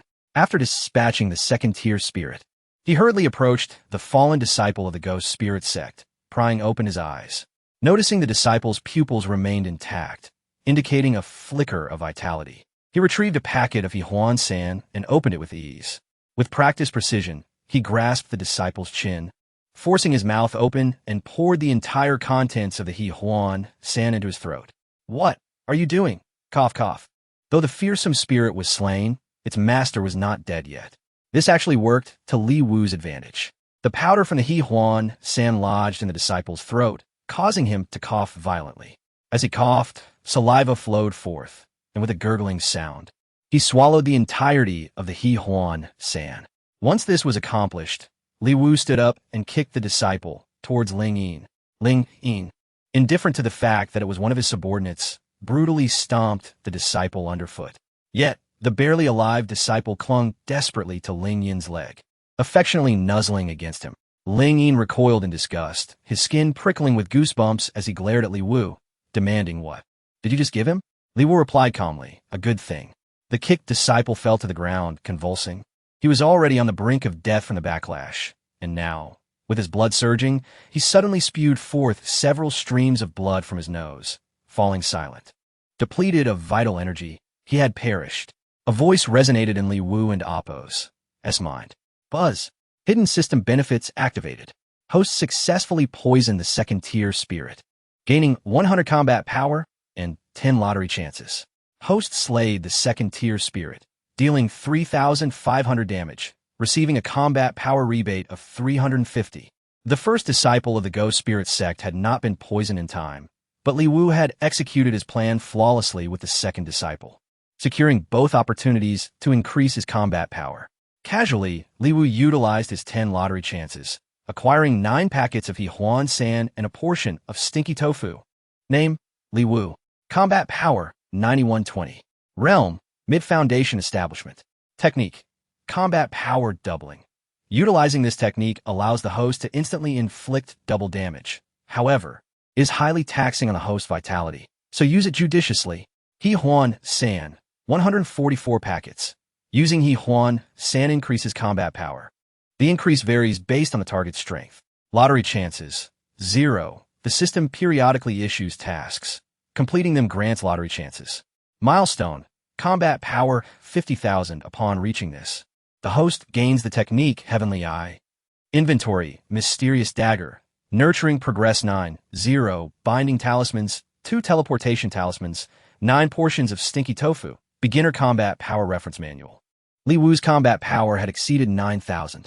If he could reach 10,000, it would correspond to the foundational combat strength of a late Foundation Establishment cultivator, thus enhancing his chances against Ling Yin, who commanded a 4th-tier spirit. Presently, Li Wu's opportunity lay with the 2 disciples of the Ghost Spirit Sect engulfed in blood mist. However, seeing that 2 of his subordinates had been slain, Ling Yin appeared ready to act. Li Wu understood that in this situation, he must immediately feign weakness, giving Ling Yin the impression that Li Wu had reached his limit and was unworthy of his attention. Otherwise, if Ling Yin attacked first with Li Wu's current combat power, his only option would be to double his strength for a swift kill, But that opportunity was singular. If he failed, he would exhaust his vitality, leading to his demise. The most prudent course of action was to stabilize Ling Yin, allowing the two disciples of the Go-Spirit Sect to strike first, so Li Wu could eliminate them. If he could poison them, he would. If not, securing the majority of rebates was paramount. With sufficient combat power nearing the late Foundation establishment stage, even without employing the doubling technique, Li Wu would possess the strength to contend with Ling Yin. With this plan in mind, Li Wu began to cough violently, staggering a few steps, appearing to struggle to maintain his footing. He muttered to himself, "I didn't expect that using the Danbao flying sword in the early meridian opening rel would indeed lead to backlash. No, I mustn't let him perceive that I am suffering from the Danbao's recoil." Taking a deep breath, Li Wu feigned weakness, quickly straightening up. Ling Yin, however, wore a sinister grin, for the spirits behind him possessed keen hearing and had already caught wind of Li Wu's mutterings. Ling Yin dispersed the dark energy in his hands, his smile growing more triumphant. "So, the Danbao is like this. The Danbao is a treasure of the Golden Core stage. Such an object holds immense allure for a Foundation establishment cultivator. I initially thought you could use that Danbao multiple times. Little did I know that after just one use, you have already reached your limit. Clearly, your strength is inadequate to wield such a treasure. In that case, that treasure shall be mine." After a few self-congratulatory remarks, Ling Yin turned to his two subordinates, commanding, "The blood-colored dark energy will incite the ferocity of the spirits. With the blood mist enveloping you, your strength will surge, reaching that of a third-tier disciple for the next quarter of an hour. This time, the two of you must capture that brat. He cannot wield the flying sword. He is already at his wit's end." Yes, the two disciples of the Go-Spirit Sect could naturally sense their newfound strength. They immediately began forming hand seals, and one disciple's spirit floated beside him, its form transformed by the influence of the blood mist, now adorned in a flowing crimson mist. As the blood-clad spirit danced, its eyes glowed red, exuding an overwhelming aura, eerily intimidating. The spirit controlled by the other disciple was nowhere to be seen. However, from past experiences, Li Wu knew that this spirit was lurking beneath the ground. Just as he had this thought, countless black tendrils suddenly erupted from the earth below, ensnaring Li Wu's ankles, while others swiftly ascended his legs. Ling Yin alerted his two subordinates. Li Wu is preparing to summon his flying sword. It's in his right palm. The spectral hands of the Ghost Spirit Sect, imbued with a heavy aura of darkness, swiftly ensnared his hands, sealing the meridians in his arms. Thus, even should he attempt to ignite his life force, he would be unable to wield that treasured flying sword. As the spiritual seal alerted him, the disciple of the Ghost Spirit Sect rapidly altered his hand gestures. Instantly, innumerable black, spectral hands surged forth from the ground, coiling around Li Wu like frenzied serpents, intent on dragging him down into the abyss. Empowered by a mist of blood, the strength of the second-tier disciple of the Ghost Spirit Sect surged to that of the third tier. The disparity between the second and third tiers was indeed monumental. Li Wu struggled valiantly, yet the effort to extricate himself proved exceedingly arduous. Particularly, his arms and hands were engulfed by the chilling grip of the spectral hands, rendering him frozen as if encased in ice. At that moment, the other disciple of the Ghost Spirit Sect perceived an opportunity to eliminate Li Wu. His gestures shifted rapidly, and the malevolent spirit let out a thunderous roar, its ferocity laid bare, while the bloodied garment of the spirit erupted with a formidable aura of blood. It lunged toward Li Wu with a haunting chill that instilled a sense of dread. The spirit's gaping maw widened grotesquely, filled with bloodied, razor-sharp teeth, as if it could swallow Li Wu's head whole. In response to this terrifying sight, Li Wu instinctively reached for the Huang San. However, with both hands ensnared by the spectral hands, he found himself immobilized. Previously, in the inn, he had poisoned the malevolent spirit. Li Wu was confident that the Huang San provided by the system was equally potent against spirits as it was against the living.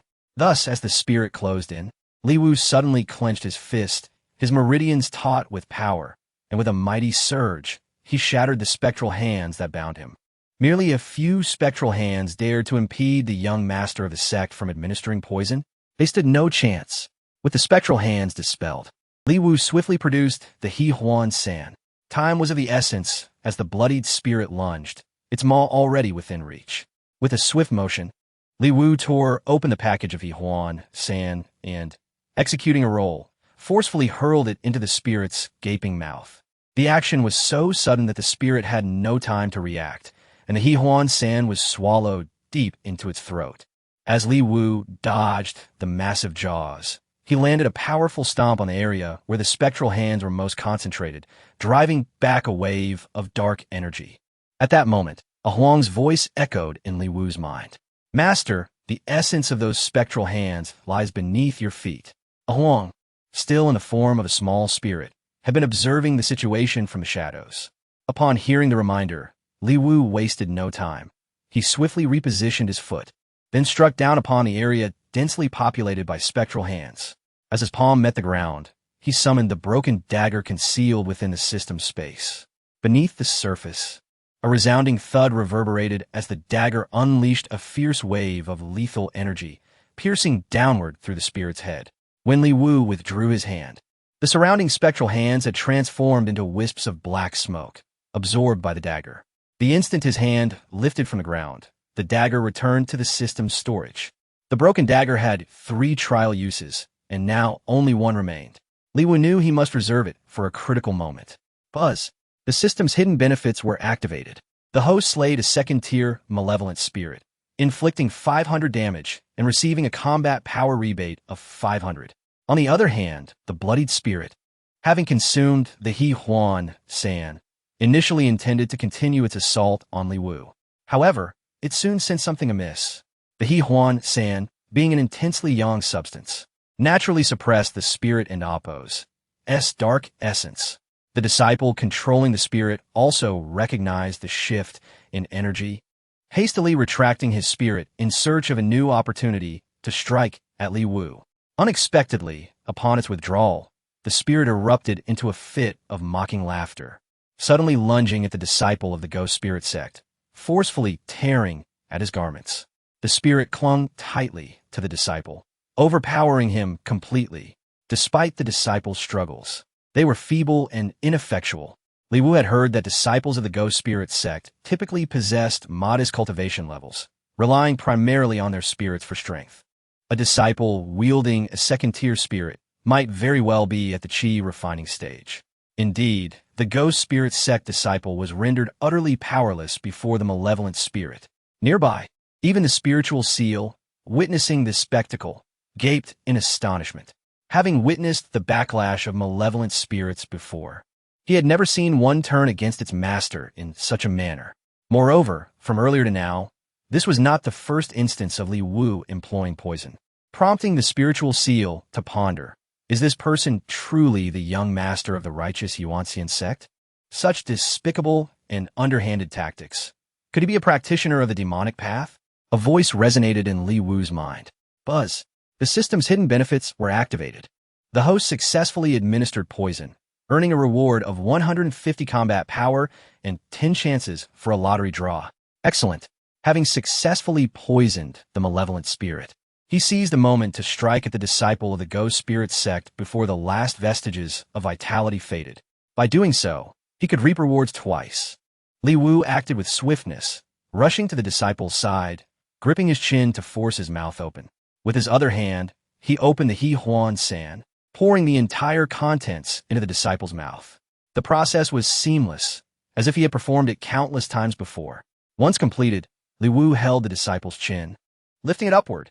With a gurgle, the disciple of the Go.The sect, having swallowed the Huang San, suddenly flushed with color, his gaze becoming dazed. Though this state lasted merely a few moments before blood erupted from his nose, his life force extinguished. Buzz. The system's hidden benefits were activated. The host successfully administered poison, earning a reward of 150 combat power and 10 chances for a lottery draw. Having secured this reward, Li Wu did not linger for even a moment. He had been observing the poisoned malevolent spirit, and now, as he looked again, it was clear that the poison had taken hold deeply. The Huang San's potency had fully manifested, and the spirit was driven into a frenzy, intent on violently attacking the disciple of the Go.The sect. This presented an opportune moment for Li Wu to strike. He surged forward at great speed. Yet, the spiritual seal suddenly intervened, conjuring a shield of blood mist to protect the disciple of the ghost spirit sect. Chapter 42. It's you. Li Wu's fist struck the blood-red ghost face shield, causing the blood mist to swirl violently. Surprisingly, the blow was thwarted. Yet, with a thunderous roar, he declared, "Break through." He slightly retracted his fist and unleashed a powerful strike with renewed force, culminating in a resounding explosion. The blood-red ghost face shield shattered immediately. Seizing the momentum, Li Wu swiftly maneuvered behind the disciple of the ghost spirit sect, delivering a powerful blow to the back of his heart. The force of his punch was unstoppable. The disciple's heart meridian instantly collapsed. The ferocity of the ghost spirit did not equate to the disciple's formidable cultivation. He could not withstand Li Wu's might. As the smoke dissipated, the ghost spirit's soul convulsed, prompting Li Wu to summon his dagger to absorb the ghostly energy. Li Wu's prowess astonished Ling Yin, who had not anticipated that even the blood shield could not withstand Li Wu's strike. However, he was even more exhilarated to see the dagger again, exclaiming, "That dagger can absorb ghostly energy. It is perfect for me. I must possess this treasure." A voice resonated in Li Wu's mind. "Buzz. System hidden benefits activated. The host has slain a level 2 ghost spirit, inflicting 6,200 damage, and received a combat power rebate of 620. Was it truly necessary to deal 6,200 damage to slay a level 2 ghost spirit? It seemed that the surrounding blood mist significantly enhanced the spirit's power. Despite being classified as a level 2, its true strength had reached the level of a level 3 ghost spirit. Yet this was advantageous, as the rising strength of his adversaries allowed Li Wu to gain even more combat power. The combat power of the two disciples from the ghost spirit sect had been thoroughly drained. Nevertheless, he still had 20 opportunities for a lottery draw, which could augment his combat power. Thus, it was crucial to seize this chance. Without hesitation, Li Wu opted for a 10-draw mode and swiftly completed it. He acquired 15 portions of harmony powder, with 2 instances enhancing his combat power, one by 160 and another by 300, alongside a portion of stinky tofu. The outcome of this lottery was quite satisfactory. Let us observe the results of this venture into gaining combat power. Name, Li Wu. Combat power, 11,000. Realm, late foundation establishment. Technique, double combat power. This technique allows the host to inflict double damage instantaneously. It is extremely taxing on the host's vitality, so please use it judiciously. Harmony powder, 157 portions. Using harmony powder increases combat power. The amount varies depending on the target's strength. Lottery draws, 0. The system will periodically issue tasks. Completing them grants lottery opportunities. Milestone, combat power 50,000. Upon reaching 50,000 combat power, the host will obtain the Heavenly Eye. Inventory, mysterious dagger, nurturing progress 12. Binding talisman 0, teleportation talismans 2, stinky tofu 10 portions. Primary combat power realm comparison record. Buzz. The nurturing progress of the mysterious dagger has exceeded 10, granting an additional opportunity to strike. This is quite favorable. Enhancing the nurturing progress can indeed yield more chances to strike. Thus, Li Wu now has 2 opportunities to wield the mysterious dagger. With combat power at 11,000, Li Wu's realm had indeed reached the late stage of foundation establishment. In this stage, one can cultivate the Dao seed. The Dao seed possesses various attributes such as thunder, ice, water, and fire, with no inherent strength differences. It merely requires corresponding techniques for support. However, Li Wu now had to contend with Ling Yin, whose eyes glowed crimson and commanded a level 4 ghost spirit. He must find a way to eliminate him before he could even think about cultivating the Dao seed. Ling Yin's blood-red eyes fixed on Li Wu as he raised his hand to conjure a powerful blood mist that enveloped the area. He chuckled ominously. "Li Wu, you possess some skill. How about this? Hand over that treasured flying sword of yours, and I, the Elder, may consider sparing your life." Li Wu retorted, "Really? After I've slain so many of your subordinates, you can let me go?" Ling Yin nonchalantly kicked aside the corpse of one of his fallen disciples and approached Li Wu, stating, They're insignificant. Their deaths mean nothing to me. As long as you gift me that treasure dagger, I swear I shall spare your life." Li Wu produced the worn dagger from behind him. "You truly desire this?" Upon seeing the dagger, Ling Yin's eyes widened with greed. He concentrated the red mist into a blood hand, lunging towards Li Wu's dagger. Yet the ghostly hand, formed from the blood mist, was repelled before it could touch the dagger, as its murderous aura pushed it back, even absorbing some of the ghostly energy. The blood hand dissipated, prompting Li Wu to exclaim, "This is a treasured item. Your level 4 ghost spirit cannot lay a finger on it. If you wish to possess it, you must acknowledge it with your blood. You must take it yourself." Hesitation flickered in Ling Yin's gaze. Li Wu pressed on. "I do not deceive you. The treasured flying sword possesses sentience and only acknowledges the strong. Someone timid and cowardly like you shall never gain its recognition." This provocation ignited Ling Yin's fury. You are the coward," he declared defiantly. "It is merely a treasured flying sword. Who says I am afraid to take it?" In an instant, Ling Yin appeared before Li Wu, reaching for the dagger. However, with a swift maneuver, Li Wu made the dagger vanish. Yet, it soon reappeared in Li Wu's left hand. Ling Yin lunged again. Li Wu seized the dagger once more.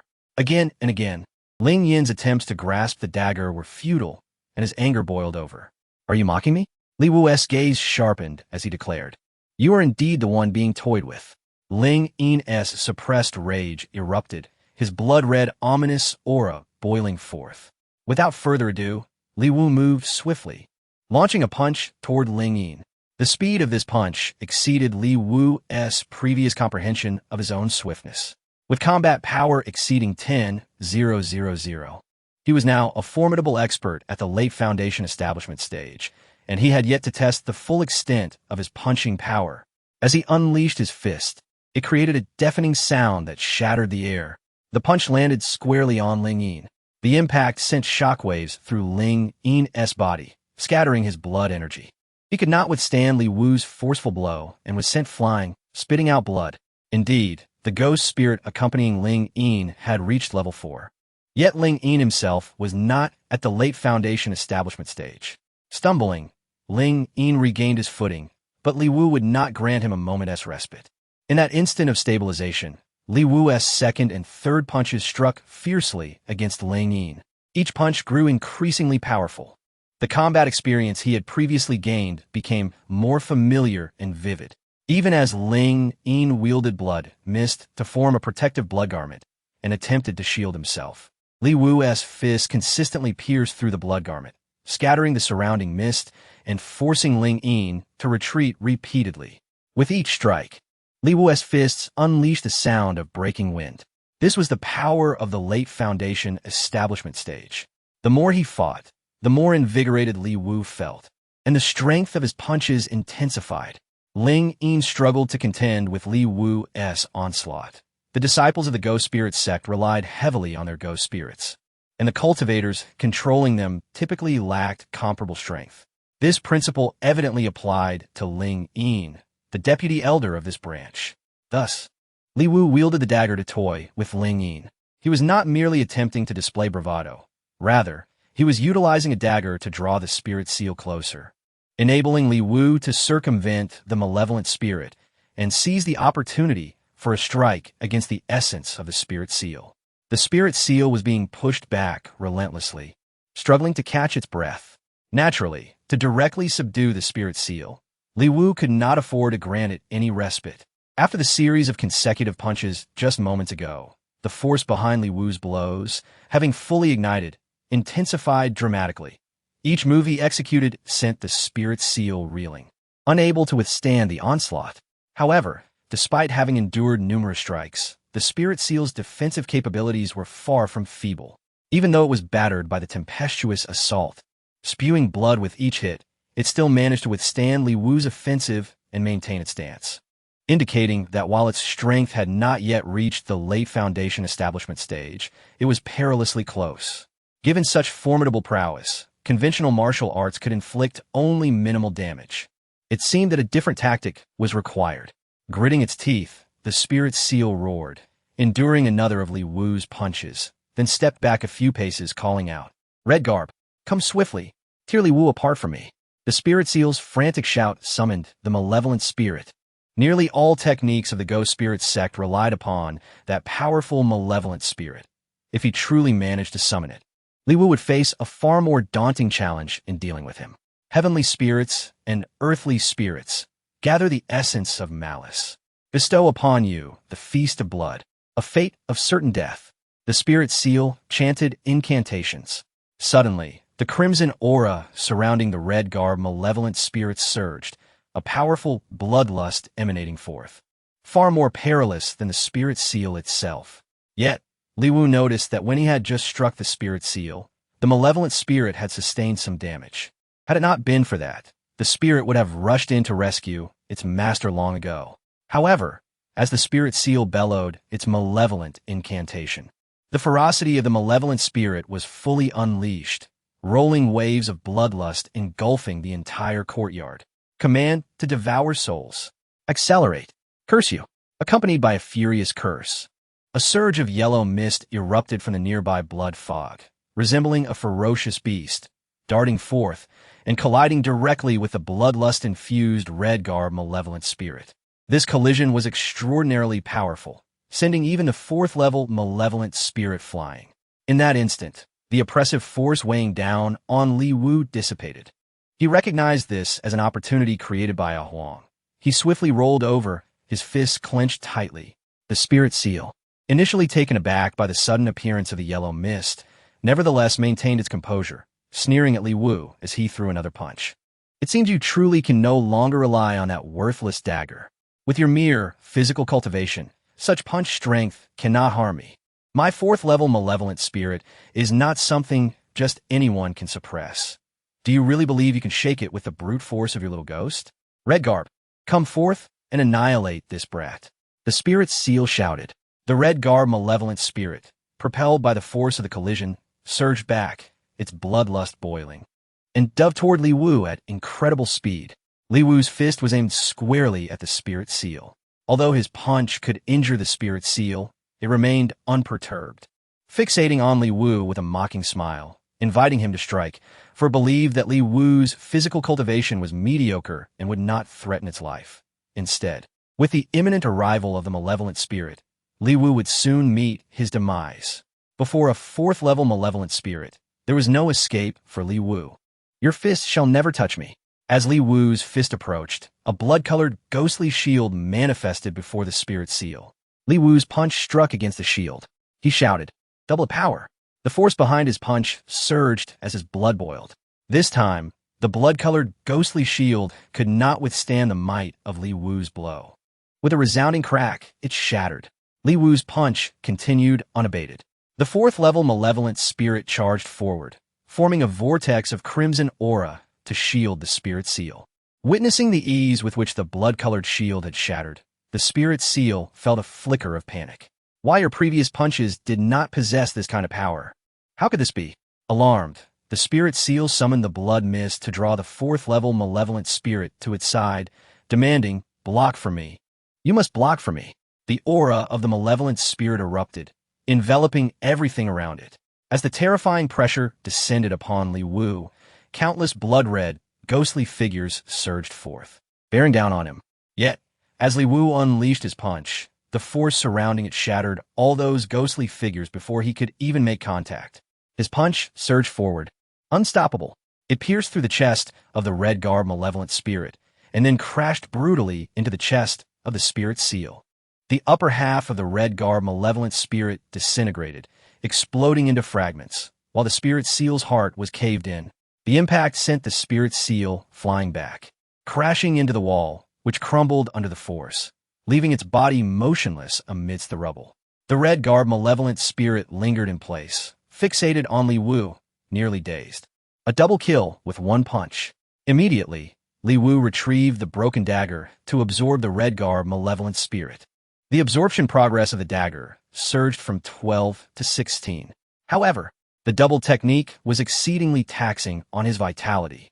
After stowing the dagger, cold sweat dripped from Li Wu's brow, and a wave of exhaustion washed over him, rendering him unable to bear it any longer as he collapsed to the ground. A Huang scampered over, pawing at Li Wu, "Inquiring, master, are you all right?" Li Wu opened his eyes, gasping for breath, yet darkness clouded his vision. "I'm fine. Just a bit tired." "Huang, is that spirit seal dead?" Huang glanced toward the ruins where the spirit seal lay, completely dead. Upon hearing this, Li Wu suddenly recalled something of utmost importance. Although he was nearly drained of vitality, utterly weakened, and nearly immobile, the thought of that matter invigorated him, as if he had been electrified, prompting him to spring up from the ground. Huang was startled and immediately recoiled. Li Wu, trembling and swaying, rushed to the side of the spirit seal, first checking for its breath and then prying open its eyes to inspect its pupils. This scene left even Huang bewildered. Unable to contain itself, it asked, "Master, you're not actually considering testing the medicine, are you?" Li Wu disregarded Huang and Appo's S-words. In such a critical moment, every second counted. He had no time for idle chatter. Chapter 44. Poisoning at the critical moment. The demise of Lingyin was brought about by Li Wu's fist shattering its heart pulse. However, the destruction of the heart pulse does not necessarily equate to immediate death, particularly for cultivators whose life force is often remarkably resilient. Li Wu had observed that Lingyin's pupils had not entirely lost their luster. Although it had ceased to breathe, theoretically, it was still alive. Confirming this, Li Wu wasted no time and took out a dose of Yuanxian, administering it to Lingyin. He grasped its jaw with one hand while pouring the medicine with the other, then tilted its chin upward, concentrating a force in his palm to assist the medicine in its descent. This technique was executed with an astonishing degree of proficiency. Moments after the Yuanxian was administered, Lingyin's complexion slightly reddened, and its body twitched before it fell completely still. The flush upon its face indicated that the poison had taken effect, confirming the success of his endeavor. After all, this was the master of a fourth-level fierce spirit, and missing the opportunity would be a grave miscalculation. Once the task was complete, Li Wu seated himself, awaiting the system's notification. Buzz. Hidden task rewards activated. Congratulations, host. You dealt 17,000 damage, receiving a combat power rebate of 1,700. Indeed, the strength of Lingyin's fourth-level fierce spirit was formidable, requiring such damage for its defeat. However, the rebate was substantial as well. Yet then, silence ensued. This was unusual. Li Wu continued to wait for the subsequent notifications, but the system failed to report the poisoning reward, which left him exceedingly displeased. Internally, he queried the system. "What do you mean by this? Lingyin had clearly flushed for 3 seconds, indicating my poisoning was successful, and the Yuanxian had taken effect. Why have I not received the poisoning reward?" Initially, the system remained unresponsive. Li Wu refused to relent. "Why no poisoning reward? Why no reward? No reward. Reward." He persistently questioned in his mind, unwavering in his resolve. Huang, observing from the side, cocked its head, utterly bewildered by Li Wu's actions. Perceiving him as if he were chanting an incantation, his master was becoming increasingly inscrutable. After approximately 2 minutes, the system seemed unable to withstand the pressure any longer, and the voice finally returned, albeit tinged with a hint of emotion. "Buzz. Hidden task rewards activated. Host has successfully poisoned the target, gaining 320 combat power and 20 lottery draws." That's more like it. Upon receiving the rewards, Li Wu felt a surge of clarity. However, the system's voice continued. "Never before has a host displayed such shamelessness. The opponent was left with a mere trace of vitality before death, and the host audaciously poisoned it in the final 3 seconds to reap combat power, a level of shamelessness beyond measure." Shameless? Li Wu was unwilling to accept this. He retorted internally, "I am merely seeking combat power within reasonable bounds. How can that be deemed shameless? If you've never witnessed it, that is a reflection of your limited perspective. Today, you have seen it for yourself." Moreover, lingering within 10 seconds of death, the opponent was still alive, and the Yuanxian had indeed taken effect. This is entirely within the rules. Just wait until next time. I might just poison the target a second before death to demonstrate. Following this verbal onslaught, the system fell silent. With 20 lottery draws at his disposal, Li Wu engaged them all at once. To his surprise, this time, in addition to receiving 18 doses of Yuanxian, He also scored 2 combat power boosts, one adding 100 and the other an impressive 800. Although he did not acquire stinky tofu, the combat power increase was worthwhile. Completing these rewards and confirming all had been received, Li Wu finally exhaled a sigh of relief. Instinctively, he prepared to rise, but suddenly, darkness enveloped him, and he collapsed. He had entirely forgotten that he had just doubled his cultivation technique, exhausting his vitality to the brink. The ability to rush over and poison the near-death Ling Yin had relied solely on his willpower, driven by the fervor of maximizing his combat potential. At this moment, his body had reached its limits. Seeing Li Wu fall, a Huang rushed over. "Master, are you all right? Master, please wake up." A Huang's voice echoed in Li Wu's ears, but gradually, the sound diminished until he could no longer hear it. However, after a spell of confusion, Li Wu felt a warmth enveloping him.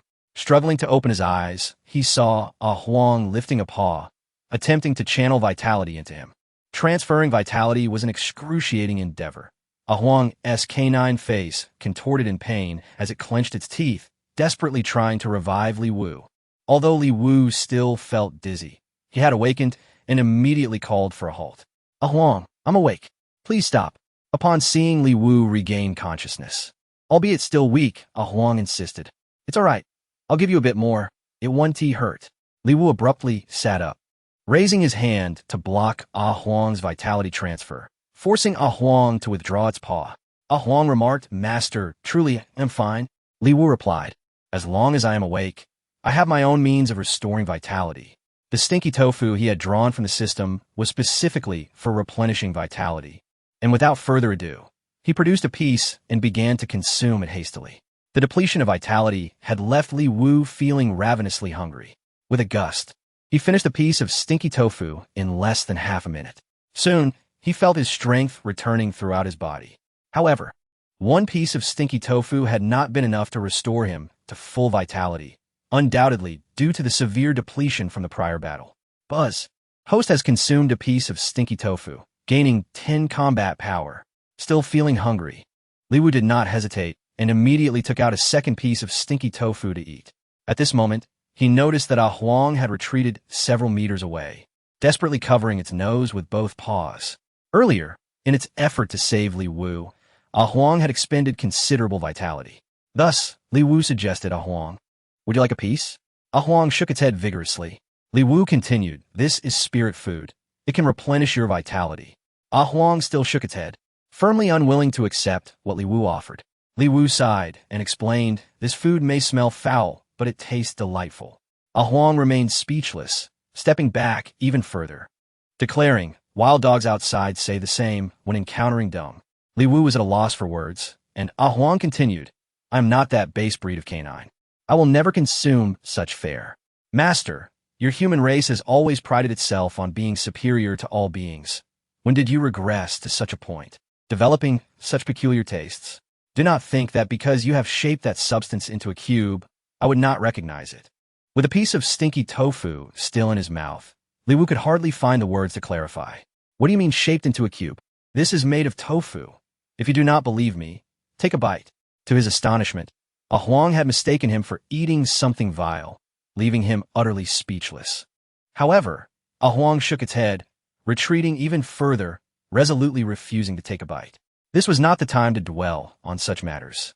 Restoring his vitality and rescuing Chu Zishuan was of utmost importance. When there was time, he would definitely let A Huang try the stinky tofu. He would make it understand that what Li Wu consumed was nothing like what it had imagined. Li Wu devoured the remaining piece of stinky tofu, feeling his vitality finally restored. "Buzz, congratulations, host, for consuming a piece of stinky tofu and winning a grand prize. Combat power increased by 500. What extraordinary luck."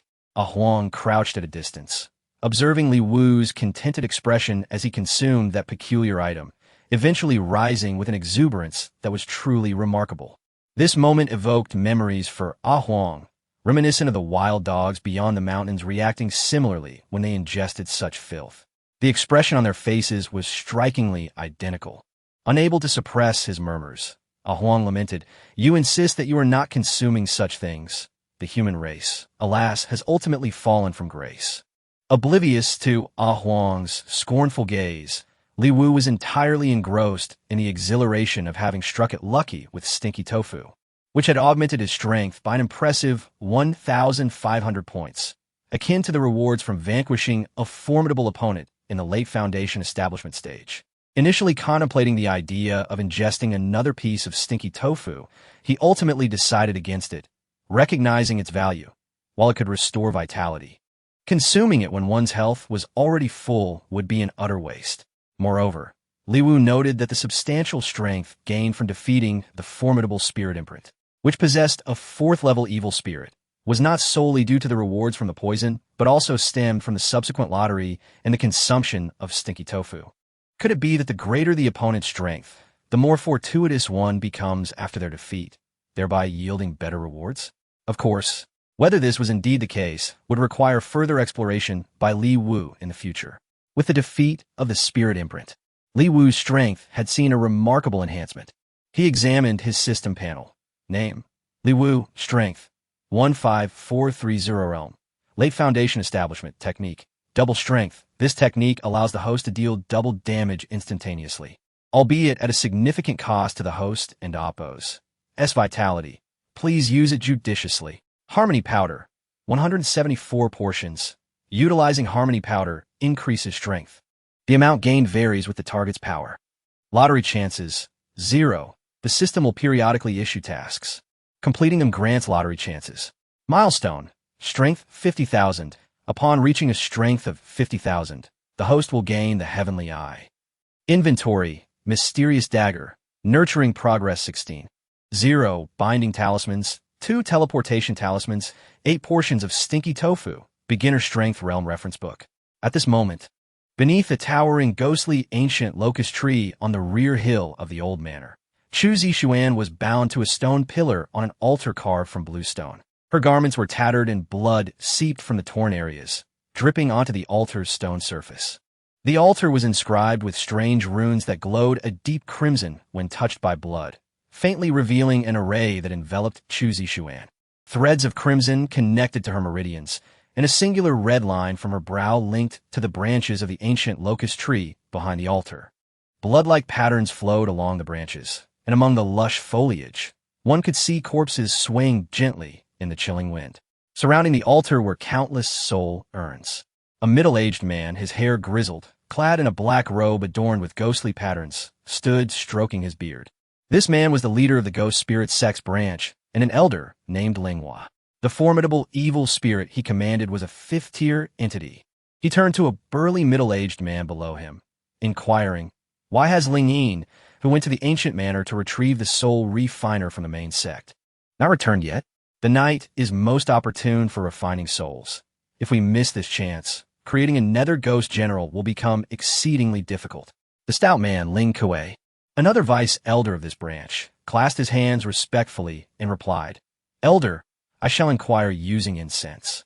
He produced a stick of incense, recited an incantation, and performed a hand gesture upon it. As the fragrant smoke spiraled upwards, Ling Kuei questioned, "Ling Yin, has the soul refiner been retrieved?" No sooner had he spoken than the incense snapped. Ling Kuei's expression turned grave. He understood the implication of the broken incense. He promptly bowed and declared, "Elder, Ling Yin is dead."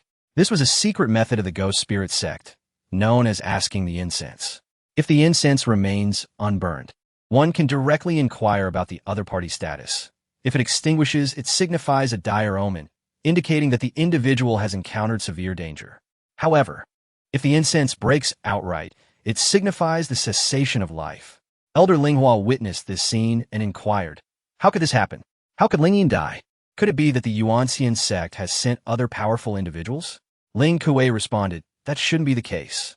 The Yuanxian Sect's actions are entirely within our control. Chui Tong and Chao Dan have been bribed and are cooperating with us.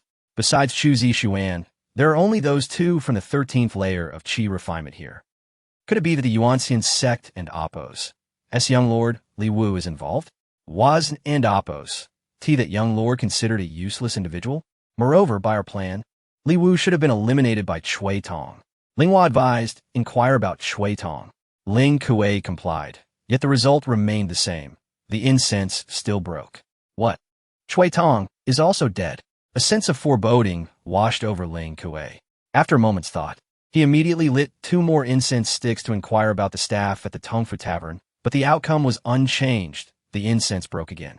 After trying 2 more sticks with other staff members, the same result persisted. All the employees at the Tongfu Tavern had perished. What? Linghua was evidently taken aback. The current situation had far exceeded their plans and control. At that moment, the 2 Yuanxian Sect disciples, Zhao Xian and Sun Feng, bound to a nearby tree, could not contain their laughter. Zhao Xian looked at Elder Linghua and said, "Elder Linghua, did you see? I told you, our Yuanxian Sect would send powerful individuals." Chui Tong and Ling Yin were formidable practitioners at the Foundation establishment stage.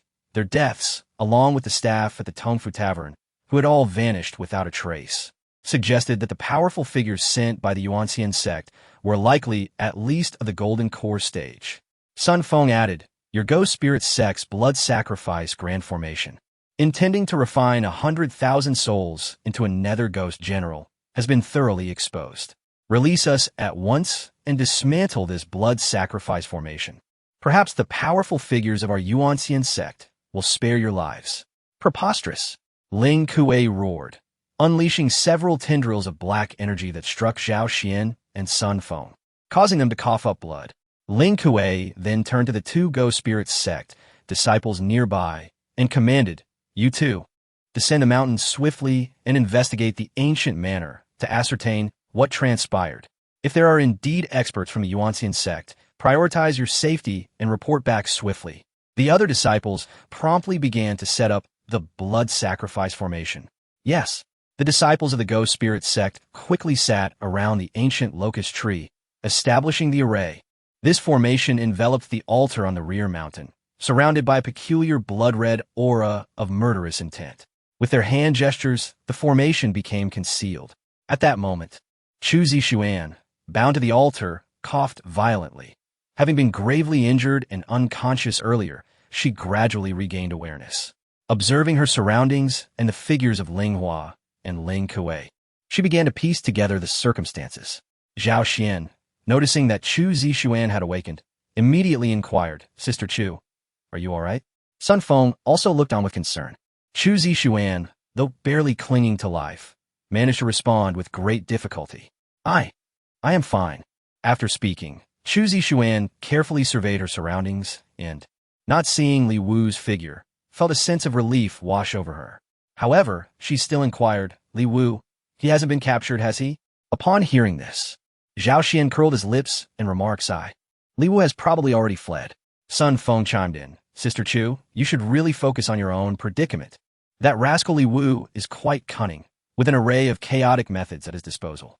Even if he hasn't escaped, he is likely hiding in a safe location." Chu Zixuan sighed and murmured to herself, "It is for the best that he is not here." In such dire circumstances, she still considered Li Wu's safety. Just then, 2 corpses were suddenly hurled onto the mountain path nearby. They were the 2 disciples of the Ghost Spirit Sect who had been sent earlier to investigate the ancient residence below. Upon seeing this, Zhao Xian exclaimed with excitement, "Did you see that? Our Yuanxian Sect's experts have arrived." Chapter 46. A stunning display. The 2 corpses thrown onto the ground had their necks grotesquely twisted, their heads drooping lifelessly behind them. It was evident that the 2 disciples of the Ghost Spirit Sect were utterly and completely dead, judging by their gruesome state. They must have perished without even putting up a fight when encountering that formidable opponent. Sun Feng's heart raced upon seeing the bodies. "Sister, a master, our sect's master. We are saved." Chu Zixuan gazed at the corpses in silence, for she sensed that the method of their demise did not appear to stem from the disciples of the Yuanxian Sect. At that moment, a lone figure descended the mountain path, holding a severed head in his hand, blood still oozing from the neck. Despite the absence of any discernible aura emanating from him, the bloodied trophy alone was enough to instill fear in all who beheld it. He seemed like the very embodiment of death. The disciples of the Ghost Spirit Sect grew increasingly tense, rendered speechless in the wake of the chilling sight. Zhao Xian and Sun Feng exchanged worried glances, their brows furrowed. The brutality of the situation left them uncertain of the identity of this individual, yet a flicker of hope remained in their hearts. No matter who he was, if he was a savior, that was all that mattered. Survival was their paramount concern. Around the altar, an eerie wind began to stir, accompanied by flickering blue flames that danced in the air. Gradually, the figure's face was illuminated. When Zhao Xian and Sun Feng finally discerned the visage before them, their expressions of hope froze in disbelief and were swiftly replaced by astonishment. They recognized him. It was Li Wu. Chu Zixuan's brow furrowed tightly upon sighting Li Wu. The very scenario she dreaded had come to pass. Zhao Xian could not contain his incredulity. "Why are you here? Li Wu, what is your purpose in coming here?" Li Wu replied calmly, an aura of confidence radiating from him. "I have come to rescue Sister Chu." Zhao Xian retorted, "Exasperated you? Are you mad? You're merely a body cultivator, lacking strength. It is sheer luck that you have not been captured. You should hasten back to inform the main sect and seek assistance. Coming here is tantamount to courting death. Your bravado changes nothing. Do you not comprehend the gravity of the situation?" Zhao Xian was visibly agitated. He had hoped that with Cui Tong's demise, Li Wu would have fled, allowing him to alert the sect for timely aid. Now, it appeared that Li Wu had come to embrace death, extinguishing any glimmer of hope. As Li Wu ascended, he continued to explain, "I learned that this is the Ghost Spirit Sect's blood sacrifice formation, where they intend to refine the spectral ghost general. The distance to the main sect is great, and by the time I return with news, you will likely have already been sacrificed. There is no time to waste." Sun Feng, filled with frustration, interjected, "You could have used the communication jade talisman." Li Wu lamented, "Cui Tong tampered with the jade talisman. It is inoperative." Zhao Xian and Sun Feng were left speechless. But Chu Zixuan gazed at Li Wu and said with difficulty, "Even so, junior brother, you should not seek death. Our mission is perilous. If even one of us can survive, it is worth it." Li Wu casually tossed the severed head onto the ground before them. Despite its gruesome appearance, the elders and vice-elders of the Ghost Spirit Sect immediately recognized it. It belonged to Ling Yin. By discarding this head, Li Wu had effectively proven that he had slain Ling Yin, a fourth-tier disciple at the late Foundation establishment stage. Thus, in conjunction with the earlier incident involving Xiang, the truth was laid bare. Both Ling Yin and Cui Tong, one a late Foundation establishment expert and the other a mid-Foundation establishment expert, had fallen to Li Wu's blade. The revelation sent a shudder through Ling Kuei and Appo's lips. Zhao Xian and Sun Feng stared in disbelief at the severed head on the ground. Previously, they had heard Cui Tong claim that Li Wu's strength was merely at the 13th level of body cultivation, not yet having crossed into the meridian opening realm. Body cultivators typically lacked the prowess of qi practitioners, meaning Li Wu should have been beneath them. Yet now, it seemed that Cui Tong had been utterly oblivious to Li Wu's true strength. "Li Wu, you were the one who did this?" Zhao Xian asked incredulously, still shocked at the sight of Ling Yin's head. Li Wu nonchalantly replied, "Of course. Not just Ling Yin, but Cui Tong as well, along with all of Ling Yin's subordinates and the staff of Tongfu Tavern. Every single one of them met their end at my hands." With those words, Li Wu's gaze fell upon the elder of the Ghost Spirit Sect, Ling Hua. "Now, it is your turn to be taken." With that simple yet commanding statement, Li Wu's presence was palpable. He stomped his foot upon the ground, and although he exuded no visible energy, a powerful mountain wind suddenly surged forth from a nearby valley, enveloping the altar in a strange yellow mist. The clouds obscured the moon, casting the surroundings into shadow. Once the mist had settled, Li Wu declared, "Listen well. The Ghost Spirit Sect and Appo's sub-branch has established a blood sacrifice formation, harming countless lives. Today, none shall leave here alive." Ling Hua scrutinized Li Wu, attempting to glean any hint of weakness. However, no matter how he searched, he could find no traces of energy fluctuations, nor any injuries upon Li Wu. The inability to discern the truth was the most terrifying aspect of all. Having dispatched so many disciples of the Ghost Spirit Sect, alongside the deaths of both Cui Tong and Ling Yin, two Foundation establishment experts, without sustaining a single injury himself, it was evident that Li Wu had utterly dominated his opponents. Ling Kuei whispered to Ling Hua, "Elder, Li Wu's ability to conceal his aura is extraordinary. Not a trace of energy can be detected. Moreover, he He has slain 2 Foundation establishment experts without sustaining any injuries. Could it be that the rumors circulating in the martial world are false? Perhaps he has not lost his cultivation and is still at the nascent soul stage? If it were anyone else, it would be hard to believe. But this is Li Wu. Before the destruction of the Imperial Extreme Sect, Li Wu had indeed been at the nascent soul stage. If he were at the nascent soul stage, dispatching Cui Tong and Ling Yin would be but a trivial matter. Ling Hua remained silent, yet his brow twitched involuntarily. The winds in the valley had shifted due to Li Wu's presence, and a strange mist now enveloped the altar. Such feats were beyond the capabilities of a weakling. Ling Hua pondered Li Wu's true strength, but found himself at a loss. Zhao Xian looked at Li Wu, excitement bubbling within him. Young Sect Master, does this mean that all your actions over the years were merely a fade, a performance for others to see? So, your cultivation has long since been restored? Li Wu remained silent, merely offering a mysterious smile as he continued toward the altar. As he advanced, he summoned a battered dagger into his palm. Sun Feng gasped in astonishment. A life-protecting flying sword. Young Sect Master, this is a treasure that can only be refined by those at the Golden Core stage. No wonder Cui Tong and the traitor Ling Yin were slain. Zhao Xian echoed the sentiment. It is no wonder you dared to venture into the belly of the beast, infiltrating the Ghost Spirit Sect's sub-branch. Now it all makes sense. As the two exchanged fervent words, Li Wu found no need to elaborate further. Before the altar, the disciples of the Ghost Spirit Sect trembled in fear. The imposing figure of the Vice Elder, Ling Ke, fixed his gaze on Li Wu. Despite the lingering doubts in his heart, he instinctively took a half-step back. Even he, a cultivator at the late stage of Foundation establishment, felt a twinge of fear. Only Golden Core cultivators possess the capability to refine their innate magical treasures, and the innate flying sword, imbued with an intense murderous intent, is often regarded as the pinnacle among such treasures, exceedingly difficult to forge. Li Wu had already revealed his innate flying sword, a testament to his status as at least a Golden Core cultivator, and moreover, he had succeeded in refining the most formidable type of innate magical treasure, the innate flying sword. In the eyes of Foundation establishment cultivators, Golden Core practitioners are truly terrifying, especially those who wield innate flying swords. Beneath the power of an innate flying sword, even spiritual elites are akin to mere ants. Ling Hua gritted his teeth and immediately signaled.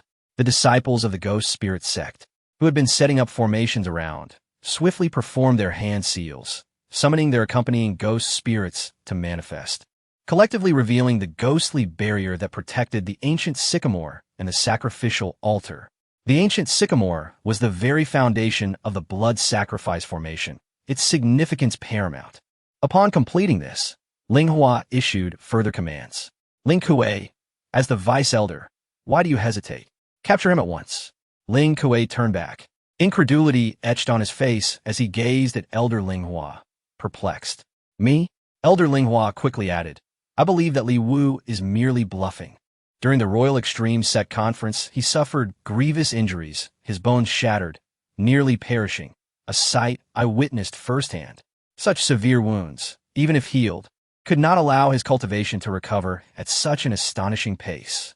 Ling Kuei wore a bitter expression, whispering as he turned back. Elder, though not at the nascent soul stage, he is certainly a Golden Core practitioner. I cannot contend with him. Ling Hua smirked deviously. Suddenly, he raised his hand, unleashing a crimson aura that viciously coiled around Chu Zixuan's neck. The grip tightened, producing a series of cracking sounds. It seemed that should Elder Ling Hua exert further strength, the red aura would sever Chu Zixuan's neck.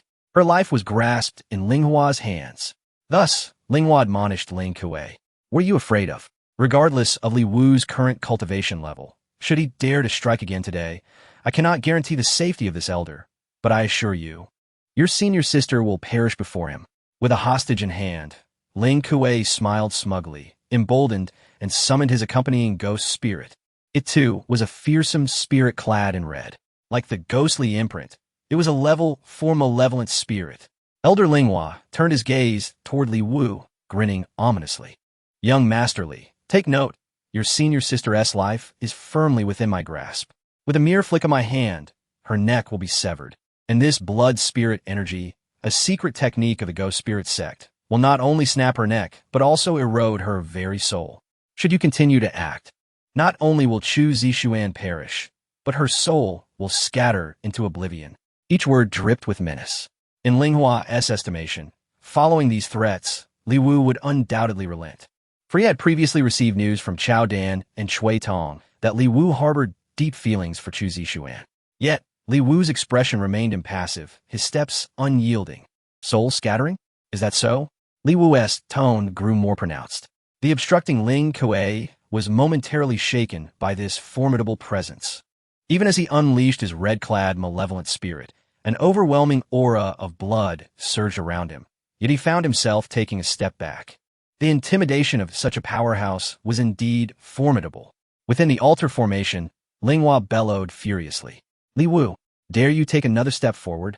I shall snap her neck this instant. His roar unleashed a wave of oppressive Yin energy, yet it failed to disperse the surrounding yellow mist. Vice Elder Ling Kuei performed hand seals, the red-clad malevolent spirit revealing its fierce visage, positioned before him, its sanguine energy raging, as Ling Kuei gritted his teeth, declaring, Li Wu, I refuse to believe you do not care for that woman. Stop pretending, continue the charade, and your senior sister shall perish.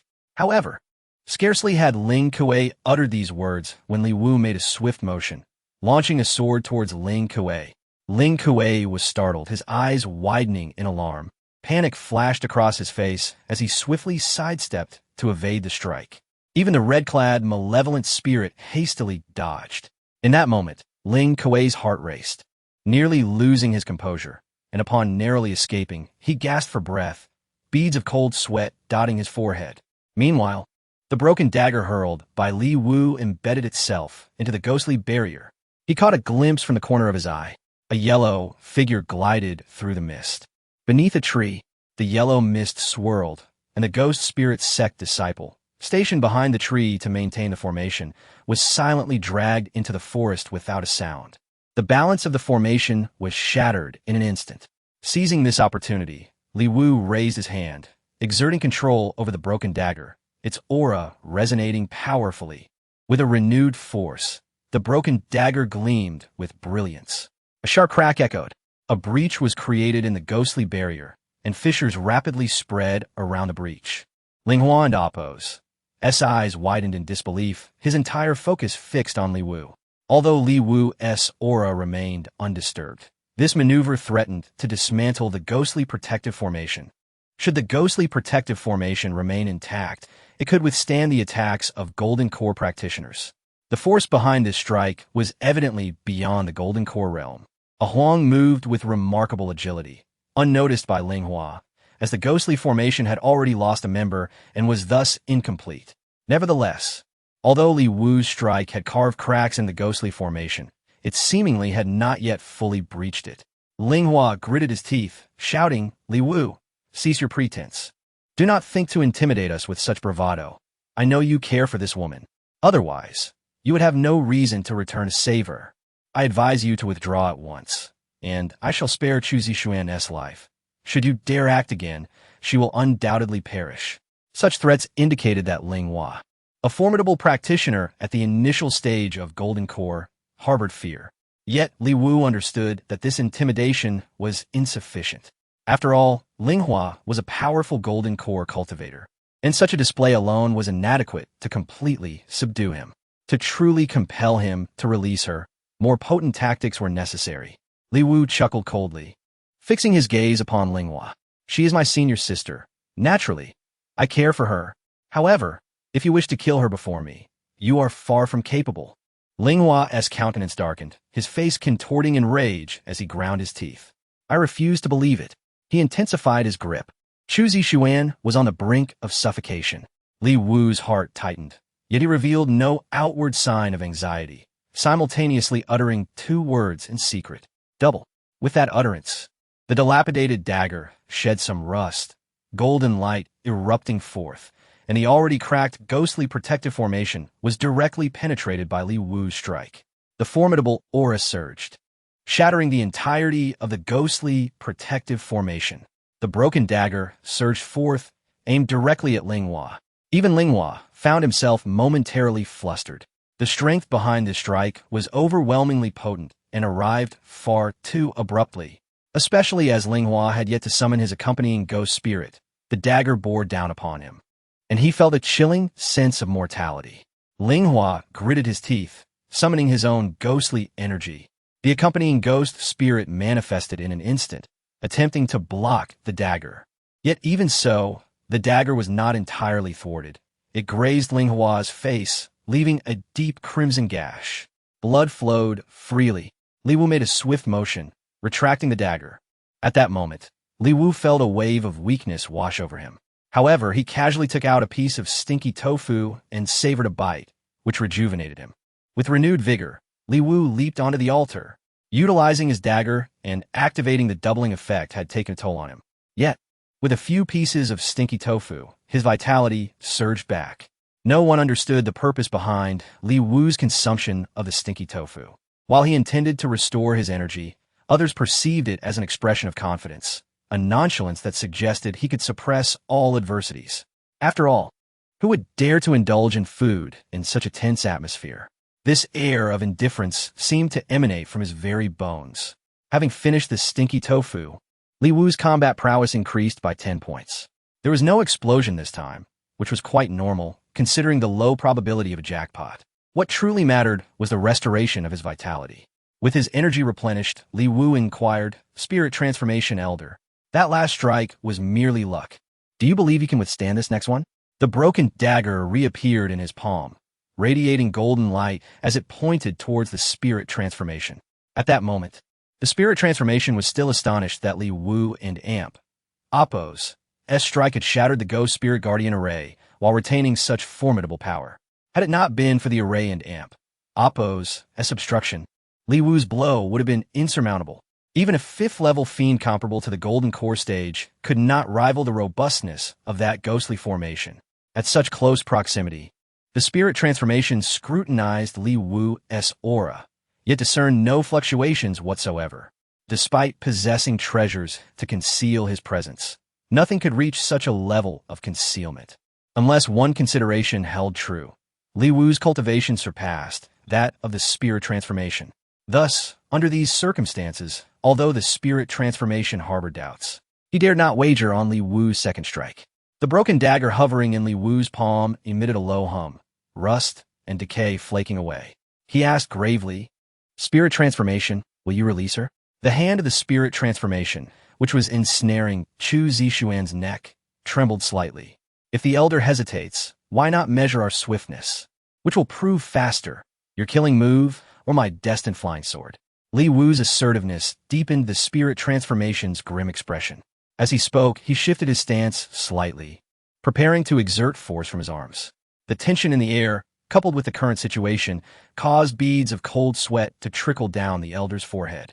"Wait, young Master Li, let's discuss this matter." Chapter 48. We have all been deceived. Negotiation? No. As a young sect master, I have no desire for negotiation. Elder Linghua, at this moment, I only wish to engage in a contest with you, to see whose skills are swifter.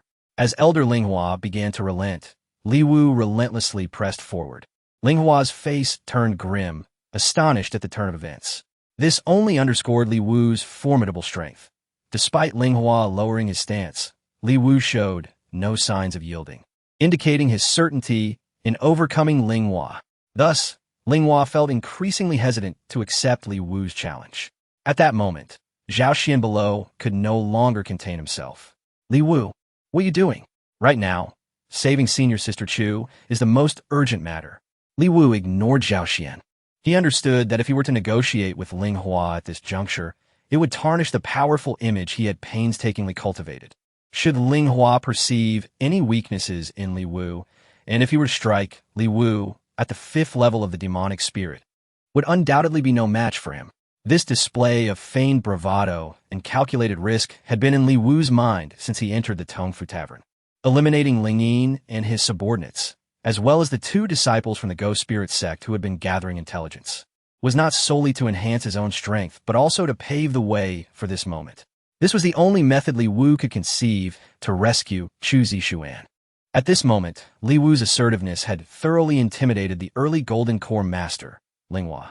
Li Wu's relentless pressure caused cold sweat to bead on Linghua's forehead. The disciples from the Go-Spirit Sect dared not make a move, and even the elder Ling Kuei cowered in the shadows, fearing to provoke this top-tier expert. Li Wu's gaze sharpened as he asked, "Linghua, do you dare not compete?" Following this simple inquiry, Li Wu took another step forward, exerting force beneath his feet, causing the entire altar to tremble, while a powerful yellow aura surged forth, enveloping the valley. The wind howled, causing the ancient locust trees to emit mournful cries, and the corpses hanging from the branches swayed, producing creaking sounds that sent shivers down one's spine. Under such overwhelming pressure, Linghua could no longer withstand it. He gasped and stepped back, saying, "Young Sect Masterly, I will not compete. I will release her at once. I apologize for disturbing your match."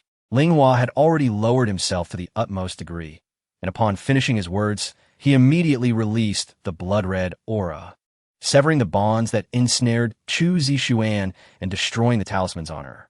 Chu Zixuan collapsed to the ground, barely conscious. Glancing at Linghua, Li Wu's expression turned icy as he forcefully declared, "You have harmed my senior sister to this extent. Do you believe the perpetrator can still live?" Linghua panicked and quickly replied, "Young Sect Masterly, rest assured, your senior sister's injuries are all inflicted by the demonic spirits. Our Go-Spirit Sect possesses a secret medicine that can aid her recovery. She will heal in no time." He presented the blood spirit pill with both hands. This is the blood spirit pill. One a day, and within 7 days, her soul injuries will be fully healed. Li Wu scoffed, accepting it nonchalantly, and moved to Chu Zixuan's side, administering a pill to her. The injuries caused by the demonic spirits were unlike ordinary wounds. This antidote was crucial. After consuming the blood spirit pill, Chu Zixuan's vitality surged, and her spirit revived. She was even able to stand. Li Wu cast a glance at the bound Zhao Xian and Sun Feng. Linghua understood immediately and moved to sever their bonds, freeing them both. "Hurry, support senior sister Chu," Li Wu commanded. The two regained their senses, gazing at Li Wu with newfound admiration. Previously, they had looked down upon him, believing him to be utterly inept in both cultivation and character. Now, as they regarded Li Wu, their eyes sparkled with admiration. Zhao Xian and Sun Feng leaped onto the altar, aiding Chu Zixuan. Li Wu then turned his gaze towards Linghua, who trembled under his cold stare. At that moment, Linghua was certain that Li Wu's strength had indeed returned to the nascent soul stage. Before Li Wu, he felt like nothing more than a mere insect.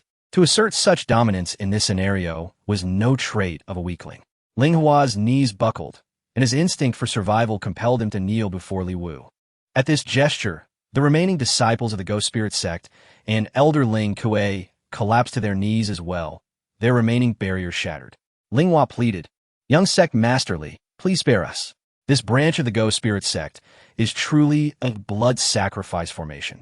The formation has not yet fully materialized. Rest assured, we will dismantle it at once. If you spare us, we will repay your mercy in the future."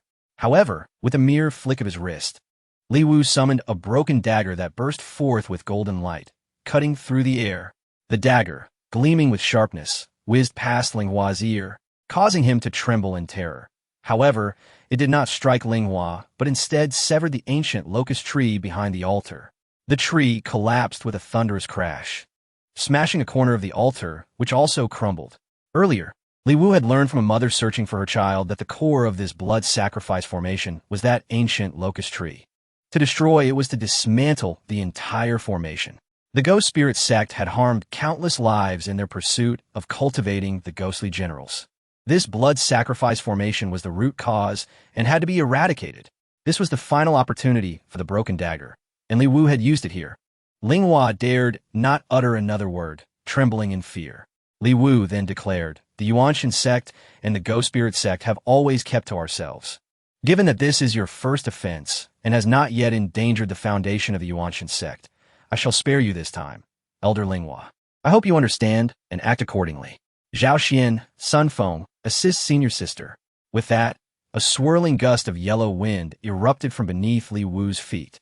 He stepped forward, with Zhao Xian and Sun Feng supporting Chu Zishuan as they entered the whirlwind and departed. Once Li Wu was gone, Linghua finally exhaled a sigh of relief, wiping the cold sweat from his brow. Our Go-Spirit Sect is, after all, a major sect. Fortunately, Li Wu showed us some leniency. Otherwise, we would likely have perished here today. Ling Kuei slumped to the ground, feeling as if he had been granted a reprieve. I never expected the Yuanxian Sect to conceal the true strength of their young sect master so deeply. Everyone in the martial world believed that he had never recovered since his downfall, yet who would have thought he had ascended back to the pinnacle? Linghua gritted his teeth and remarked, Li Yuan Yi is not the type to possess such cunning. There must be a formidable figure behind his son. At that moment, something dark began to writhe along the mountain path. The disciples of the Go-Spirit Sect were highly sensitive to such matters, recognizing it as a soul. A few nearby disciples hastily summoned their accompanying ghostly spirits, intending to devour the soul directly, but Linghua seemed to sense something and quickly intervened. Wait, do not consume the spirit yet. As the dark soul crawled closer, Ling Kuei discerned who it was. Ling Ying? How could it be you? Ling Kuei rushed over, employing sorcery to protect Ling Yin's soul. Gradually, Ling Yin's soul stabilized and spoke.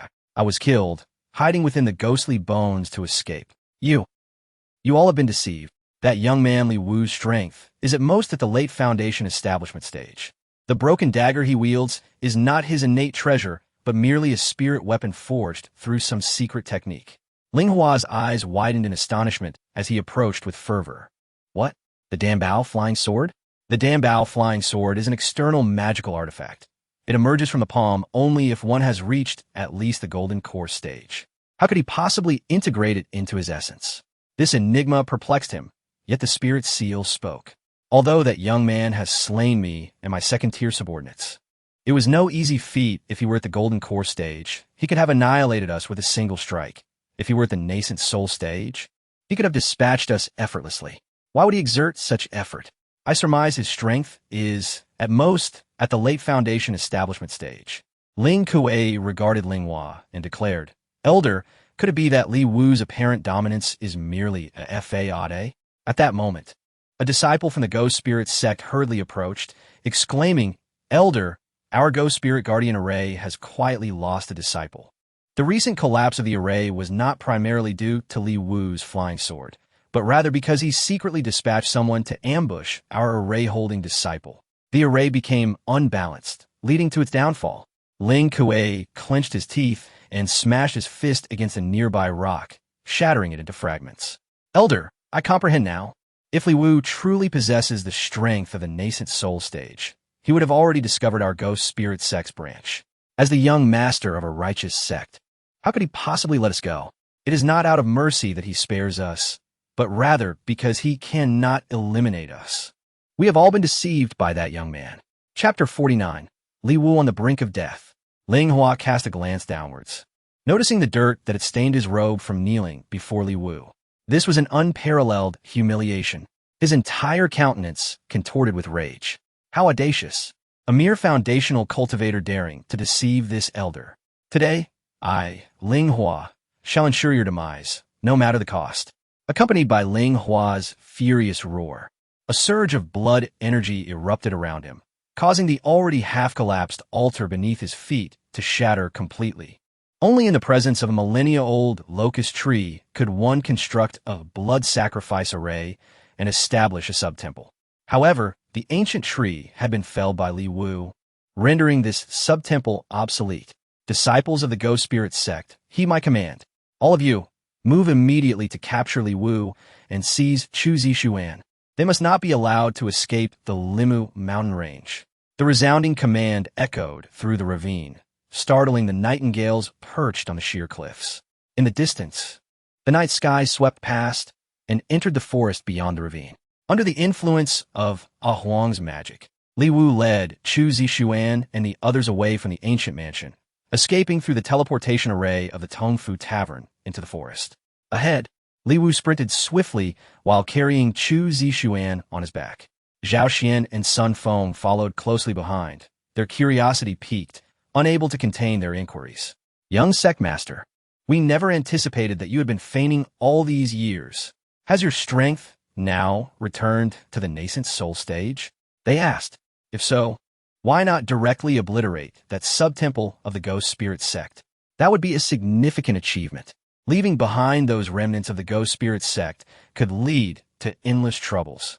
Li Wu sighed in resignation. That was merely a bluff to intimidate them. Enough talk. We must hasten our departure. It won't be long before the elder of the ghost spirit sect realizes the truth. Once they catch up to us, we will be doomed. What? Zhao Xian and Sun Feng exclaimed in unison, astonished by the revelation. No one had expected the truth to be such. The fact that Li Wu could intimidate the adept of the ghost spirit sect was even more remarkable.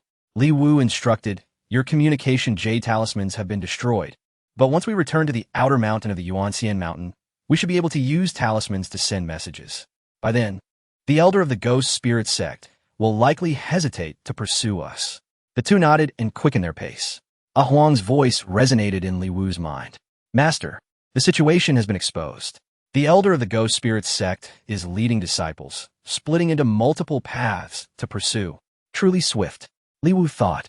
This place was still over 10 miles from the Yuanxian Mountains' outer range. Evading the pursuit of an expert at the Golden Core stage to reach safety was nearly impossible. Chu Zixuan seemed to sense Li Wu's unease and asked, "Junior brother, what troubles you?" Li Wu replied candidly, "The old man Ling Hua is in pursuit." Chu Zixuan furrowed her brow. "Junior brother, put me down. The elder of the ghost spirit sect seeks me to refine the nether ghost general. If you set me down, you can escape safely. If you take me along, none of us will get away." Li Wu, however, would not relinquish Chu Zixuan. He simply stated, "Sister, have you forgotten? I just deceived the elder of the ghost spirit sect, causing them to kneel before me. The first person they will want to kill is me. Brother Sun Feng, brother Zhao Xian, do you still have any swift movement talismans?" he inquired. The two nodded affirmatively, and Li Wu continued, "I will stay behind to delay the ghost spirit sect's pursuers. You two take Chu Zixuan and go. We shall split our paths, if all goes well. Let us meet at the Hongfeng Valley in the outer mountain." Chu Zixuan protested vehemently, "No. Junior brother, you are the young sect master. You cannot stay behind." "I will remain," declared Sun Feng. "No, I shall stay," Zhao Xian insisted. Li Wu waved his hand, saying, "Enough with the squabbling.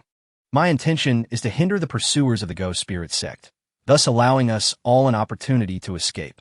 I have my methods, and the old man Ling Hua will not capture me so easily."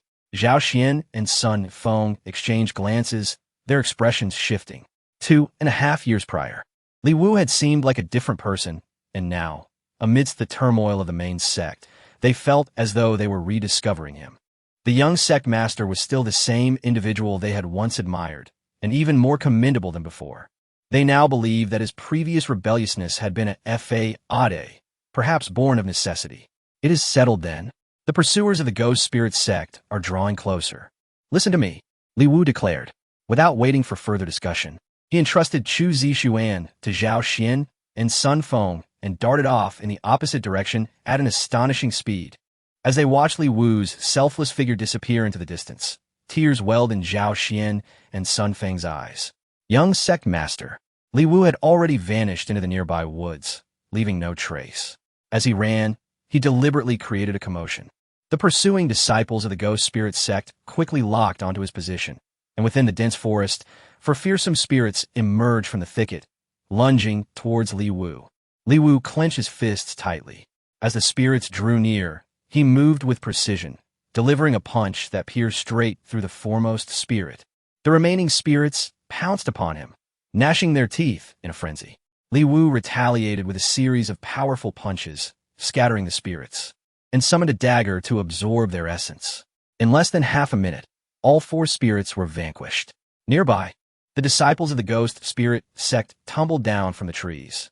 Li Wu approached calmly and poisoned the 4 fallen disciples. They convulsed momentarily before succumbing to death. Each disciple of the ghost spirit sect yielded a significant boost in combat power, resulting in a total gain of 1,500 combat strength, along with 30 portions of harmony powder and 2 portions of stinky tofu. The dagger's nurturing progress reached 18. Perhaps reaching 20 would grant me another opportunity to strike. "Master, a group of ghost spirit sect disciples seems to have discovered Chu Zixuan and the others," They are pursuing them. Their location is to the southwest. If you traverse the small ravine on your right, you can intercept them, Huang informed him. Li Wu sprang into action. Huang continued, Master, Ling Hua has spotted you and is also in pursuit. Li Wu made a cut on his palm, leaving a trail of blood energy to obstruct the disciples of the Go-Spirit Sect, pursuing Chu Zishuan and the others. Sure enough, after circling through the small ravine for barely half a minute, 5 disciples of the Go-Spirit Sect emerged in pursuit. Li Wu revealed himself, and the disciples were momentarily taken aback. However, realizing that Li Wu had previously been bluffing and emboldened by their numbers, they quickly surrounded him. Li Wu allowed them to close in, as the 5 disciples attempted to unleash their spirits against him. They were utterly unprepared for Li Wu's swift action as he seized one spirit by the neck. This scene left the Go-Spirit Sect disciples utterly bewildered. They had witnessed countless spirits strangling living beings, but had never seen a living person strangle a spirit. With a surge of strength, Li Wu snapped the spirit's neck, delivering a crushing blow to its head, obliterating it entirely. Within 2 minutes, all the spirits held by the 5 disciples of the Go-Spirit Sect were eradicated, and they had no opportunity to retaliate against Li Wu. When Li Wu engaged, it was as if he were an unstoppable force against the ordinary disciples of the Go-Spirit Sect. Thus, after consecutively defeating the 4th wave of disciples from the Go-Spirit Sect, Li Wu's combat strength saw a remarkable enhancement. This was the method to break the deadlock. The disciples of the Go-Spirit Sect were divided into several groups to track down Chu Zishuan and her companions, all of whom were vanquished by Li Wu. With the assistance of Huang's formidable auditory and olfactory abilities, Li Wu managed to evade the joint pursuit of the 2 formidable experts, Ling Kuei and Ling Hua, on multiple occasions. At this moment, Li Wu rested leisurely beneath a chestnut tree, completing the final round of his toxic reward lottery. While savoring stinky tofu to restore his vitality, he examined his system panel. Name, Li Wu Combat Power, 22630 Realm. Late Foundation Establishment Technique, Double Combat Power. Utilizing this technique allows the host to inflict double damage instantaneously. Though it consumes a significant amount of the host's vitality, reasonable usage is advised. Heavenly Harmony Powder, 252 portions. Using the Heavenly Harmony Powder increases combat power, with varying effects based on the target's strength. Lottery chances, 0. The system distributes tasks at irregular intervals. Completing them grants lottery chances. Milestone, Combat Power, 50,000. Reaching a combat power of 50,000 grants access to the Heavenly Eye. Inventory, Mysterious Dagger, currently nurturing progress 20. 0. Binding Talismans, 2 Teleportation Talismans, 12 portions of Stinky Tofu, Beginner Combat Power Reference Manual. Buzz. The nurturing progress of the Mysterious Dagger exceeded 20, granting a chance to strike. As anticipated, the nurturing of the dagger, as Li Wu had surmised, involved continually refining and absorbing ordinary second-level malevolent spirits, with the potential for enhancement diminishing significantly. However, the most crucial point was that during this wave of skirmishes in the woods, Li Wu's combat power had increased by 7,200. Yet, facing a 5th-level malevolent spirit with combat power exceeding 50,000, the disparity remained substantial, making victory elusive.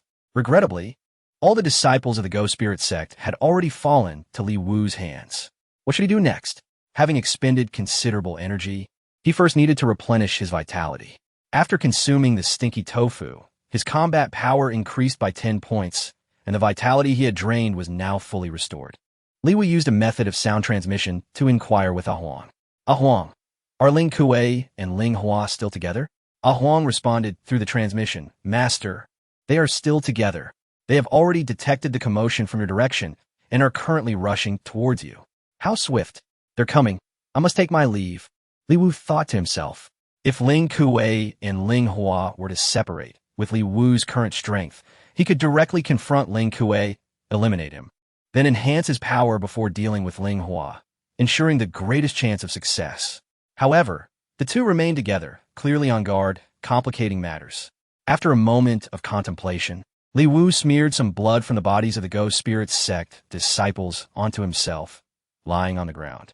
Soon, rustling sounds emanated from the nearby woods. Ling Hua and Ling Kuei emerged from the forest, one walking upon air, the other riding a sword. Upon seeing the fallen bodies of several ghost spirit sect disciples on the ground, they descended and noticed Li Wu sprawled nearby, covered in blood, coughing and appearing on the verge of death. In a feeble state, Li Wu struggled to move slightly, coughing twice. He leaned against a moss-covered rock, barely managing to lift his eyelids to gaze at Ling Kuei and Ling Hua, seemingly unable to speak. Wiping the blood from the corner of his mouth, Li Wu attempted to stand, but stumbled and remained crouched on the ground. Observing Li Wu's condition, the burly vice elder Ling Kuei chuckled and asked, "Young Master Li, why aren't you fleeing?" Li Wu smiled in response. "I had no intention of running." Ling Kuei snorted derisively. "Enough with the pretense." Li Wu replied, "I am not pretending. My primary objective was to divert you and eliminate those ghost spirit sect disciples pursuing my senior sister, ensuring her safe departure. Now my task is complete." A red-clad, malevolent spirit floated beside Ling Kuei, a fourth-level spirit. Meanwhile, a blue-clad malevolent spirit hovered near Ling Hua, comparable to a fifth-level spirit with a ghostly core akin to that of an initial golden core cultivator. The two emanated formidable auras, causing the temperature in the surrounding woods to plummet, malevolent winds howling, sending chills down one's spine as the leaves rustled ominously. Ling Hua chuckled dryly, as expected of the young master of the Yuanxian Sect. "Even in such a dire situation, you managed to escort Chu Zishuan to safety. However, having eliminated so many of our ghost spirit sect disciples, your spiritual energy must be nearly depleted, correct? Sacrificing a young master to save a few inner disciples is quite the poor bargain for your Yuanxian sect." Li Wu countered, "Ling Hua, you are mistaken. Our sect leader has long since stripped me of my position as young master. I am now merely an ordinary outer disciple, freshly selected from the Servant Valley. Swapping an outer disciple for several inner disciples to survive seems like a fair trade to me. Enough of the chatter. Regardless of whether you are the young master of the Yuanxian sect or not, Li Wu, this elder, only wish to ask you, how do you wish to die?" Ling Hua's expression darkened. The prior humiliation would be repaid in kind. Li Wu retorted with a smile, "Do I have a choice?" Witnessing Li Wu's nonchalant demeanor only intensified Ling Hua's ire. Li Wu continued, "In any case, my vitality has been completely drained. I can hardly move. So however you choose to extinguish me is merely a trivial matter, Elder Ling Hua. Spare me the lengthy discourse and grant me a swift end." The more Li Wu spoke, the more Ling Hua felt that killing him outright would be too lenient. In a fit of rage, Ling Hua condensed malevolent energy into a ghostly claw, aimed at Li Wu, only to miss at the last moment, shattering a nearby rock instead. To crush you would indeed be too merciful. I think it better to have the malevolent spirit flay your skin and pull your tendons, then burn your soul with ghostly flames, slowly extinguishing your essence, so that you suffer endlessly, far worse than death. Li Wu feebly responded, as expected of Elder Ling Hua, "Your methods are truly ruthless. I am so frightened." Though he claimed to be terrified, his expression conveyed indifference, further provoking Ling Hua. Ling Hua formed seals with his hands, conjuring 5 malevolent spirits that lunged towards Li Wu, brandishing knives as if truly intent on skinning him alive. With great effort, Li Wu braced himself against the rock, desperately forcing himself to stand. Beside him, Ling Kuei laughed triumphantly, saying, "Li Wu, are you beginning to feel fear? Our elder Ling Hua S5 spirits are notorious for flaying skin, pulling tendons, and sucking marrow. Today, you are fortunate to witness such a spectacle. What a worthwhile life you lead." As Ling Hua unleashed his full arsenal, Ling Kuei, the vice elder, found no opportunity to intervene, leaning against a large tree with an expression of delight. The 5 malevolent spirits swiftly pounced upon Li Wu. Gritting his teeth, Li Wu rolled to evade the spirits. Though the 5 spirits appeared diminutive, roughly the size of civets, they moved with astonishing speed, their knives glinting ominously with a strange light. Their chattering voices disoriented Li Wu, leaving him feeling dazed. Thus, the entrancing words of the spirits had their effect. Li Wu immediately covered his ears, rolled over, and dashed toward Ling Kuei's direction, only to hear Ling Kuei's mocking laughter as he fled. "The young man unexpectedly collided with me, the vice elder, and I shall not allow you to pass." Before Ling Kuei could finish his words, Li Wu, who appeared to be desperately fleeing, suddenly raised his hand without warning. A dagger shot forth from his palm, piercing through Ling Kuei's brow. A spray of blood erupted from the tree above, and the dagger splintered the bark, sending wooden shards flying. The attack was utterly unforeseen. Ling Kuei could not react in time. After all, with the elder Ling Hua present, he should not have had the opportunity to strike. His primary role was merely to observe. Yet, the observer was unexpectedly taken out. The crimson-clad fierce spirit also failed to react. Upon witnessing its master harmed, it rushed towards Li Wu. However, mid-leap, the fierce spirit fell to the ground. Its life force dissipated, rendering it immobile. Ling Kuei collapsed, blood streaming down his face, his eyes struggling to meet Li Wu's gaze. He could hardly fathom that Li Wu was so treacherous, approaching not to flee, but to ambush him. You haven't exhausted your vitality, have you? How could this be? Ling Kuei was astounded, his face contorted with rage and disbelief, before finally falling silent. Before retracting the dagger, Li Wu absorbed the crimson-clad, fierce spirit. Over here, the 5 fierce ghosts were charging at Li Wu.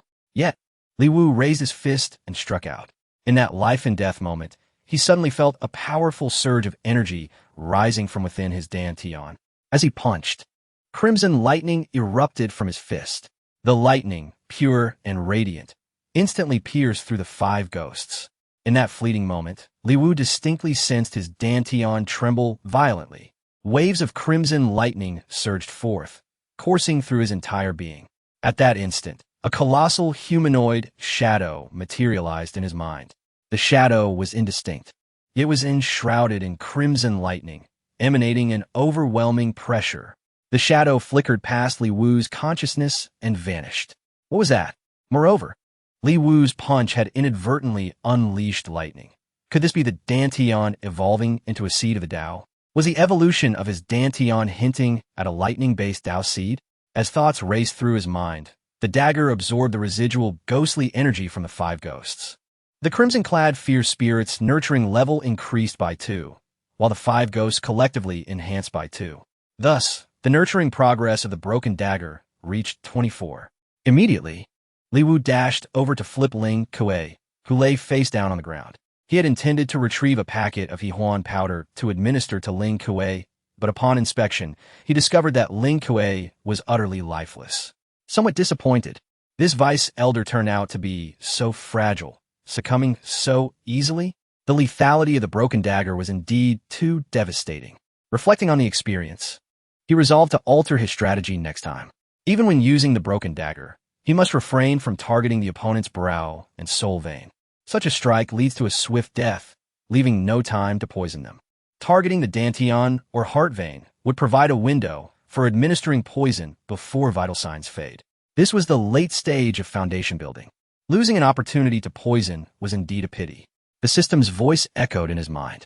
Buzz, the host has slain a level 4 fierce spirit master, inflicting 12,000 damage, and received a combat power rebate of 1,200.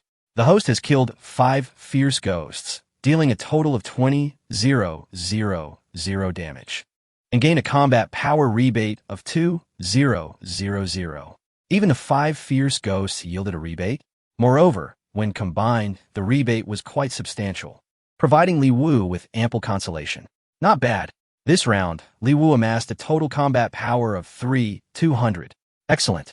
Previously, his combat power stood at 22,640, and now it has surged to 25,840.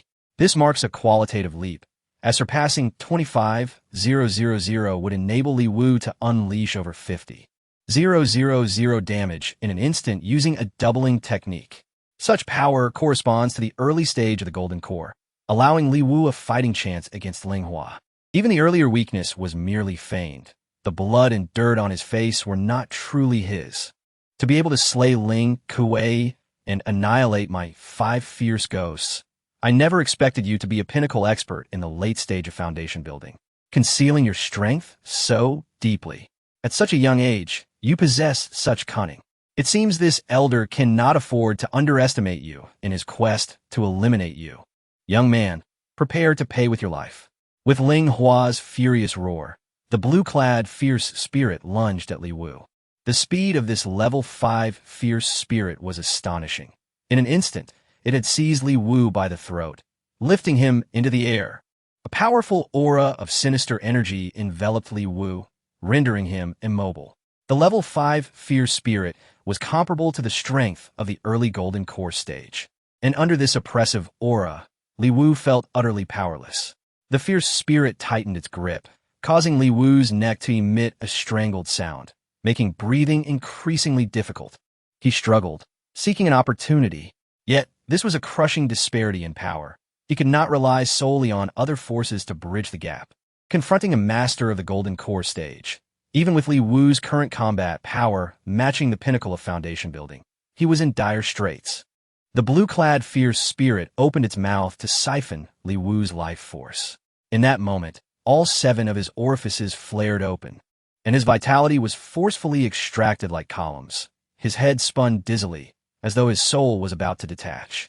The loss of vitality rendered Li Wu increasingly feeble, and it felt as if his very spirit was being drawn away. Continuing down this path was untenable. He would surely be drained dry by this blue-clad, fierce spirit. In a moment of desperation, Li Wu suddenly recalled a seemingly unreliable method, but with nothing to lose. He decided to give it a try. He swiftly bit his tongue, drawing forth a drop of blood. With a forceful spit, he launched it toward the fierce spirit's face. This action momentarily stunned the level 5 fierce spirit. It seemed it had not anticipated such a response. After all, spitting was a tactic for children, wasn't it? However, in his past life, Li Wu had seen films and heard that blood from the tongue was pure yang and could counter fierce spirits. After he spat out the drop of blood, a hissing sound emerged as smoke wafted from the fierce spirit's face, proving Lin Master was not misleading me. The blue-clad fierce spirit howled in pain, loosening its grip slightly. Yet, while tongue blood could restrain fierce spirits against a terrifying entity like the level 5 fierce spirit, it only inflicted a burning sensation, causing no substantial harm. Regaining its composure, the fierce spirit's eyes glowed crimson, and it lunged at Li Wu once more. But Li Wu had vanished. Indeed, even the blue-clad fierce spirit could not trace Li Wu and Appo's whereabouts. In the brief moment of distraction caused by the spit, Li Wu had completely disappeared. What was happening? The fierce spirit's visage contorted in rage as it searched for Li Wu. Li Wu had employed a teleportation talisman gifted by the system earlier. There are only 2 of these talismans, but they could save his life in a critical moment. As Li Wu vanished, Ling Hua, perched atop the treetops, was even more elated. He had such a powerful teleportation artifact. Soon it would belong to this elder. After the teleportation, Li Wu found himself in an unfamiliar grove. Yet, the surroundings were familiar, filled with cypress and chestnut trees, indicating he was not far from his previous location. Having nearly drained all his vitality, he promptly took out a piece of stinky tofu and devoured it in a rush. His vitality restored, he gained an additional 10 points of combat power.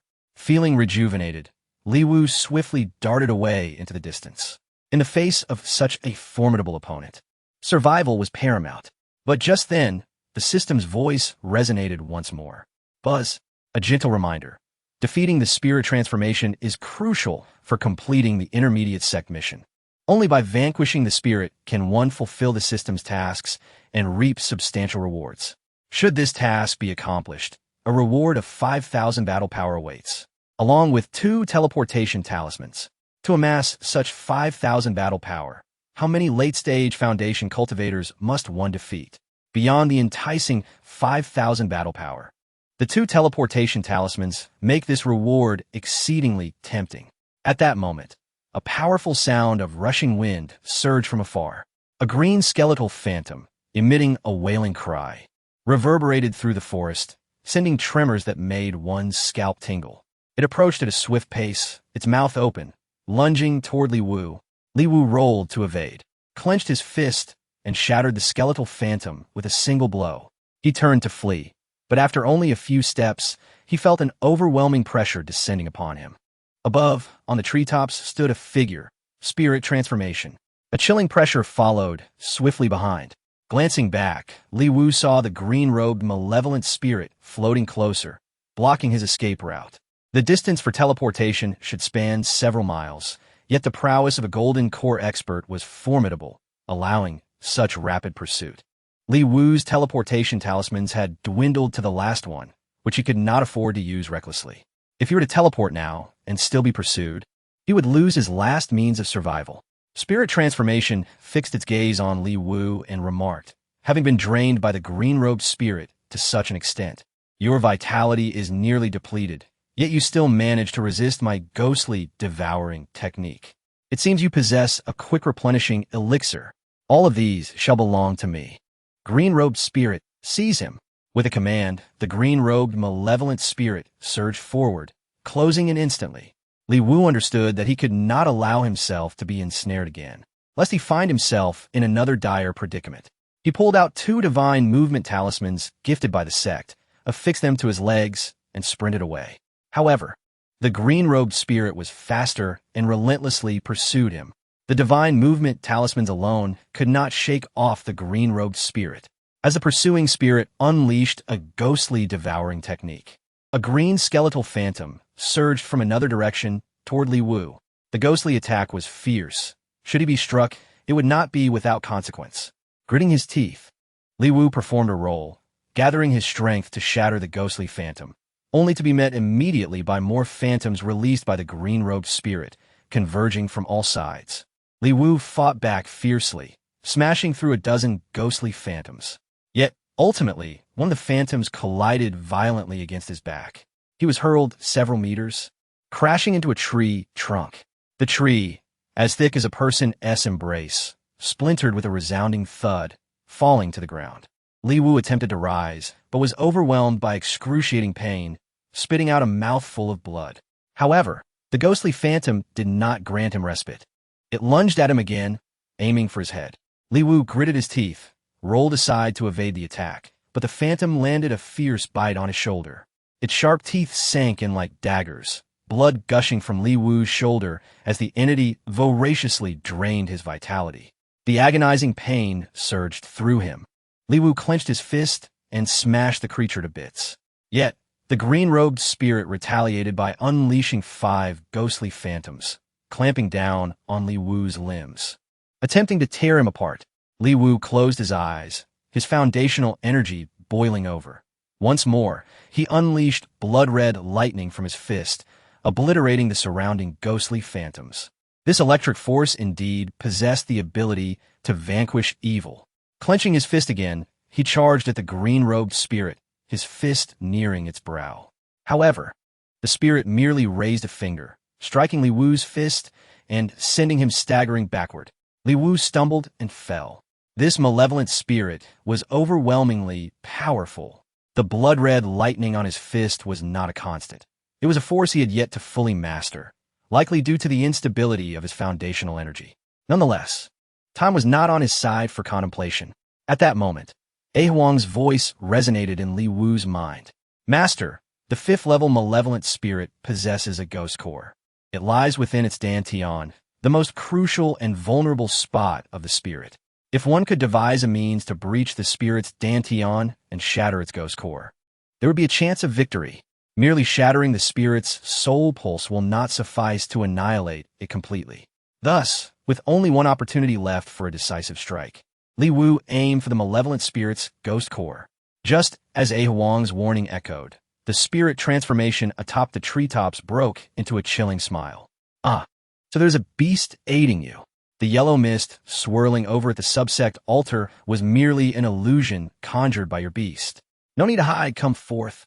With a commanding gesture, a blood-red aura surged into the forest, and the next moment, Huang's shriek pierced the air, its yellow form being dragged from the depths of the woods, crashing heavily against a nearby rock. The impact was tremendous. Huang lay motionless on ground, blood splattering from the shattered rock. "Ah, Huang!"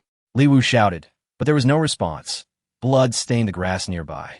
In a desperate moment, Li Wu gritted his teeth, drew forth the dagger of destruction, and aimed for the spirit's dantian. Yet, the spirit enveloped itself in a blood-red shroud, coalescing a blood aura that ensnared the dagger. Flinging it away with a flick of its wrist, the dagger embedded itself into the rock below, reaching the hilt. The spirit was far too powerful. This approach was futile. The spirit extended its hand, reaching for Li Wu's throat, intending to seize his lifeblood. But unexpectedly, Li Wu vanished once more. He disappeared into thin air, just as before. Indeed, Li Wu utilized his last teleportation talisman. Spirit transformation thought Li Wu was fleeing again, but in the blink of an eye, Li Wu appeared right before it. Merely 2 meters apart, clenching his fist, Li Wu bellowed, "For my dog, you shall pay with your life." In a fit of rage, Li Wu hurled his fist forward, unleashing a powerful sound that shattered the air. However, spirit transformation calmly raised a hand, effortlessly blocking Li Wu's strike, the aura of blood swirling at its palm, pushing Li Wu back several steps. "You cannot defeat my malevolent spirit, yet you dare to challenge me. You possess some wit, but not much. I am an elder of the Go-Spirit sect. Such a position is not one easily attained. Allow me to demonstrate that in terms of martial prowess. You are no match for me."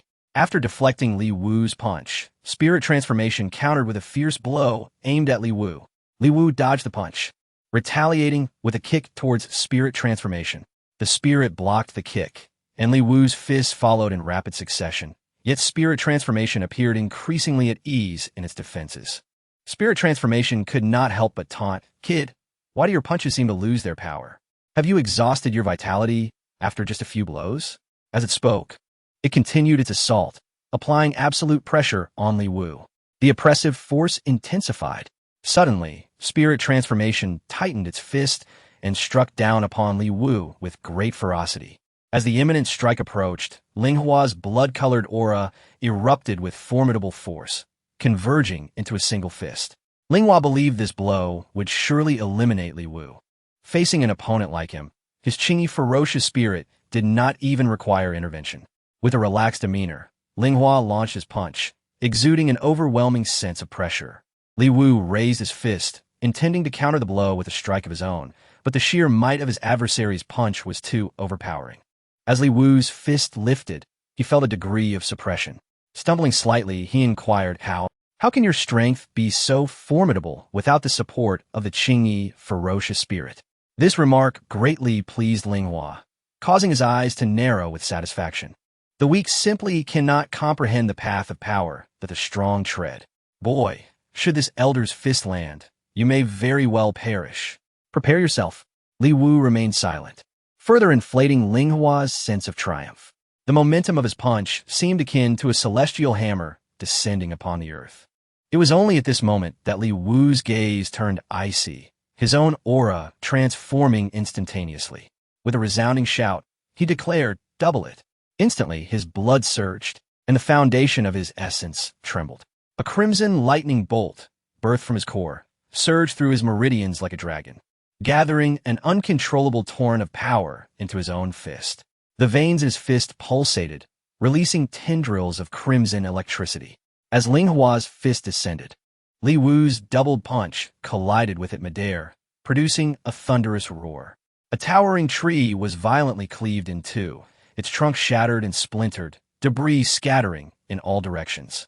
At the point of impact, a sharp crack echoed, a sound reminiscent of bone fracturing, which caused a smirk to creep upon Linghua's lips. "Foolish boy, daring to exchange blows with this elder is sheer recklessness. Even if you survive this strike, consider your arm rendered useless." Yet, Li Wu retorted, "Is that so? Watch closely. It is not I, Li Wu, whose fist will shatter." With those words, the force behind Li Wu's fist remained unabated, surging with relentless vigor.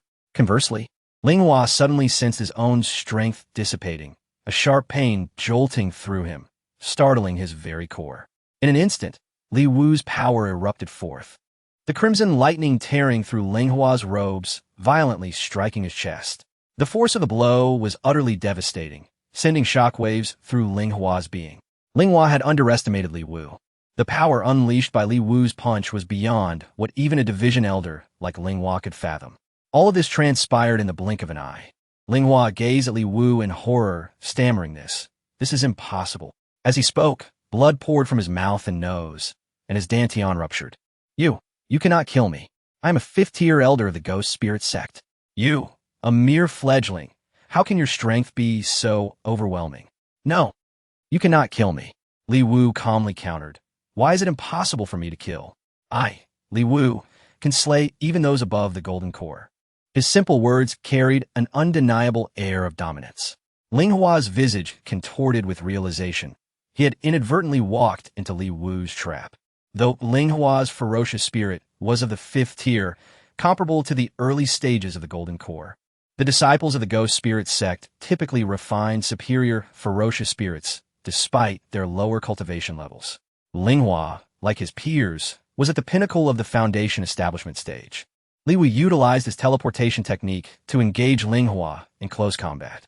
The go.The sect's disciples trained in physical cultivation to prevent ferocious spirits from rebelling.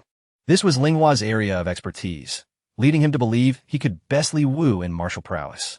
Unbeknownst to him, this was precisely Li Wu's strategy. With the severance of his heart meridian, Ling Hua's aura dissipated entirely. Without the support of his spiritual energy, he lost all balance and fell. Ling Hua's accompanying ferocious spirit. The Qingyi ferocious spirit charged at Li Wu with ferocity, yet Li Wu remained unflinching, steadfast as a mountain.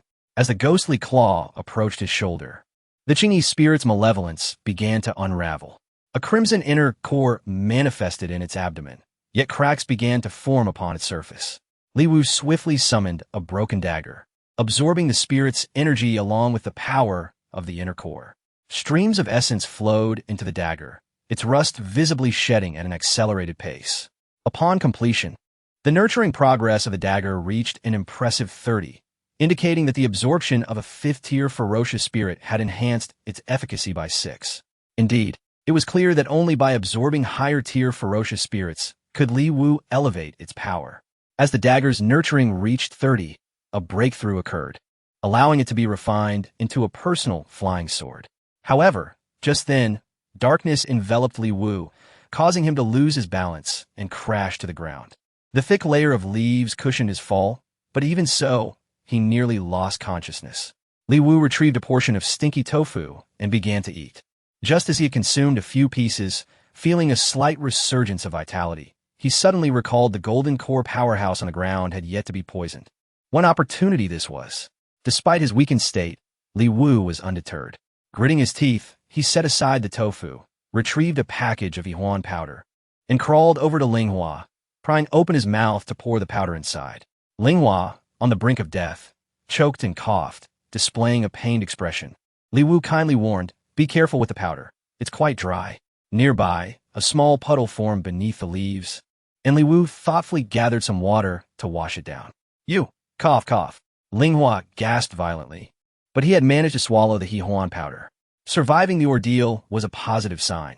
It meant Li Wu's plan had largely succeeded. With that, Li Wu returned to his stinky tofu, savoring the rich flavor while observing the changing expressions on Ling Hua's face.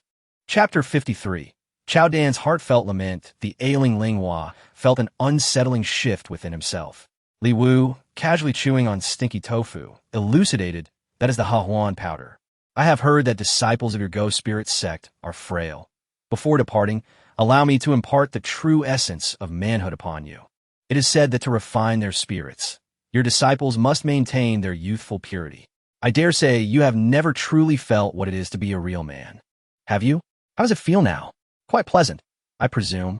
Ling Hua clenched his teeth, his eyes wide in disbelief, struggling to articulate a response. You fiend." Li Wu gently interjected, "Fiend? I am but a disciple of the esteemed Yuanxian Sect. Ling Hua, do restrain your excitement. Overexcitement will accelerate your blood flow, hastening the collapse of your meridians, and thus you shall meet your demise even sooner." Infuriated, Ling Hua's body began to convulse. Blood gushed forth from the wounds on his heart and dantian. "See, your wounds have ruptured, haven't they? You are on the brink of death," Li Wu remarked nonchalantly, continuing to savor the stinky tofu. Ling Hua opened his mouth but could utter nothing more before coughing up a mouthful of blood, falling silent entirely. One must commend the formidable resilience of a body-refining expert, even as the accompanying ghost spirit lay lifeless, and his heart had been shattered. He lingered on for quite some time. Had it not been for the poison dagger, Ling Hua might have escaped and sought vengeance against Li Wu. However, that was now out of the question. Of course, there was a silver lining. At least Li Wu had ample time to administer poison. Unlike the previous spirit leader, who appeared robust, yet perished in an instant, leaving no time for countermeasures. How utterly disappointing. Buzz. The host has successfully poisoned a level 5 malevolent spirit and received a combat power reward of 600, along with 40 lottery draws. As Li Wu relished the stinky tofu, he reveled in the delightful notifications from the system. The rewards were far from over. After a brief pause, the voice continued. Buzz, congratulations to the host for slaying Ling Hua and completing the mid-tier sect mission, as well as the system task. You have received the main task reward of an additional 5,000 combat power. 2 teleportation talismans awarded. The system had proven to be quite considerate. Just as Li Wu had depleted the previous 2 teleportation talismans, he was replenished with 2 more. Such items were invaluable for survival. Upon finishing the stinky tofu, the system's voice resonated once more. Buzz, congratulations to the host for consuming a portion of stinky tofu, triggering a small probability combat power explosion, granting an additional 2,000 combat power. 2,000? What a delightful surprise. When fortune smiles, it cannot be obstructed. After obtaining 40 lottery draws from the previous poisoning, Li Wu decided to indulge. With 40 lottery draws, the results were commendable, yielding 3 combat power explosions. One yielded 200, another 800, and the last 300, totaling an impressive 1,300 combat power. In addition to combat power, the lottery also rewarded him with 32 portions of Huang powder and 5 additional stinky tofu. Such bountiful spoils were indeed exhilarating. Could it be that challenging opponents of greater strength resulted in more abundant rewards and a higher probability of combat power explosions? Next, Li Wu examined the system panel. Name, Li Wu Combat Power, 40150 Realm. Late Foundation Establishment Technique. Double Combat Power. This technique allows the host to deal double damage instantaneously, but is highly depleting. Please use it judiciously. Huang Powder, 283 portions. Using Huang Powder increases combat power, varying by the strength of the target. Lottery Draws, 0. The system periodically assigns tasks. Completing these tasks grants lottery draws. Milestone, Combat Power, 50,000. Reaching 50,000 combat power grants access to the Celestial Eye Technique.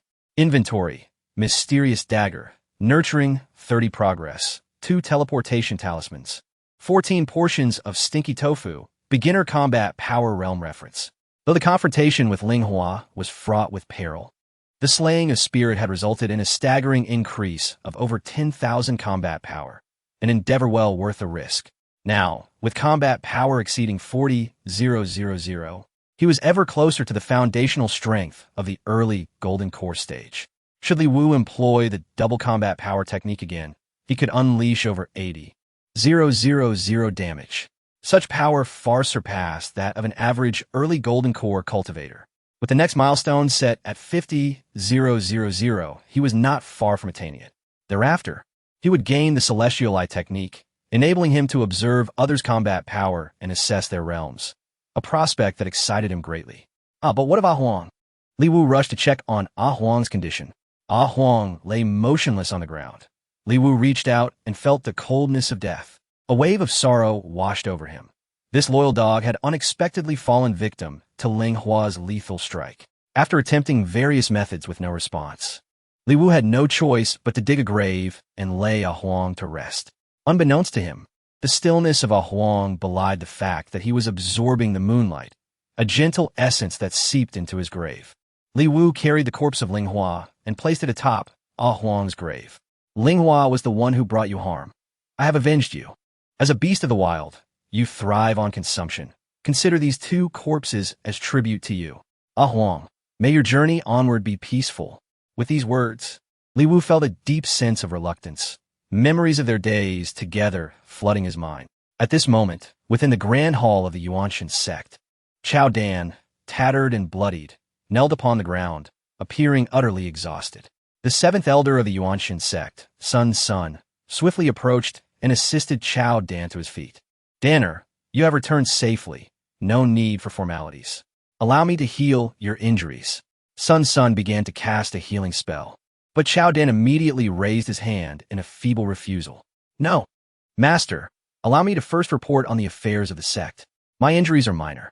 The matters of the sect are paramount, and the lives of my fellow disciples are at stake." As he spoke, Chao Dan coughed violently, spitting forth a copious amount of blood. He staggered, nearly collapsing to the ground, but Sun's son quickly steadied him. "My dear child." Chao Dan gritted his teeth, straining to speak. "Master, I'm fine. I can't endure.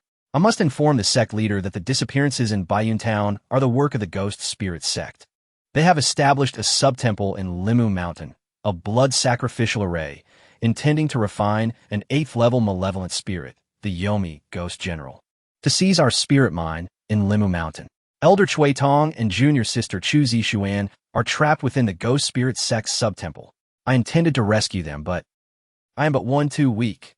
The sub-temple harbors several experts, some even at the Golden Core stage. I loathe my own low cultivation. I had no choice but to flee back to the sect to report, cough cough. All the while, the disciples of the Ghost Spirit Sect pursued me. My communication talismans and message tokens were all destroyed. Fortunately, I retained a few movement talismans, allowing me to narrowly escape their relentless pursuit and return to convey this vital information to the sect. Master, sect leader, we cannot delay this matter. Please, send someone swiftly to rescue my fellow disciples." Chao Dan spoke, his face betraying a profound sense of worry, tears streaming down his cheeks. The sect leader, Li Yuanyi, promptly commanded Elder Chun Fong to assemble a group and head to Limu Mountain. Thus, Chao Dan continued, "The Ghost Spirit Sect's branch has been ruthlessly gathering 100,000 souls, wreaking havoc upon the populace, in their insatiable quest for more lives. Those who fall into the clutches of the Ghost Spirit Sect either suffer dismemberment, becoming beggars with disabilities, or are coerced into a life of prostitution. This heinous bait lures even more victims, and the plight of the common folk is heart-wrenching and utterly tragic. The scenes are truly heartbreaking." At this point, Chao Dan raised a hand to wipe away his tears, seemingly overwhelmed by thoughts of those harmed by the Ghost Spirit Sect, his emotions spiraling beyond control. Chapter 54. The Appointment of the Chief Disciple. Overcome with emotion, Chao Dan coughed violently and collapsed. Elder Sun immediately supported him, expressing concern. "Dan, wake up quickly. Are you all right?" Chao Dan offered no response. His breath was faint. However, he secretly glanced at the second elder, Chun Fong, who had gathered all disciples above the Foundation establishment stage outside the hall, and internally mused, "Chun Fong, no matter how swift your actions may be, what of it? The message has been reported, and the credit is mine." Yet in the Ghost Spirit Sect's branch, there were 2 mid-Foundation establishment cultivators and 1 early Golden Core cultivator. 2 days had passed, and Li Wu and his companions were surely dead by now. Even if you teleport there, you would not arrive in time. With this thought, he sighed internally, lamenting, "Alas, it is a pity about Sister Chu, that beauty. It is all Li Wu's fault. Had he not been present, Chao Dan, would have already captured that woman, Chu Zixuan. But fortunately, Li Wu is dead now." After the second elder Chun Fong departed, Sect Master Li Yuanyi turned his gaze to the unconscious Chao Dan and commanded, "Elder 7, Chao Dan is your disciple. I entrust him to you. He has accomplished great merit on this mission to Limu Mountain. Regardless of the cost, you must ensure his swift recovery. Furthermore, promote inner sect disciple Chao Dan to the position of chief disciple. Once he recovers, let him come to this hall to conduct the promotion ceremony and bestow upon him a Yuanxian pill. There are only 10 chief disciples in the Yuanxian Sect, and obtaining such a title is an unparalleled honor among the disciples. Moreover, this grants access to the sect's secret realm. The Yuanxian pill is extraordinarily precious. It takes at least 10 years to refine just one within the Yuanxian Sect, and the remaining stock does not exceed 100 pills. This pill, when consumed during the Foundation establishment stage, can elevate a cultivator by a minor realm. If Chao Dan were to take this pill, he could at least enhance his prowess to the later stage of Foundation establishment. Upon hearing of these rewards, a triumphant smile spread across Chao Dan's face. Unable to be contained, he thought to himself, "This trip to Limu Mountain not only rid me of that scoundrel Li Wu, but also secured my position as the chief disciple of the Yuanxian Sect, along with the Yuanxian pill. Excellent. After consuming the pill, I shall ascend to the later stage of Foundation establishment. Li Wu, if you knew of this, you would surely die of rage. Alas, you perished too soon. A mere servant, challenging me, was far too naive. A few disciples came forward to carry the unconscious Chao Dan away. After 2 days of recuperation, his injuries gradually healed. In truth, most of his wounds were merely superficial. He had delayed his recovery for 2 days to ensure others believed his injuries were grave. He refrained from extending the charade any longer. Driven by his covetousness for the title of chief disciple and the Yuanxian pill, not wishing for prolonged ordeal. Upon awakening, Elder Seven's son hurried to report to the sect master. Supported by 2 disciples, Chao Dan re-entered the grand hall of the Yuanxian Sect. Inside, the robe of the chief disciple was prepared, held aloft by a female disciple, while another female disciple carried a golden box emanating spiritual energy, undoubtedly containing the coveted Yuanxian pill. Though he felt an overwhelming impatience within, Chao Dan feigned weakness on the surface. He coughed a couple of times, turned his master, and asked, "Master, what is happening? It has been 2 days. One of my fellow disciples who went to Limu Mountain. Are they? Cough, cough. All right?" Previously feigning unconsciousness when the rewards were announced, he now sought to maintain his act, even feigning concern for his fellow disciples, though his true aim was to ascertain the news of Li Wu's demise. Elder Seven's son gently patted Chao Dan's shoulder, reassuring him, "Danner, there is still no word from the second elder. It seems the matters concerning the go.The sect branch are not easily resolved. However, fret not. The second elder is powerful and has gone to address the issues. He will surely find a solution. Today, you have just awakened. We summoned you to convey that your return with vital information from this mid-level sect mission has earned you great merit. And the sect master has granted you the title of chief disciple."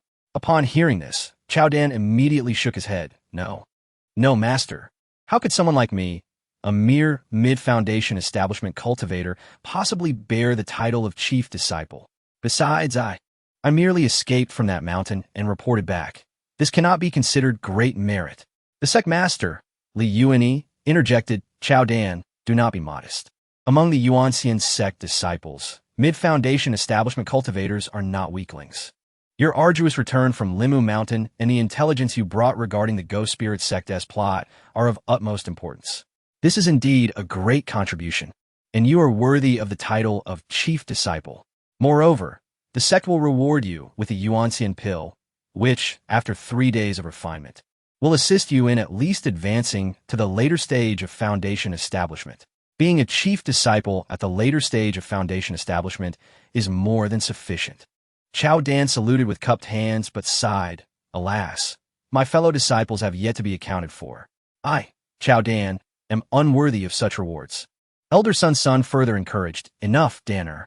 The sect master has already issued the decree. You are now the chief disciple of the sect, and that Yuanxian pill is yours. Would you refuse the sect master's goodwill? With the position of junior sect master currently vacant, the future selection will see the junior sect master emerge from among the 10 chief disciples, of which only 2 slots remain available." Chao Dan had long coveted this opportunity, and Elder son's words provided him with sufficient justification to accept the rewards. Yet, he still feigned a sense of unworthiness, immediately kneeling to the sect master, expressing, "Thank you, sect master. I, Chao Dan, shall never forget the kindness of the sect. Rest assured, I will exert every effort in my cultivation and will not disappoint you or my master." The sect master raised a hand, signaling, "Chao Dan, your injuries have not yet healed. Rise quickly. After receiving these rewards, return to continue your recovery." Elder son approached, helping the weakened Chao Dan to his feet. Chao Dan bowed in respect, and the sect master gestured for the 2 female disciples carrying the robe and Yuanxian pill to step forward.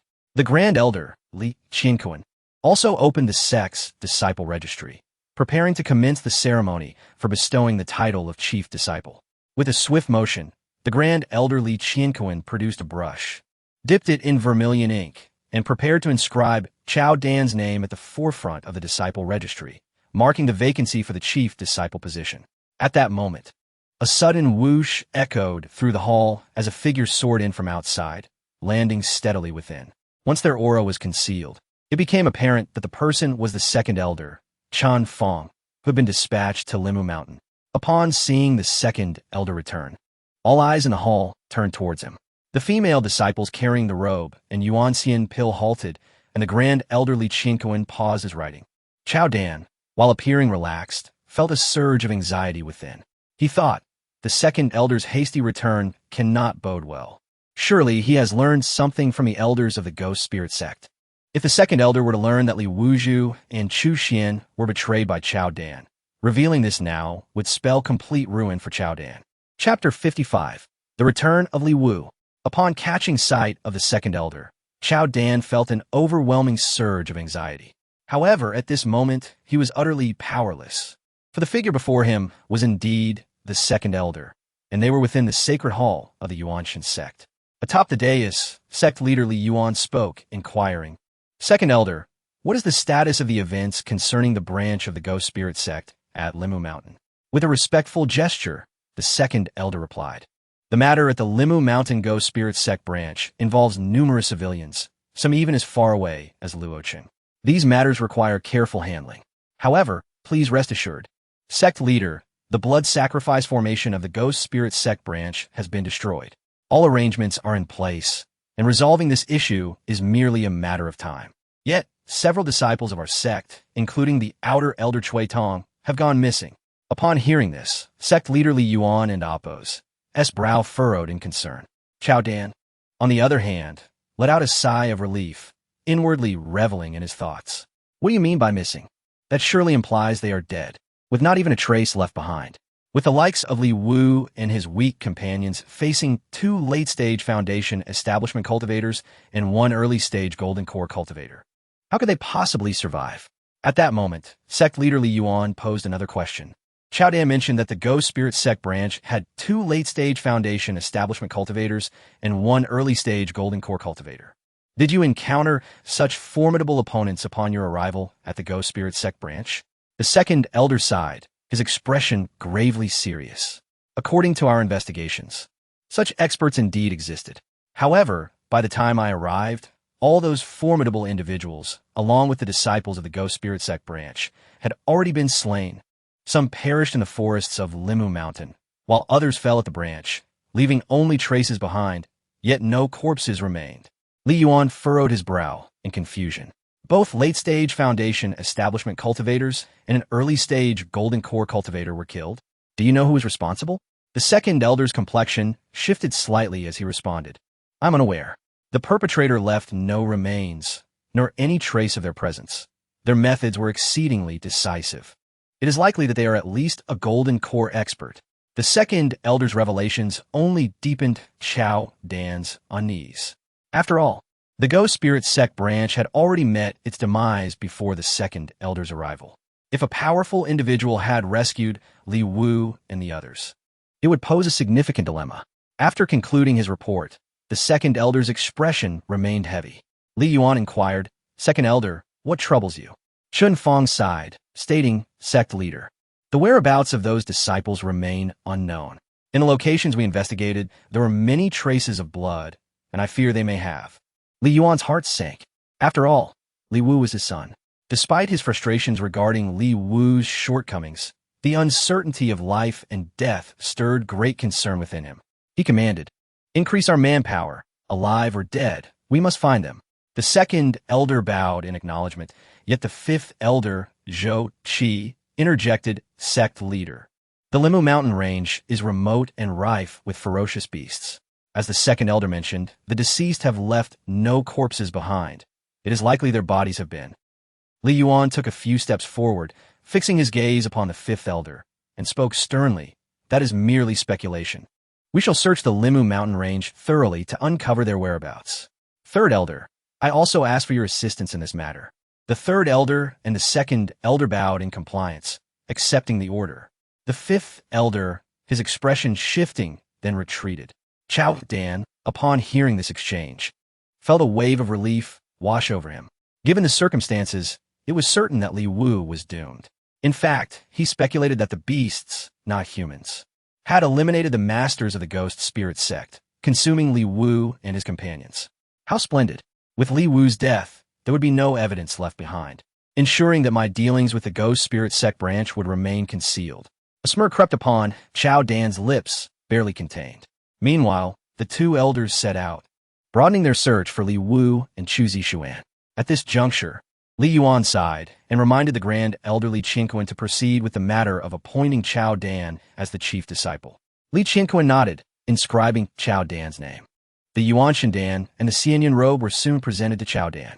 As he held these items in his hands, kneeling in reverence, the excitement etched on his face dissipated entirely.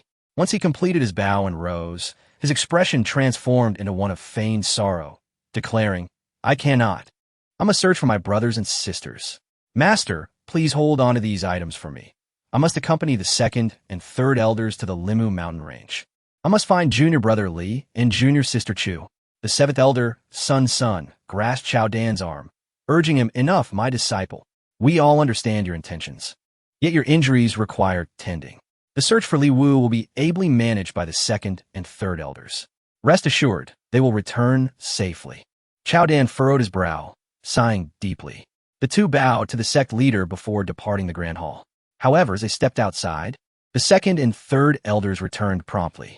The seventh elder and Chao Dan halted, gazing in their direction. Chao Dan's heart raced at the thought of their swift return. Could it be that they had already discovered the bodies of Li Wu and the others? That would be splendid. Alive or dead, certainty would bring him peace of mind. With these thoughts swirling, Chao Dan put on a show of difficulty as he approached the second and third elders. "Have you found Li Wu and junior sister Chu?" He was eager to witness the moment the expressions on their faces fell, for even if they had found something, it would surely be but a corpse. A mere body would bring closure. After all, a body would confirm Li Wu's demise. Yet, to his astonishment, the second elder's face shone with excitement. "We have found them. We have established contact with Li Wu and Zhao Xian, along with the three disciples. They are all well, merely sustaining minor injuries. They should be near our sect's entrance now." "What?" Chao Dan could not contain his shock, his disbelief evident. The emotions within him surged uncontrollably, for he had resigned himself to the notion that Li Wu was beyond saving. This unexpected twist left him reeling, observing the unusual expression on Chao Dan's face. The second elder inquired, "Chao Dan, what troubles you?" Chao Dan quickly regained his composure, forcing a semblance of excitement as he replied, "Oh, it's nothing. I merely thought junior brother Li was lost to us. To learn he is alive, that is a blessing. I am utterly thrilled for him. Is that so? Chao Dan, when did you become so concerned for Li Wu?" A voice resonated from the other side of the hall, across the plaza. Chapter 56. The Disappearance of Chu Zixuan.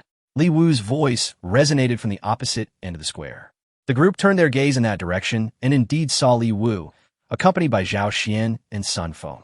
Upon spotting Li Wu, Chao Dan could not help but drop his jaw, momentarily rendered speechless.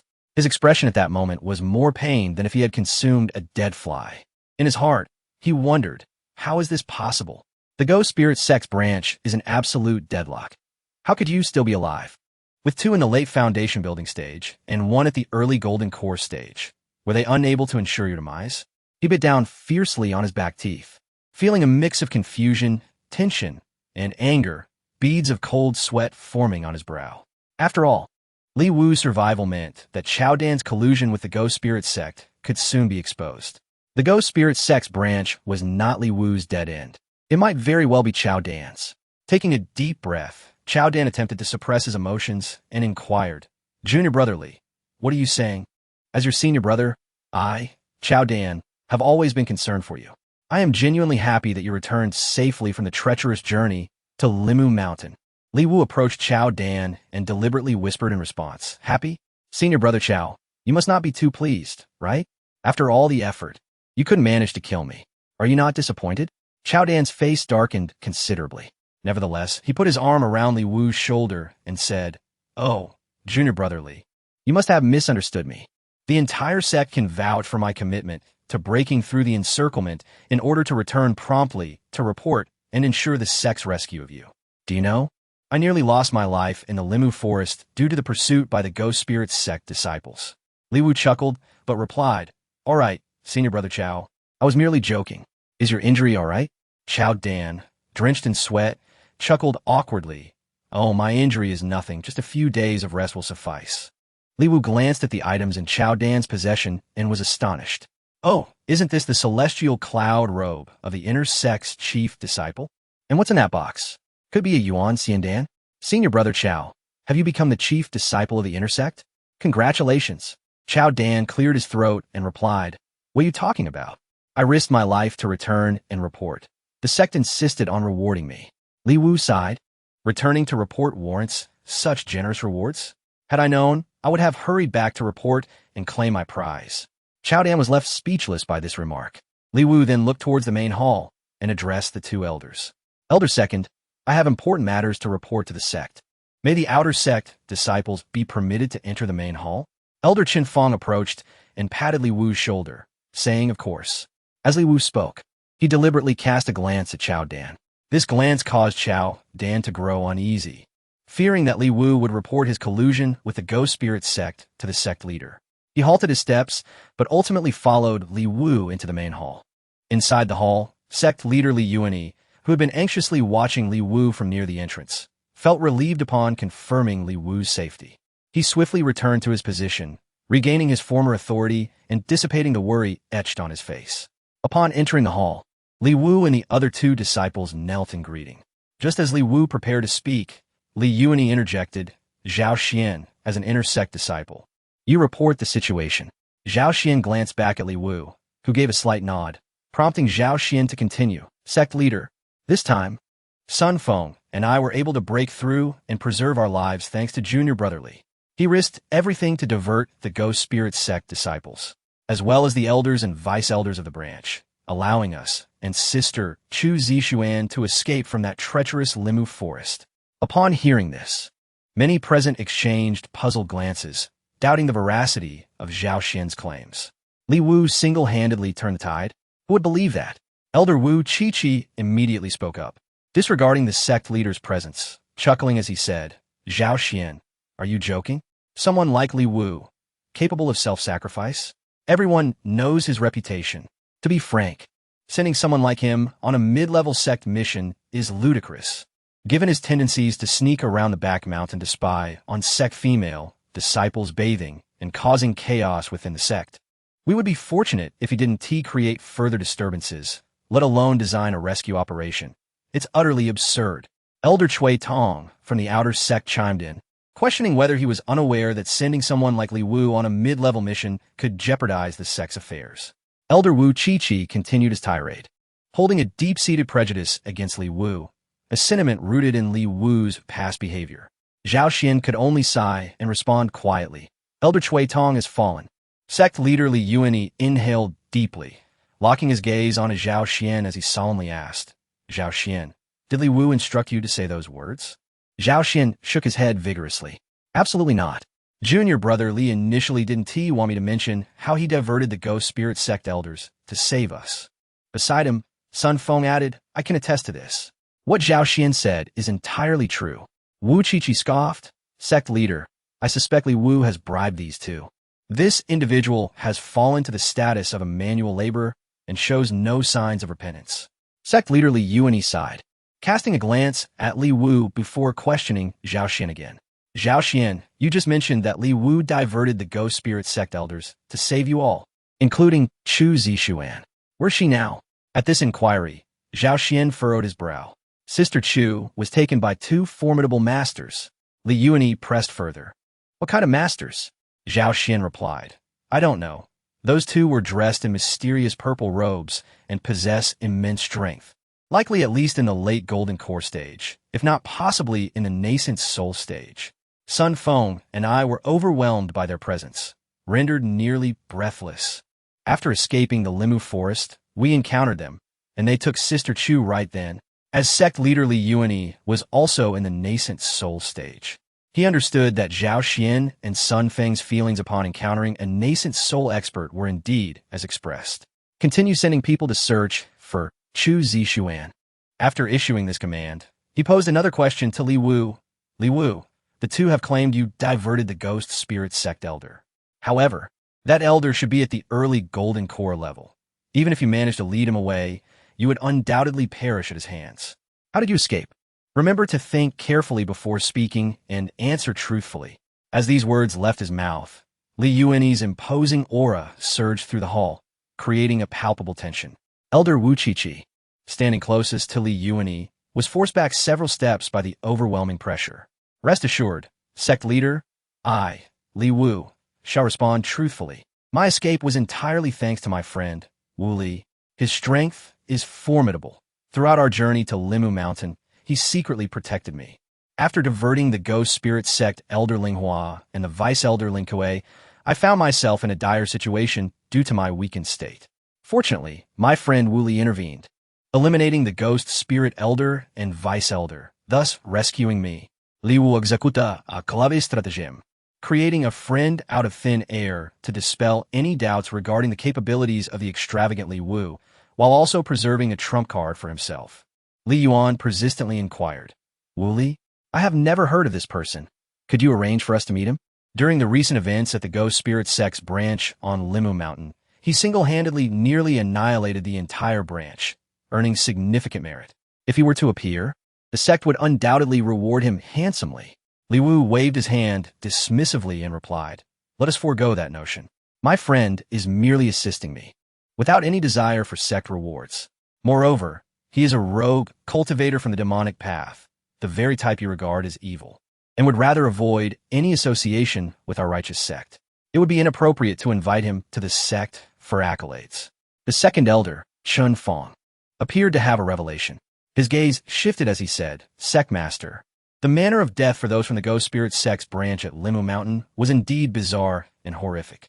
Almost every disciple was left without a trace post-mortem. Such methods of killing and obliterating corpses certainly bear the hallmarks of demonic cultivators. What Li Wu claims cannot be dismissed as falsehood. Li Yuan nodded slightly, acknowledging the second elder's reasoning. If he is indeed a practitioner of the demonic path, it would be inappropriate for him to be in our sect. However, Yuanxian Sect does not turn a blind eye to right and wrong, so we shall reward him with a Yuanxian pill. Li Wu, you shall be the one to convey it. Zhou Qi immediately interjected. What? Sect Master, that seems inappropriate. Bestowing a Yuanxian pill to a demonic cultivator is akin to aiding malevolence. Li Yuan turned to Zhou Qi, asking, Who is the sect master here, you or I? This question caused Zhou Qi to bow his head, humbled and silent, though he secretly gritted his teeth in frustration. Li Yuan gestured, and a female disciple brought forth a wooden box emanating spiritual energy. Li Wu accepted it with a bow, stating, I express my gratitude to the sect master on behalf of my friend. Li Wu refrained from mentioning Chao Dan's collusion with the Ghost Spirit Sect's branch, which allowed Chao Dan to relax somewhat, still clinging to the hope that Li Wu might be unaware of the matter. However, Li Wu suddenly spoke again, Sect Master, Senior Brother Chao just mentioned that he has important matters to report to you. Upon hearing this, Chao Dan's heart, which had begun to settle, leapt to his throat. Speak, Li Yuan commanded, his gaze fixed upon Chao Dan. Li Wu turned to look at Chao Dan, who trembled nervously, cold sweat trickling down his brow. He feared that Li Wu was pressuring him to confess his collusion with the Ghost Spirit Sect's branch. Should this truth come to light, Chao Dan would be utterly doomed. I. Chao Dan stuttered, unable to articulate his thoughts. Li Wu discreetly glanced at him, tapping the Yuanxian pill in his hand with a subtle smile. Chao Dan understood the implication immediately and declared, Sect Master, to be honest, compared to Junior Brother Li, I, as the chief disciple of the inner sect, truly feel unworthy. I cannot accept this Xianyan robe, nor can I accept the Yuanxian pill. If it were not for the help of Li Wu's friend, all of us on this mid-tier mission would have likely perished in the Limu mountain range. Without Li Wu's connections, our sect would have suffered tremendous losses, and the Ghost Spirit Sect's branch would not have fallen so swiftly. I, Chao Dan, deserve no credit. The one who should be rewarded is Li Wu, not I. At this moment, Chao Dan could only flatter Li Wu desperately to avoid exposing the truth about Limu Mountain. Li Wu replied, Senior Brother Chao, you're being too modest. Chao Dan insisted, Not at all. Completing a mid-tier mission allows outer sect disciples to enter the inner sect. Sect Master, I believe Junior Brother Li is most deserving of this honor. Moreover, regarding the Yuanxian pill awarded to me, I feel unworthy and hope it can be gifted to Junior Brother Li. With a mere glance, Chao Dan grasped Li Wu's intent, realizing it was a clever maneuver. As he spoke, his teeth were nearly clenched, revealing his deep-seated resentment. Yet, he had no choice but to acquiesce to secure his own safety. Having heard Chao Dan's declaration, the previously skeptical elders began to deliberate. In due course, the elder council conferred with Li Yuan, who decisively proclaimed, Chao Dan, you too have contributed. Your name has been entered into the sect's disciple records as chief disciple, and that position remains yours. Since you have shown such goodwill, let the Yuanxian pill in your possession be given to Li Wu. From this day forth, Li Wu is promoted to an inner sect disciple. As Li Wu exited the grand hall, he hummed a carefree tune, exuding an air of rebellious charm. Watching his retreating figure, Chao Dan seethed with resentment, yet felt powerless to act. When Li Wu suddenly turned to face him, Chao Dan could only force a smile. Li Wu even flaunted the Yuanxian pill, which rightfully belonged to Chao Dan, saying, "This fine treasure, I thank you, senior brother Chao." Chao Dan managed a strained smile, his lips twitching. "Junior brother, no need for such formality." At that moment, Li Wu leaned in and quietly asked, "Senior brother, do you not feel a pang of conscience for colluding with the go.The sect and plotting against your fellow disciples?" Such admonitions were necessary. And this was the essence of Li Wu and Appo's words. Chao Dan and Appo's smile faltered under the weight of Li Wu and Appo's inquiry. "Junior brother, do not speak recklessly." Li Wu persisted.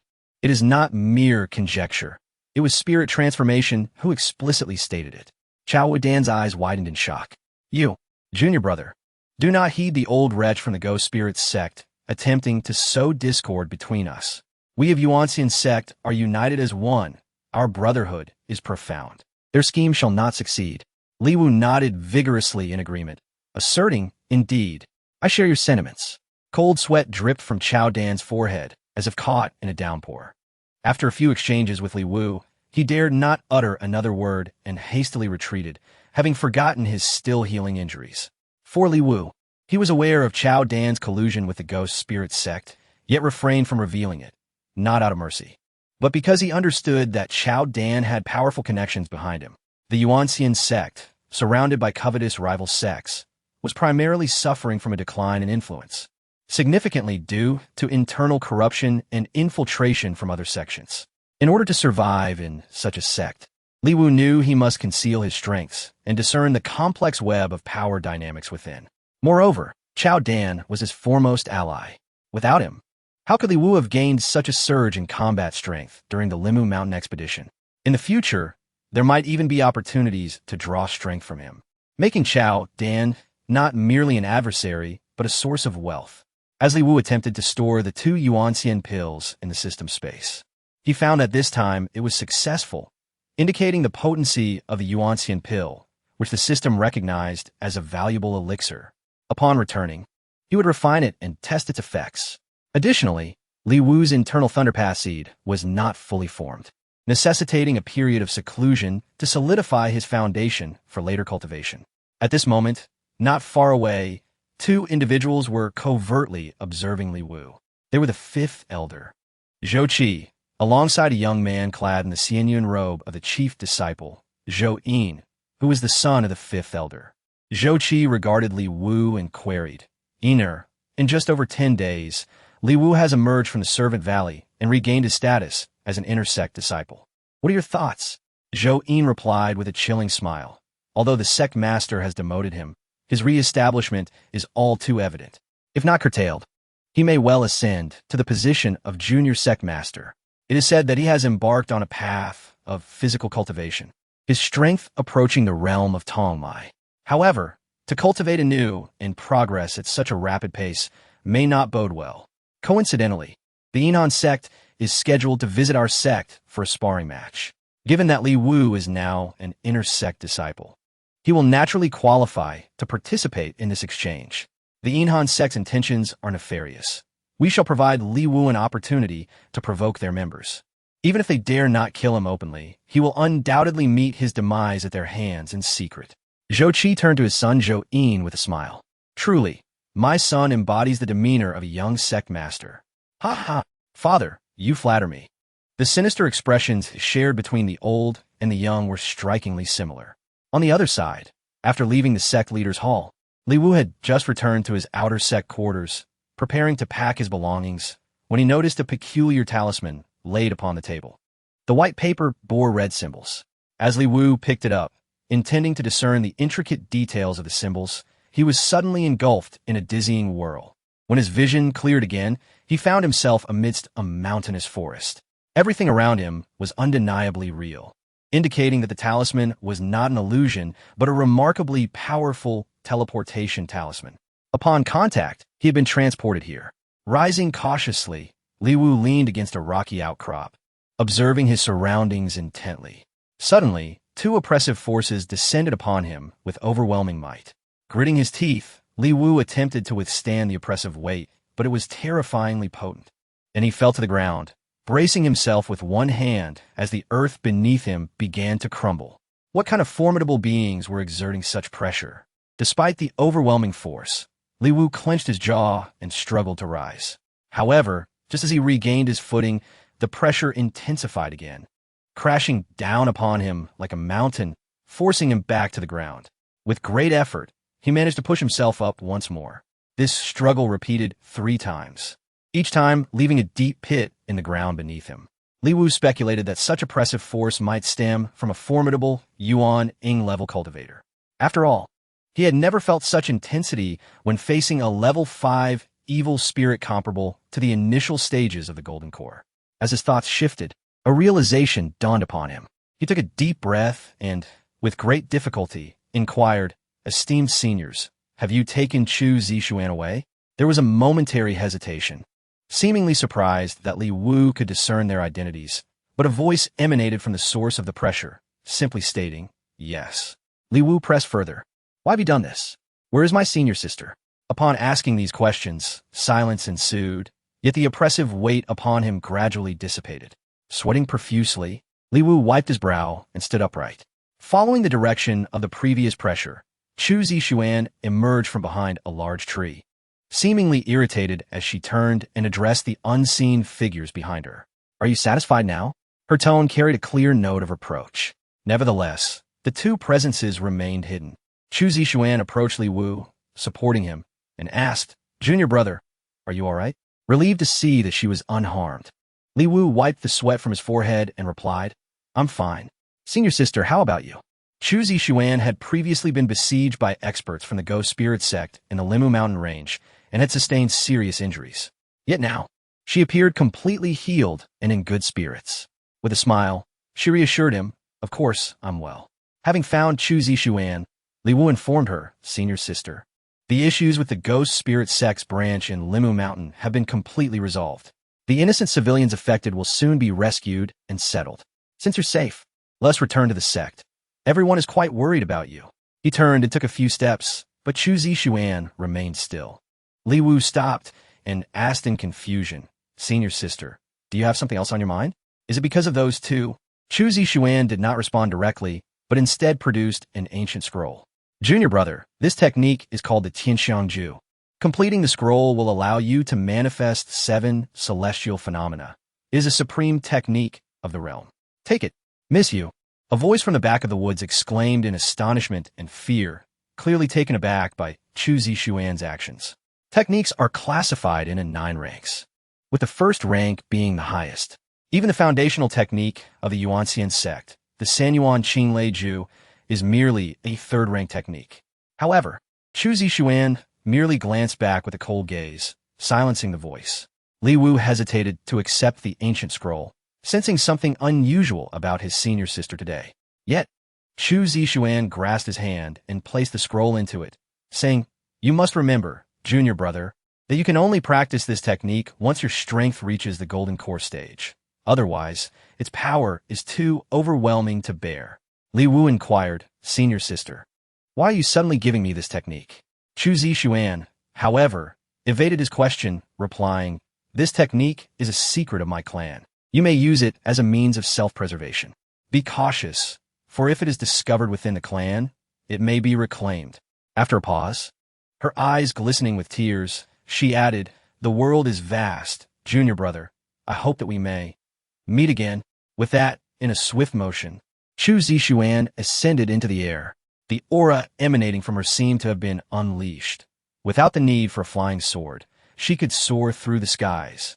Hovering above, she cast a final glance at Li Wu, and 2 figures in purple robes appeared behind her, urging, "Miss, we have delayed long enough. It is time to leave." Chu Zixuan smiled at Li Wu, her expression tinged with sorrow. All right, no more urging. I understand the gravity of the situation. Today's encounter is but a farewell. Li Wu had not anticipated this. By the time he regained his composure and wished to say something, Chu Zixuan and her two Yuan Ing-level companions had already vanished into the distant sky, leaving Li Wu alone in the forest. The echoes of her words still resonating in his mind. Miss. The Yuaning experts referred to her as Miss.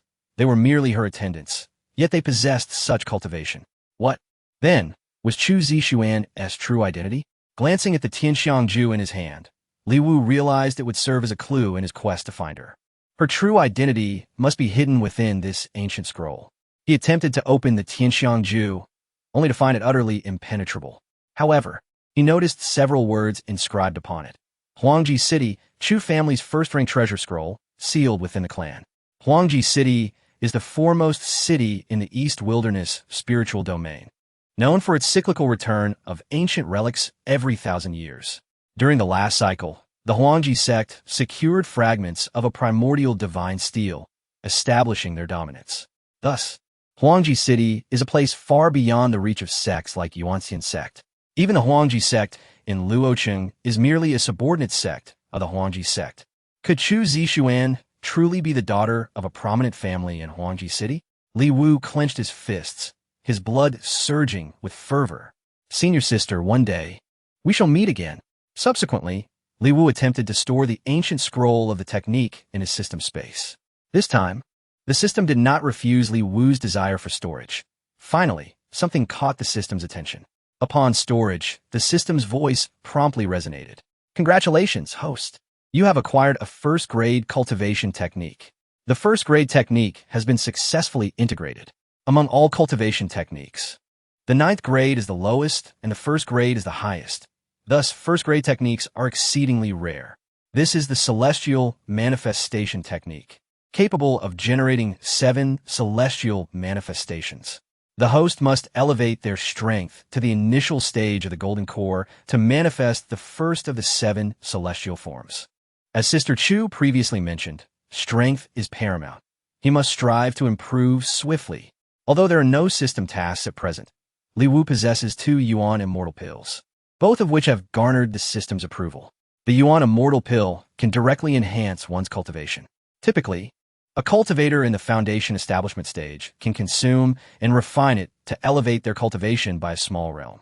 Li Wu pondered whether consuming and refining it would similarly augment his combat prowess. It was worth a try. Finding a secluded spot, he sat down and resolutely ingested the first Yuan Immortal Pill. One must admit, the potency of this pill was indeed formidable. After consumption, Li Wu felt a tumultuous upheaval within his body. His meridians seemed to ignite, as if set ablaze. Within moments, he began to sweat profusely, every pore expelling impurities and refining his physique. He even experienced several bouts of discomfort. After half a day, amidst a picturesque forest and serene pond, Li Wu thoroughly bathed and completed the refinement of the first Yuan Immortal Pill. The system's voice soon followed. Congratulations, host. You have refined and absorbed the Yuan Immortal Pill, gaining 5,000 combat power. 5,000 combat power. Upon hearing this announcement, Li Wu was momentarily taken aback. Indeed, the first pill from the Yuan Immortal Sect was remarkable. The increase in combat power was exhilarating. With this additional 5,000 combat power, Li Wu's total reached 45,150. The initial stage of the Golden Core corresponds to 50,000 combat power, meaning Li Wu still needed approximately 5,000 more, equivalent to the combat power gained from refining another Yuan Immortal Pill. Fortunately, he had managed to procure the one from Chao Dan, allowing him to begin the refinement and absorption of the second Yuan Immortal Pill directly. Chapter 59. You still remain that useless young master. At this moment, Li Wu was unwilling to pause even for a fleeting second. He resolutely seated himself in the crystalline spring nestled amidst the mountains and consumed the second Yuan Immortal Pill. The potency of the pill surged violently, akin to the first one. Upon ingestion, it felt as though a fire ignited within his abdomen. However, as he endeavored to refine it, an unexpected darkness enveloped his vision, and he nearly succumbed to faintness.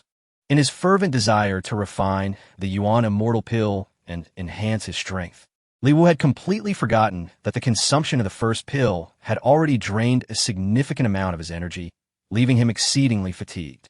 Yet, he had no cause for concern, for he possessed stinky tofu. He retrieved a portion and quickly devoured it, resulting in a boost of 10 to his battle power and the full restoration of his vitality. With his energy entirely replenished, Li Wu, now invigorated, swiftly commenced the process of refining and absorbing the second Yuan immortal pill. Approximately half a day passed, and the refinement was successfully completed once more.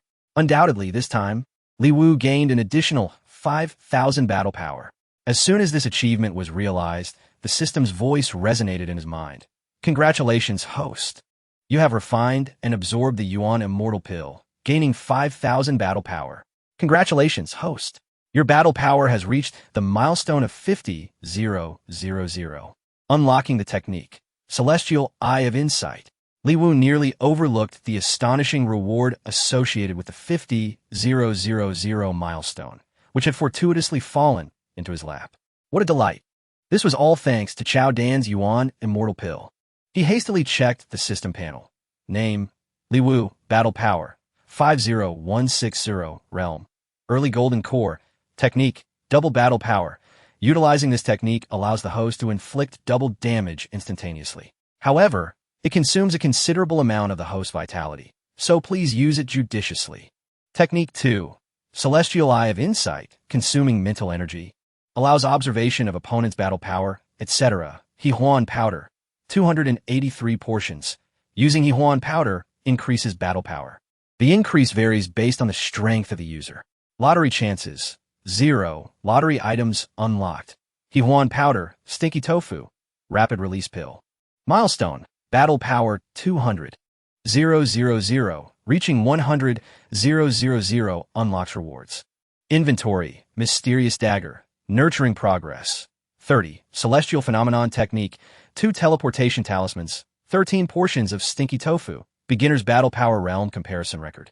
Indeed, he had finally obtained the Celestial Eye of Insight. He must certainly test its efficacy when the opportunity arises. Moreover, aside from Huang powder and stinky tofu, the system now included another item for the lottery, the rapid release pill. The name sounded rather dubious. What could its effects possibly be? Was it a laxative? Li Wu pondered the purpose of such a concoction. Regardless, his battle power had ascended to the early golden core stage, yet his Dao seed remained unsteady. Without solidifying the Dao seed, he could not condense the golden core. He needed to address this matter first. Seating himself, Li Wu performed hand seals and attuned to the Dao seed within his dantian.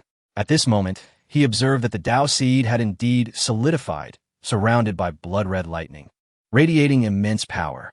Could it be that the continuous refinement and absorption of the 2 Yuan immortal pills had allowed the Dao seed to evolve naturally? Thus, Li Wu took command of the Dao seed within his dantian, planting it upon the Dao foundation.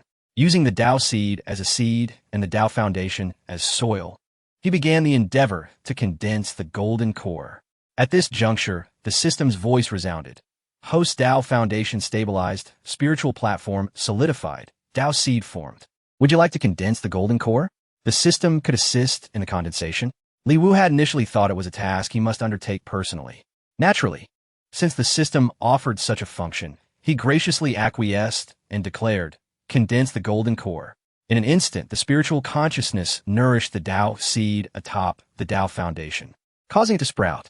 It was as though the Dao seed had transformed into a towering tree, ultimately culminating in a colossal, resplendent fruit at the convergence of countless branches. Once the majestic tree faded, what remained was a golden core suspended within his dantian. The process of condensation lasted an entire day and night.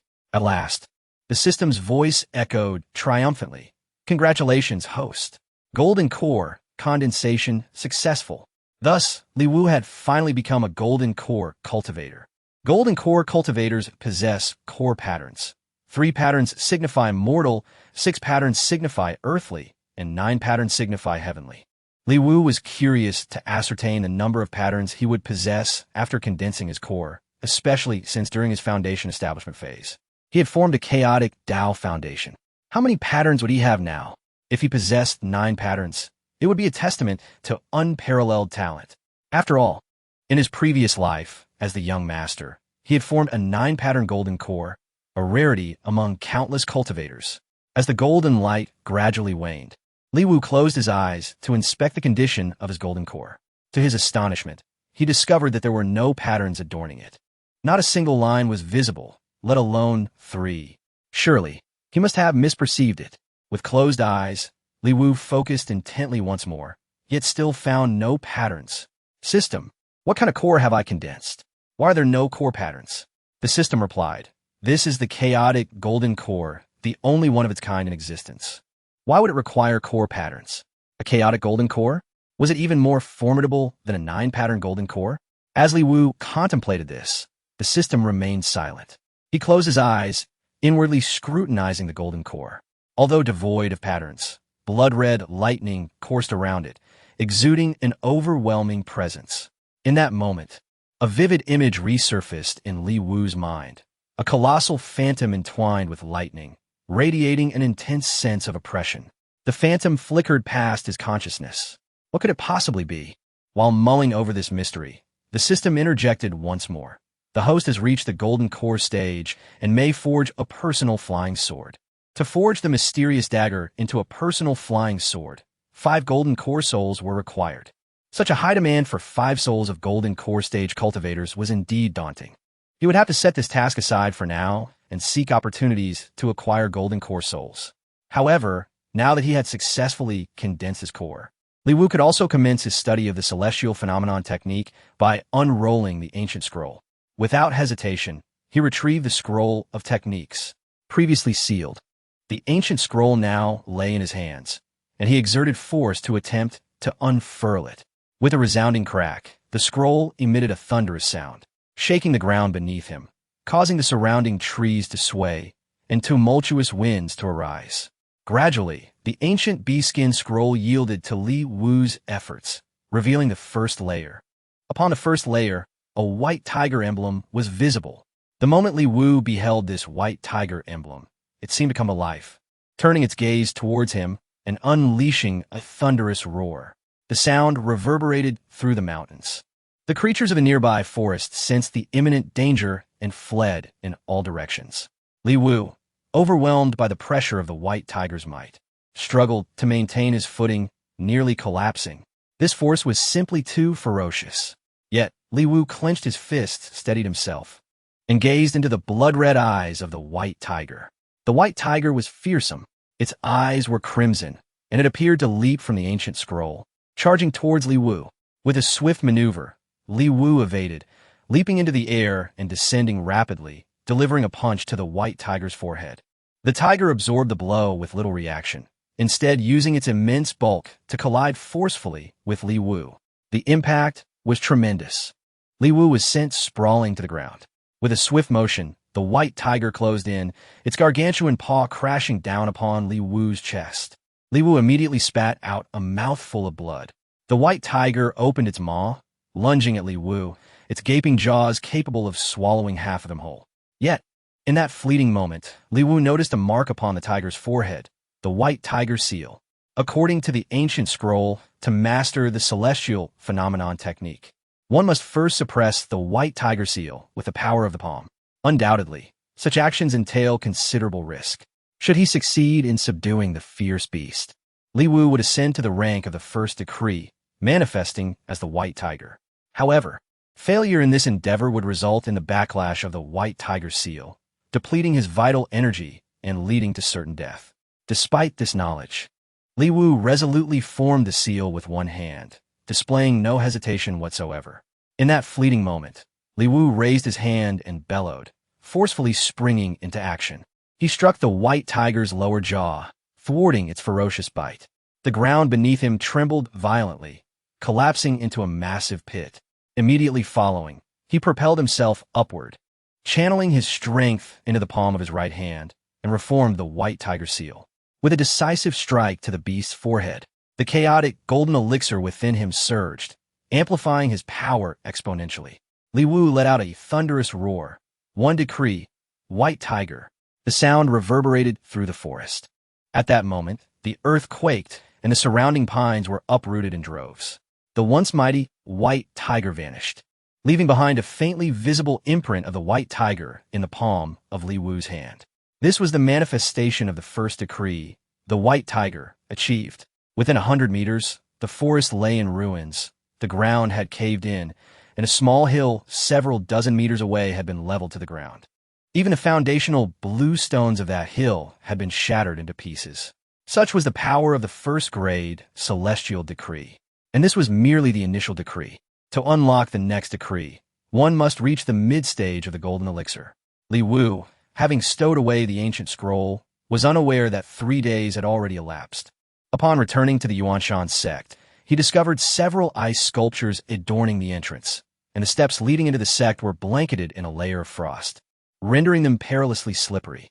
The atmosphere within the sect felt uncharacteristically frigid, as if spring had abruptly transitioned into winter.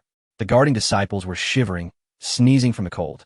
Inquiring about the unusual conditions, Li Wu was met with disdainful expressions from the disciples. Nevertheless, they informed him that the disciples of the Yuanxian Sect had arrived. A disciple exchange event was currently underway. The ice sculptures and frost at the entrance were left by Chao Jianghan, the leader of the Yuanxian Sect, ostensibly to enhance the disciples' competition. In truth, it was a display of their sect's prowess. While he was inquiring, Chao Dan hurriedly approached, waving at Li Wu from a distance. "Junior brother Li, you have finally returned. Where have you been these past few days? I have searched high and low for you." Li Wu smiled and asked, "Did you seek me out for some devious scheme, senior brother?" Chao Dan's expression shifted, though he maintained a smile. "Oh, come now, junior brother. How can you say such things? I merely come to inform you. The disciple exchange between the Yuanxian Sect and our Yuanxian Sect is ongoing. Initially, you were not required to participate in the competition, being a newly promoted inner disciple.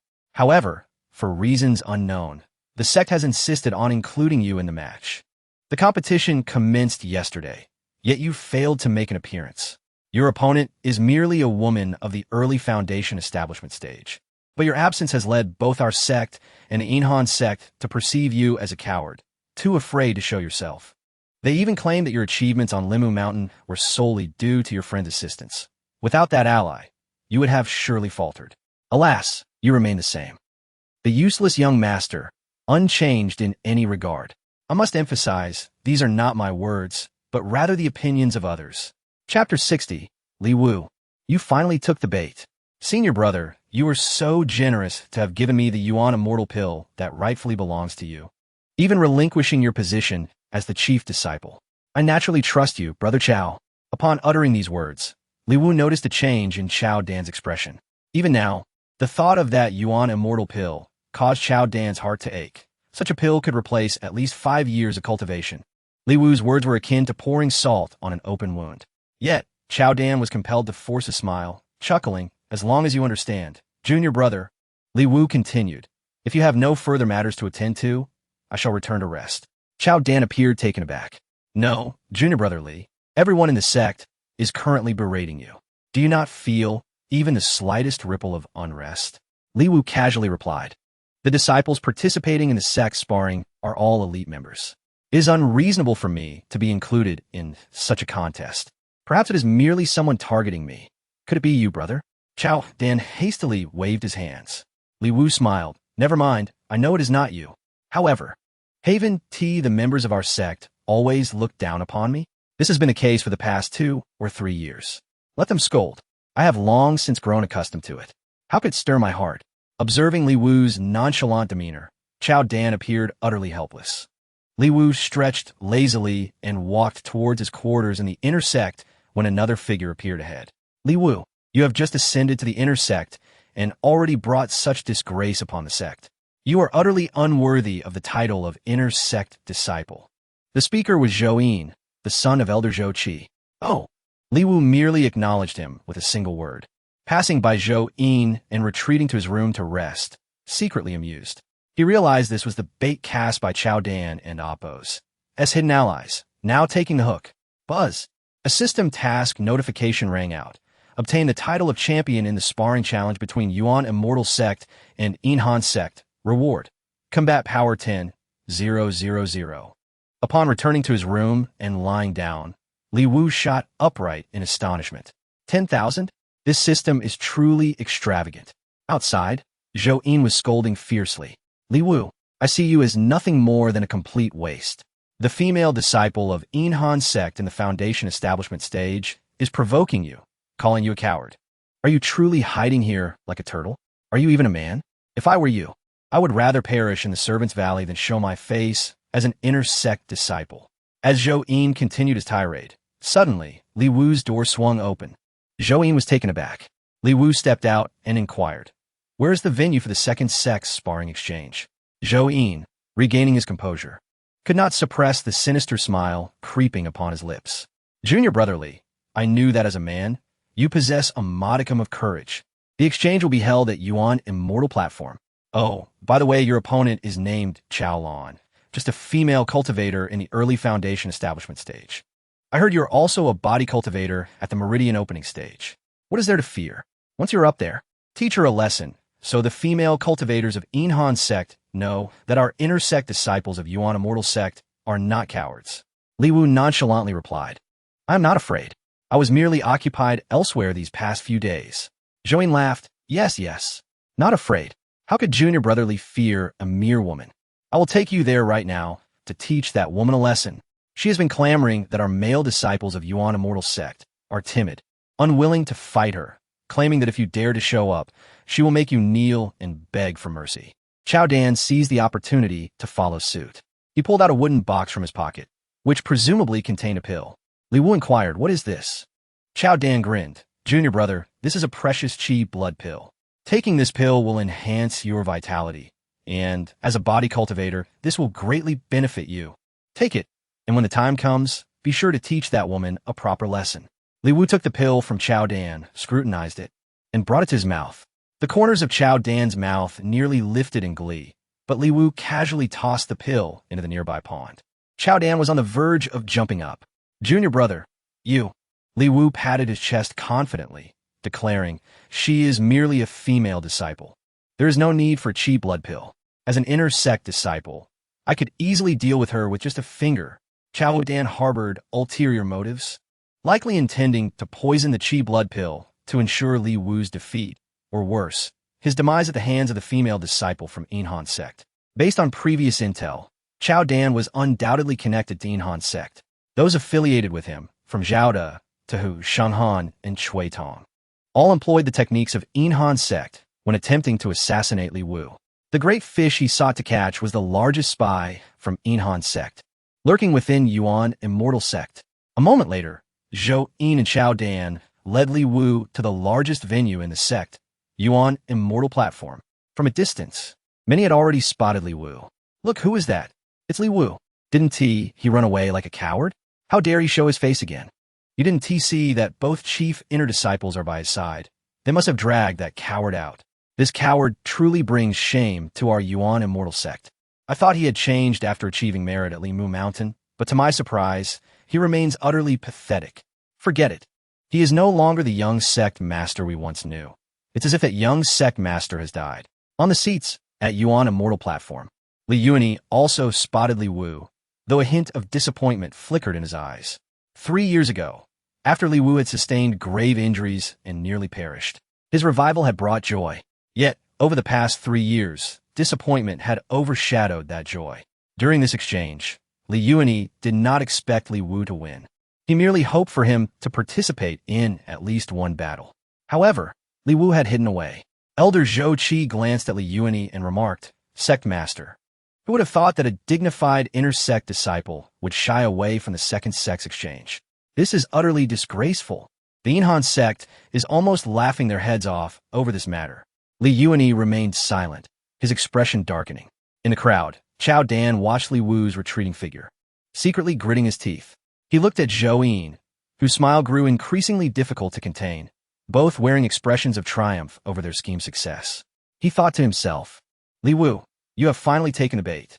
Your opponent, Chao Lan, is the direct disciple of Yuanxian Sect's Grand Elder, highly skilled and ruthless. Her strength is far beyond what you can imagine. If you lose this battle, it will be nothing short of a catastrophe. Even if by some luck you manage to win, with Chao Lan's temperament, she will ensure it is a fight to the death." In any case, a brat like you stands no chance against that vicious woman. After all, even a late Foundation establishment cultivator could contend with her. At Yuan Immortal platform, the disciples of Yuanxian Sect and Yuan Immortal Sect were engaged in sparring. Initially, all attention was on the matches, but upon Li Wu's arrival, he became the center of attention. From Yuanxian Sect's camp, a female disciple clad in a long blue gown was fixated on Li Wu. The female disciple possessed exceptional beauty, unmatched by any other within the entire Yuanxian Sect. Amidst the drifting clouds and undulating mountains, her robe seemed insufficient to conceal her striking allure, which was indeed somewhat exaggerated. The first match of the sect's disciples was to be between Qiao Lan and Li Wu. However, at that moment, Li Wu had not yet made his appearance. As their gazes met, Qiao Lan raised her hand, offering a slight smile, and made a gesture across her throat.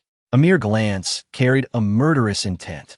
Li Wu swallowed hard, deliberately turning to glance at Qiao Dan and Zhou Yin, whispering, "Why do I feel like Qiao Lan is rather formidable?"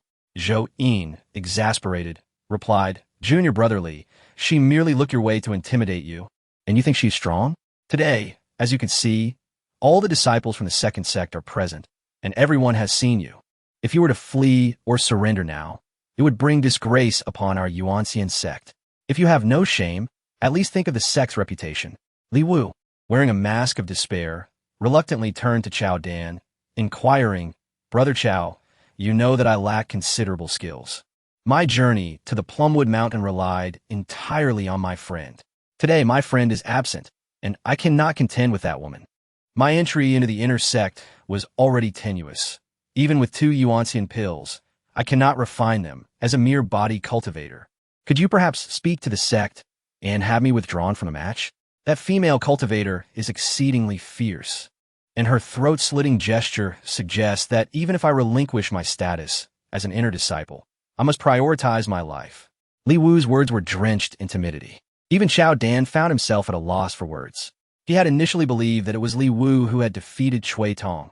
However, it now seemed that Shui Tong's demise was likely the doing of Li Wu's friend. With his friend absent during today's sect competition, Li Wu's cowardice was thoroughly apparent. Nevertheless, Qiao Dan chuckled inwardly and then spoke earnestly. "Junior brotherly, there is no other option. Everyone is watching. It seems you cannot evade today's battle." Just as Qiao Dan finished speaking, a sudden surge of frost swept through the air. In the next moment, the frost crystallized as Qiao Lan broke through the icy mist. Standing before Li Wu, the chill enveloped them, her imposing presence unmistakable. Qiao Lan scrutinized Li Wu and inquired, "You are Li Wu?" Li Wu took a step back, nodding dazedly. Qiao Lan appraised him from head to toe, remarking, "You are quite handsome, but alas, a waste." Li Wu offered an awkward smile, to which Qiao Lan continued, "Since you are here, once my senior brother concludes his match, you shall face me. Rest assured, my whip will only incapacitate you. It will not claim the life of a coward like you. That would sully my whip." Li Wu, with a bitter expression, asked, "Is it possible to avoid fighting?" Qiao Lan's demeanor turned cold. "No," Li Wu persisted. "I am so weak. Battling me would be pointless." Qiao Lan had her sights set on Li Wu, retorting, "Rules are rules. If I defeat you, I will proceed to the next match. I, Qiao Lan, have come to the Yuanxian Sect not just for you. All disciples of your sect shall kneel beneath my feet. The Plumwood Mountain Mine belongs to our Yuanxian Sect. The origin of today's inter-sect exchange lay in a spiritual mine near Plumwood Mountain, and the sect that triumphed in this competition would claim ownership of the disputed mine. As spiritual energy waned, the resources of such mines were among the most precious in the eastern wilderness, determining the strength of the sect. Previously, the Go Sect had established a branch at Plumwood Mountain, coveting that very mine. Thus, the Yuanxian Sect came with great force. Li Wu, utterly speechless, suggested, "How about you select another opponent? I truly cannot fight." Qiao Lan's gaze hardened as she stepped closer to Li Wu, whispering in his ear, "No changing." For the past 2 days, the duels had predominantly featured the Yuanxian Sect's disciples overwhelming their opponents, with the Yuanxian Sect securing very few victories. At that moment, a disciple from the Yuanxian Sect was unceremoniously tossed out of the arena. The victorious chief disciple of the Yuanxian Sect, Qiao Buxiu, smiled triumphantly, stating, "The disciples of the Yuanxian Sect are indeed all useless." Upon hearing this, no disciple from the Yuanxian Sect dared to respond, their heads bowed in resignation. Particularly after several chief inner disciples had already faced defeat. Chao Bushio, with his early golden core cultivation, found no challengers among the Yuanxian disciples. After Chao Bushio exited the arena, Chao Lan wasted no time. She seized Li Wu's shoulder and leaped several dozen meters into the air, crashing down onto the training ground. In that moment, while gripping Li Wu's shoulder, Chao Lan secretly gathered her energy, attempting to sense Li Wu's aura. Yet, she found nothing of spiritual essence emanating from him. She could not help but think, he truly is a complete waste. This battle will be utterly uninteresting. According to the rules of the exchange, before the match commenced, disciples from both sects were to serve tea to one another as a gesture of goodwill and harmony. A disciple arrived with a tray, presenting tea. Chao Lan raised her hand, conjuring a frigid aura that encased the teacup, delivering it directly to Li Wu. Li Wu hesitated before drinking the tea. Subsequently, with a smile, he approached Chao Lan, offering her the cup and softly requesting, "Sister Chao, when the match begins, could you go easy on me? Please avoid striking my face. I fear pain." Witnessing Li Wu's subservient demeanor, Chao Lan found him even more disdainful. Accepting the teacup, she drank it in one gulp, ready to commence the battle.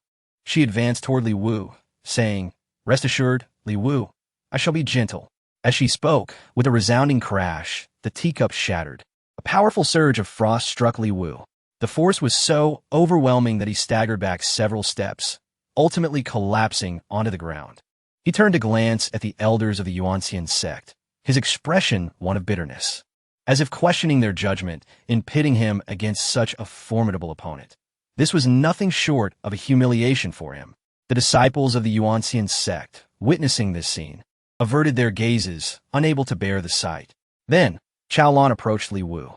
The frost emanating from her was palpable, and with each step, the ground beneath her feet became encased in ice, spreading outward. As her aura coalesced, it transformed into a long sword resembling a skeletal spine. With a single, swift motion, she unleashed the ice sword, which elongated and twisted into a formidable whip of frost. The whip, akin to an ice dragon, radiated an overwhelming aura. Chao Lan wielded the whip, striking toward Li Wu. Even those in the audience could feel the intensity of Chao Lan's presence. Such a level of frost indicates that Chao Lan was likely not in the early stages of Foundation establishment, but rather a later stage. How could our sect arrange for Li Wu to battle against Chao Lan? Was this not an invitation for disgrace? One could only wonder about the elders' reasoning. The disciples of the Yuanxian Sect whispered amongst themselves. Yet, the elders remained silent, and sect leader Li Yuan displayed no visible reaction. Beside him, the matriarch of the sect, Wu Qilan, Li Wu's mother, could no longer contain herself and stood up, asking Yuan, "Will you just watch and do nothing?" Li Yuan furrowed his brow, but remained silent, as if burdened by some unspoken troubles. On the training ground, Li Wu sat on the ground, yet to rise. Chao Lan fiercely swung her whip, creating a cracking sound as it exploded in mid-air, sending snow and mist flying. Li Wu, filled with concern, called out, "Sister Chao, please go easy on me. I truly cannot withstand this move." Chao Lan smiled as she replied, "Rest assured, it won't be too painful. At most, a few cries of agony." As the long whip unfurled in her hand, a fierce glint flashed in Chao Lan's eyes. In truth, she had come to this contest with a mission. Fixating on Li Wu's legs, the whip, akin to a soaring dragon, lashed out with ferocity. For a cultivator, the destruction of one's legs would mean the cessation of their practice. Yet, just as the whip was about to strike Li Wu's legs, he executed a roll and evaded the onslaught. Though Li Wu's speed was not particularly remarkable, he managed to dodge the whip's attack. As it suddenly decelerated at the last moment, losing its force, and even Chao Lan's imposing aura diminished significantly. She attempted to continue her assault, but felt an unsettling change throughout her body. Li Wu realized that the effects of the medicine were taking hold. Earlier, during the tea ceremony, he had discreetly mixed a small packet of Huang sand into the tea, its powder colorless and tasteless, rendering Chao Lan oblivious. At this moment, Li Wu rose from the ground, stretching lazily. Facing Chao Lan as she swung the whip again, he simply sidestepped, feigning concern as he asked, Sister Chaolan. You seem unwell. Your speed has diminished, and your chill has weakened. Are you reluctant to strike me? Chaolan gritted her teeth, still unaware of the predicament, tightening her grip on the whip, and lashed out once more at Li Wu. However, he seized the whip with one hand, a subtle smile playing on his lips as he secretly exerted force, uttering a single word, dissipate. With a swift tug, the whip shattered, and the chill dissipated. The severed whip vanished entirely, and even the frost emanating from Chaolan seemed to be suppressed, causing her to stagger chaotically, nearly falling to the ground. The disciples of the Yuanxian Sect could hardly bear to watch this confrontation, while the Yuanxian Sect disciples anticipated Li Wu's humiliation and suffering. Yet, the scene that unfolded was entirely contrary to their expectations. Upon hearing Li Wu's commanding dissipate, all members of the Yuanxian Sect thought they had misheard. Should he not be wailing in pain? What did dissipate even mean? They had missed the moment Li Wu had effortlessly dismantled Chaolan's whip. Instead, they beheld Li Wu standing tall, while Chaolan staggered, nearly collapsing, with the whip gone from her grasp. What transpired? Did you witness that? Was that truly Li Wu? The disciples of the Yuanxian Sect could scarcely believe their eyes. Meanwhile, the expressions of the Yuanxian Sect members turned from smug satisfaction to bewilderment as they stared at Li Wu, with one unable to restrain himself from asking, "What is happening? What is wrong with Chaolan? And what is Li Wu's condition?" Zhou Yin and Chao Dan, who had lured Li Wu into this predicament, exchanged incredulous glances. Can someone in the initial channeling stage truly defeat one in the late Foundation establishment stage? Chao Dan, can you believe this? Chao Dan stuttered, speechless, utterly confounded by the situation. On the battlefield, Chaolan could scarcely fathom that Li Wu could dismantle her whip. She raised her hand, forming a seal to stabilize her aura. However, the more she strained, the more chaotic her energy became, her blood coursing with increasing speed, the heat within her body intensifying as it surged downward, a sensation akin to a ferocious beast. Amidst such turmoil, how could this be happening? How could I? Chaolan was losing control over the effects of the drug. She clenched her fists tightly, biting her lip until blood flowed. Yet, the more she suppressed it, the more fervent the heat became, her internal frost spiraling into disarray. Confused thoughts flooded her mind, growing more uncontrollable. In mere moments, her face flushed to her ears, her heart racing, and she could no longer restrain herself from tearing at her own garments. So hot! Chaolan gasped, exclaiming her discomfort, seemingly losing her sanity as she began to shed her long robe. As the armored gown fell away, Chaolan's enchanting figure was left exposed, yet she did not cease her actions, as if compelled to remove the layers beneath, overwhelmed by the heat. The entire audience stood in stunned silence. This was a duel between disciples of two major sects. The Grand Elder of the Yuanxian Sect, Chaorun, who was also Chaolan's master, immediately stood up and shouted furiously, "Lana, what are you doing?" However, Chaolan paid no heed to the Grand Elder's outburst. Her gaze fixated intently on Li Wu, her flushed face radiating a seductive allure. "Li Wu, you shall pay. Come here." With those words, Chaolan suddenly lunged towards Li Wu. This scene left Li Wu bewildered. The ferocious beast charged forth. Although Chaolan was quite beautiful and a celebrated flower of the Yuanxian Sect, her current demeanor was truly terrifying. As the saying goes, a field cannot be overworked. Only the ox can be exhausted. It seemed Chaolan was intent on exhausting the ox, and Li Wu had no desire to be that ox. He turned and fled, his legs imbued with a movement talisman. Yet Chaolan pursued him relentlessly, like a famished wolf, her speed astonishing. At this rate, would she not devour Li Wu whole upon catching up? As he ran, the voice of the system echoed in Li Wu's mind. "Buzz, congratulations, host. You have successfully poisoned Chaolan. You have gained 400 battle points and 20 lottery draws." Li Wu's feet seemed to leave a shadow in his wake as he silently chanted in his heart, "Lottery, 10 consecutive draws. Just 2 times needed." On the first draw, he acquired 10 packets of Huang San. On the second, the system chimed in again, "Buzz, congratulations, host. You have obtained 9 packets of Huang San and 1 vial of the new item, Rapid Release Pill. This was a novel prize, and 2 consecutive draws had yielded such a treasure. His luck was quite extraordinary. He wondered what effects the rapid-release pill would have. He must certainly find an opportunity to test it out. Upon completing the lottery, Li Wu gradually slowed his pace. Behind him, Chao Lan continued her pursuit, heedless as she struggled with her clothing. If this continued, she would be left utterly exposed. Li Wu halted, determined to confront Chao Lan in a decisive battle. Seeing him stop, Chao Lan became even more exhilarated. She spread her arms wide, calling out to Li Wu as she lunged forward. Li Wu pressed his palm against her forehead, attempting to halt her advance, but the force of her momentum surged forward, knocking him back 2 steps. This was an unexpected turn, as he had underestimated Chao Lan. With his footing unsteady, Chao Lan seized the opportunity to pin Li Wu to the ground. In this dire moment, Li Wu slapped the ground, rolling and grasping one of Chao Lan's legs, tossing her out of the arena. Chao Lan flew from the arena, and Li Wu pretended to regain his composure, turning to face the prominent figures of both sects, shouting, "Chao Lan has been eliminated. I have won. I have won." The course of events had entirely deviated from the expectations of both sections. Even the senior figures of the Yuanxian Sect were left speechless, their expressions contorted with disbelief, while those of the Yuanxian Sect turned ashen, unable to utter a word. The potency of the Huang was beyond imagination. Though Chao Lan had been thrown out of the arena by Li Wu, she quickly recovered and charged at him once more.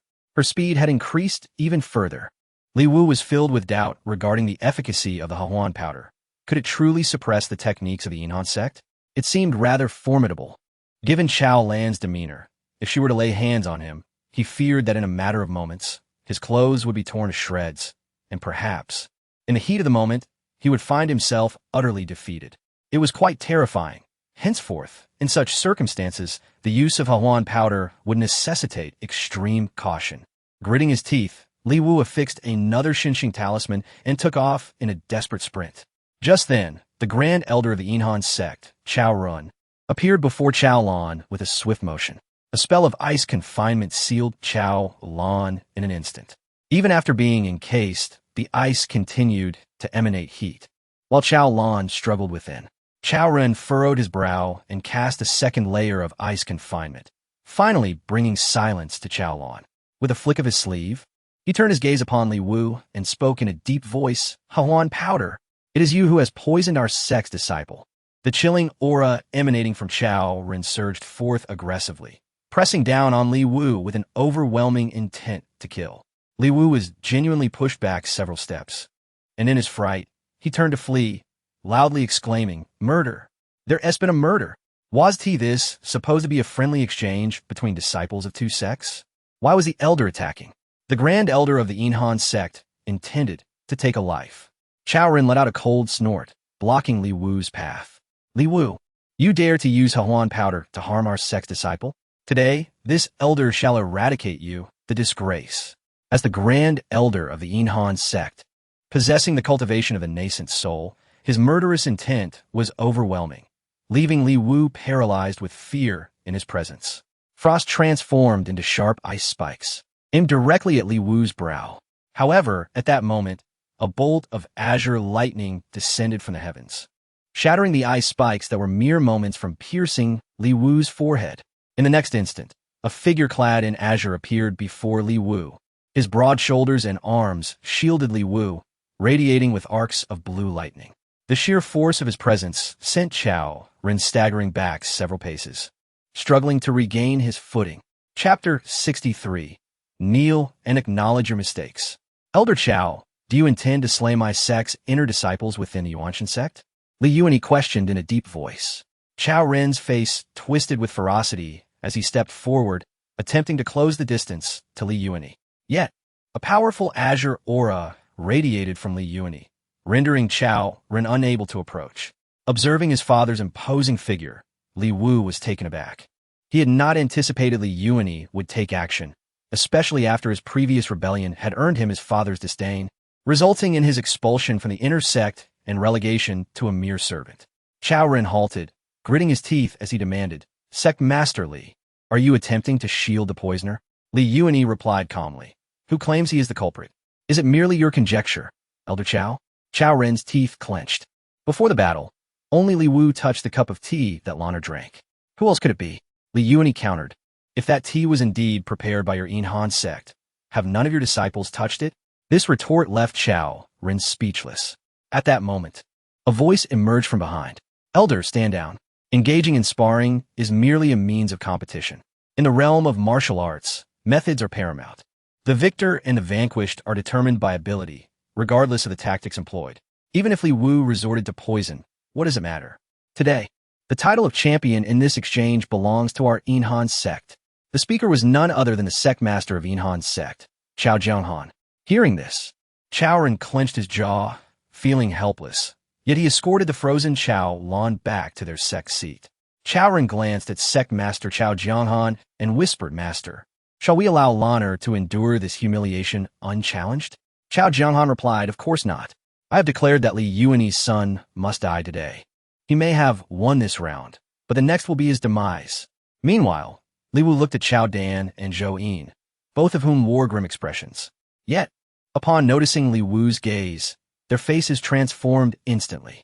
Zhou Yin even approached briskly, exclaiming, Junior brother, congratulations. You won the first battle. Let us secure another victory in the second round to bring honor to our Yuanxian Sect. Feigning confusion, Li Wu asked, What? There's a second round? Chao Dan, witnessing Li Wu's feigned panic, felt a rush of satisfaction and hurriedly explained, Of course, if you win, you must accept a challenge from the disciples of Yuanxian Sect, which means there is indeed a second battle. I must say, your method was rather unique. Neither Zhou Yin nor I could discern when you applied the poison. Li Wu looked puzzled. What poison? I know nothing of it. Could it be that you two secretly helped me? He intentionally raised his voice, ensuring others heard. Chao Dan immediately shook his head, and Zhou Yin followed suit, fearful of the accusations falling upon them. Li Wu feigned humility. Dear seniors, let's not be modest. I am grateful for your assistance. The crowd turned their attention to Chao Dan and Zhou Yin, while several disciples of Yuanxian Sect glared at them. Some of Chao Lan's admirers seemingly itching to confront Zhou Yin and Chao Dan. The more they explained, the more troublesome it became. Li Wu expressed his gratitude once more before finding a seat. Meanwhile, Chao Dan quietly asked, What shall we do next, Brother Zhou? This Li Wu may possess mediocre cultivation, but his methods are rather underhanded. He may not be so easily dealt with. Zhou Yin replied, Methods are futile in the face of absolute power. Do not worry. Yuanxian Sect will not let this go easily. Do not forget, there is still a golden core disciple from Yuanxian Sect who has yet to lose a match in this exchange. Upon hearing this, Chao Dan recalled the earlier appearance of the golden core disciple, Chao Buxiu. A smile crept across his face as he thought, if a foundation establishment disciple cannot defeat you, a level 5 fierce spirit will surely finish the job. Today, without your allies' assistance, I do not believe a golden core disciple cannot vanquish you. Seated, Li Wu was deep in thought about the effects of the newly acquired Thousand Leagues pill. Half an hour later, the second match commenced. As he stepped onto the arena, a terrifying chill emanated from the opposing side. A torrent of ice mist surged forth from the Yuanxian Sect's ranks, crashing onto the arena before Li Wu. With a resounding boom, the impact of the Yuanxian disciple caused a significant portion of the arena to collapse. Indeed, it was Chao Buxiu, the golden core disciple of Yuanxian Sect. In the previous match, Li Wu had relied on underhanded tactics to narrowly defeat Chao Lan. Now, facing the golden core, Chao Buxiu, it was hard to see how he could triumph again. The onlookers from Yuanxian Sect rose in anticipation, eager to witness Li Wu being dominated. The match began. Both sides presented their tea. Li Wu, do you still intend to poison me? Your tea is too tainted. I shall not partake. Chao Buxiu unleashed his aura, sending the tea and the bearer flying. Glaring at Li Wu, he proclaimed, You dare to humiliate my junior sister Chao Lan. I shall make you wish for death. Li Wu, wearing a relaxed expression, smiled mysteriously and retorted, Wish for death, you say? Chao Buxiu, you overestimate yourself. You are nothing but a weakling, unworthy to challenge me. This declaration stunned the audience. They believed they had misheard. Chao Buxiu's eyes widened in disbelief, unable to fathom that Li Wu would dare utter such words.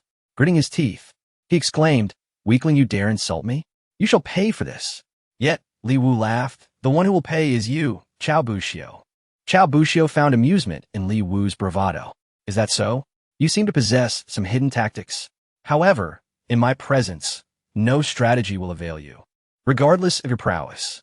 With that, Chao Bushio twisted his foot and charged with blinding speed, conjuring two massive ice blades from the frost enveloping his hands. The blades glimmered ominously as he slashed toward Li Wu. Li Wu rolled to evade, then sprinted away. Yet, Chao Bushio's might was overwhelming.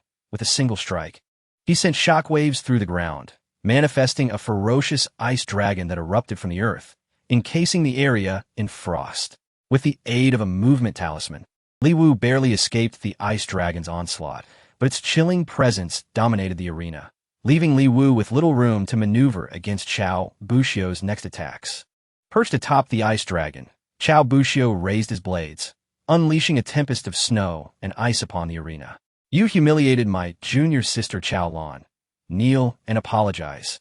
The icy pressure crashed down upon Li Wu, forcing him closer to the ground.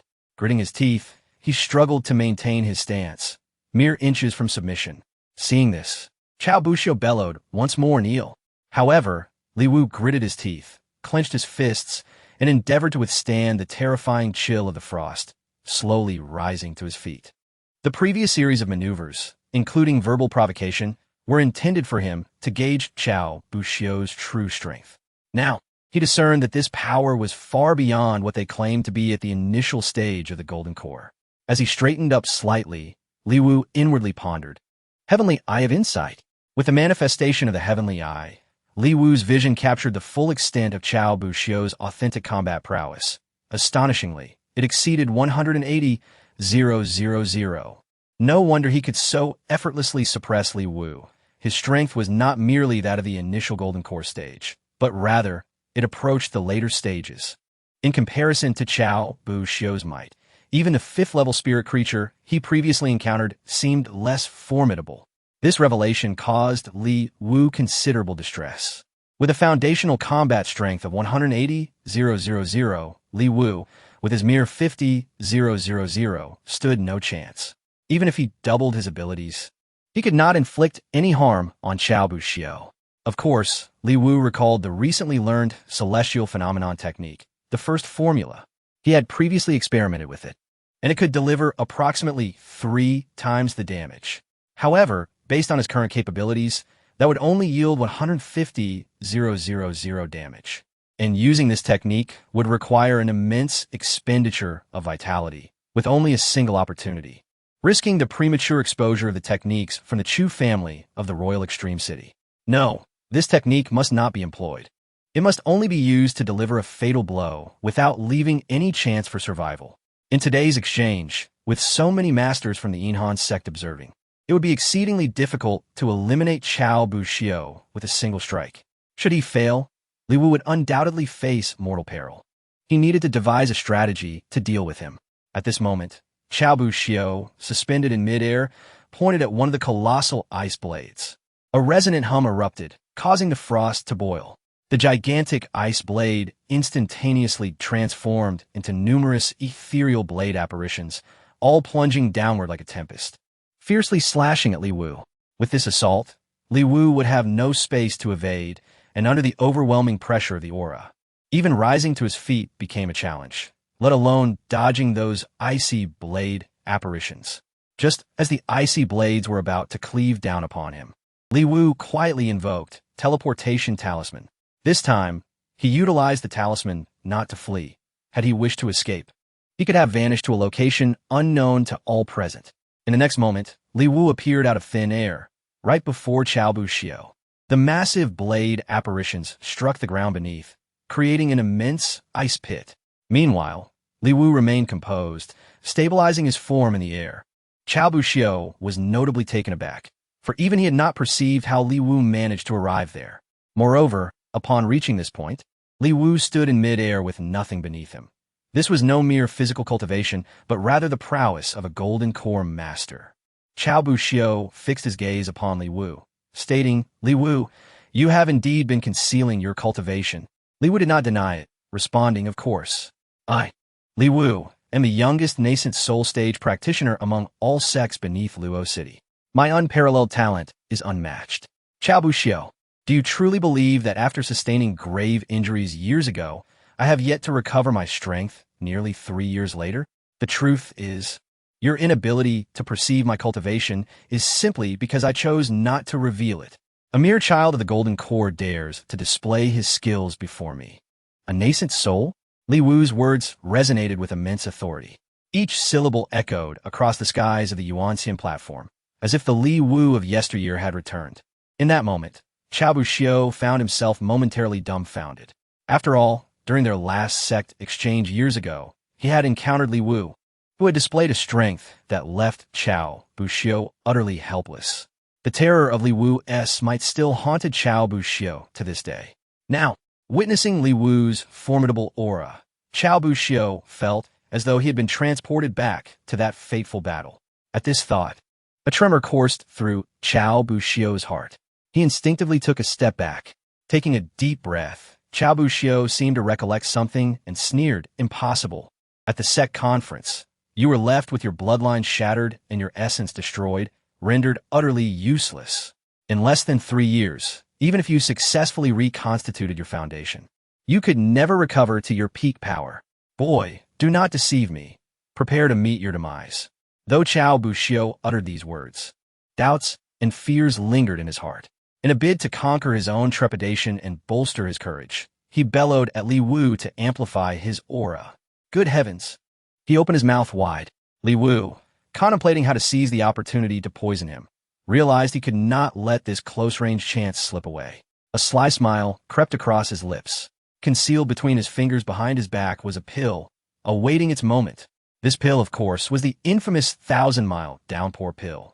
The name alone sounded exhilarating. Li Wu was eager to test its efficacy. Gripping the pill firmly, he flicked his fingertips with precision. Like a bullet, the pill shot forth, swiftly entering Qiao Buxiu's throat. This pill, no larger than a fingernail, was exceedingly slippery. Once it slipped down his throat, it faced no obstruction whatsoever. With a gulp, it was swallowed. Qiao Buxiu was momentarily stunned, his roar abruptly cut off.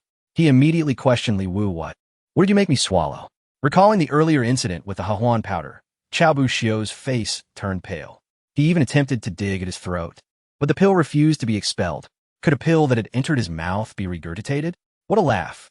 Seeing this, Li Wu smiled warmly, offering a reassuring reminder. Do not worry, stay calm. It is not Huang powder. What is there to see about a man disrobing in public? I have no such proclivities. The unknown is far more terrifying. Li Wu's assertion that it was not Huang powder only heightened Qiao Buxiu's panic. He continued to claw at his throat while angrily demanding, Li Wu, you scoundrel, what exactly did you make me ingest? Li Wu feigned innocence, asking, can you guess? For every act of poisoning, there would be a reward. This 1,000-mile downpour pill was also a form of toxin bestowed by the system, while its effects remained uncertain. Once it took effect, rewards would surely follow. At this moment, Li Wu was far more curious about what the reward for this poisoning would be. Of course, the name 1,000-mile downpour certainly sounded ominous. With this thought, Li Wu swiftly stepped back, distancing himself from Qiao Buxiu. Qiao Buxiu, seething with rage, conjured another powerful attack. Several colossal ice blades surged toward Li Wu. However, just as he exerted his strength, the ice blades he had formed shattered, dissipating into nothingness. Furthermore, at the very moment he unleashed his power, even Li Wu heard an unsettling sound. It was a resounding pop. Qiao Buxiu's imposing stance was instantly distorted. His legs clamped together as if he had overexerted himself. It seemed as though he had encountered a rather embarrassing mishap. A master of the Golden Core stage, caught in such a peculiar posture while suspended in midair, was indeed an extraordinary and bizarre sight. Those below were left bewildered with some asking what is happening? Is this perhaps a new technique Qiao Shixiang has developed? Yet, the posture of this technique appeared rather odd. Chapter 65, A Sudden Downpour. On the dojo, the visibility was severely impaired due to the chilling mist conjured by Qiao Buxiu. Consequently, those outside the dojo were utterly oblivious to the events that had just transpired. After all, Li Wu's technique of discreetly launching the elixir was exceptionally subtle. Apart from Li Wu and Qiao Buxiu, no one was privy to what had occurred. It seemed that the sudden downpour pill truly lived up to its name. Even the mightiest of masters, upon ingesting such a concoction, would likely find themselves utterly drained. This led Li Wu to conclude that victory in this battle was assured. Then, a voice resonated in Li Wu's mind. Congratulations, host. You have successfully poisoned Chao Bushio. You have earned a combat power reward of 2,050 lottery draws. Indeed, the rewards were commendable. The newly acquired sudden downpour pill proved to be far more lucrative than the harmony powder. With 50 lottery opportunities at his disposal, Li Wu engaged in the draws with casual ease. However, most rewards consisted of harmony powder, with a few high combat power items emerging, twice at 300 and once at 1,000, which was certainly promising. Thus, Li Wu proceeded to examine the system panel. Name: Li Wu Combat Power, 54160 Realm. Initial Golden Core Technique. Double Combat Power. This technique allows the host to inflict double damage instantaneously. Though it is highly taxing on the host's vitality, please use it judiciously. Technique 2. Heavenly Eye. Consumes mental energy to observe the opponent's combat power, etc. Technique 3. Celestial Phenomenon Art. 1 Technique White Tiger Form. Harmony Powder. 348 portions. Using Harmony Powder increases combat power, with varying effects based on the target's strength. Lottery Draws. 0. Lottery Items Unlocked. Harmony Powder. Stinky Tofu. Sudden Downpour Pill. Milestone. Combat Power 2,000,000. Reaching a combat power of 100,000 unlocks reward visibility. Inventory. Mysterious Dagger. Nurturing Progress. 30. To forge into the host's personal flying sword, requires 5 golden core souls. Current count. 0. 1 Teleportation Charm. 13 portions of Stinky Tofu. Beginner Combat Power Realm Comparison Record. Indeed, administering poison to a master was not only effective in increasing combat power, but was also undeniably a reliable strategy. Simultaneously, Li Wu sensed a noticeable weakening of Chao Bushio's oppressive aura. Utilizing the Heavenly Eye technique, he observed that Chao Bushio's combat power had indeed diminished. Previously at 180,000 and nearing the late Golden Core stage, it had now plummeted to 130,000. Furthermore, Li Wu noticed that as he continued to observe Chao Bushio, the latter's combat power was still in decline. This sudden downpour was not merely a laxative, it was also depleting Chao Bushio's strength. Given this circumstance, there was no need for a direct confrontation with Chao Bushio. Why engage in a strenuous battle when one could simply poison the opponent instead? With a swift motion, Li Wu retreated to a distance, pinched his nose, and shouted, "Master, I have urgent news to report." Li Yuan turned his gaze toward Li Wu, while Chao Jianghan also looked in his direction. Initially puzzled by Li Wu's sudden teleportation and why Chao Bushio had halted his assault, Li Yuan promptly inquired, "What matter? Speak." Li Wu responded, reporting to the master, "My opponent Chao Bushio may have an upset stomach. He is currently in such distress that he is struggling to maintain his footing in battle. It is truly a remarkable effort on his part. I implore both sect leaders to grant us a pause in our duel, to allow senior brother Chao the opportunity to attend to his needs. See how considerate the disciples of Yuanxian Sect are?" Li Yuan glanced at Chao Jianghan, who seemed to understand the sentiment. Chao Jianghan remained silent, his expression bewildered. He could hardly fathom that Chao Bushio was suffering from a stomach ailment at such a critical juncture. Naturally, Li Wu had unwavering faith in the efficacy of the system and Appo's gifts. The fact that Chao Bushio and Appo's combat power had fallen to 130,000 was merely the beginning. The effects of the harmony powder could last throughout the night, while the sudden downpour pill was an even rarer elixir, and its effects were just beginning to manifest. Delaying the inevitable would allow Chao Bushio to further weaken, rendering him an easy target for defeat. Moreover, this tactic would enable Li Wu to conceal his true prowess and cards. Chao Bushio, in a fit of agitation, exclaimed, Who is struggling here? Li Wu, do not speak so recklessly." Though Li Wu's statement bore truth, Chao Bushio strived to maintain his composure, attempting to hold his stance in the air, albeit in a most awkward manner. This was a matter of pride. He could not afford to reveal his plight. Chao Jianghan interjected, "Indeed, Yuanxian Sect's brat, cease your nonsense. My disciple Chao Bushio has long since ceased consumption. He does not require sustenance, so how could he possibly have an upset stomach?"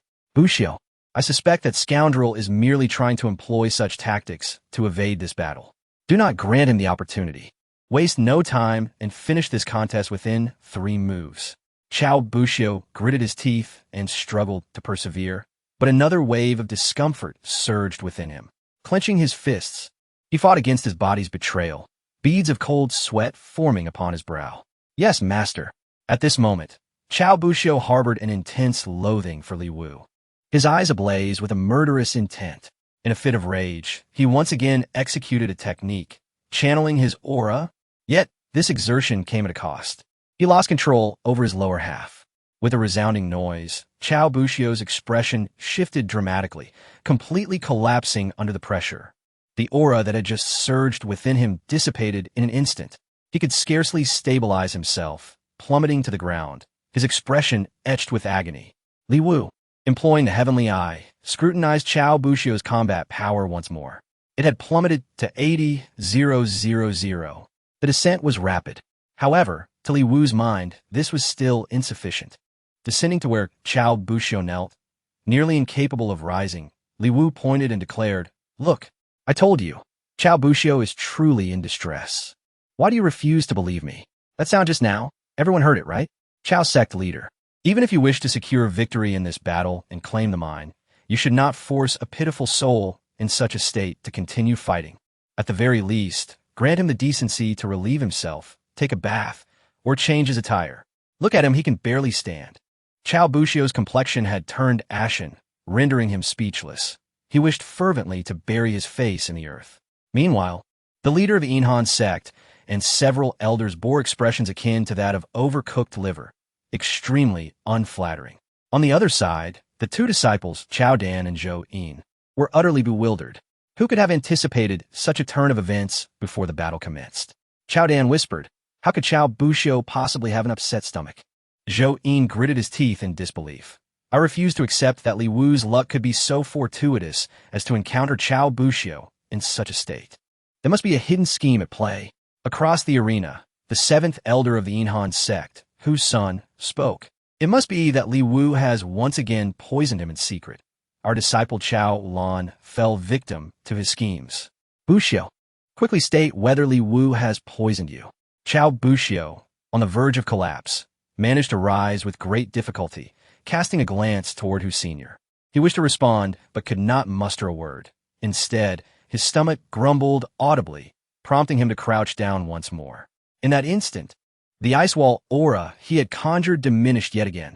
Li Wu approached Chao Bushio, pinching his nose, pretending to offer assistance while discreetly whispering, "Senior brother Chao, do not speak indiscriminately. The efficacy of the elixir is indeed controllable. Whether you believe it or not, I could make you experience a tumultuous downfall." Chao Bushio's eyes widened as he fixed his gaze upon Li Wu, struggling to accept the truth, yet fearful of disbelief. "You." Li Wu immediately turned his attention to the arena's edge, exclaiming, "Oh dear, is this truly the chief disciple of the Yuanxian Sect? Why are you all just standing there? Hurry and assist Brother Chao off the stage. His condition appears dire. If this continues, he may suffer from severe exhaustion." Ugh. He retreated a few steps, retching slightly. Li Wu, displaying his sense of righteousness, added, "Rest assured, even if you carry him away, this battle can persist. It won't count as Brother Chao forfeiting. Once he recovers or feels better, we can resume the fight.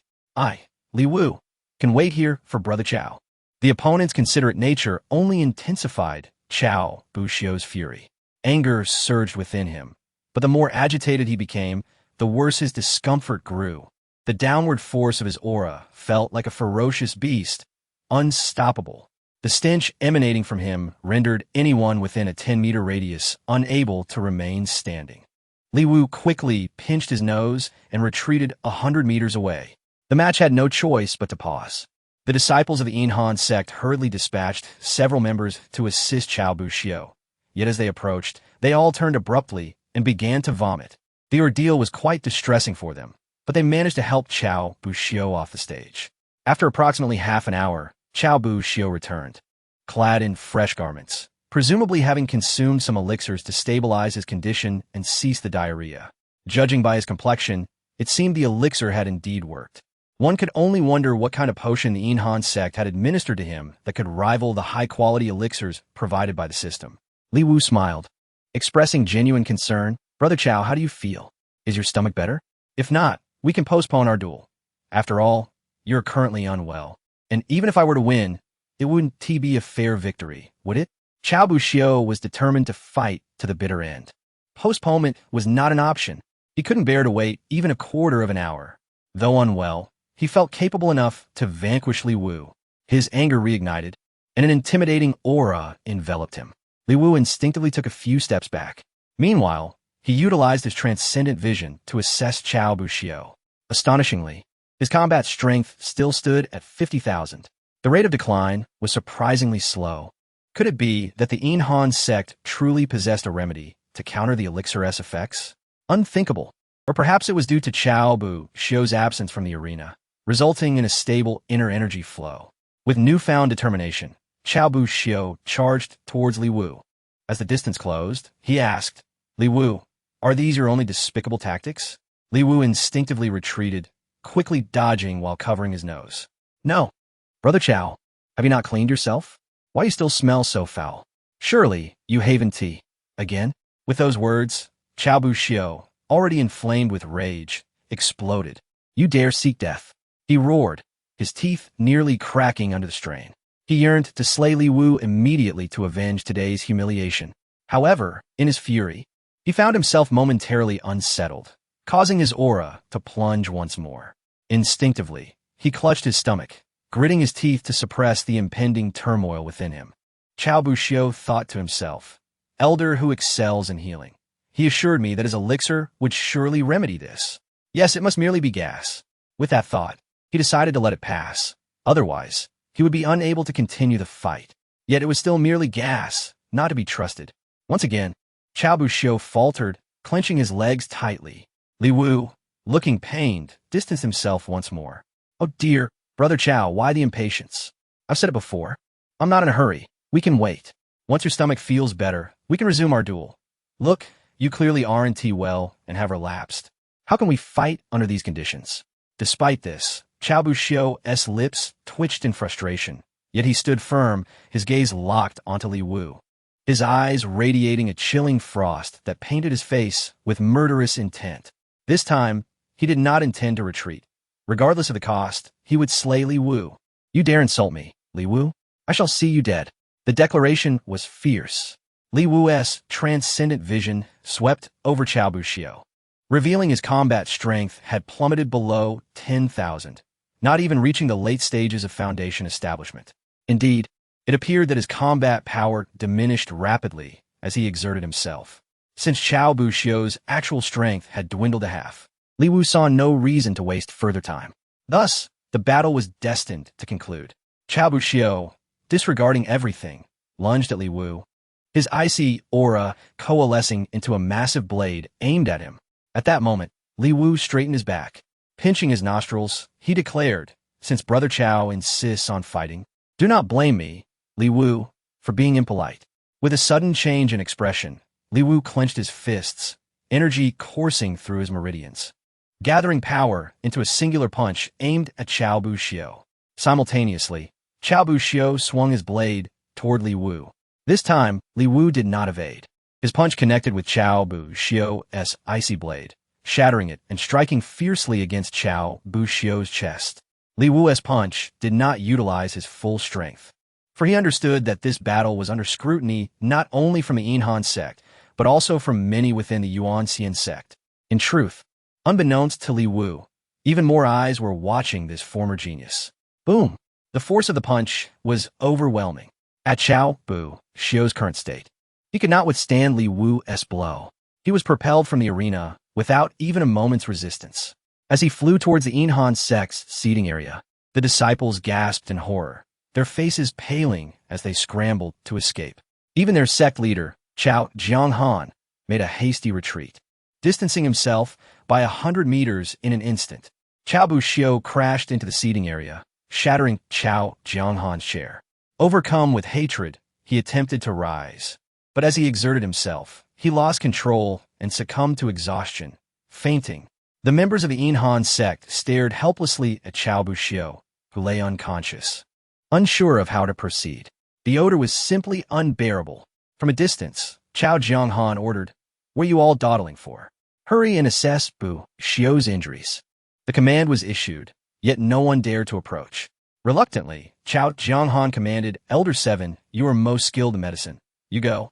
Hu Sun, visibly distressed, responded, "I." Qiao Jianghan's gaze turned icy. Disobeying his order was not an option. Thus, Hu Sun pinched his nose and reluctantly approached to check on Qiao Buxiu's condition.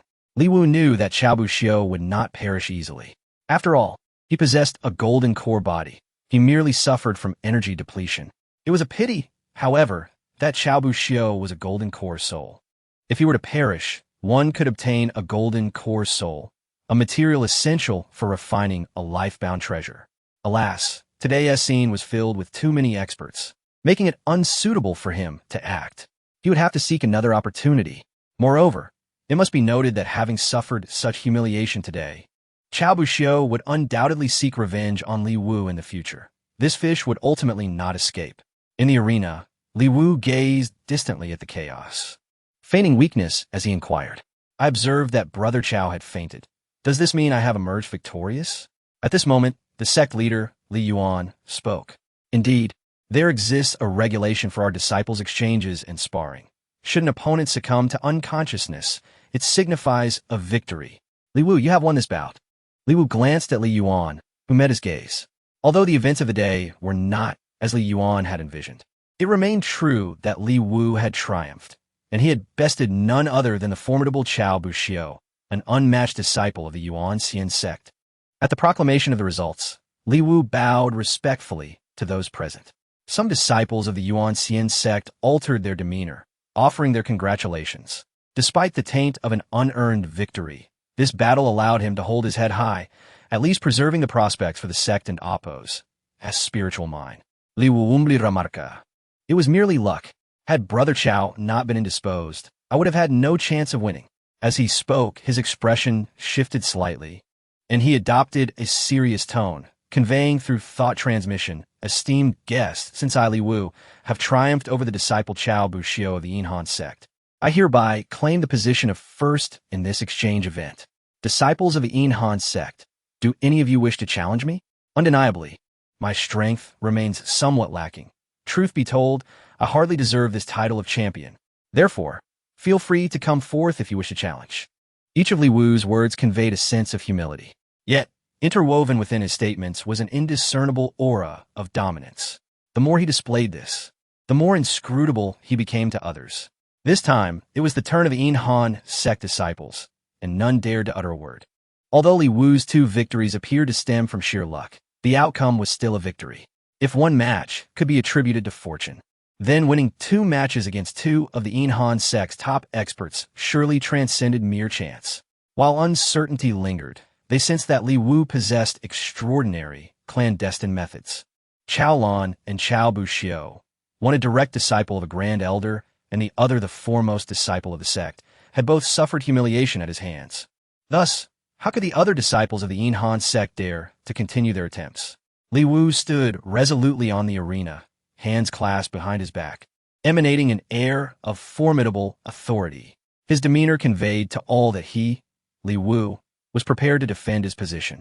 To the disciples of the Yuanxian Sect, who among you wishes to challenge me? Today's battle represents the honor of the Yuanxian Sect, and I, Li Wu, shall bear this burden alone. Chapter 67. Has Chu Zixuan returned? In today's battle, the glory of the Yuanxian Sect rests upon my shoulders, Li Wu. It is no jest. We cannot afford to lose this arena.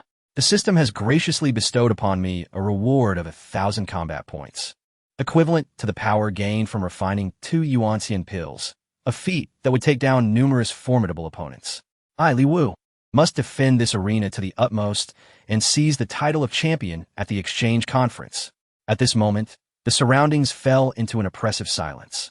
In the vast expanse of the Yuanxian Sect, not a single soul dared to respond to or challenge Li Wu.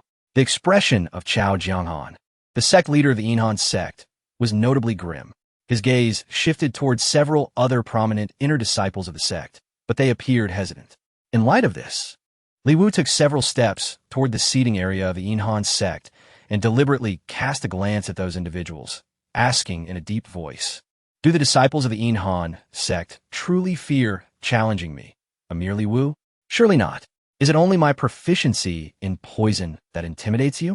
Does your Yuanxian Sect not possess formidable cold poison?"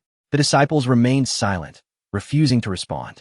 Li Wu's expression hardened as he commanded, "If you dare not challenge me, what are you all still doing here? Depart swiftly. And those ice sculptures at the entrance, they're quite the eyesore. Melt them away."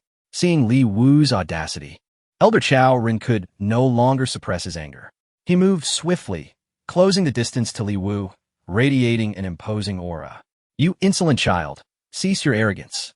However, before Chao Ren's pressure could descend upon Li Wu, another figure appeared before him, none other than Li Yuani. "Elder Chao Ren, do you intend to lower yourself to challenge a disciple of the Yuanxian Sect?" Chao Ren gritted his teeth and retorted fiercely, "Li Wu's victory was ill-gotten. Not only did he poison our disciple Chao Lan, but he also poisoned Chao Buxiu. The title of champion should rightfully belong to our Chao Buxiu. Li Wu is unworthy of it. The spirit mine of Limu Mountain should be ours." Li Yuani took a step toward Chao Ren, forcefully pushing him out of the arena. Behind him, Chao Jianghan placed a hand on Chao Ren's shoulder. Li Yuani then inquired of Chao Jianghan, "The techniques of the Yuanxian Sect harbor cold poison in every fiber. Has Chao Buxiu never employed it? Do your other disciples lack the ability to use poison?" Chao Jianghan approached Li Yuani. Their energies clashed, sending shockwaves that caused nearly all disciples of both sects to fall to the ground, overwhelmed by the intensity. The clash between cultivators of the nascent soul stage was truly terrifying. Yet, moments later, Chao Jianghan dispersed his aura and laughed heartily. "Indeed, we have lost this time. The Yuanxian Sect concedes defeat. Li Wu deserves the title of champion at this exchange conference." With that, Chao Jianghan's expression shifted, and he turned to leave. The other elders and disciples of the Yuanxian Sect followed suit. Li Yuani declared, "The spirit mine of Limu Mountain is henceforth the exclusive domain of the Yuanxian Sect. I hope sect leader Chao will refrain from encroaching on it in the future." Chao Jianghan scoffed, leading his sect away. Li Wu heard the system's voice resonate in his mind. "Buzz, congratulations, host. You have attained the title of champion at the Two Sects Exchange Conference. Reward, 10,000 combat points." Thus, Li Wu's combat power surged to 64,160, indicating that the chaotic golden core within him had stabilized significantly. After the conference concluded, Li Wu was summoned once more to the main hall of the sect. According to the promises made earlier, he was awarded another Yuanxian pill. Elderly Qianquan, stroking his long beard, placed a box containing the pill in Li Wu's hands and patted his shoulder, saying, "Li Wu, at this exchange conference, you have preserved a spirit mine for our sect, thus earning great merit. As an additional reward, we shall soon open the Yuanxian secret realm. Though you are not the chief disciple, you may enter alongside other prominent inner disciples for trials." Li Wu had heard of the Yuanxian secret realm before. It opened once every 3 years, yet few who fully passed through it obtained its opportunities and inheritances. Those who received even a fraction of its fortune often became elders of the sect, while his father, Li Yuani, was the only individual in a century to venture into the secret realm and reach the second layer. Li Yuani was a mid-nascent soul cultivator, but his true combat power was akin to that of a late-stage nascent soul. His entrance into the second layer of the secret realm, the ancient battlefield, and the acquisition of the Lei Bu secret method, the 3-yuan blue thunder technique, had been pivotal for his strength. As for the third layer of the secret realm, it was said to be called the Burial Sword Abyss, and no one had ever entered it. The secret realm typically opened every 3 years, allowing the sect's chief disciples to seek opportunities within. Yet this time it seemed premature. Why would the trials commence ahead of schedule? This perplexed Li Wu. However, this was not a matter for him to ponder at the moment. He accepted the token for the secret realm from the elder. Upon touching it, he suddenly sensed a stir within the thunder-type Tao seed of his golden core. He swiftly suppressed this disturbance and expressed his gratitude with a bow before departing from the main hall. The commotion was subtle, likely unnoticed by others. Yet at that very moment, the imposing phantom flashed once more in Li Wu's mind. He wondered if perhaps the secret realm held the key to this phantom's mystery. Buzz. System task. Host. Conquer the 3 layers of the secret realm to receive a reward of 20,000 combat points. This timely system task offered an astonishing reward of 20,000 points, an unprecedented boon. Later, as Li Wu walked away from the square, Chao Dan mused to himself, I never expected this brat to escape again. Chao Buxiu truly is useless. Meanwhile, Zhou Yin chuckled sinisterly. What of it? The opening of the sect's secret realm may seem fortuitous, but it is fraught with danger. From their battle, it was evident that Li Wu's strength surpassed the initial stage of the Meridian opening realm, yet many prodigies had perished within the sect's trials. In that environment, there were no restrictions. Even if we personally intervened, none would be the wiser. I refuse to believe he can emerge alive this time. Upon returning to his quarters and resting briefly, Li Wu departed the sect and ventured into the mountains beyond the disciplinary valley. The Yuanxian pills were too valuable to leave unrefined, as they would only attract envy. It was far more prudent to refine them promptly, enhancing his combat power. Just as before, Li Wu concealed himself within a grove in the mountains to refine the pill. The moonlight shone brightly, casting a silvery hue upon the ground, leaves, and grass, resembling a delicate layer of frost. This night, the moon hung like a silver plate, and before he knew it, it was the 15th night. After settling into a meditative state, Li Wu focused on refining the pill. Everything proceeded smoothly. After several hours, around midnight, he finally completely absorbed the Yuanxian pill. As with previous experiences, upon fully refining and absorbing it, his combat power surged by 5,000. Thus, Li Wu's combat power reached 69,160, drawing ever closer to the 70,000 mark, which would signify entry into the mid-stage of the Golden Core realm. Stretching lazily, Li Wu made his way to a mountain stream to bathe. The spring water in the mountains was warm as he sat within it, resting his head against a smooth stone. Gradually, a wave of drowsiness washed over him, and he contemplated taking a brief nap. Yet as time passed, Li Wu sensed an unsettling shift in the atmosphere. Feeling as though 2 colossal mountains loomed behind him, an unexpected weight bore down on Li Wu, abruptly rousing him from his daze. What was happening? Alert, he discerned that a thin mist had enveloped the pond, seemingly isolating it from the outside world. A flicker of movement caught his eye, and from the corner of his vision, he glimpsed a woman, unclad, bathed in the silvery moonlight. Her pale skin glowed, yet her damp hair obscured her face. He wondered who this audacious woman could be. Was she a mountain fox spirit, or perhaps a seductress from the Yuanxian Sect? He had heard tales of men encountering such enchanting encounters in the mountains, but the outcomes were often dire, some drained of their essence, others of their spiritual energy. Yet they had relished a night of ecstasy, even as death approached with a smile. Lost in his thoughts, a delicate voice suddenly caressed his ears. Junior brother. The voice was enchanting, and just a single utterance left Li Wu in a stupor. He had not expected it to be Chu Zixuan's voice. Hadn't she departed from the Yuanxian Sect? Why had she returned? Moreover, upon her return, Junior brother, shall we share a moment together this spring night? The woman's voice lingered in his ears, intoxicating him. Li Wu refrained from turning around, a flicker of anger igniting within him. A moment? You underestimate me. I'll have you know at least an hour. Upon hearing this, the woman behind him fell silent. After a brief pause, she ventured, Junior brother is formidable. It was indeed my mistake. Meeting you here tonight brings me immense joy. Look at the night. How wondrous it is. Li Wu cast a glance, dismissively replying, it's just murky waters, nothing special. Once again, the atmosphere soured, leaving the woman speechless. He probed further, Senior sister, why have you returned? The woman, taken aback, responded, returned? Has my sister been here before? Realizing her misstep, she quickly added, Junior brother, the night is long and sleepless. Though I have been here before and we shared a moment, after returning, I couldn't shake the thoughts of you. Every time I close my eyes, your image fills my mind.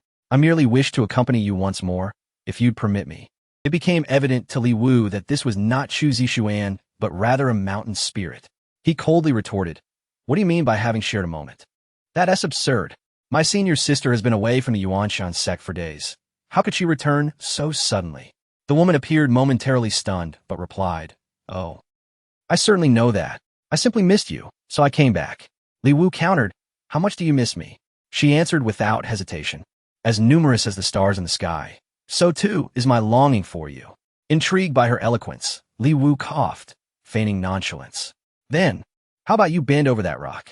A sly grin crept onto the woman's face as she eagerly complied, murmuring, so it's this you enjoy. Li Wu smirked indeed. Prepare yourself and hold steady. Obediently, she positioned herself on the rock, even twisting her form sensuously to entice him. However, she was unprepared for what followed. Without a moment's hesitation, Li Wu charged forward and delivered a swift kick to her rear. Stumbling, she fell into the water, thrashing about. What are you doing? She exclaimed. Furious. Li Wu retorted, you were bent over for me to kick. As she emerged from the water, Li Wu seized her head, forcefully submerging her again. This is for deceiving me, for trying to ensnare me. Repeatedly, he submerged her, and she gasped for breath. Just as she opened her mouth to speak, Li Wu, wise to the tricks of spirits, leapt into action, delivering a powerful kick to her face. The force of the blow altered her visage, sending her hurtling through the air, exposing her true form, with tufts of yellow fur revealing her as a creature of the mountains. Li Wu knew well that these creatures were not afraid of drowning. Determined to test his newfound powers, Li Wu prepared to unleash a lightning technique, having cultivated his Dao seed into a more potent form. As the creature splashed into the water, Li Wu, suspended in the air, clenched his fist, white lightning crackling around his hand. With a swift ascent, he aimed to deliver a decisive blow. Master, please don't strike. I am Huang, your most beloved dog. Stunned, Li Wu paused. Was Huang dead? This creature knew far too much about him and his companions. It was a perilous being. Regardless of your identity, dare not impersonate Huang and deceive me. Taste my lightning fist. With a resounding crash, his powerful punch, infused with lightning, struck the creature. The pond erupted in waves, churning violently. Yet astonishingly, the creature, resilient as ever, rolled away and darted towards the shore. Li Wu was quick to intercept, blocking its path. Trying to escape? Yuanxian get away. The creature maintained the guise of Xuan, but the illusion was shattered, revealing its flaws, with patches of yellow fur visible. Li Wu distinctly remembered Huang had perished. How could it possibly return? 2 layers of illusion, one of Xuan, the other of Huang. This entity was cunning indeed. Enough. Unravel your illusion at once, Li Wu demanded, fixing his gaze upon the creature. My senior sister long departed from the Yuanxian Sect, and your attempts to deceive me are rather juvenile. Do not think you can use Huang to trick me. He has already perished at the hands of an elder from the go.The sect while trying to assist me. I have buried him, and it is impossible for him to still be alive. Speak honestly, what manner of being are you? With a thud, the malevolent creature knelt down, the remnants of its illusionary aura suddenly dissipating. The posture of kneeling and the tears streaming down its face were all too familiar. It proclaimed, Master, it truly is me. I am Huang. At this moment, Li Wu also felt a flicker of uncertainty. The tone and demeanor of the speaker indeed resembled Huang. After the illusion faded, it was undeniably the form of Huang. Huang continued to explain, Master, in truth, I did not die that day. I was merely gravely injured by that old spirit manipulator. Later, you could bury me on the spot, but I could have been saved at that moment. However, after being buried for some time, I inexplicably awoke and crawled out of the grave, only to find the 2 corpses you had discarded atop my burial site. They seemed suitable, so I consumed them, and not only did I recover, but I also advanced. I am now a level 3 demon beast. Otherwise, I would not be able to withstand your formidable, thunderous fist. Li Wu chuckled, patting the dog's head. Indeed, it is you, Huang. Why return in the guise of my senior sister? I thought some malevolent entity sought to harm me. Huang cleared its throat and replied, Master, I merely wish to surprise you. Li Wu retorted, Really? Huang grinned, tapping its chest. Of course. Master, would you like to experience it once more? I know you are fond of Xuan, so I thought to let you have a taste of it beforehand. Li Wu playfully swatted Huang on the head. Enough of these antics. Huang's expression dimmed slightly, but then it seemed to have an idea. It subtly glanced at the moon above and then turned to transform its appearance. Clad in a child's attire seemingly procured from nowhere, it adjusted the small brown cloak and stepped onto a stone, with the moonlight cascading down, looking down upon Li Wu as a level 3 demon beast. What do you think, Master? Do I resemble a human? After posing that question, Huang's gaze sparkled with eagerness. However, Li Wu was not focused on that matter. Instead, he approached and seized Huang by its hind legs, lifting it high. Examining Huang closely, he exclaimed, "You mutt, I'm just glad you're back. No need for all this nonsense. I must rest early for the sect's secret realm trials tomorrow, so you shall accompany me into the realm." Upon hearing this, Huang's expression fell. Initially proud, when lifted, it now became enveloped in a cloud of yellow mist. When the mist cleared, Huang had transformed into a small dog. This time, however, it had morphed into a scruffy mutt. Most of its fur was yellow, but interspersed were patches of white, gray, and black, creating quite a flamboyant appearance, particularly the tuft of white fur on its forehead, which was rather fashionable. "Hey, your illusion is impressive. Huang, I call you a scruffy dog, and you truly become one," Li Wu remarked as he set Huang down. Huang collapsed onto the ground, resembling a deflated balloon. Li Wu understood that Huang's intention in returning as Chu Zishuan was a ploy to ensnare him, seeking an opportunity to solicit a favor. Nevertheless, after the plan faltered, Huang's quick wit led it to mention its recent advancement to level 3 demon beast, cleverly hinting at a request for a favor through the term prophecy. Prophecies require a response, and should Li Wu affirm that Huang resembles a human, it would fulfill the prophecy, allowing Huang to succeed in its request. However, Li Wu had previously heard that such requests could drain the luck of the living, and he was astounded that this dog, having spent so much time with him, would still entertain such thoughts. Fortunately, Li Wu remained cautious. Otherwise, he would have fallen into Huang's trap. On the surface, Li Wu feigned ignorance, inquiring, "Huang, what's wrong? Are you all right?" Huang trembled as it stood, forcing a human-like smile onto its canine face. "Master, I am fine. Just a bit tired from your earlier strike." Neither mentioned the request, and they both acted as if the matter had never transpired. Li Wu patted Huang's head, grasping the scruff of its neck to lift it. "As long as you're fine, let us return to the sect. I am now an inner disciple, and the sect has residences. When I have the time, I shall make you a proper doghouse, so you may enjoy the perks of being an inner disciple's dog." Huang, being held by the neck, weakly replied, "Thank you, master." Additionally, when Li Wu had previously unleashed his thunderous technique, the chaotic shadow flashed through his mind once more. He was contemplating this phenomenon. Upon acquiring the secret realm token, the chaotic shadow had also appeared, leading him to wonder if its true nature lay within the secret realm. What could it possibly be? Li Wu was quite curious about this mystery. The following morning, at the gate of Li Wu's courtyard within the Yuanxian Sect, a loud knocking echoed. Sleepy-eyed, Li Wu yawned, rising to open the door, revealing Zhao Xian and Sun Feng, both wearing anxious expressions. "Li Gu, are you still asleep? Look at the time. The secret realm entrance is about to open, and the other disciples have already gathered. You were the last one. Perhaps due to the recent events or the toll from refining the Yuanxian pill the previous night, Li Wu had unexpectedly slept until now." Stretching, he called out, "Xiaohua, let us go and explore the secret realm." Xiaohua. Upon hearing this name, Huang immediately protested telepathically, "Master, I am male, and you dare to refer to me in such a manner? How rude."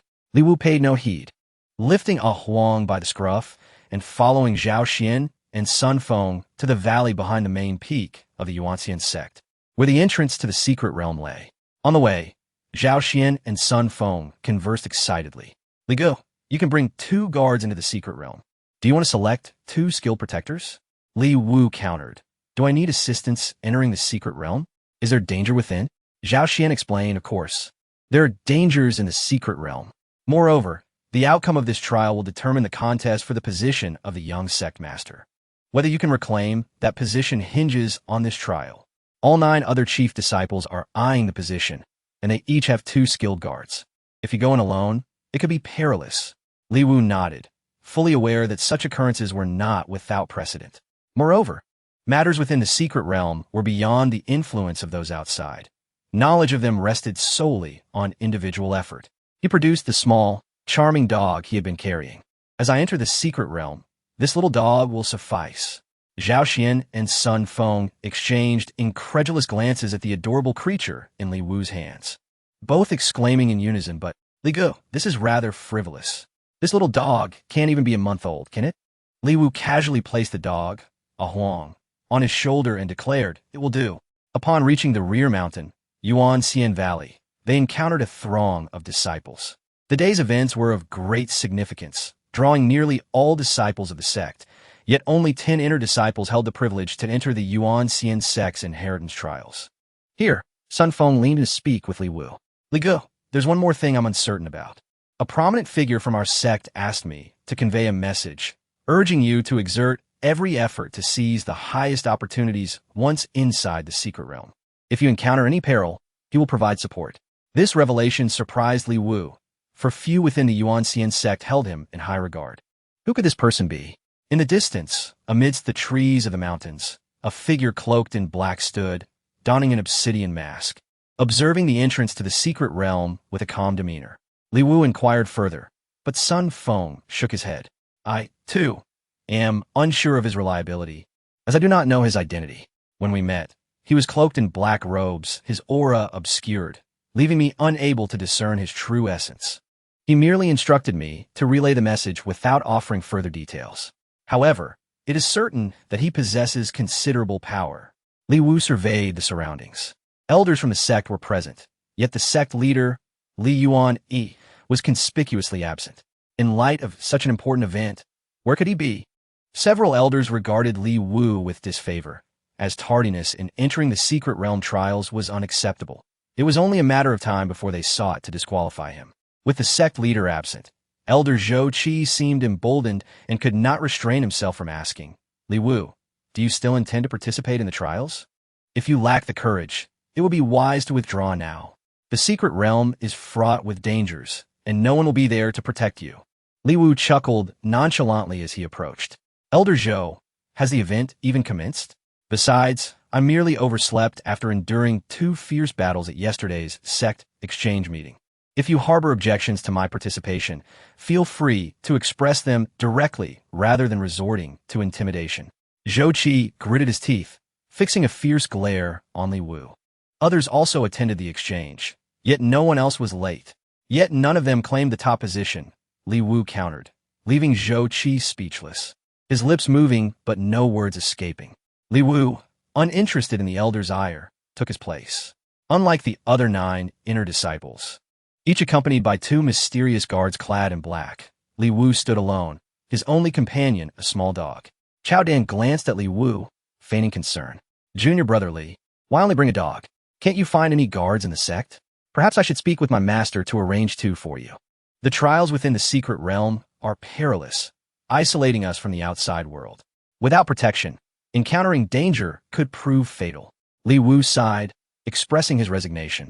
Alas, as a newly appointed inner disciple, my strength is limited. I do not expect to gain any opportunities within the secret realm. I appreciate your kindness, Brother Chao, but I plan to take a brief stroll and avoid the illusory Thunder Sea. Among the 10 inner disciples of Yuanxian Sect, apart from Li Wu, the others were predominantly offspring of the elders. At this moment, all were tense with anticipation for the opening of the secret realm. Meanwhile, Li Wu crouched down to play with the dog. The elders observed him with varying expressions, yet even with his recent triumph, no one believed Li Wu could achieve anything noteworthy within the secret realm. At that moment, the Grand Elder, Li Qiankun, spoke up. Elders, prepare the formation. Let us open the entrance to the Yuanxian secret realm. The 10 elders bowed in unison, and all began to weave complex hand seals, forming an immense array at the mouth of Yuanxian Valley. The Grand Elder then raised a hand, casting a seal into the formation. As the array's markings shimmered, a colossal vortex materialized at the entrance. Trial disciples, enter the Yuanxian secret realm swiftly. Remember, the realm remains open for only 7 days. Should you fail to exit before it closes, you will be trapped for 3 years. Inside the Yuanxian secret realm, dangers abound. Being trapped could indeed lead to a dead end. As the disciples prepared, the guards took to the skies, and each inner disciple radiated confidence. Li Wu patted Huang, commanding Huang, transform. With Li Wu's order, the small dog shimmered, its form expanding into a large, multi-meter-long beast. Li Wu leaped onto its back, exclaiming, let's depart. A swift slap on the dog's rear sent a Huang soaring toward the entrance of the secret realm. Behind them, Zhao Xian watched in astonishment. Li Ji's little dog is actually a beast? Sun Feng echoed his surprise. Truly impressive. Li Ge, what did you tame a beast? In that moment, Zhou Yin received a secret transmission. In Heir, Li Wu has managed to tame a beast, something we must regard with caution. Remember to adhere to our plan, but remain vigilant of that creature. Zhou Yin silently responded. Zhou Qi's voice followed. However, in Heir, you stand at the pinnacle of the foundation establishment stage, mere steps away from the golden core phase. Without a doubt, among all the inner disciples entering the secret realm, your strength is unparalleled. Should you find the opportunity for advancement within, you could claim the title of the foremost disciple of this Yuanxian secret realm. According to sect regulations, you would then become the new young master of Yuanxian Sect. Zhou Yin privately assured, rest easy, father. I shall secure the position of young master. He soared on his sword, exuding an air of superiority, dismissing the other inner disciples entirely. Meanwhile, Chao Dan continued to observe Li Wu, internally musing. Li Wu, you're merely showing off by riding a dog. Once inside the secret realm, that dog will offer no protection. If you venture into the illusory Thunder Sea, you will undoubtedly meet your demise. Li Wu, atop a Huang, waved at his two senior brothers. Zhou Shixiang, Chao Shixiang, soaring on swords is quite tiring. Why not join me and ride this dog into the realm? It's rather comfortable. Zhou Yin shot Li Wu a bemused glance. Li Wu, today as trials are no jest. That dog is far too slow. With a swift whoosh, Zhou Yin wielded his sword, swiftly gliding away with his two accompanying guards, disregarding Li Wu entirely. Li Wu, however, caught up with Chao Dan, cheerfully inquiring, Chao Shixiang, would you care to ride my dog? Chao Dan and Appo's brows twitched momentarily, but he quickly donned a smile and replied, no, I prefer to ride my sword, Li Shidi. After finishing his words, Chao Dan exerted his strength, mimicking Zhou Yin's rapid advance, putting on a performance in front of Li Wu, while the other chief disciples of the inner sect deliberately sped past him. After a brief moment, these chief disciples traversed the array passage and arrived within the secret realm. The rear mountains of Yuanshan, usually a mere ordinary forest, transformed into an entirely different world upon entering through the array passage. It was said that this secret realm, the Yuanshan secret realm, was a remnant of an ancient immortal clan, playing a crucial role in the development of the Yuanxian Sect. Upon entering, they could see from a distance that beyond the forest lay a menacing expanse of thunderous seas, with lightning clashing and crackling ominously. Zhou Yin was the first to arrive, and as Chao Dan and the others caught up, he remarked, you are all too slow? Allow me to lead the way. A group of 9 followed Zhou Yin as they ventured deeper into the forest. Zhou Yin glanced back, noticing that Li Wu had yet to make an appearance, and he couldn't help but sneer, that kid still hasn't arrived. If he's useless, then his dog must be equally so. Chao Dan chuckled and remarked, I suspect that lad is merely putting on a show. He probably doesn't dare to come. Zhou Yin sighed inwardly, muttering to himself, alas. It seems my father truly worries too much. That kid is hardly a threat.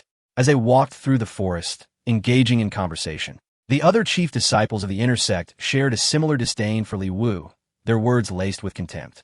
Some seized the opportunity to flatter Zhou Yin, stating, that kid is utterly unworthy of being the young sect master. The position rightfully belongs to Zhou Shixiang. Zhou Yin swelled with pride, relishing the compliments, and replied, it is still early to speak of such things. However, Li Wu was indeed once a genius, but now he is a complete failure. During the sect's intermediate tasks, he only succeeded by sheer luck at the inter-sect exchange conference. This trial in the Yuanshan secret realm is where his true colors will be revealed, and as you can see, he has indeed faltered. As Zhou Yin spoke, he suddenly halted, for emerging from the forest, they beheld a figure standing upon the cliff's edge. Beyond the cliff lay an endless sea of thunder. The figure on the cliff was none other than Li Wu, cradling a small spotted dog in his arms, stroking it leisurely, unperturbed by the tempestuous thunderous sea before him. A demeanor that truly astonished the onlookers. How could he? Chao Dan could not help but ask. The others echoed his astonishment, their jaws nearly dropping to the ground. Upon hearing the commotion behind him, Li Wu turned around, waving at the 9 chief disciples of the inner sect, exclaiming, "Ah, you finally made it. My legs are numb from standing here. Hurry over and take a look. This is the illusory thunder sea of our sect's secret realm. I, Li Wu, dare not venture further. I'm merely here to take a look. Please, feel free to enter the illusory thunder sea if you wish." With that, Li Wu stepped out the sida. Zhou Yin's brows furrowed deeply as he hurried towards Li Wu. The overwhelming power of the thunderous sea surged forth, forcing him to retreat repeatedly. Chapter 71. A pitiful fate for Zhou Yin. With gritted teeth, Zhou Yin clenched his fists and forced himself to the edge of the cliff. Standing firm against the fierce remnants of the thunder sea, he refused to concede defeat, believing that if Li Wu could achieve it effortlessly, so could he. As the eldest disciple among the chief disciples, he could not afford to lose face. However, just as Zhou Yin steadied himself, a formidable column of lightning suddenly surged forth from the thunder sea, resembling a ferocious thunder dragon as it struck at him. Startled, Zhou Yin gritted his teeth and braced himself. Boom! A deafening roar echoed as he was propelled several dozen meters away, crashing into a large tree behind him. Disoriented, he rose with blood at the corner of his mouth. Of course, his clothes were tattered, and his hair was singed and disheveled, even emitting smoke. Seeing this, Li Wu hurried over to help Zhou Yin up, his expression filled with concern. "Oh no, senior brother Zhou, are you all right? The thunder sea has tides. I only ventured to the cliff's edge when the tide had just receded, which is why I dared to approach. You actually bore the brunt of the thunder sea's tide. I truly admire your courage." Upon hearing this, Zhou Yin's eyes widened in disbelief as he glared at Li Wu, his teeth grinding in frustration, wishing he could tear him apart. After a moment of brewing anger, he finally managed to utter, "Junior brother, why didn't you say this earlier?" Li Wu replied helplessly, "I intended to, but you were too quick. Before I could speak, you had already gone." Zhou Yin felt a deep sense of bitterness, but could only swallow it down. Taking a deep breath, he adjusted his internal energy, while Chao Dan and the other inner disciples arrived, inquiring about Zhou Yin's condition. Naturally, Zhou Yin stood tall, declaring that it was merely a lightning strike and that he was fine. At the cliff's edge stood a stone tablet, inscribed with the words Thunder Sea. Following Zhou Yin's earlier experience, no one dared to approach the spot where Li Wu had stood, let alone enter the Thunder Sea. The group was uncertain. Zhou Yin cleared his throat and stepped forward, stating, "Junior brother Li Wu has observed that the Thunder Sea has tides. I ventured forth to test the lightning, enduring a strike from the Thunder Sea to gauge its might for everyone's sake. To be honest, the force of the lightning is not as formidable as imagined. I believe that anyone at the mid-foundation stage or above, during the receding tide, can safely enter the Thunder Sea to explore." What was clearly a failed attempt at bravado, Zhou Yin had the audacity to claim it was a selfless act, truly shameless. Yet, the other inner disciples seemed to buy into it. They all exclaimed, "Senior brother Zhou is noble. We will heed your words. Let's keep an eye on the Thunder Sea's tides and seize the opportunity to enter." Zhao Sanbao, a robust disciple of Elder Lu, glanced around and hoisted a massive stone taller than himself. "Since the tide has just receded, I will test this boulder." After spinning in place, Zhao Sanbao hurled the stone over the cliff. The boulder passed over the edge unscathed, but once it entered the Thunder Sea, it was bombarded by a barrage of lightning strikes, shattering it into debris. The sight left everyone stunned. Yet, Zhou Yin remarked, "It is merely a worthless stone. How can it compare to our bodies as cultivators? If you are timid, stay here. I shall go first." With that, he soared into the air on his sword, followed closely by 2 guards. Whoosh! They entered the Thunder Sea. Standing amidst the tumultuous lightning, Zhou Yin proudly declared, "Those who dare not enter should return early. The Thunder Sea is perilous. Leaving now is not shameful." His gaze fell upon Li Wu, and he added, "Especially you, junior brother Li Wu, a body cultivator at the Meridian Realm. If you are afraid to enter, you should hurry back. After all, you are accustomed to being laughed at, surely. You won't mind being mocked once more today?" Li Wu chuckled. "Thank you for the reminder, senior brother Zhou. I truly do not mind." Despite his words, Li Wu clenched his fists, and nearby, Chao Dan noticed this, secretly smiling, then deliberately approached Li Wu, patting him on the shoulder. "I knew you wouldn't mind. I will investigate the opportunities within the Thunder Sea and will certainly share my findings with you later. With that, Chao Dan took to the skies on his sword, his expression radiating superiority. Li Wu continued to clench his fists. Senior brother, since we're here, I want to see what the Thunder Sea holds for myself. Upon hearing this, a sly grin spread across Chao Dan's face as he thought, this kid has taken the bait. Li Wu slapped the rear of a small dog, which instantly transformed into a massive beast. He leapt onto the creature's back. Li Wu also entered the Thunder Sea, confirming that Li Wu had entered the Thunder Sea. Chao Dan felt a surge of pride. However, he, along with the two guards, sped deeper into the stormy sea, his aura fully unleashed. As he surveyed the crackling lightning around him, he smiled. The Thunder Sea is not so fearsome after all. Suddenly, a colorful figure darted past Chao Dan at incredible speed. The flying swords beneath him and his guards wobbled precariously, nearly sending them plummeting. Who? Chao Dan shouted, but he quickly recognized the figure riding a large spotted dog. Who else but Li Wu? His speed was astonishing. Impossible. Where did he find such a swift beast? Chao Dan's earlier sense of superiority evaporated, replaced by frustration. Gritting his teeth, he pursued Li Wu fiercely, but the expanding Thunder Sea obscured even Li Wu's silhouette. I refuse to believe that I, Chao Dan, at the pinnacle of the mid-foundation stage, cannot catch up to a mere dog. In a frenzied pursuit, Chao Dan clashed with Li Wu. His two guards cautioned, Junior brother Chao, this is the Thunder Sea. Your emotions may be amplified. If you cannot control them, you may become trapped in the Thunder Sea forever. Yet Chao Dan was beyond reason. He could accept many things, but being surpassed and crushed by Li Wu was intolerable. Ignoring the guard's warnings, his eyes turned crimson as he charged after the direction Li Wu had vanished. Li Wu, you cannot be faster than me. Impossible. Meanwhile ahead, within the Thunder Sea, Li Wu rode the enormous dog, leisurely making his way.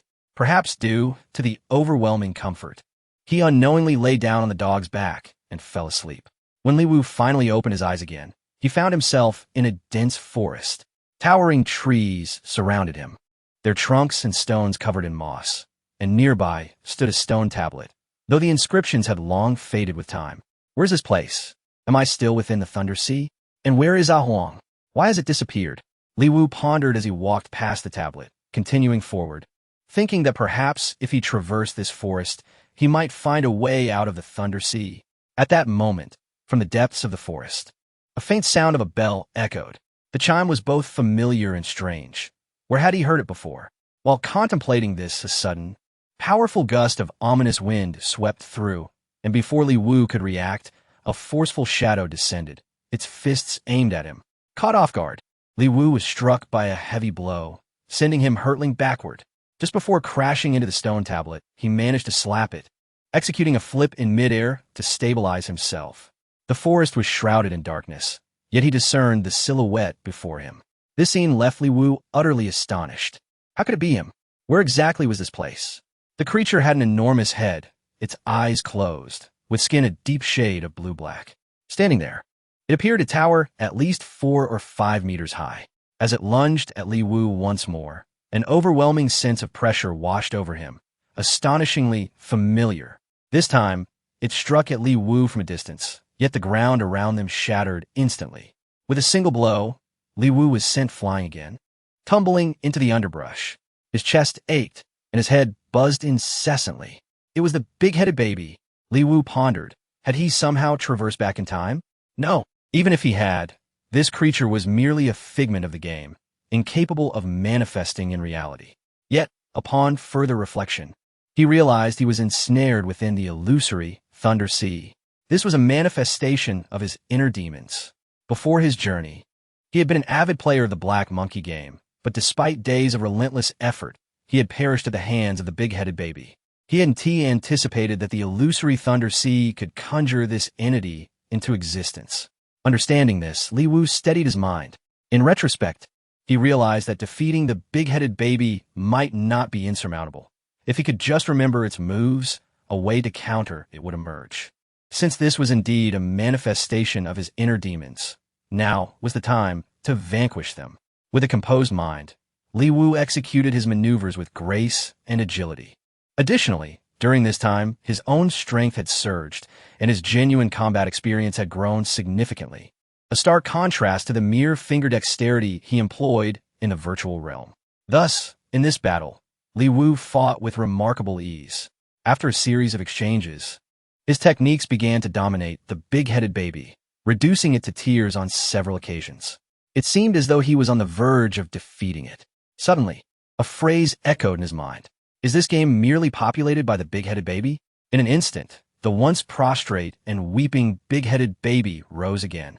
Moreover, it abruptly expanded to several meters in height, standing before him with an imposing presence, its massive hand descending with a force that seemed to eclipse the sky.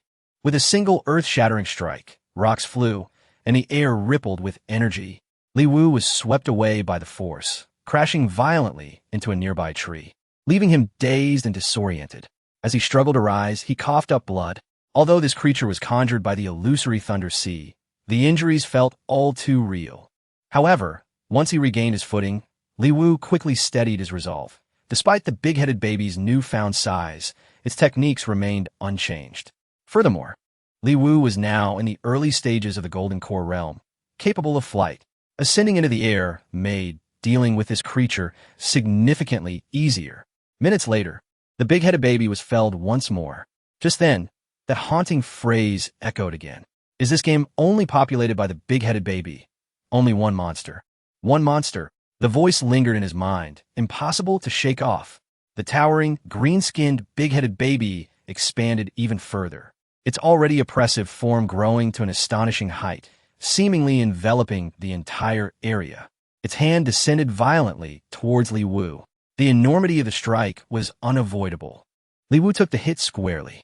The forest was marred by a colossal handprint, and Li Wu lay in the resulting crater, blood spewing from his mouth, struggling to rise, but finding it increasingly difficult.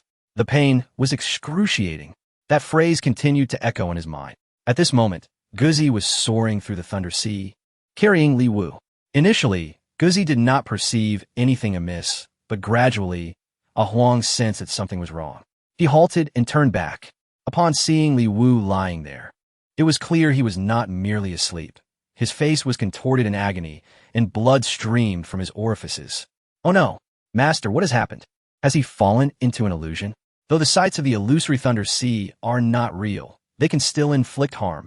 If one cannot break free from its illusions, they will only sink deeper, ultimately falling prey to the unseen threats lurking within. Master, please awaken. Master, a Huang shouted for Li Wu. But no matter how he called, Li Wu remained unresponsive. Meanwhile, on Xiao Dan's side, he had been fervently chasing after Li Wu, determined not to fall behind. Yet no matter how he pursued, Li Wu's figure remained just ahead, always out of reach. In truth, Li Wu had long since departed from Xiao Dan's vicinity. What he was chasing was merely a manifestation of his own inner demons, causing him to overlook the dangers of the Thunder Sea. In reality, Xiao Dan had been struck by the lightning within the illusory Thunder Sea, leaving him battered and bloodied. He was so oblivious to his own peril that he did not even realize he was on the brink of collapse. The two guards accompanying Xiao Dan quickly followed suit. One guard rushed forward, blocking Xiao Dan's path. Xiao Dan's face twisted in rage as he attempted to push past. The guard, with a swift gesture, touched Xiao Dan's forehead, causing his energy to dissipate, and he collapsed. The guard held on to Xiao Dan. In that moment, the guard paused, sensing a powerful chill emanating from Xiao Dan, something not characteristic of the Yuanxian Sect. Peering closely at Xiao Dan, the guard exclaimed, "Frosty chill. How could he be practicing the techniques of the Yuanxian Sect?" The other guard, who had remained passive until now, spoke up. "The techniques of the Yuanxian Sect? It seems that Xiao Dan's identity is indeed questionable, since he cannot navigate the illusory Thunder Sea and has failed the trial. We must escort him back for an investigation." The guard holding Xiao Dan nodded and began to move forward. The other guard did not act immediately. Only after they had carried Xiao Dan several meters did he follow. Suddenly, an ice spike shot forth from his palm, piercing the back of the leading guard. A swift and lethal strike. The guard's body plummeted into the depths of the Thunder Sea. The assailant then approached and supported Xiao Dan, administering a medicinal pill. "Young lord, you have suffered." Xiao Dan, weak and feeble, was taken aback by this statement, inquiring, "What do you mean, young lord?" At that moment, the guard removed his cloak and mask, revealing his identity. "Senior, Uncle Sun, how is it you?" The man referred to as Uncle Sun was none other than Huang, the seventh elder of the Yuanxian Sect. He replied, "I have come to escort you back to our sect, young lord, for you to receive the teachings of the Yuanxian Sect." Chao Dan looked on in confusion. "You say, I am a young lord of the Yuanxian Sect? This. Enough, Uncle Sun, I have no ambition for such a position. Please, do not jest. Though I'm the son of Chao Jianghan, I am but a secondary offspring. He has never even glanced my way.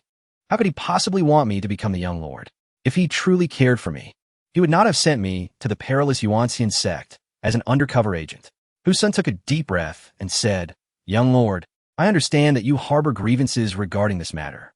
However, those are the sect master's intentions. Heaven bestows great responsibilities upon certain individuals. Thus, it is essential to first temper their hearts and minds. The sect master holds high hopes for you, which is why you are subjected to such rigorous trials. Your brothers, each one of them, has failed to achieve greatness. Only you possess the potential of a junior sect master. As for the trials of the Yuanxian Sect, if you cannot pass, it is not a grave matter. We shall return, obtain the sect's inheritance, and with the nurturing of the cold pool, you will surely break through to the golden core stage, without a doubt." The mere mention of the golden core stage stirred something within Chao Dan. However, he retorted, "But my brothers have all reached the mid to late foundation establishment stage. How can they be considered failures? I am merely at the mid-foundation establishment stage myself." Huang replied, "Their circumstances are quite complicated. Each of them relied on the sect's inheritance and the nurturing of the cold pool to reach your current level.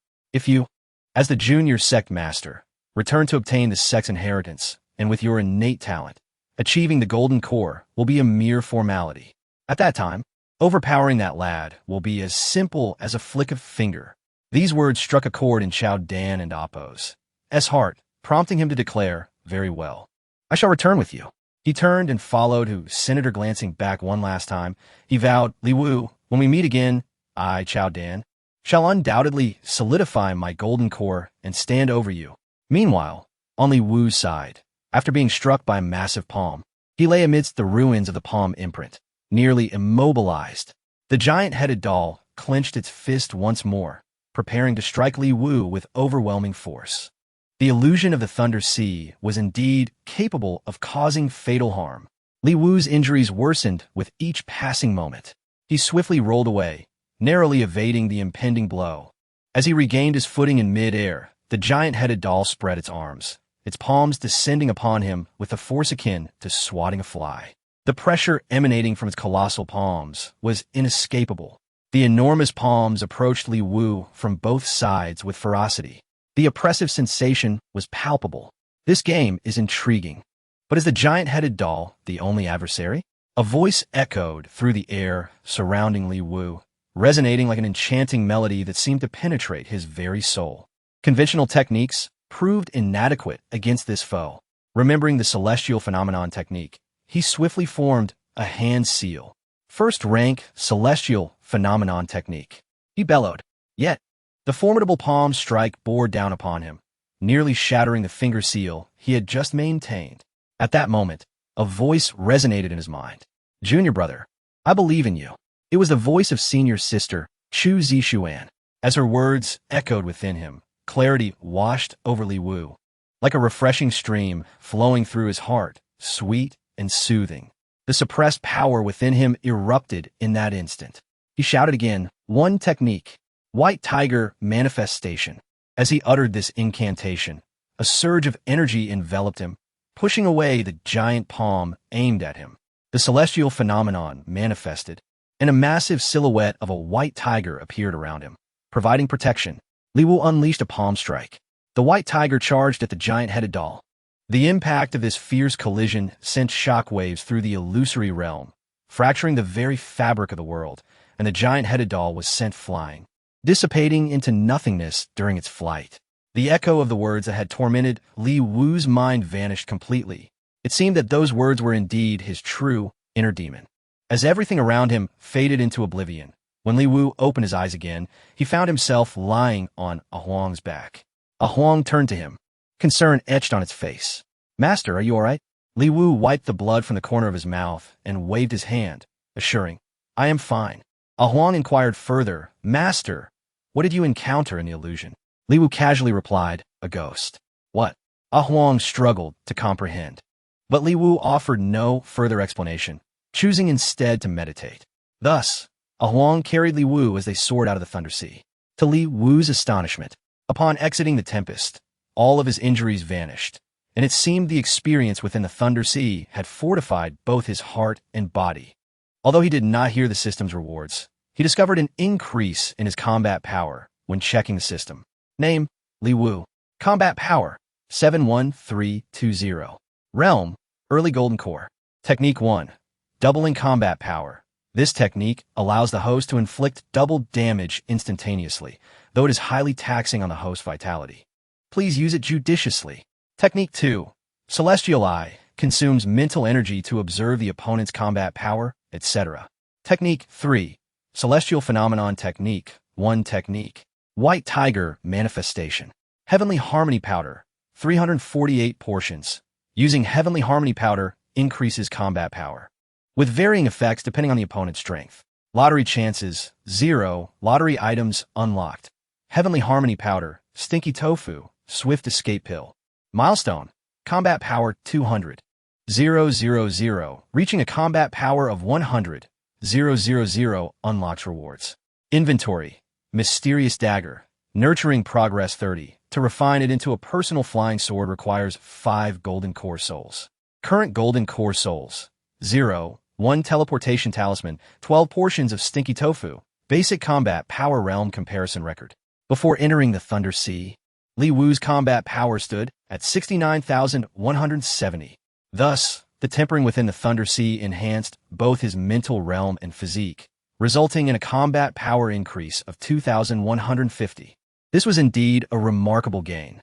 Upon emerging from the Thunder Sea, Li Wu noticed a crimson lightning bolt soaring through the air ahead, seemingly guiding him. Surely, that must be the path to the second layer of the Yuanxian secret realm.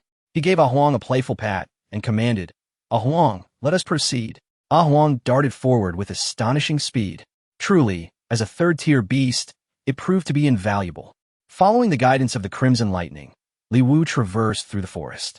Legend spoke of this second layer as the ancient battlefield of the immortals, where remnants of ancient cultivators lingered. Should fortune favor him, he could acquire their techniques. As Huang led him forward, they encountered a stone tablet inscribed with the words Ancient Immortal Battlefield. Huang examined it closely, sniffing the air before asking, Master, shall we enter? It seems there is nothing particularly special inside. Before Li Wu could respond, the golden core within him trembled slightly, as if sensing something. Upon closing his eyes, he once again beheld that chaotic phantom emanating from a stone tower below. This sensation was markedly stronger than before. Could the secret of the chaotic phantom be hidden within the second layer of the Yuanxian secret realm? Yet, standing at the entrance, he could see no tower within. Huang and Appo's ears perked up, and it turned to him, warning, Master, someone else has crossed the Thunder Sea and is approaching. Li Wu glanced back. At that moment, near the exit of the Thunder Sea, Zhou Yin emerged, appearing disheveled, his hair unkempt and his body marred with wounds. However, he swiftly waved his hand, changing into a fresh set of clothes, tidying his disarrayed hair, and puffing out his chest, regaining his previous haughty demeanor. The Thunder Sea is but a mere trial. My strength has indeed advanced. With just a small additional opportunity, I, Zhou Yin, shall soon attain the golden core.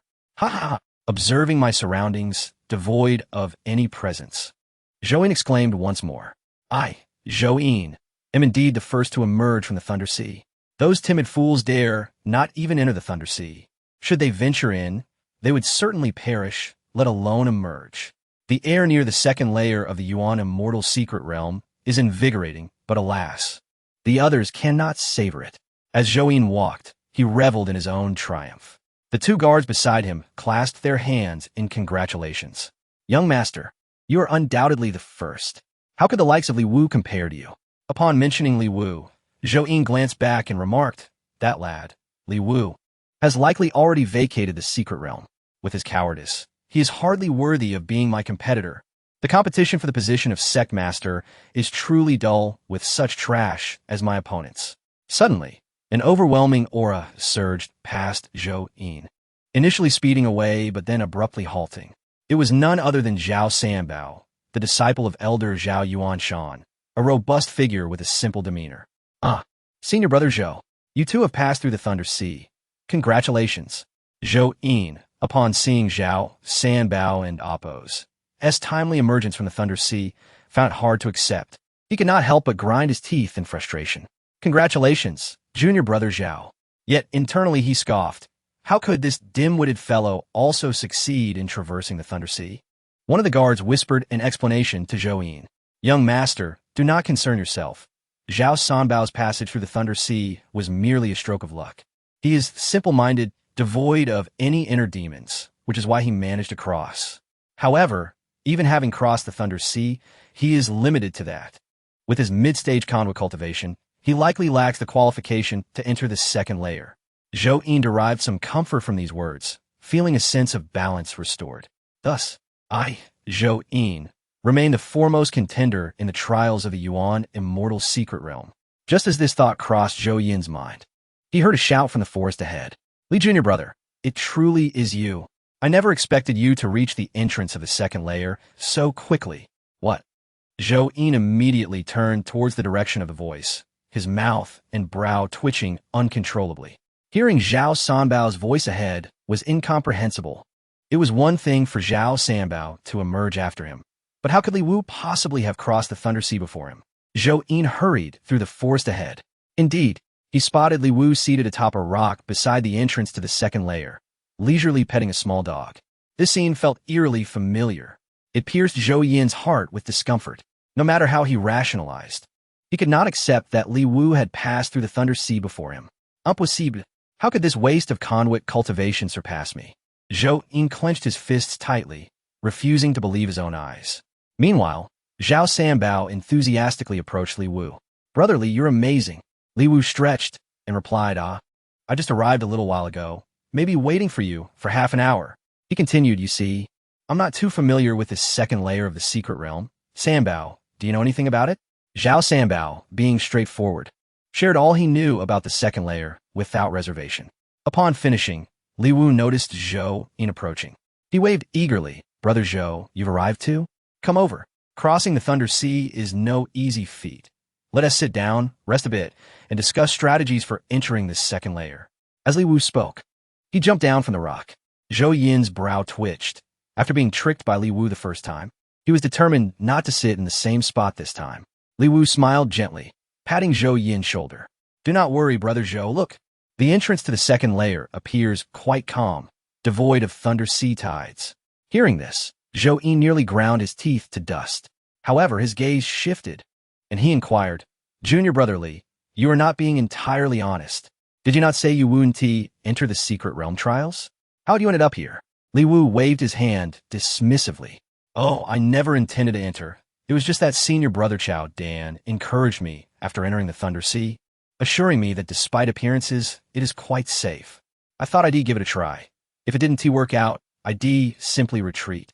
Unexpectedly, senior brother Chao was truthful, and I did indeed make it through, though it was merely a stroke of luck.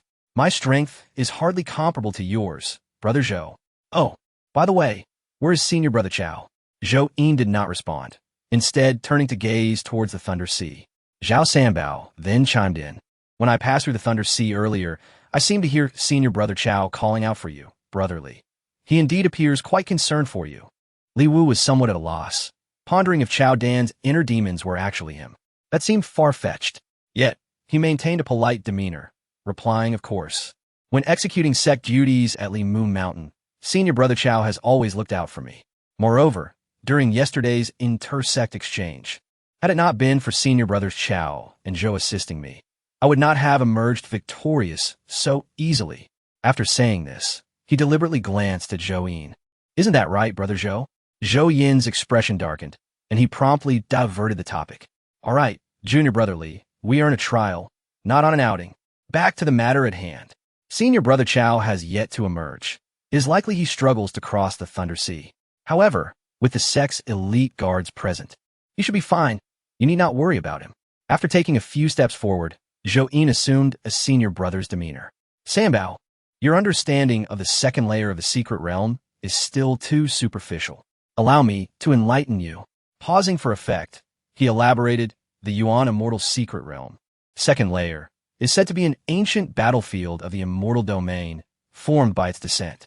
Within, it harbors the remnants of numerous ancient cultivators' souls, making it exceedingly perilous. Once we enter, we must remain vigilant. Should we inadvertently be possessed by those lingering souls, it would spell our doom." Li Wu immediately frowned, feigning concern. "Is it truly that dangerous?" Zhou nodded gravely. "Absolutely. Throughout the history of the Yuan immortal sect, few have emerged alive after entering the second layer of the secret realm. Those who do return become significant figures within the sect." Li Wu was aware that the only person he knew who had survived the second layer was his father, Li Yuan. It was said that his 3 Yuan Azure Thunder technique originated from there. Li Wu then queried, "Brother Zhou, do you possess specific knowledge regarding the conditions within the secret realm?" Zhou replied with an air of superiority, "Of course. The second layer of the secret realm can broadly be divided into 2 regions, the Outer Soul Valley. The Outer Soul Valley encompasses the largest area, winding throughout the secret realm, yet the opportunities there are relatively mundane. However, mundane is a relative term. For most cultivators, obtaining opportunities in the Outer Soul Valley is indeed a tremendous fortune. The second region is the core area of the second layer of the secret realm, deep within the convergence of several soul valleys, known as the Soul Mountain. The opportunities found atop the Soul Mountain are extraordinary. However, those lacking sufficient strength will surely perish if they attempt to ascend. Moreover, it is said that a stone tower stands upon the Soul Mountain, harboring unparalleled fortunes. Though no one has truly witnessed this legendary tower, and its existence remains shrouded in mystery." A sudden thought struck Li Wu. Could that stone tower be the one Zhou spoke of, the Soul Mountain Tower? Why does it resonate with the chaotic golden core within him? What secrets might it conceal? After Zhou finished speaking, he made his way towards the entrance of the second layer of the secret realm. Upon reaching the vicinity of the entrance, he produced the secret realm token, causing the array nearby to activate, revealing a passage. As he stepped inside, Zhou glanced back at Li Wu and inquired, "Shitty, why do you hesitate to enter the second layer of the secret realm after hearing my words? It is quite normal. There is no shame in retreating. If you choose to exit, please convey a message to my father. I have entered the second layer of the secret realm. Within this realm, I shall become the first among the sect's chief disciples to reach the golden core stage. The first trial of the secret realm is mine, and naturally, the position of the sect's young master shall also belong to me." Zhou. With a flourish of his sleeve, Zhou stepped into the second layer of the secret realm. Was he seeking the opportunity to forge a core? Following Zhou, Zhao Sanbao also produced the secret realm token, approached the entrance, and declared, "Li Gu, since we are here, we should also take a look. We can explore the outskirts of the Soul Valley. If there is any danger, Sanbao will protect you. Additionally, these 2 guards beside us are arranged by my father and possess considerable strength. I have instructed them to safeguard you." Li Wu smiled and nodded, promptly following suit. With their tokens in hand, the 2 entered the second layer of the secret realm together. Upon crossing the threshold of the formation, the surroundings transformed dramatically. Outside, verdant peaks adorned the landscape, while within, a vast expanse of yellow sand greeted their eyes. There was no wind. The yellow sand lay still and undisturbed. The ground below was fractured, scattered with remnants of unknown origins, partially exposed amidst the sand, yet devoid of any lingering soul energy. Above, a fractured canopy of clouds formed a tapestry of gold flecks, resembling cracks cleaved by a massive axe, from which wisps of dark purple, chaotic energy seeped forth. In the distance, the direction in which the chaotic energy descended led to a somber valley. This was the fabled Soul Valley. The valley wound its way into the far distance, seemingly endless. Undoubtedly, the Soul Mountain and the Tower Zhou mentioned lay in that direction. The guards remained outside the valley, only prepared to act in times of dire need. Thus, Li Wu and Zhao Sanbao ventured forth, treading upon the yellow sand as they entered the Soul Valley. At this moment, observing Li Wu and Zhao Sanbao as they entered the valley. Zhou Yin smirked cunningly and remarked, "Excellent. Now that you have entered the Soul Valley, Li Wu, your life is mine. Though you a mere weakling, pose no threat to my path as the young master. I shall not let you escape unscathed. You must perish here today." Meanwhile, as Li Wu and Zhao Sanbao had only just stepped into the valley, Zhao Sanbao suddenly exhibited unusual behavior, dashing toward a narrow ravine. His speed was remarkable, and in the blink of an eye, he vanished from sight. Sanbao. Chapter 75. The Death of Zhao Sanbao. Li Wu called out. However, by the time Li Wu caught up, Zhao Sanbao was smiling innocently, holding a golden soul box. The soul box was intended for containing the remnants of souls from secret realms, refined to extract their mystical teachings. Upon obtaining this object, Zhao Sanbao excitedly exclaimed to Li Wu, "Brotherly, look, this is the remnant soul of the Diamond Guardian. My master discovered this remnant soul within the secret realm and sealed it with an array, hiding it here. My master instructed me to find it and return." Zhao Sanbao was a man of great sincerity, sharing everything with Li Wu, including the matter of the Diamond Guardian. He had informed Li Wu about it when they had just entered the secret realm together, and he never expected to find it so quickly. Yet, just as Li Wu was about to respond, a dark soul energy suddenly surged from the crevices of the mountain rocks and ensnared Zhao Sanbao. Zhao Sanbao's legs were bound, and he was dragged backward, losing his balance and falling to the ground. One hand clutched the soul box, while the other grasped a protruding rock. But the force from behind was overpowering. The rock Zhao Sanbao held onto shattered with a loud bang, and he was forcefully pulled away. Vanishing into the crevice of the mountain, he managed to grasp a nearby rock, and with tremendous effort, he flipped himself upright. After all, he was on the path of physical cultivation, his body robust. However, just as he stood, two more stronger dark energies completely ensnared him, threatening to pull him into the cavern. Li Wu rushed after him and seized Zhao Sanbao's arm. Zhao Sanbao gasped, "What the hell is this? The force is so fierce." Li Wu gritted his teeth, helping Zhao Sanbao maintain his footing while glancing into the dark cavern where a face emerged, grinning menacingly and fixating on them. The dark energy emanating from that direction. "These are remnants of souls? You dare take what is not yours? You too shall remain here and serve as my soul food." A hauntingly ethereal voice echoed from within, the laughter sharp and dissonant, unsettling the very essence of their beings. "To make me your soul food? Dream on." Steadying Zhao Sanbao, Li Wu bellowed, drawing forth his broken dagger. A glint of cold light flashed as it struck the face within the shadows. A series of agonizing cries erupted from within, and soon, the dark energy binding Zhao Sanbao dissipated. Li Wu sheathed his dagger. Zhao Sanbao, panting heavily from fear, was shaken. In that moment, Li Wu noticed that the nurturing progress of his broken dagger had increased by a point, reaching 31.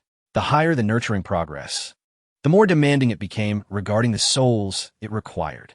Once it surpassed 30, only souls of the Foundation Establishment stage or higher could contribute to its nurturing progress. Furthermore, 5 golden core souls were necessary to fully refine it into a life-protecting flying sword. Otherwise, the trial opportunities provided by the system for the broken dagger had been exhausted. Unless the nurturing progress exceeded 40, it would not be usable again. Nevertheless, while the sword could not slay, it could absorb remnants of souls. The most perilous entities within the Soul Valley and Soul Mountain were these remnants, which significantly benefited Li Wu during this trial in the secret realm. The remnants absorbed by his broken dagger, though incomplete souls, still enhanced its nurturing progress, indicating that the original realm of those remnants was not low. Upon exiting the cavern, Zhao Sanbao's 2 bodyguards awaited him at the entrance. One of the guards spoke. "Zhao Sanbao has obtained the opportunity of the second layer of the secret realm. According to the trial rules, we must escort him out." Li Wu was well aware of this rule. He nodded, patting Zhao Sanbao's shoulder. "Sanbao, since you have found what you sought, it is time to return." Zhao Sanbao approached Li Wu, saying, "Brother Li, why not let these 2 guards accompany you? You entered with just a little puppy and no guards. The dangers of the Soul Valley are ever present. Should any mishap occur, they could assist you." Sanbao was a genuine person. Li Wu smiled and replied, "Sanbao, I appreciate your kindness, but they must escort you out first. Once you are safely outside the secret realm, we can discuss it." With a sigh, Zhao Sanbao reluctantly parted ways with Li Wu. Subsequently, Li Wu, accompanied only by a dog, ventured deeper into the Soul Valley. His aim was not solely within the valley or the mountain, but rather at the stone tower atop the Soul Mountain. After all, secrets regarding the chaotic phantoms might reside within that tower. Over an hour later, having traversed the Soul Valley, Li Wu began his ascent up the mountain. The Soul Mountain was shrouded in mist, with sparse vegetation, mostly comprising gray lichen and moss. Occasionally, vibrant red flowers known as ghost flowers trembled in the cold mountain winds, swaying precariously. In the distance, remnants of crumbling walls and ruins lay scattered, barely recognizable from their original forms. "Master, we are being watched," Huang whispered urgently. Sensing the presence of others from 3 directions, with a faint scent of blood lingering in the air. Just as he finished his warning, something shot out from the cliff ahead. It came unexpectedly, and Li Wu instinctively prepared to defend himself. But upon closer inspection, he realized it was a person, seemingly thrown down from above. With a resounding thud, the impact reverberated through the air. The individual struggled to move after landing, unable to lift their head. Yet, through great effort, they managed to utter a few words, brotherly. Zhou Yin's venomous hands. "Danger! Flee quickly." With only these words, they fell silent. Just by observing their physique and attire, it was evident that it was Zhao Sanbao. Li Wu had believed that with his 2 bodyguards, he had safely exited the secret realm, but hours had passed, and he never expected that he had still been within the realm, and worse, had been killed. Li Wu hurried to assess Zhao Sanbao's condition, followed closely by Huang. With a heavy sigh, Huang cautioned, "Master, his life force has been extinguished. He is no more." From the edge of the cliff, Zhou Yin chuckled coldly. "Li Shidi, are you surprised that Zhao Sanbao met his demise before you?" The soul box containing the Diamond Guardian's remnants lay discarded nearby. Li Wu bent down, picked up the bloodstained box, gripping it tightly, and glared at Zhou Yin, asking Zhou Yin, "What did you do to him?" Even if you covet the position of a young sect leader, Zhao Sanbao's character could not possibly threaten you. Zhou Yin chuckled mockingly. "That dim-witted fool could never pose a threat to me. However, being a blockhead, he foolishly rejected my offer when he learned I intended to kill you. Thinking he could confront me. How could he dare challenge me? There was no other choice. Only he and his 2 bodyguards knew of our presence in this second layer of the secret realm. If you were to die, and I were to leave, suspicions would arise regarding my involvement in your death. Your father, being in the mid-stage of the nascent soul realm, is not someone to be trifled with. Therefore, the news of your death must not leak out. Not even the slightest possibility. If they refuse my offer and cannot be silenced, they must become corpses. Not only Zhao Sanbao, but even his 2 bodyguards have fallen in my hands." Li Wu clenched his fists in silence, crouching down to tuck Zhao Sanbao's soul box back into his robe. He then stood up, turning to Zhou Yin with a grim expression. "Now it is my turn." "Isn't it?" "Indeed. Now it is your turn. Ha ha ha. Li Shidi, despite your current state as a mere waste in the realm of meridian opening, Zhou Yin, adhere to a principle of action. It is better to mistakenly kill than to let an enemy escape. Who could forget your past brilliance? Even now, as a cripple, you still evoke fear. Thus, even in your current state, you must meet your demise. Such is your fate." Zhou Yin's words echoed through the valley. Standing atop the precipice, he looked down with immense satisfaction. "Li Shidi, you can only blame yourself for following me into the second layer of this secret realm. Outside the second layer, it might have required some effort to kill you, but in this isolated domain, it is all too convenient for silencing witnesses. Here, killing can be done without a sound. Can it truly be done in silence?" Li Wu said little, merely casting a glance at Huang. "Xiaohua, guard the corpse of Zhao Sanbao." Huang's lips twitched slightly, seemingly unaccustomed to that name. Yet he nodded and squatted beside Zhao Sanbao's body, enveloped in a swirl of yellow mist, concealing it from view. Upon completing this task, Li Wu turned his gaze back to the cliff, clenching his fists. Observing this, Zhou Yin smirked, also clenching his fists, his aura surging, causing sand and stones to whirl about. With a swift motion, Zhou Yin unleashed his sword, leaping into the air. Suspended in midair, he looked down at Li Wu and inquired, "Li Wu, do you intend to avenge Zhao Sanbao?" "Alas, revenge requires strength, and I Zhou am at the pinnacle of the foundation establishment stage. You, as a mere practitioner in the meridian opening realm, are nothing but an ant before me. As the young master, with a mere flick of my finger, I can seal your fate. Li Wu interrupted Zhou Yin's tirade with a retort. Is that so? Zhou Yin grinned malevolently, hovering in midair, then raised his hand to form a seal, summoning a bolt of white lightning that surged forth like a fierce serpent, aimed directly at Li Wu. Yet, Li Wu did not evade. Zhou Yin laughed triumphantly. With your strength, you cannot escape this attack. You shall be left with but half a life. However, Li Wu remained steadfast, enduring the white lightning without flinching. As the lightning dissipated, Li Wu stood unharmed. This, Zhou Yin and oppose. S. jaw nearly dropped in disbelief at the sight of the unscathed Li Wu. Even if you're a body cultivator with such strength, you are still merely in the meridian opening realm. There is no way you could withstand my thunder finger. Li Wu took a step forward, dissipating the residual currents of white lightning surrounding him. Zhou Yin wobbled atop his flying sword, nearly losing his balance. Impossible. My strength far surpasses yours. With a mere gesture, you should perish. Li Wu, you must kneel before me. Zhou Yin's composure began to unravel, and he swiftly altered his hand seals, shouting, one energy transforms into two thunders. Dual thunder finger technique. His voice reverberated in the air. Suddenly, two powerful bolts of white lightning surged towards Li Wu. Unfazed, Li Wu allowed the lightning to coalesce into a beam aimed at him. Just as Zhou Yin's excitement peaked, Li Wu bent his body and delivered a single punch, shattering the white lightning pillar. With a single strike, Li Wu dismantled Zhou Yin's technique, sending Zhou Yin staggering backward several steps. You are not merely a practitioner of the meridian opening. Zhou Yin stammered. Li Wu, what realm are you truly in? The power Li Wu had just exhibited had far exceeded Zhou Yin's expectations. No, you are a waste. It is impossible for you to possess such strength. You must have resorted to some blood sacrifice to forcibly counter my technique. Now, allow me to demonstrate the true extent of my power. Having spoken, Zhou Yin's fingers danced through the air, channeling energy. He summoned even greater force. It was clear he intended to unleash a more formidable attack. But at that moment, Li Wu interjected, do you wish to know my realm?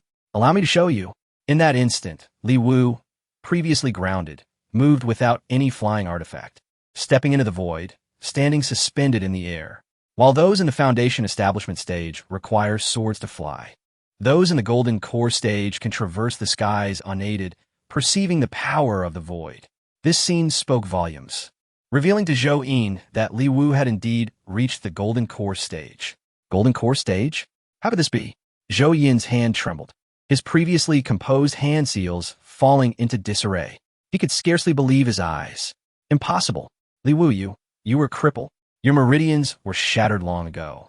When did you recover to the golden core stage? No, you exude no aura. You are merely a body cultivator, incapable of forming a core. Speak, Li Wu. What treasure have you used to defy the heavens? Li Wu merely gazed at Zhou Yin, stepping through the void, advancing toward him step by step. Each step carried with it an oppressive force. Zhou Yin's countenance twisted in rage as he pointed at Li Wu, declaring, you little brat, you cannot deceive me. With your wasted talent, you could never form a core.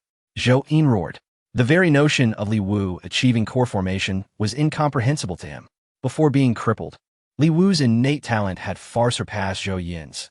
Now, Zhou Yin had finally managed to reach core formation before Li Wu, only to discover that Li Wu had once again surpassed him.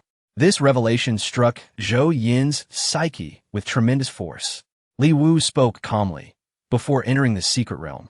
I'd already formed my core. The golden core allows one to traverse the skies. What need have I for external artifacts? As these words fell, Li Wu's oppressive aura surged anew. Although he emitted no discernible energy, Zhou Yin felt as though an invisible mountain pressed down upon him, causing his sword to tremble as if it might drop from beneath him.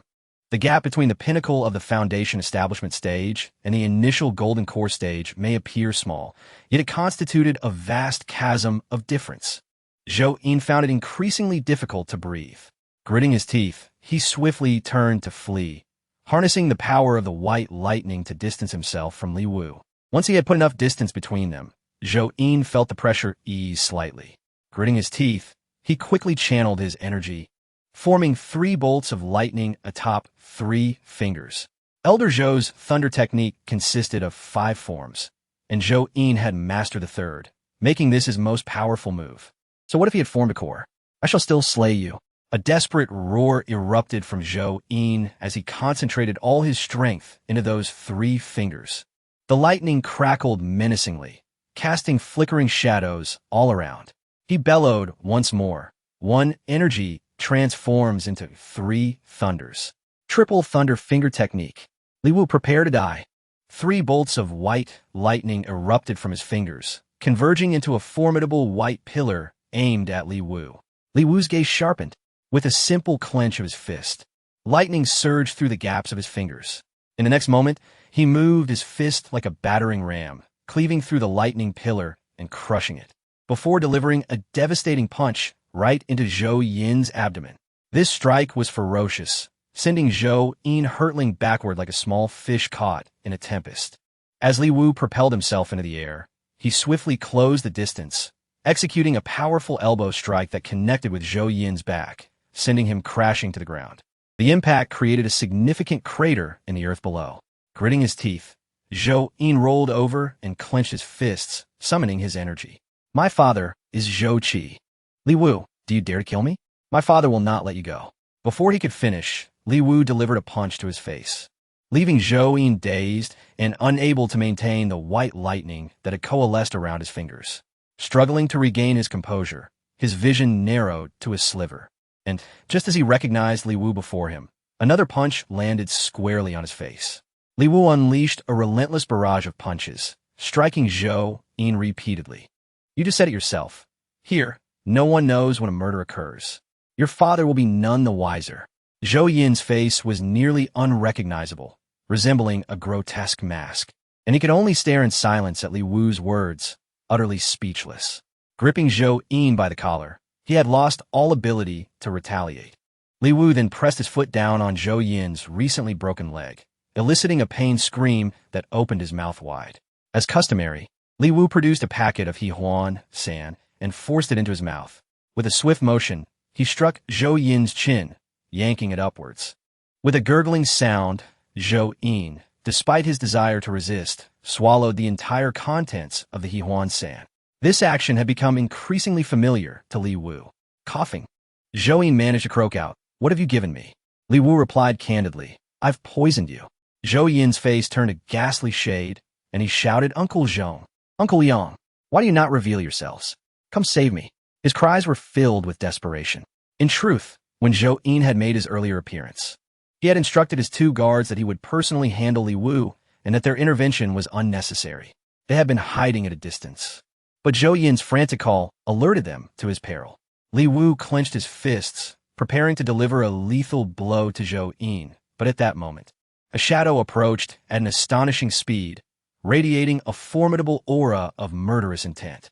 Recognizing the formidable opponent, Li Wu instinctively cast Zhou Yin toward the shadow and retreated to the side. The sound of thunder and slicing winds intertwined as a powerful blade of energy swept past Li Wu, cleaving into the nearby rock face, creating a rift in the mountain. This foe was undoubtedly at least at the Golden Core stage. The shadow whisked Zhou Yin away to a distant cliff, and Li Wu noted another cloaked figure standing on a nearby precipice. Both were Zhou Yin's guards, and it was evident that the one there was equally formidable. The 2 guards regarded Li Wu with palpable hostility, revealing that they were not merely protectors, but assassins as well. Li Wu internally invoked the celestial eye, and golden light emanated from his pupils, granting him clarity of vision. He gazed at the 2 dark-clad guards, their combat capabilities laid bare before him under the celestial eye. One possessed a battle power of 140,000, while the other had 80,000. Both were at the Golden Core stage. Zhou Zhong, who carried Zhou Yin, was at the mid-Golden Core stage, while Zhou Yang was at the early stage. Having just been thoroughly beaten by Li Wu, Zhou Yin felt a surge of confidence upon being rescued by the mid-Golden Core adept.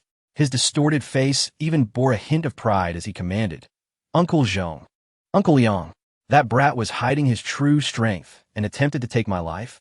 Kill him. Both guards responded in unison, yes, young master. Zhou Zhong glanced at Zhou Liang, who nodded slightly in agreement.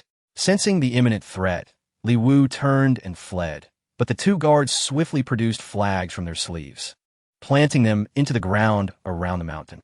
Thunderlock formation. Activate.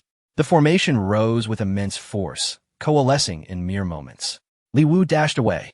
It was met with streaks of lightning that forced him back, rendering escape impossible within such a perilous array.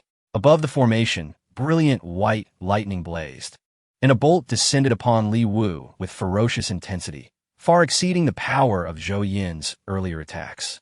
As it approached, the oppressive energy of the lightning slowed Li Wu's movements considerably. He narrowly evaded the first bolt, which left a massive crater in the ground below. However, the second, third, and fourth bolts followed relentlessly, granting him no respite. The two Golden Core guards executed the formation with deadly precision. Li Wu attempted to utilize his last remaining teleportation talisman, only to be thwarted by the system's warning. Host is trapped in a formation. Teleportation is not permitted. Boom! A powerful bolt of lightning struck Li Wu directly, the force exceeding his expectations. He was hurled several meters away, crashing to the ground, pain radiating throughout his body as he coughed up blood. Although Li Wu was also at the Golden Core stage, he lacked the agility and defensive treasures to withstand such attacks for long. He was bound to be gravely injured soon. Meanwhile, Zhou Zhong maintained the formation, addressing Zhou Yin, young master, there's no need to cling to me so tightly. My aura protects you. You are quite safe. Furthermore, that brat is ensnared in the formation, even if he is at the Golden Core stage. Trapped within our Thunderlock formation, he will undoubtedly suffer grave injuries. However, Zhou Zhong's words were interrupted as Zhou Yin, in a daze, clung to him like an octopus, pressing his face against Zhou Zhong's aged visage. You, what are you doing? The scene was awkward in the extreme. Zhou Yang, witnessing this, was momentarily at a loss for words. Within the formation, Li Wu sprinted. Although the bolts of white lightning were formidable, Zhou Zhong was unable to concentrate fully on maintaining the formation, allowing Zhou Liang to control the lightning with less precision. Li Wu adeptly maneuvered, managing to evade several strikes. Amidst his escape, the system's voice resonated in his mind. Congratulations, host. You have successfully poisoned a late-stage Foundation establishment practitioner. You have received a combat power reward of 230. Is that all for poisoning a late-stage Foundation establishment? Li Wu mused, frustrated at the meager reward and the absence of a chance for a lottery draw. He questioned the system, which responded, as the host has already reached the Golden Core stage, resorting to poison against those beneath your level is a dishonorable act. Thus, the reward is diminished, and no lottery chance is granted. It seems that to obtain a substantial reward today, I must devise a plan against those two Golden Core practitioners. However, my immediate priority is to break the formation and ensure my survival. Zhou Yin's entanglement with Zhou Zhong provided Li Wu with an opportunity. Seizing the moment, he deftly avoided several bolts of lightning and charged toward one of the flags. If he could disrupt the aura and destroy one flag, the formation would collapse. Time was of the essence. Zhou Zhong gritted his teeth and forcefully hurled Zhou Yin away. Offended the young master, Zhou Zhong seized the opportunity to free himself completely, allowing him to concentrate on mastering the formation. He bellowed, Old Liang, channel your strength, and eliminate that young man with a bolt of lightning. Liang responded affirmatively, all right. The two swiftly executed intricate hand gestures. Above the formation's dome, dazzling white lightning gathered in a singular point. The power of the lightning rapidly took shape as Zhou Zhong commanded with his gestures, directing it towards Li Wu.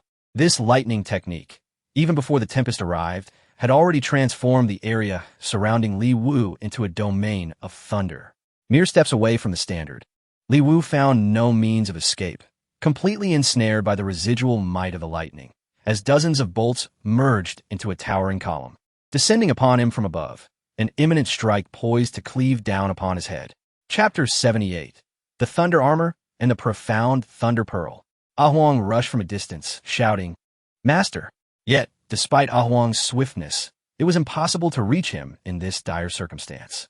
Even if it did manage to get closer, The formidable lightning of the golden core formation would be insurmountable. Li Wu gritted his teeth and bellowed, Huang, do not come closer. Clenching his fists, blood-red lightning surged forth as he endeavored to withstand the onslaught and destroy the flag. Yet the oppressive force rendered him immobile. Zhou Zhong ground his teeth, a fierce expression overtaking his features. Li Wu, you shall perish. Just as he uttered these words, Zhou Yin suddenly cried out, Uncle Zhong, and leaped onto Zhou Zhong, knocking the old man down. Zhou Zhong, engrossed in maintaining the formation to strike Li Wu, had overlooked Zhou Yin, who had been flung away moments before. Thus, in a manner reminiscent of a frenzied wolfhound, Zhou Yin pounced, overpowering the unsuspecting Zhou Zhong, who fell from the precipice. During his descent, Zhou Zhong, worried for Zhou Yin's safety, summoned his aura to stabilize himself and catch Zhou Yin. However, Zhou Yin clung to Zhou Zhong's aged visage with fervor, creating an utterly bewildering scene. Young master. Stop. It's me, not the young mistress. Zhou Yin paid no heed to this. The effects of the Huang sand were potent, and he was unfazed by Zhou Zhong's status as an elder. In times of desperation, even a mother pig would not be spared. The chaos was overwhelming, leaving Zhou Yang, the other elder, in a state of shock. Yet, as realization dawned upon him, he recalled events from the inter-sect exchange and growled, Li Wu, it was you who poisoned my son. At this moment, the white lightning bolt, poised to obliterate Li Wu, hung above him, momentarily unstruck due to Zhou Zhong's loss of control. Li Wu's heart raced. Fortunately, he had poisoned Zhou Yin in advance. Otherwise, he would have truly met his end. Zhou Yang gritted his teeth, swiftly regaining control of the formation, aiming to unleash the lightning bolt upon Li Wu. As the lightning paused, Li Wu recognized this as his sole opportunity. He took a deep breath, unleashing his full strength as the chaotic golden core within him trembled violently. The lightning Tao seed activated instantly, blood-red lightning radiating from his entire being. The white lightning that had ensnared him was dispersed in an instant. Zhou Yang, taken aback, attempted to summon the formation to strike Li Wu preemptively. Yet, Li Wu, resolute, crushed a boulder beneath his feet and propelled himself toward the flag at the formation's edge. Zhou Yang's eyes widened in disbelief as he shouted, Stop, you brat! You shall not breach the formation. His roar was desperate. The terrifying lightning bolt under his command surged forth, aimed at Li Wu, just as it seemed certain to strike Li Wu's back. He seized the flag with a firm grip. With a resounding explosion, blood-red lightning erupted from his palm, shattering the flag into fragments. The formation, crafted by Zhou Zhong and Zhou Yang, collapsed with the loss of a single flag, while the lightning bolt, on the verge of striking Li Wu, dissipated alongside the crumbling formation. Li Wu felt a gust of wind sweep past his back. Without hesitation, he transmitted a message. Huang, we must flee. Huang, who had been waiting, transformed into a large flower dog and soared ahead. Li Wu leapt onto Huang's back, and together, they sped away into the distance. Behind them, Zhou Yang dove from the cliff, swiftly pursuing Li Wu and Huang. The old man's speed was remarkable. Huang glanced back and immediately released a cloud of yellow smoke. The powerful mist enveloped the valley behind them, causing Zhou Yang to lose his bearings within the haze. Finally, Li Wu and Huang managed to shake off Zhou Yang. However, even after evading Zhou Yang, Li Wu and Huang dare not halt. They hastened along the mountain path towards Soul Mountain. Yet the vast expanse of Soul Mountain made locating the Soul Mountain Stone Tower, as described by Zhou Yin, quite a challenge. Approximately half an hour later, they arrived at a peak resembling the enormous claw of a colossal beast, where both man and dog abruptly came to a stop. Huang remarked, Something feels amiss, master. No sooner had the words left his mouth than a voice echoed from ahead. At last, I have found you. Li Wu. The voice belonged to Zhou Zhong, who appeared with Zhou Yang carrying Zhou Yin, who was motionless, evidently incapacitated or sealed. These two old men were truly relentless. You cannot escape this time. With that, Zhou Zhong charged at Li Wu, lightning crackling around his fists. In an instant, he was upon Li Wu. Huang swiftly released a yellow aura to envelop Li Wu, aiding his escape. But as soon as the aura was expelled, Zhou Zhong's own aura swept it away with ease. A bolt of lightning shot toward Huang, who narrowly evaded the strike.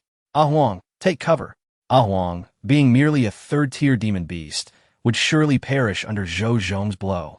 Zhou Zhong's combat power exceeded 140,000, firmly placing him in the mid-golden core stage, while Li Wu's combat power stood at 71,550. Even with his doubling technique, he could barely match Zhou Zhong's strength. This was a formidable opponent indeed. After dispersing the yellow mist, Zhou Zhong wasted no time, his expression chilling as he advanced. His fist crackled with fierce white lightning, and as he approached, countless currents enveloped Li Wu. In this precarious situation, Li Wu found no avenue for evasion. He braced himself against a bolt of lightning and charged directly at Zhou Zhong. Clenching his fist, he struck out at Zhou Zhong, who effortlessly intercepted Li Wu and Appo's blow with his palm. Li Wu gritted his teeth, exerting force to break through Zhou Zhong and Appo's grip. Zhou Zhong formed a hand seal, launching a palm strike at Li Wu, unleashing a torrent of fierce white lightning. In a moment of desperation, Li Wu roared, "Double!" Subsequently, his fist collided with Zhou Zhong's palm, shattering the lightning that enveloped it.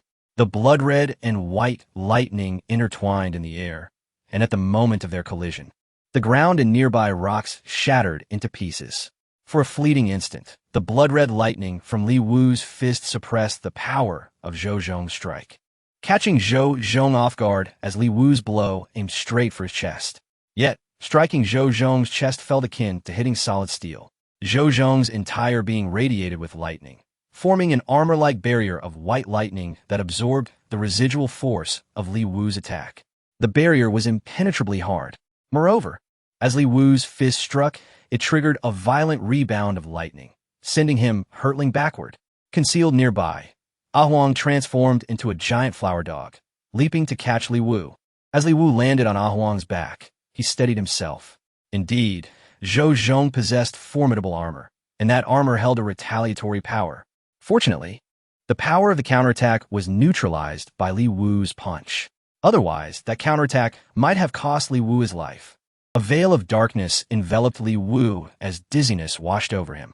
This technique demanded an immense expenditure of vital energy, making it nearly impossible to recover solely through his own strength.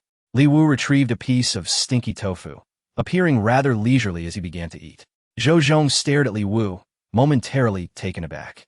He could not possibly know that the stinky tofu in Li Wu's hands was, in fact, a spiritual food capable of replenishing vital energy.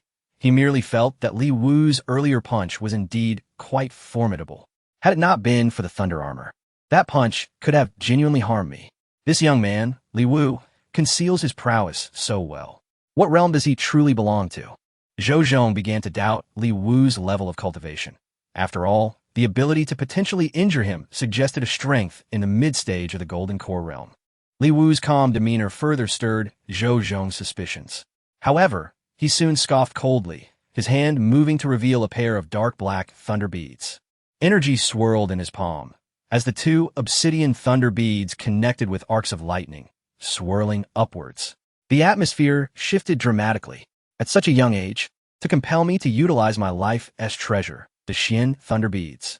Li Wu, your demise is not unjust. Li Wu was taken aback. This old man has even revealed his life as treasure. Is he truly prepared to fight to the death? In terms of momentum, Li Wu could not afford to falter. Having finished the stinky tofu, he stood up, clenched his fists, and resonated with the power of the golden core within him. Immediately, with a motion of his hand, a broken dagger materialized from thin air into his palm. Zhou Zhong's eyes widened in astonishment as he gazed at the blade, utterly shocked. A life-bound flying sword? At that very moment, Li Wu's mind was once again flooded with the chaotic phantoms and the stone tower. Moreover, this time the scene was exceptionally vivid. Near the stone tower, he could discern a mountain peak, resembling a fearsome claw turned upside down, and the stone tower he sought lay just beyond that mountain peak.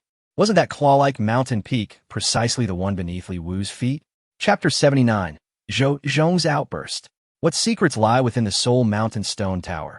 What connection exists between the items within the tower and the chaotic phantom scene by Li Wu? Li Wu's curiosity only deepens. Given that this place is one where even the most skilled dare not tread, the secrets concealed within must be extraordinary. Not far away, though perhaps due to the position within the mountain, the stone tower is obscured from view. Yet, based on the fleeting image in Li Wu's mind, he deduces that the tower should be within arm and oppo's reach. Over there, Zhou Zhong is equally astonished by the flying sword in Li Wu and oppo's possession. Initially, like Zhou, he had regarded Li Wu as nothing more than a weakling at the meridian opening stage, comparable to a mid-stage foundation establishment practitioner, hardly a threat. However, with Li Wu revealing his flying sword, the situation has changed dramatically. So, you are merely concealing your true abilities at the Second Sect Exchange Conference, obtaining the top position through such despicable means. Truly, one who has faced death once is bound to be cautious and deeply hidden. If I am not mistaken, the destruction of the Ghost Spirit Sect's branch at Limu Mountain was not the handiwork of any friend of yours, but rather your own doing, correct? This old man possesses a keen mind. Li Wu cannot help but think. You seem to know quite a lot. Ha ha ha. Zhou Zhong chuckles. What? Do you intend to silence me? At this juncture, Zhou Zhong's expression suddenly shifts, and he snorts coldly.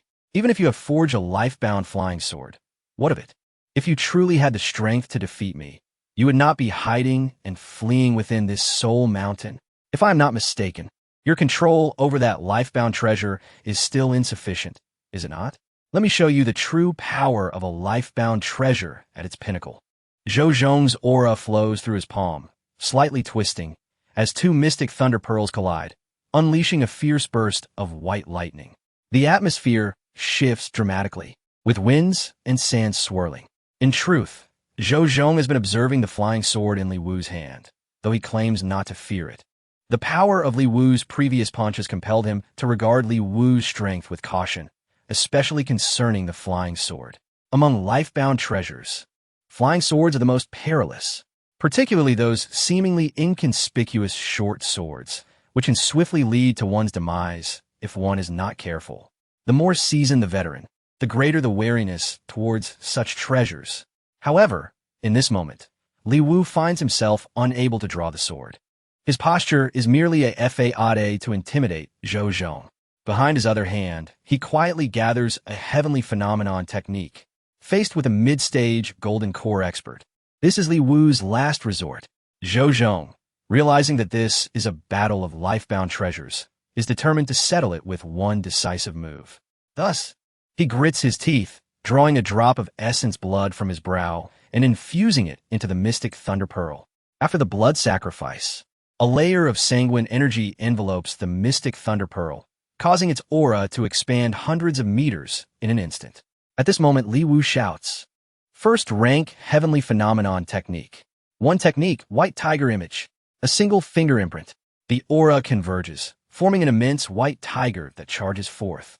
Zhou Zhong, expecting Li Wu to unleash his life-bound flying sword, is taken aback to discover that Li Wu merely feigned the attack. He scoffs and raises his hand to unleash several bolts of lightning, attempting to obliterate Li Wu's white tiger image. Yet the white tiger's might is formidable.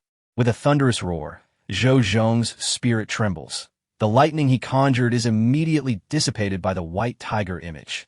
The colossal white tiger opens its gigantic mouth and lunges toward Zhou Zhong. The mystic thunder pearl, empowered by the blood sacrifice, collides fiercely, producing a thunderous explosion that resonates in the sky, akin to a massive thunder serpent streaking through the air. The white tiger and the thunder serpent clash violently, causing the ground beneath to erupt, smoke and dust rising in a tumultuous display, mutually neutralizing each other. Indeed, the life-bound treasure, fortified by the blood sacrifice, manages to barely counter Li Wu's first heavenly phenomenon technique. It is worth noting that Li Wu's first technique can amplify his combat power threefold, exceeding a damage value of 200,000. As the dust settles, Li Wu has vanished. Zhou Zhong, anticipating a confrontation of life-bound treasures, is caught off guard as Li Wu's other tactics neutralize his efforts, leaving him profoundly unsettled. "Li Wu, come out!" Zhou Zhong's roar echoes through the surrounding mountains. In reality, after employing the heavenly phenomenon technique, Li Wu swiftly stowed away his broken dagger and gave Huang a playful slap, making a hasty retreat. After all, confronting a mid-stage golden core expert head-on could spell disaster. A wise approach is to fight when victorious and flee when outmatched. Such is the invaluable lesson learned by many predecessors in the world of cultivation. Nearby, Zhou Liang, carrying Zhou Yin, shouts, "Old Zhong, that kid Li Wu is fleeing to your left. That lad knows too much. We cannot allow him to escape." Zhou Liang, with Zhou Yin on his back, immediately pursues. A drop of essence blood is a tremendous cost. Zhou Zhong, filled with rage, bursts forth, white lightning crackling around him as he gives chase. Huang moves swiftly, yet the two golden core experts are equally fast. Particularly with their lightning-enhanced movements, their speed is astonishing. Huang, carrying Li Wu, reaches the stone tower just as the two elders close in. The Soul Mountain stone tower is constructed upon the sheer cliffs of Soul Mountain. On this side of the tower, the two golden core experts block the way, while beside the tower lies a bottomless chasm. Even golden core experts would hesitate to leap from such heights, for this is the second layer of the Soul Mountain secret realm. The soul path forward lies within the stone tower. Yet, it is well known that the dangers within the tower may surpass those of the chasm below. None who have ventured inside have ever returned. Upon reaching this point, Zhou Zhong sees that Li Wu has been cornered, and he cannot help but grin. "Li Wu, it seems fate has turned against you. You fled here with all your might, only to find yourself at a dead end, did you not?"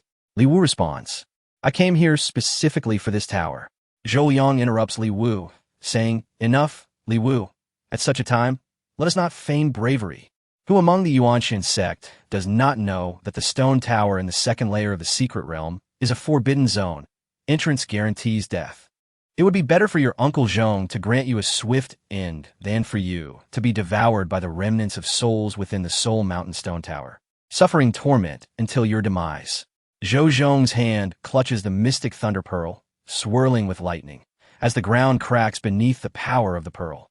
Huang assumes a defensive stance, looking to Li Wu and saying, "Master, we cannot confront them." Li Wu remains silent. Zhou Zhong rapidly closes in. This time, Li Wu has no avenue for escape, as Zhou Zhong is determined to eliminate him. Without hesitation, he draws another drop of essence blood from his brow to sacrifice for his life-bound treasure. Zhou Zhong is resolute in his intent to kill. Li Wu braces for defense. Then, Zhou Zhong bellows, unleashing the attack conjured from his life-bound treasure, striking directly at Li Wu. "You lack the courage to enter the tower." But as the lightning approaches, Li Wu suddenly seizes Huang by the scruff of its neck. Huang, bewildered and unaware of what is happening, finds itself being whisked away by Li Wu into the stone tower. Zhou Zhong's strike lands at the entrance of the tower. The tower remains unyielding. The critical attack, once more fueled by a drop of essence blood, fails to graze Li Wu even slightly. Once again, his efforts yield nothing. Essence blood is life. With each attack, Zhou Zhong's lifespan diminishes by 20 years, his hair graying, and the signs of age manifesting on his face. Yet the most critical point is that both times, he struck nothing but air. Standing before the stone tower, he was violently assaulted by the aura emanating from within it, as if he had received a stinging slap, causing him to be thrown back, barely stabilized by the old man, Zhou Liang's forceful intervention. The old man furrowed his brow and remarked, "Old Zhong, that lad Li Wu has truly entered. You were too hasty in using your life essence to invoke your treasured artifact. Such precious blood should not be squandered in such a manner." "I damn well know." Old Zhong erupted, cutting off Zhou Liang with a furious exclamation.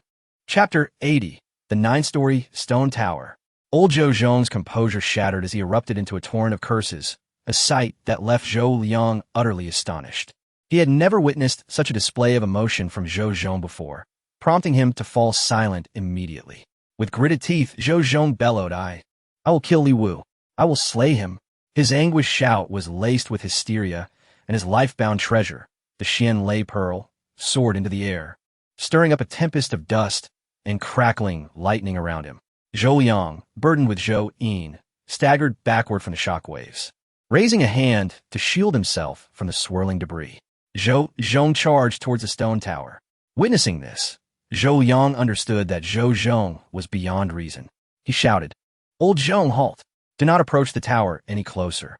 Zhou Zhong flicked his hand, unleashing a violent bolt of lightning that surged toward Zhou Liang. Startled, Zhou Liang quickly retreated to evade the onslaught. In that moment, Zhou Zhong had completely lost his composure, rendered defenseless by Li Wu's deception. The cost of 20 years of lifespan was simply too great, especially when he had yet to lay a hand on his foe. Zhou Liang could no longer dissuade Zhou Zhong. He dared only to observe from afar, knowing that any further attempts at persuasion might provoke Zhou Zhong into a reckless attack that his nascent golden core self could not withstand. With each step closer to the stone tower, Zhou Zhong leapt into the air, aiming for the entrance. Yet again, he was repelled by an invisible force emanating from the vicinity of the entrance, sending him crashing back. Zhou Zhong refused to accept defeat. Rising from a distance of several dozen meters, he charged once more toward the entrance, determined to enter the tower and personally rend Li Wu to pieces. Otherwise, his heart would remain burdened with unquenchable rage. However, his second attempt met with the same disheartening result. The tower's door stood ajar, yet entry was denied. Repeated assaults yielded naught but futility. Instead, Zhou Zhong found himself violently rebuffed by the stone tower's formidable backlash, causing him to spout blood. Zhou Yang set Zhou down and rushed over. "Old Zhou, enough. If that brat has entered, let him be. Entering the tower is tantamount to certain death. We have already accomplished our task. Now, we need only to assist our young master in finding a suitable opportunity to break through to the Golden Core stage. This secret realm mission has already reached its completion." In truth, Zhou Zhong was already gravely injured, having lost 2 drops of his vital essence. Compounded by the backlash from the tower, he collapsed onto the ground, yet still clenched his fists, muttering, "I cannot abide the thought of not personally slaying Li Wu." Zhou Liang glanced back at Zhou Yin and reminded him, "Old Zhong, only 4 days remain for the trial. Opportunities in the secret realm are scarce. We must hasten. Assisting our young master in achieving success and securing the position of sect leader is of utmost importance." Zhou Zhong nodded, exhaling deeply as he rose to his feet. He cast one last, longing glance at the tower, feeling a pang of reluctance, but ultimately departed. Before leaving, however, he cast the talisman onto the ground before the entrance. With a swift gesture, the talisman embedded itself in the earth. With this talisman in place, should Li Wu emerge, I shall instantly sense his presence. He shall not be afforded a single chance to escape. Only then did Zhou Zhong feel a sense of security. Zhou Liang glanced at the tower and reassured him. "Rest assured, old Zhong. To enter there is to embrace death itself." Inside the stone tower, darkness enveloped all, accompanied by a chilling wind. Li Wu clutched his small dog, Huang, warming his hands beneath its belly, yet he still felt the pervasive chill. Huang nestled closer in Li Wu's embrace, trembling with fear. "Master, this ominous place feels wrong." "Of course it's wrong. If it weren't, I wouldn't be here," Li Wu replied. "But, Huang, you are a formidable third-tier demon beast. Are you truly afraid of ghosts?" Huang hesitated, but suddenly a cacophony of whispers emerged from the shadows.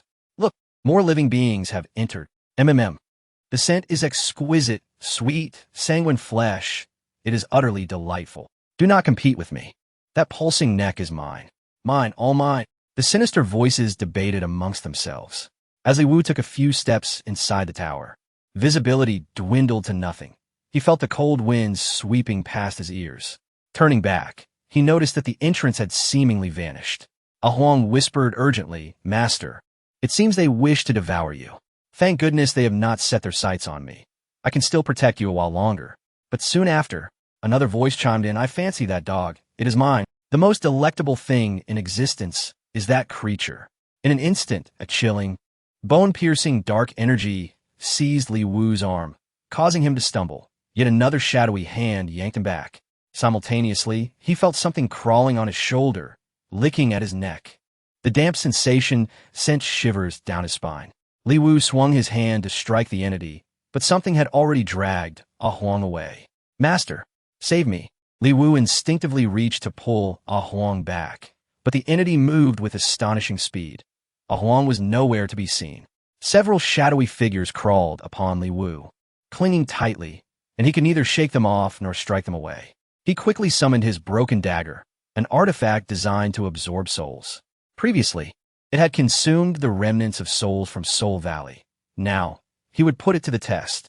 With a swift motion, Li Wu wielded the dagger and slashed through the darkness, delivering several precise strikes. The dagger carved through the shadows, drawing forth agonized wails as gray-black wisps of energy were absorbed into the broken dagger. Huang, where are you? Li Wu called out. Master, I'm here. Hurry and save me. Please, save me. They want to devour my precious. Huang cried out in a pitiful tone, following the sound of his voice. Li Wu raced toward him, severing the chilling aura nearby. The remnants of souls were absorbed into the broken dagger. Huang quickly regained his footing, clutching his paws tightly. Li Wu embraced him, gently stroking his head. Are you still with me? Huang, on the verge of tears, exclaimed, I'm here. Thankfully, you acted in time, or I would have truly been lost. I never anticipated that the residual souls here would be so monstrous. Li Wu continued to slay the lingering souls, drawing them into the dagger.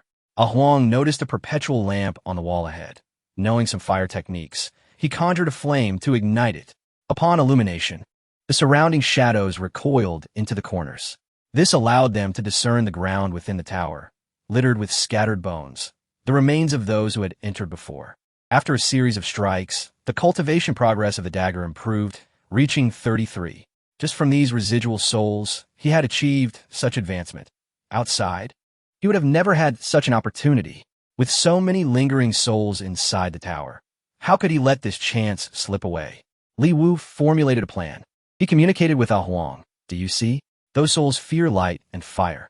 Do help me drive them away. I shall avenge the cultivators who perished here. Not a single lingering soul shall escape from this tower. Li Wu elevated his resolve. Huang gazed at Li Wu, unable to suppress a grin, thinking, no wonder he is my master. With a mischievous smile, Huang transformed the surrounding yellow mist into two flames, charging toward the lingering souls. Having been trapped within the stone tower for eons, the souls had never encountered light or fire, and thus they recoiled in terror from Huang's flames. The shadows scattered in panic. Li Wu wielded the broken dagger, chuckling sinisterly as he unleashed a massacre. It resembled a grand hunt. Upon finishing one level, he ascended to the next. As he slaughtered through the layers of the stone tower, the echoes of laughter from him and his dog reverberated, creating an atmosphere of chilling dread. The remnants of souls that once wreaked havoc within the tower now found themselves as victims, desperately fleeing from the first to the second, and from the second to the third floor. Each time Li Wu and Huang's laughter rang out, accompanied by the thudding of their footsteps on stairs. The lingering souls trembled in fear. Clutching the dagger, accompanied by his dog, Li Wu climbed to the 9th floor with increasing fervor. After this wave of slaying, he had no way of knowing how many souls he had vanquished, but he could see the rust on the dagger had significantly diminished. Upon checking the dagger's nurturing progress, he was astonished to find it had reached 40. Although these were merely remnants of souls, incomplete spirits, the enhancement was indeed remarkable. With the nurturing progress at 40, he gained another opportunity to unleash the dagger's power. At that moment, Li Wu set foot on the 9th level of the stone tower, where his gaze fell upon an enormous bronze coffin, intricately carved with a depiction of a tempest of thunder. The storm raged fiercely, engulfing everything in a deluge of lightning. The few remaining souls, unable to escape, cowered beside the bronze coffin. Suddenly, a piercing, eerie laughter erupted from within. At last, I have awaited your arrival. I'm glad I did not give up. Truly, a natural affinity for thunder. The voice echoed, and the coffin and Oppo's lid trembled, releasing waves of purple-black malevolent energy, spreading throughout the 9th level of the tower. The birth of the thunderous essence was imminent. Li Wu felt a chill run down his spine as he took a step back. This entity within the coffin aimed to possess him. It had fixated on Li Wu's innate thunderous essence, luring him step by step to this very moment. Was the chaotic shadow he had previously encountered merely a manifestation of this entity? What he had thought was fortune turned out to be a trap. Huang, something's wrong. We must flee. Li Wu turned to run, with Huang quickly following suit. However, a bolt of purple lightning surged forward, sealing the entrance to the 9th level. The tower had no windows. Thus, it was effectively a sepulchre. With the entrance sealed, they would have to find another way out. If there was no path, they would create one. After all, Li Wu was now a formidable golden core cultivator. A mere stone wall would not hinder him. Clenching his fist, he struck the adjacent black stone wall with all his might. The resulting crash echoed, yet the wall remained unscathed, while Li Wu staggered back, wincing in pain as purple runes shimmered upon the wall, radiating with violet lightning. This stone wall bore restrictions. It was impenetrable. We're finished, there's no escape. At that moment, the bronze coffin emitted a thunderous sound, as if something were attempting to push the lid open. Li Wu turned to see a frail, withered hand emerging from the coffin's crevice. Just as the entity inside seemed poised to emerge, Li Wu gritted his teeth, leaping into the air, and stomped forcefully on the coffin's lid. Though the hand reached out, Li Wu's powerful strike forced it back, sealing the coffin once more, trapping the hand within. A scream of agony erupted from the coffin. Li Wu gritted his teeth, pressing down heavily on the coffin, determined to keep the entity confined. If it emerged, it would seize him, and that would be the end. Huang, find a way to seal this coffin. Huang, understanding the urgency, leaped onto the coffin to assist Li Wu in holding it down. However, the dog's expression revealed a hint of helplessness. Master, I do not comprehend the sealing techniques. In that moment, Li Wu noticed several bronze nails scattered on the ground beside the coffin. Undoubtedly, these were coffin nails. Huang, fetch those nails for me. Huang immediately dove down, retrieving a nail and tossing it to Li Wu. Grasping the coffin nail, Li Wu inspected it. Indeed, it bore restrictions capable of sealing the coffin. He swiftly located the nail holes along the coffin's edge and hammered the nail into place. With each nail driven in, the coffin stabilized further. After securing the first nail, he proceeded to drive in the second, third. Ultimately, he drove all 7 nails into the designated holes. At last, the bronze coffin fell silent. Li Wu collapsed onto the coffin lid, panting heavily. The encounter had been perilously intense. Yet as he settled, he noticed that the purple lightning sealing the entrance of the 9th level had not dissipated. Huang stared at the purple lightning, seemingly entranced, as if recalling something. Li Wu inquired, Huang, do you recognize that purple lightning? Huang, often boasting of his vast experience from the primordial era, seemed to truly recognize it, replying, Master, if I am not mistaken, that purple lightning is a type of primal thunder. Primal thunder? Li Wu had never encountered this term before. Seeing Li Wu's curiosity, Huang leapt onto the coffin lid, standing proudly as he explained, Master, you may not know this. Primal thunder, also known as the thunder of creation, is a natural phenomenon born from the heavens and the earth, an extraordinary treasure. In my countless years wandering the primordial realm, I have encountered fewer than 10 types of primal thunder. Though I have never seen this purple variant before, I have heard of it. It is called the Purple Extreme Thunder. On the Primal Thunder ranking, it stands at the 32nd position. Master, you have stumbled upon a tremendous fortune. Encountering such primal thunder is a blessing. If you can absorb and refine this Purple Extreme Thunder, your strength will undoubtedly soar. And it even contains techniques that can aid in weapon and elixir refinement. Especially in weapon refinement, the effects of primal thunder surpass any flame. In this world, any weapon deemed a top-tier acquired artifact must undergo primal thunder refinement. And the true masters of weapon refinement reach their pinnacle often due to their mastery of such primal thunder. The potency of primal thunder determines the limit of a refiner's capabilities. Of course, the most crucial factor is the refiner's innate attributes, which dictate whether they can harness primal thunder. Given the blood-colored lightning present in your fist techniques, it must be your innate thunder essence, which makes you exceptionally fortunate, as only those with a natural affinity for thunder can absorb and refine such celestial thunder. Though Huang loved to show off, he indeed possessed considerable knowledge. His words stirred Li Wu's excitement. However, gazing at the nearby purple lightning, Li Wu questioned, such powerful lightning only ranks 32nd? Huang expressed disbelief. What do you mean, only 32nd? Master, that is the primal thunder ranking. In this world, there exist countless thunderbolts, yet those worthy of the title primordial thunder are exceedingly rare. Moreover, to possess one ranked 32nd among them is truly remarkable. Have you seen those 2 worthless beads in Zhou's possession? They are utterly insignificant, not even comparable to a single hair of the primordial thunder. With the primordial thunder at your command, dear master. You could unleash such power that it would befit the most formidable of foes. Ah, speaking of which, do you know how your father, Li Yuanyi, managed to condense his yuaning? To speak candidly, it was through obtaining a type of primordial thunder within this secret realm, known as the Azure Thunder. Upon hearing this, Li Wu was intrigued and inquired, "What is the ranking of the Azure Thunder?" Huang, with a hint of playful challenge, retorted, "What do you think?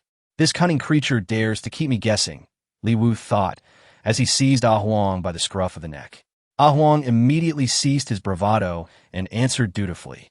The Azure Thunder is ranked 102nd.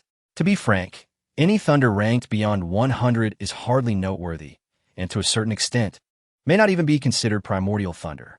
Your father's Azure Thunder is barely acceptable, perhaps just worthy of the title. Then it seems the Purple Mansion Extreme Thunder is indeed formidable, Li Wu remarked, pondering how to refine such a treasure. Huang shook his head vigorously. "I have never refined such a thing, so how could I possibly know? Besides, our beastly bloodlines are inherently strong. We do not rely on external artifacts for our power. Only you frail humans need to fuss over techniques and instruments for your cultivation. It is exceedingly troublesome. Do you understand why we beasts do not take your kind as pets? It is precisely because the process of cultivation is far too cumbersome."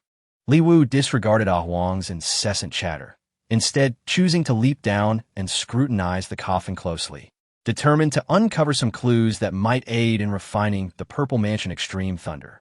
At that moment, a series of ominous sounds echoed, the unmistakable noise of nails withdrawing from the coffin.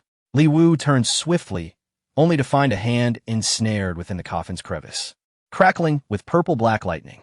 Suddenly, with a resounding crash, the coffin lid flew open, revealing an elderly man clad in purple armor, his white hair billowing as he emerged, hovering in midair. No wonder the coffin nails fell to the ground. They could not contain the power within. Li Wu swallowed hard, scrutinizing the elder carefully. This figure did not resemble the chaotic phantom he had encountered before. The elder shook his hand, wincing slightly. "You dare pinch my hand, boy? You possess a certain audacity that I admire." He appraised Li Wu, continuing, "You are young, yet possess an extraordinary demeanor, reminiscent of my own youth. How fitting it would be to usurp your body." As the elder prepared to act, Li Wu drew forth his shabby dagger, specifically designed to sever and consume souls. With a swift motion, he hurled the dagger at the elder's brow, channeling all his might. However, the elder simply raised a hand and effortlessly pinched the dagger between his fingers. Examining the weapon closely, he remarked with satisfaction, "After all these years in the Yuanxian Sect, someone has finally discovered you. It is fortunate that it was you who brought this boy here." As he spoke, a piece of rust fell away from the dagger, revealing a purple rune, a mark left by the elder himself. The presence of the elder's purple lightning seal on the dagger implied that the unusual disturbances Li Wu had felt within his own lightning type, Dao Seed, originated from this very object. Casting the dagger aside, the elder turned to Li Wu and stated, "That dagger can indeed consume souls, but its ability is limited to mere ordinary souls. To use it to devour me, little one, you are merely daydreaming." The shabby dagger, left behind by the elder at the Yuanxian Sect, could not consume him. From the beginning, Li Wu's acquisition of this dagger had been part of the elder's insidious scheme. Who exactly is he? At that moment, the elder suddenly clenched his fist. "Enough of this chatter. Let us commence the usurpation." As he spoke, purple lightning surged around his fist, and tendrils of it shot towards Li Wu's dantian, striking fiercely. In an instant, the purple lightning seemed to penetrate Li Wu's dantian, enveloping the golden core and its foundational Dao seed within a tempest of violet energy. The fierce purple lightning coiled around Li Wu's crimson Dao seed, which, in comparison to the elder's force, appeared feeble and powerless. The overwhelming purple lightning suppressed the Dao seed, rendering Li Wu's dantian immobile. The might of the Purple Mansion Extreme Thunder was indeed formidable. Li Wu gritted his teeth, attempting to muster the power within his dantian to resist the elder, but his efforts were futile as he found himself utterly constrained. "Finally, I can abandon this decaying shell." With those words, the elder's purple robes and armor cascaded to the ground, revealing a skeletal frame devoid of flesh. The bones and purple garments decayed rapidly before the eye. leaving only a spectral form suspended in midair. With a swift motion, the elder's spirit surged into Li Wu's body. Li Wu felt his mind inundated by a foreign presence, his own consciousness waning under the pressure, while his surroundings blurred into obscurity. Huang rushed forward, shouting, "Master, wake up!" But before Huang could finish, a wave of energy sent him crashing against the wall. At that moment, the Purple Mansion Extreme Thunder had completely obliterated Li Wu's foundational Dao seed, transforming his golden core into a purple, thunderous core, entwined with violet lightning. This body had changed ownership.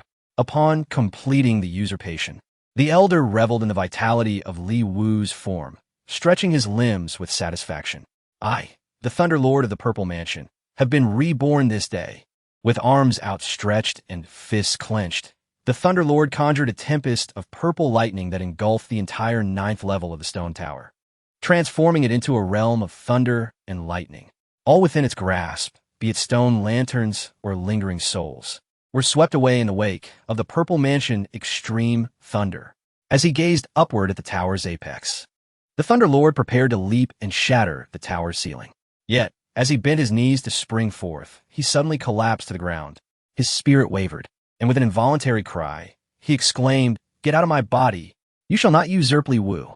The Thunder Lord's soul was forcefully expelled from Li Wu's body, but it was not long before he re-entered, regaining control once more.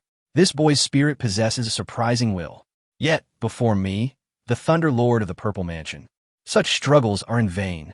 Once more seizing his fists, the Thunder Lord unleashed a torrent of purple lightning, reinstating his dominion over his new vessel. However, once again, he believed he had completely seized control of Li Wu's body. Yet, just as before, his soul became unstable and was expelled by Li Wu. Gout, the Lord of the Purple Mansion, was taken aback. He could never have anticipated that the willpower of this host was so formidable. If it had been anyone else, they would have likely been utterly annihilated by his relentless invasion of their soul, their will extinguished. Yet, Li Wu's spirit remained as steadfast as a mountain, showing no signs of dissipating. Not only did it not wane, but it also grew stronger. "Old man, get out!" Li Wu continued to roar, his unwavering resolve unbreakable. The Lord of the Purple Mansion spirit was immediately repelled several meters away, allowing Li Wu to regain full control of his body. "I have painstakingly reincarnated and survived in this realm. How dare you attempt to usurp me?" Clenching his fists tightly, Li Wu glared at the old man, his visage fierce and defiant. The Lord of the Purple Mansion chuckled at Li Wu. "What a spirited lad. What is your name? I never anticipated your will to be so resilient. I have never encountered anyone quite like you. You deserve to be remembered by me before I claim your body." Li Wu, steadfast, retorted, "You, old man, are not worthy to know my name. You shall not take me." The Lord of the Purple Mansion laughed maniacally, his laughter growing ever more sinister. "The more you resist, the more I am intrigued by your body. Boy, I shall see if you can maintain control over it." His expression turned cold as he clenched his fists, seemingly preparing to unleash the power of thunder within him to subdue Li Wu. However, this time, despite the intensity of his grip, there was not a trace of thunderous energy in his fists. What is happening? The Lord of the Purple Mansion opened his palm and roared again, clenching his fist once more, yet still, no power emerged. Conversely, Li Wu remained vigilant, also clenching his fists, channeling the energy within his dantian, where crimson and violet lightning intertwined upon his fists, a tempestuous aura emanating from him. Seeing this, the expression on the Lord of the Purple Mansion's face froze. Li Wu bellowed passionately at him, "Come on, try to take over." The Lord of the Purple Mansion twitched his lips, instinctively taking a half-step back. Confused, he inquired, "Why? Why is my Purple Mansion Extreme Thunder in your possession?" "What?" Li Wu responded, bewildered. Truthfully, he had initially intended to fight the Lord of the Purple Mansion, but upon closer inspection, he realized that the purple lightning and crimson lightning entwined his grasp indeed resembled the Purple Mansion Extreme Thunder. Did this mean that when the Lord attempted to seize control of Li Wu, he failed, leaving the Purple Mansion Extreme Thunder within him? Was the Lord of the Purple Mansion genuinely that earnest in his pursuit of possession? At this moment, Li Wu endeavored to sense the situation within his dantian. Indeed, Within the golden core, there existed a blood-red life thunder and a violet thunder, which was the purple mansion extreme thunder.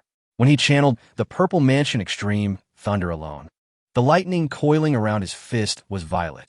When he summoned the life thunder, it was crimson, and when he channeled both, it manifested as the current intertwining dual-colored lightning. You, yellow-haired brat, cease your tricks. Quickly return the purple mansion extreme thunder to me, the lord of the purple mansion. Witnessing Li Wu's adept manipulation of the purple mansion extreme thunder without any resistance or backlash felt his heart shatter. Chapter 83. Li Wu discovers the tower. Upon witnessing that the purple mansion extreme thunder was entirely under Li Wu's control and being wielded with remarkable finesse, the heart of the purple mansion thunderlord was pierced with anguish. After plotting for so many years, he never anticipated that, instead of completing his possession, he would be outmaneuvered and have the purple mansion extreme thunder taken from him. In truth, Li Wu himself was equally astonished. He had not expected his innate thunder-type Dao Si to be so formidable, effortlessly refining the purple mansion extreme thunder during the possession attempt. This truly was an unexpected delight.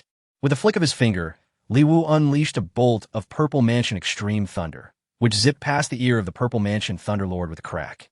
Startled, the thunderlord stumbled and quickly dodged.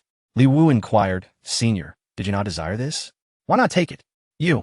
The purple mansion thunderlord was filled with fury, yet words failed him. At that moment, a voice echoed in Li Wu's mind. "Congratulations, host.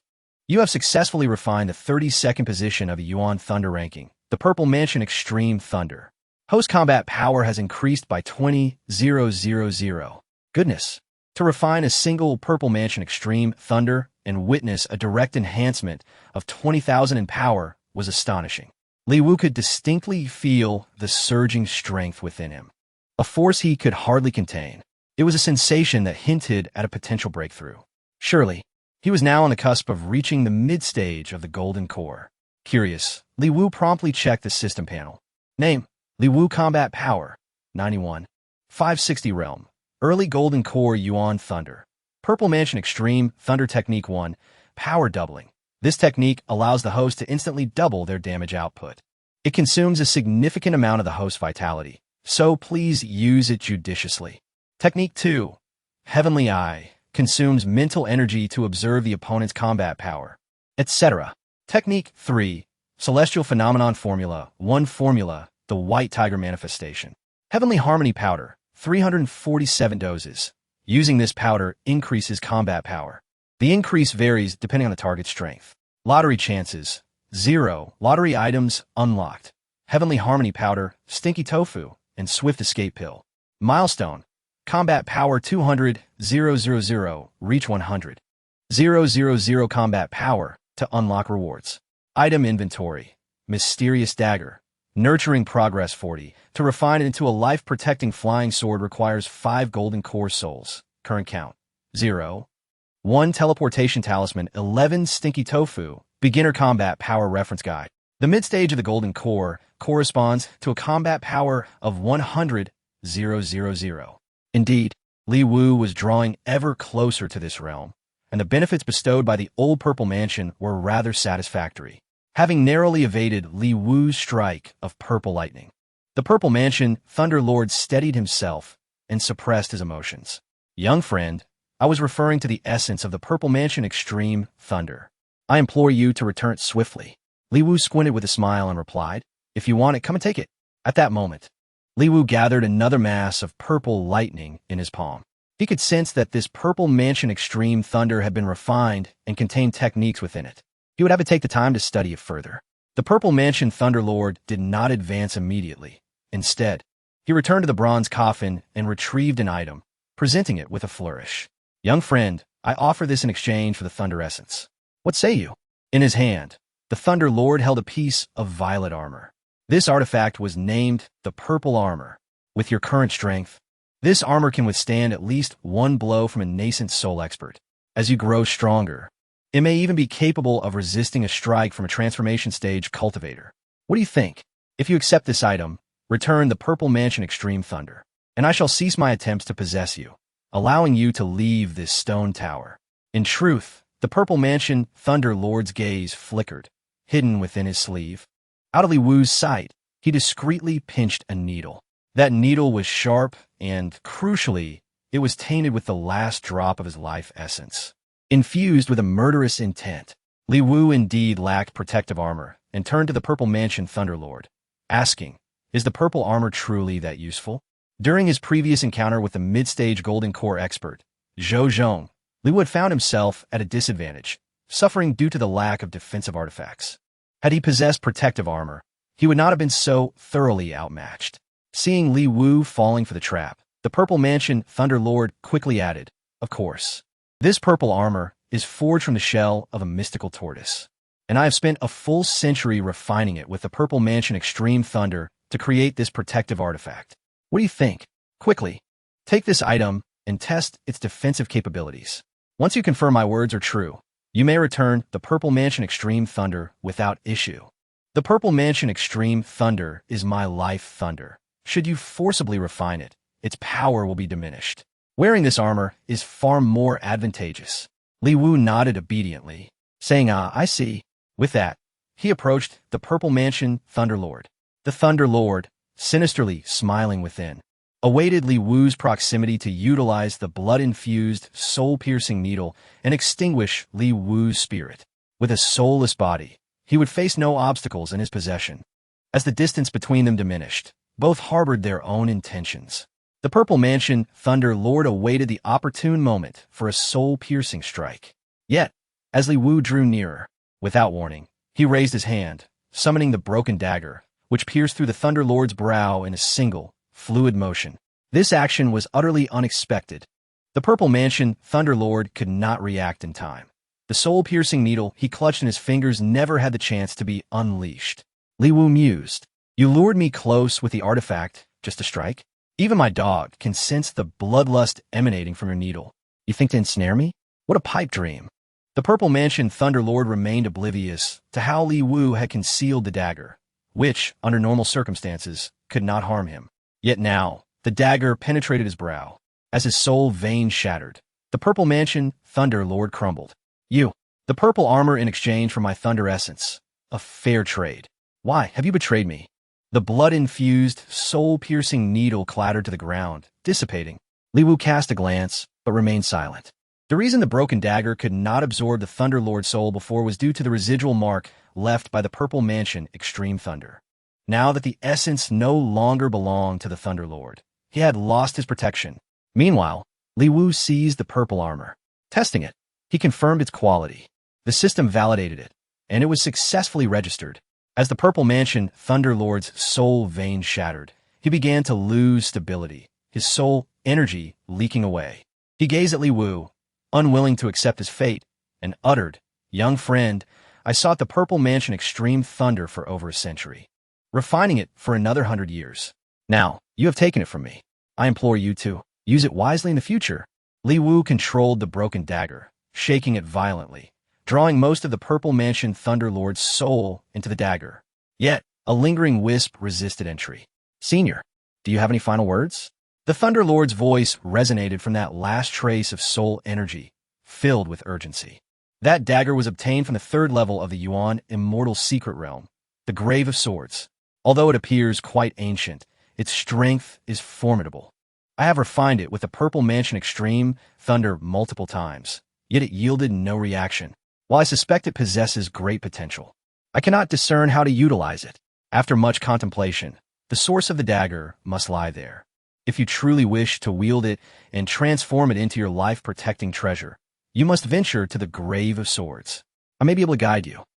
Senior, with only a wisp of your remaining soul, you should find peace. Li Wu interrupted the words of the Purple Mansion Thunderlord, fully aware that the old man harbored lingering resentment and sought a way to escape, even contemplating the usurpation of Li Wu's body. How could Li Wu grant him such an opportunity? The dagger glided over a wisp of soul energy, and the last breath of the Purple Mansion Thunderlord was devoured by the cursed blade. In an instant, much of the rust on the dagger fell away. Li Wu examined the dagger's nurturing progress, and indeed, it had advanced significantly, rising from 40 to 43. The higher the nurturing degree, the greater the requirement for soul strength. At this level, the enhancement from a single soul was indicative of the formidable power the Purple Mansion Thunder Lord possessed in life. Alas, he had forgotten to poison it. Li Wu mused, realizing that after all, he was from a prestigious sect, and the art of poisoning was not his forte. Huang, who had been sent flying by the Purple Mansion Thunderlord, perked up upon seeing Li Wu dispose of the old man. Li Wu remarked, "You rascal. I thought you had met your end." Huang shook his head and replied, "I have proclaimed that I am an ancient demon. I am not so easily dispatched." The stone tower was now utterly empty. With only 2 days remaining the trial period, Li Wu departed the stone tower with Huang.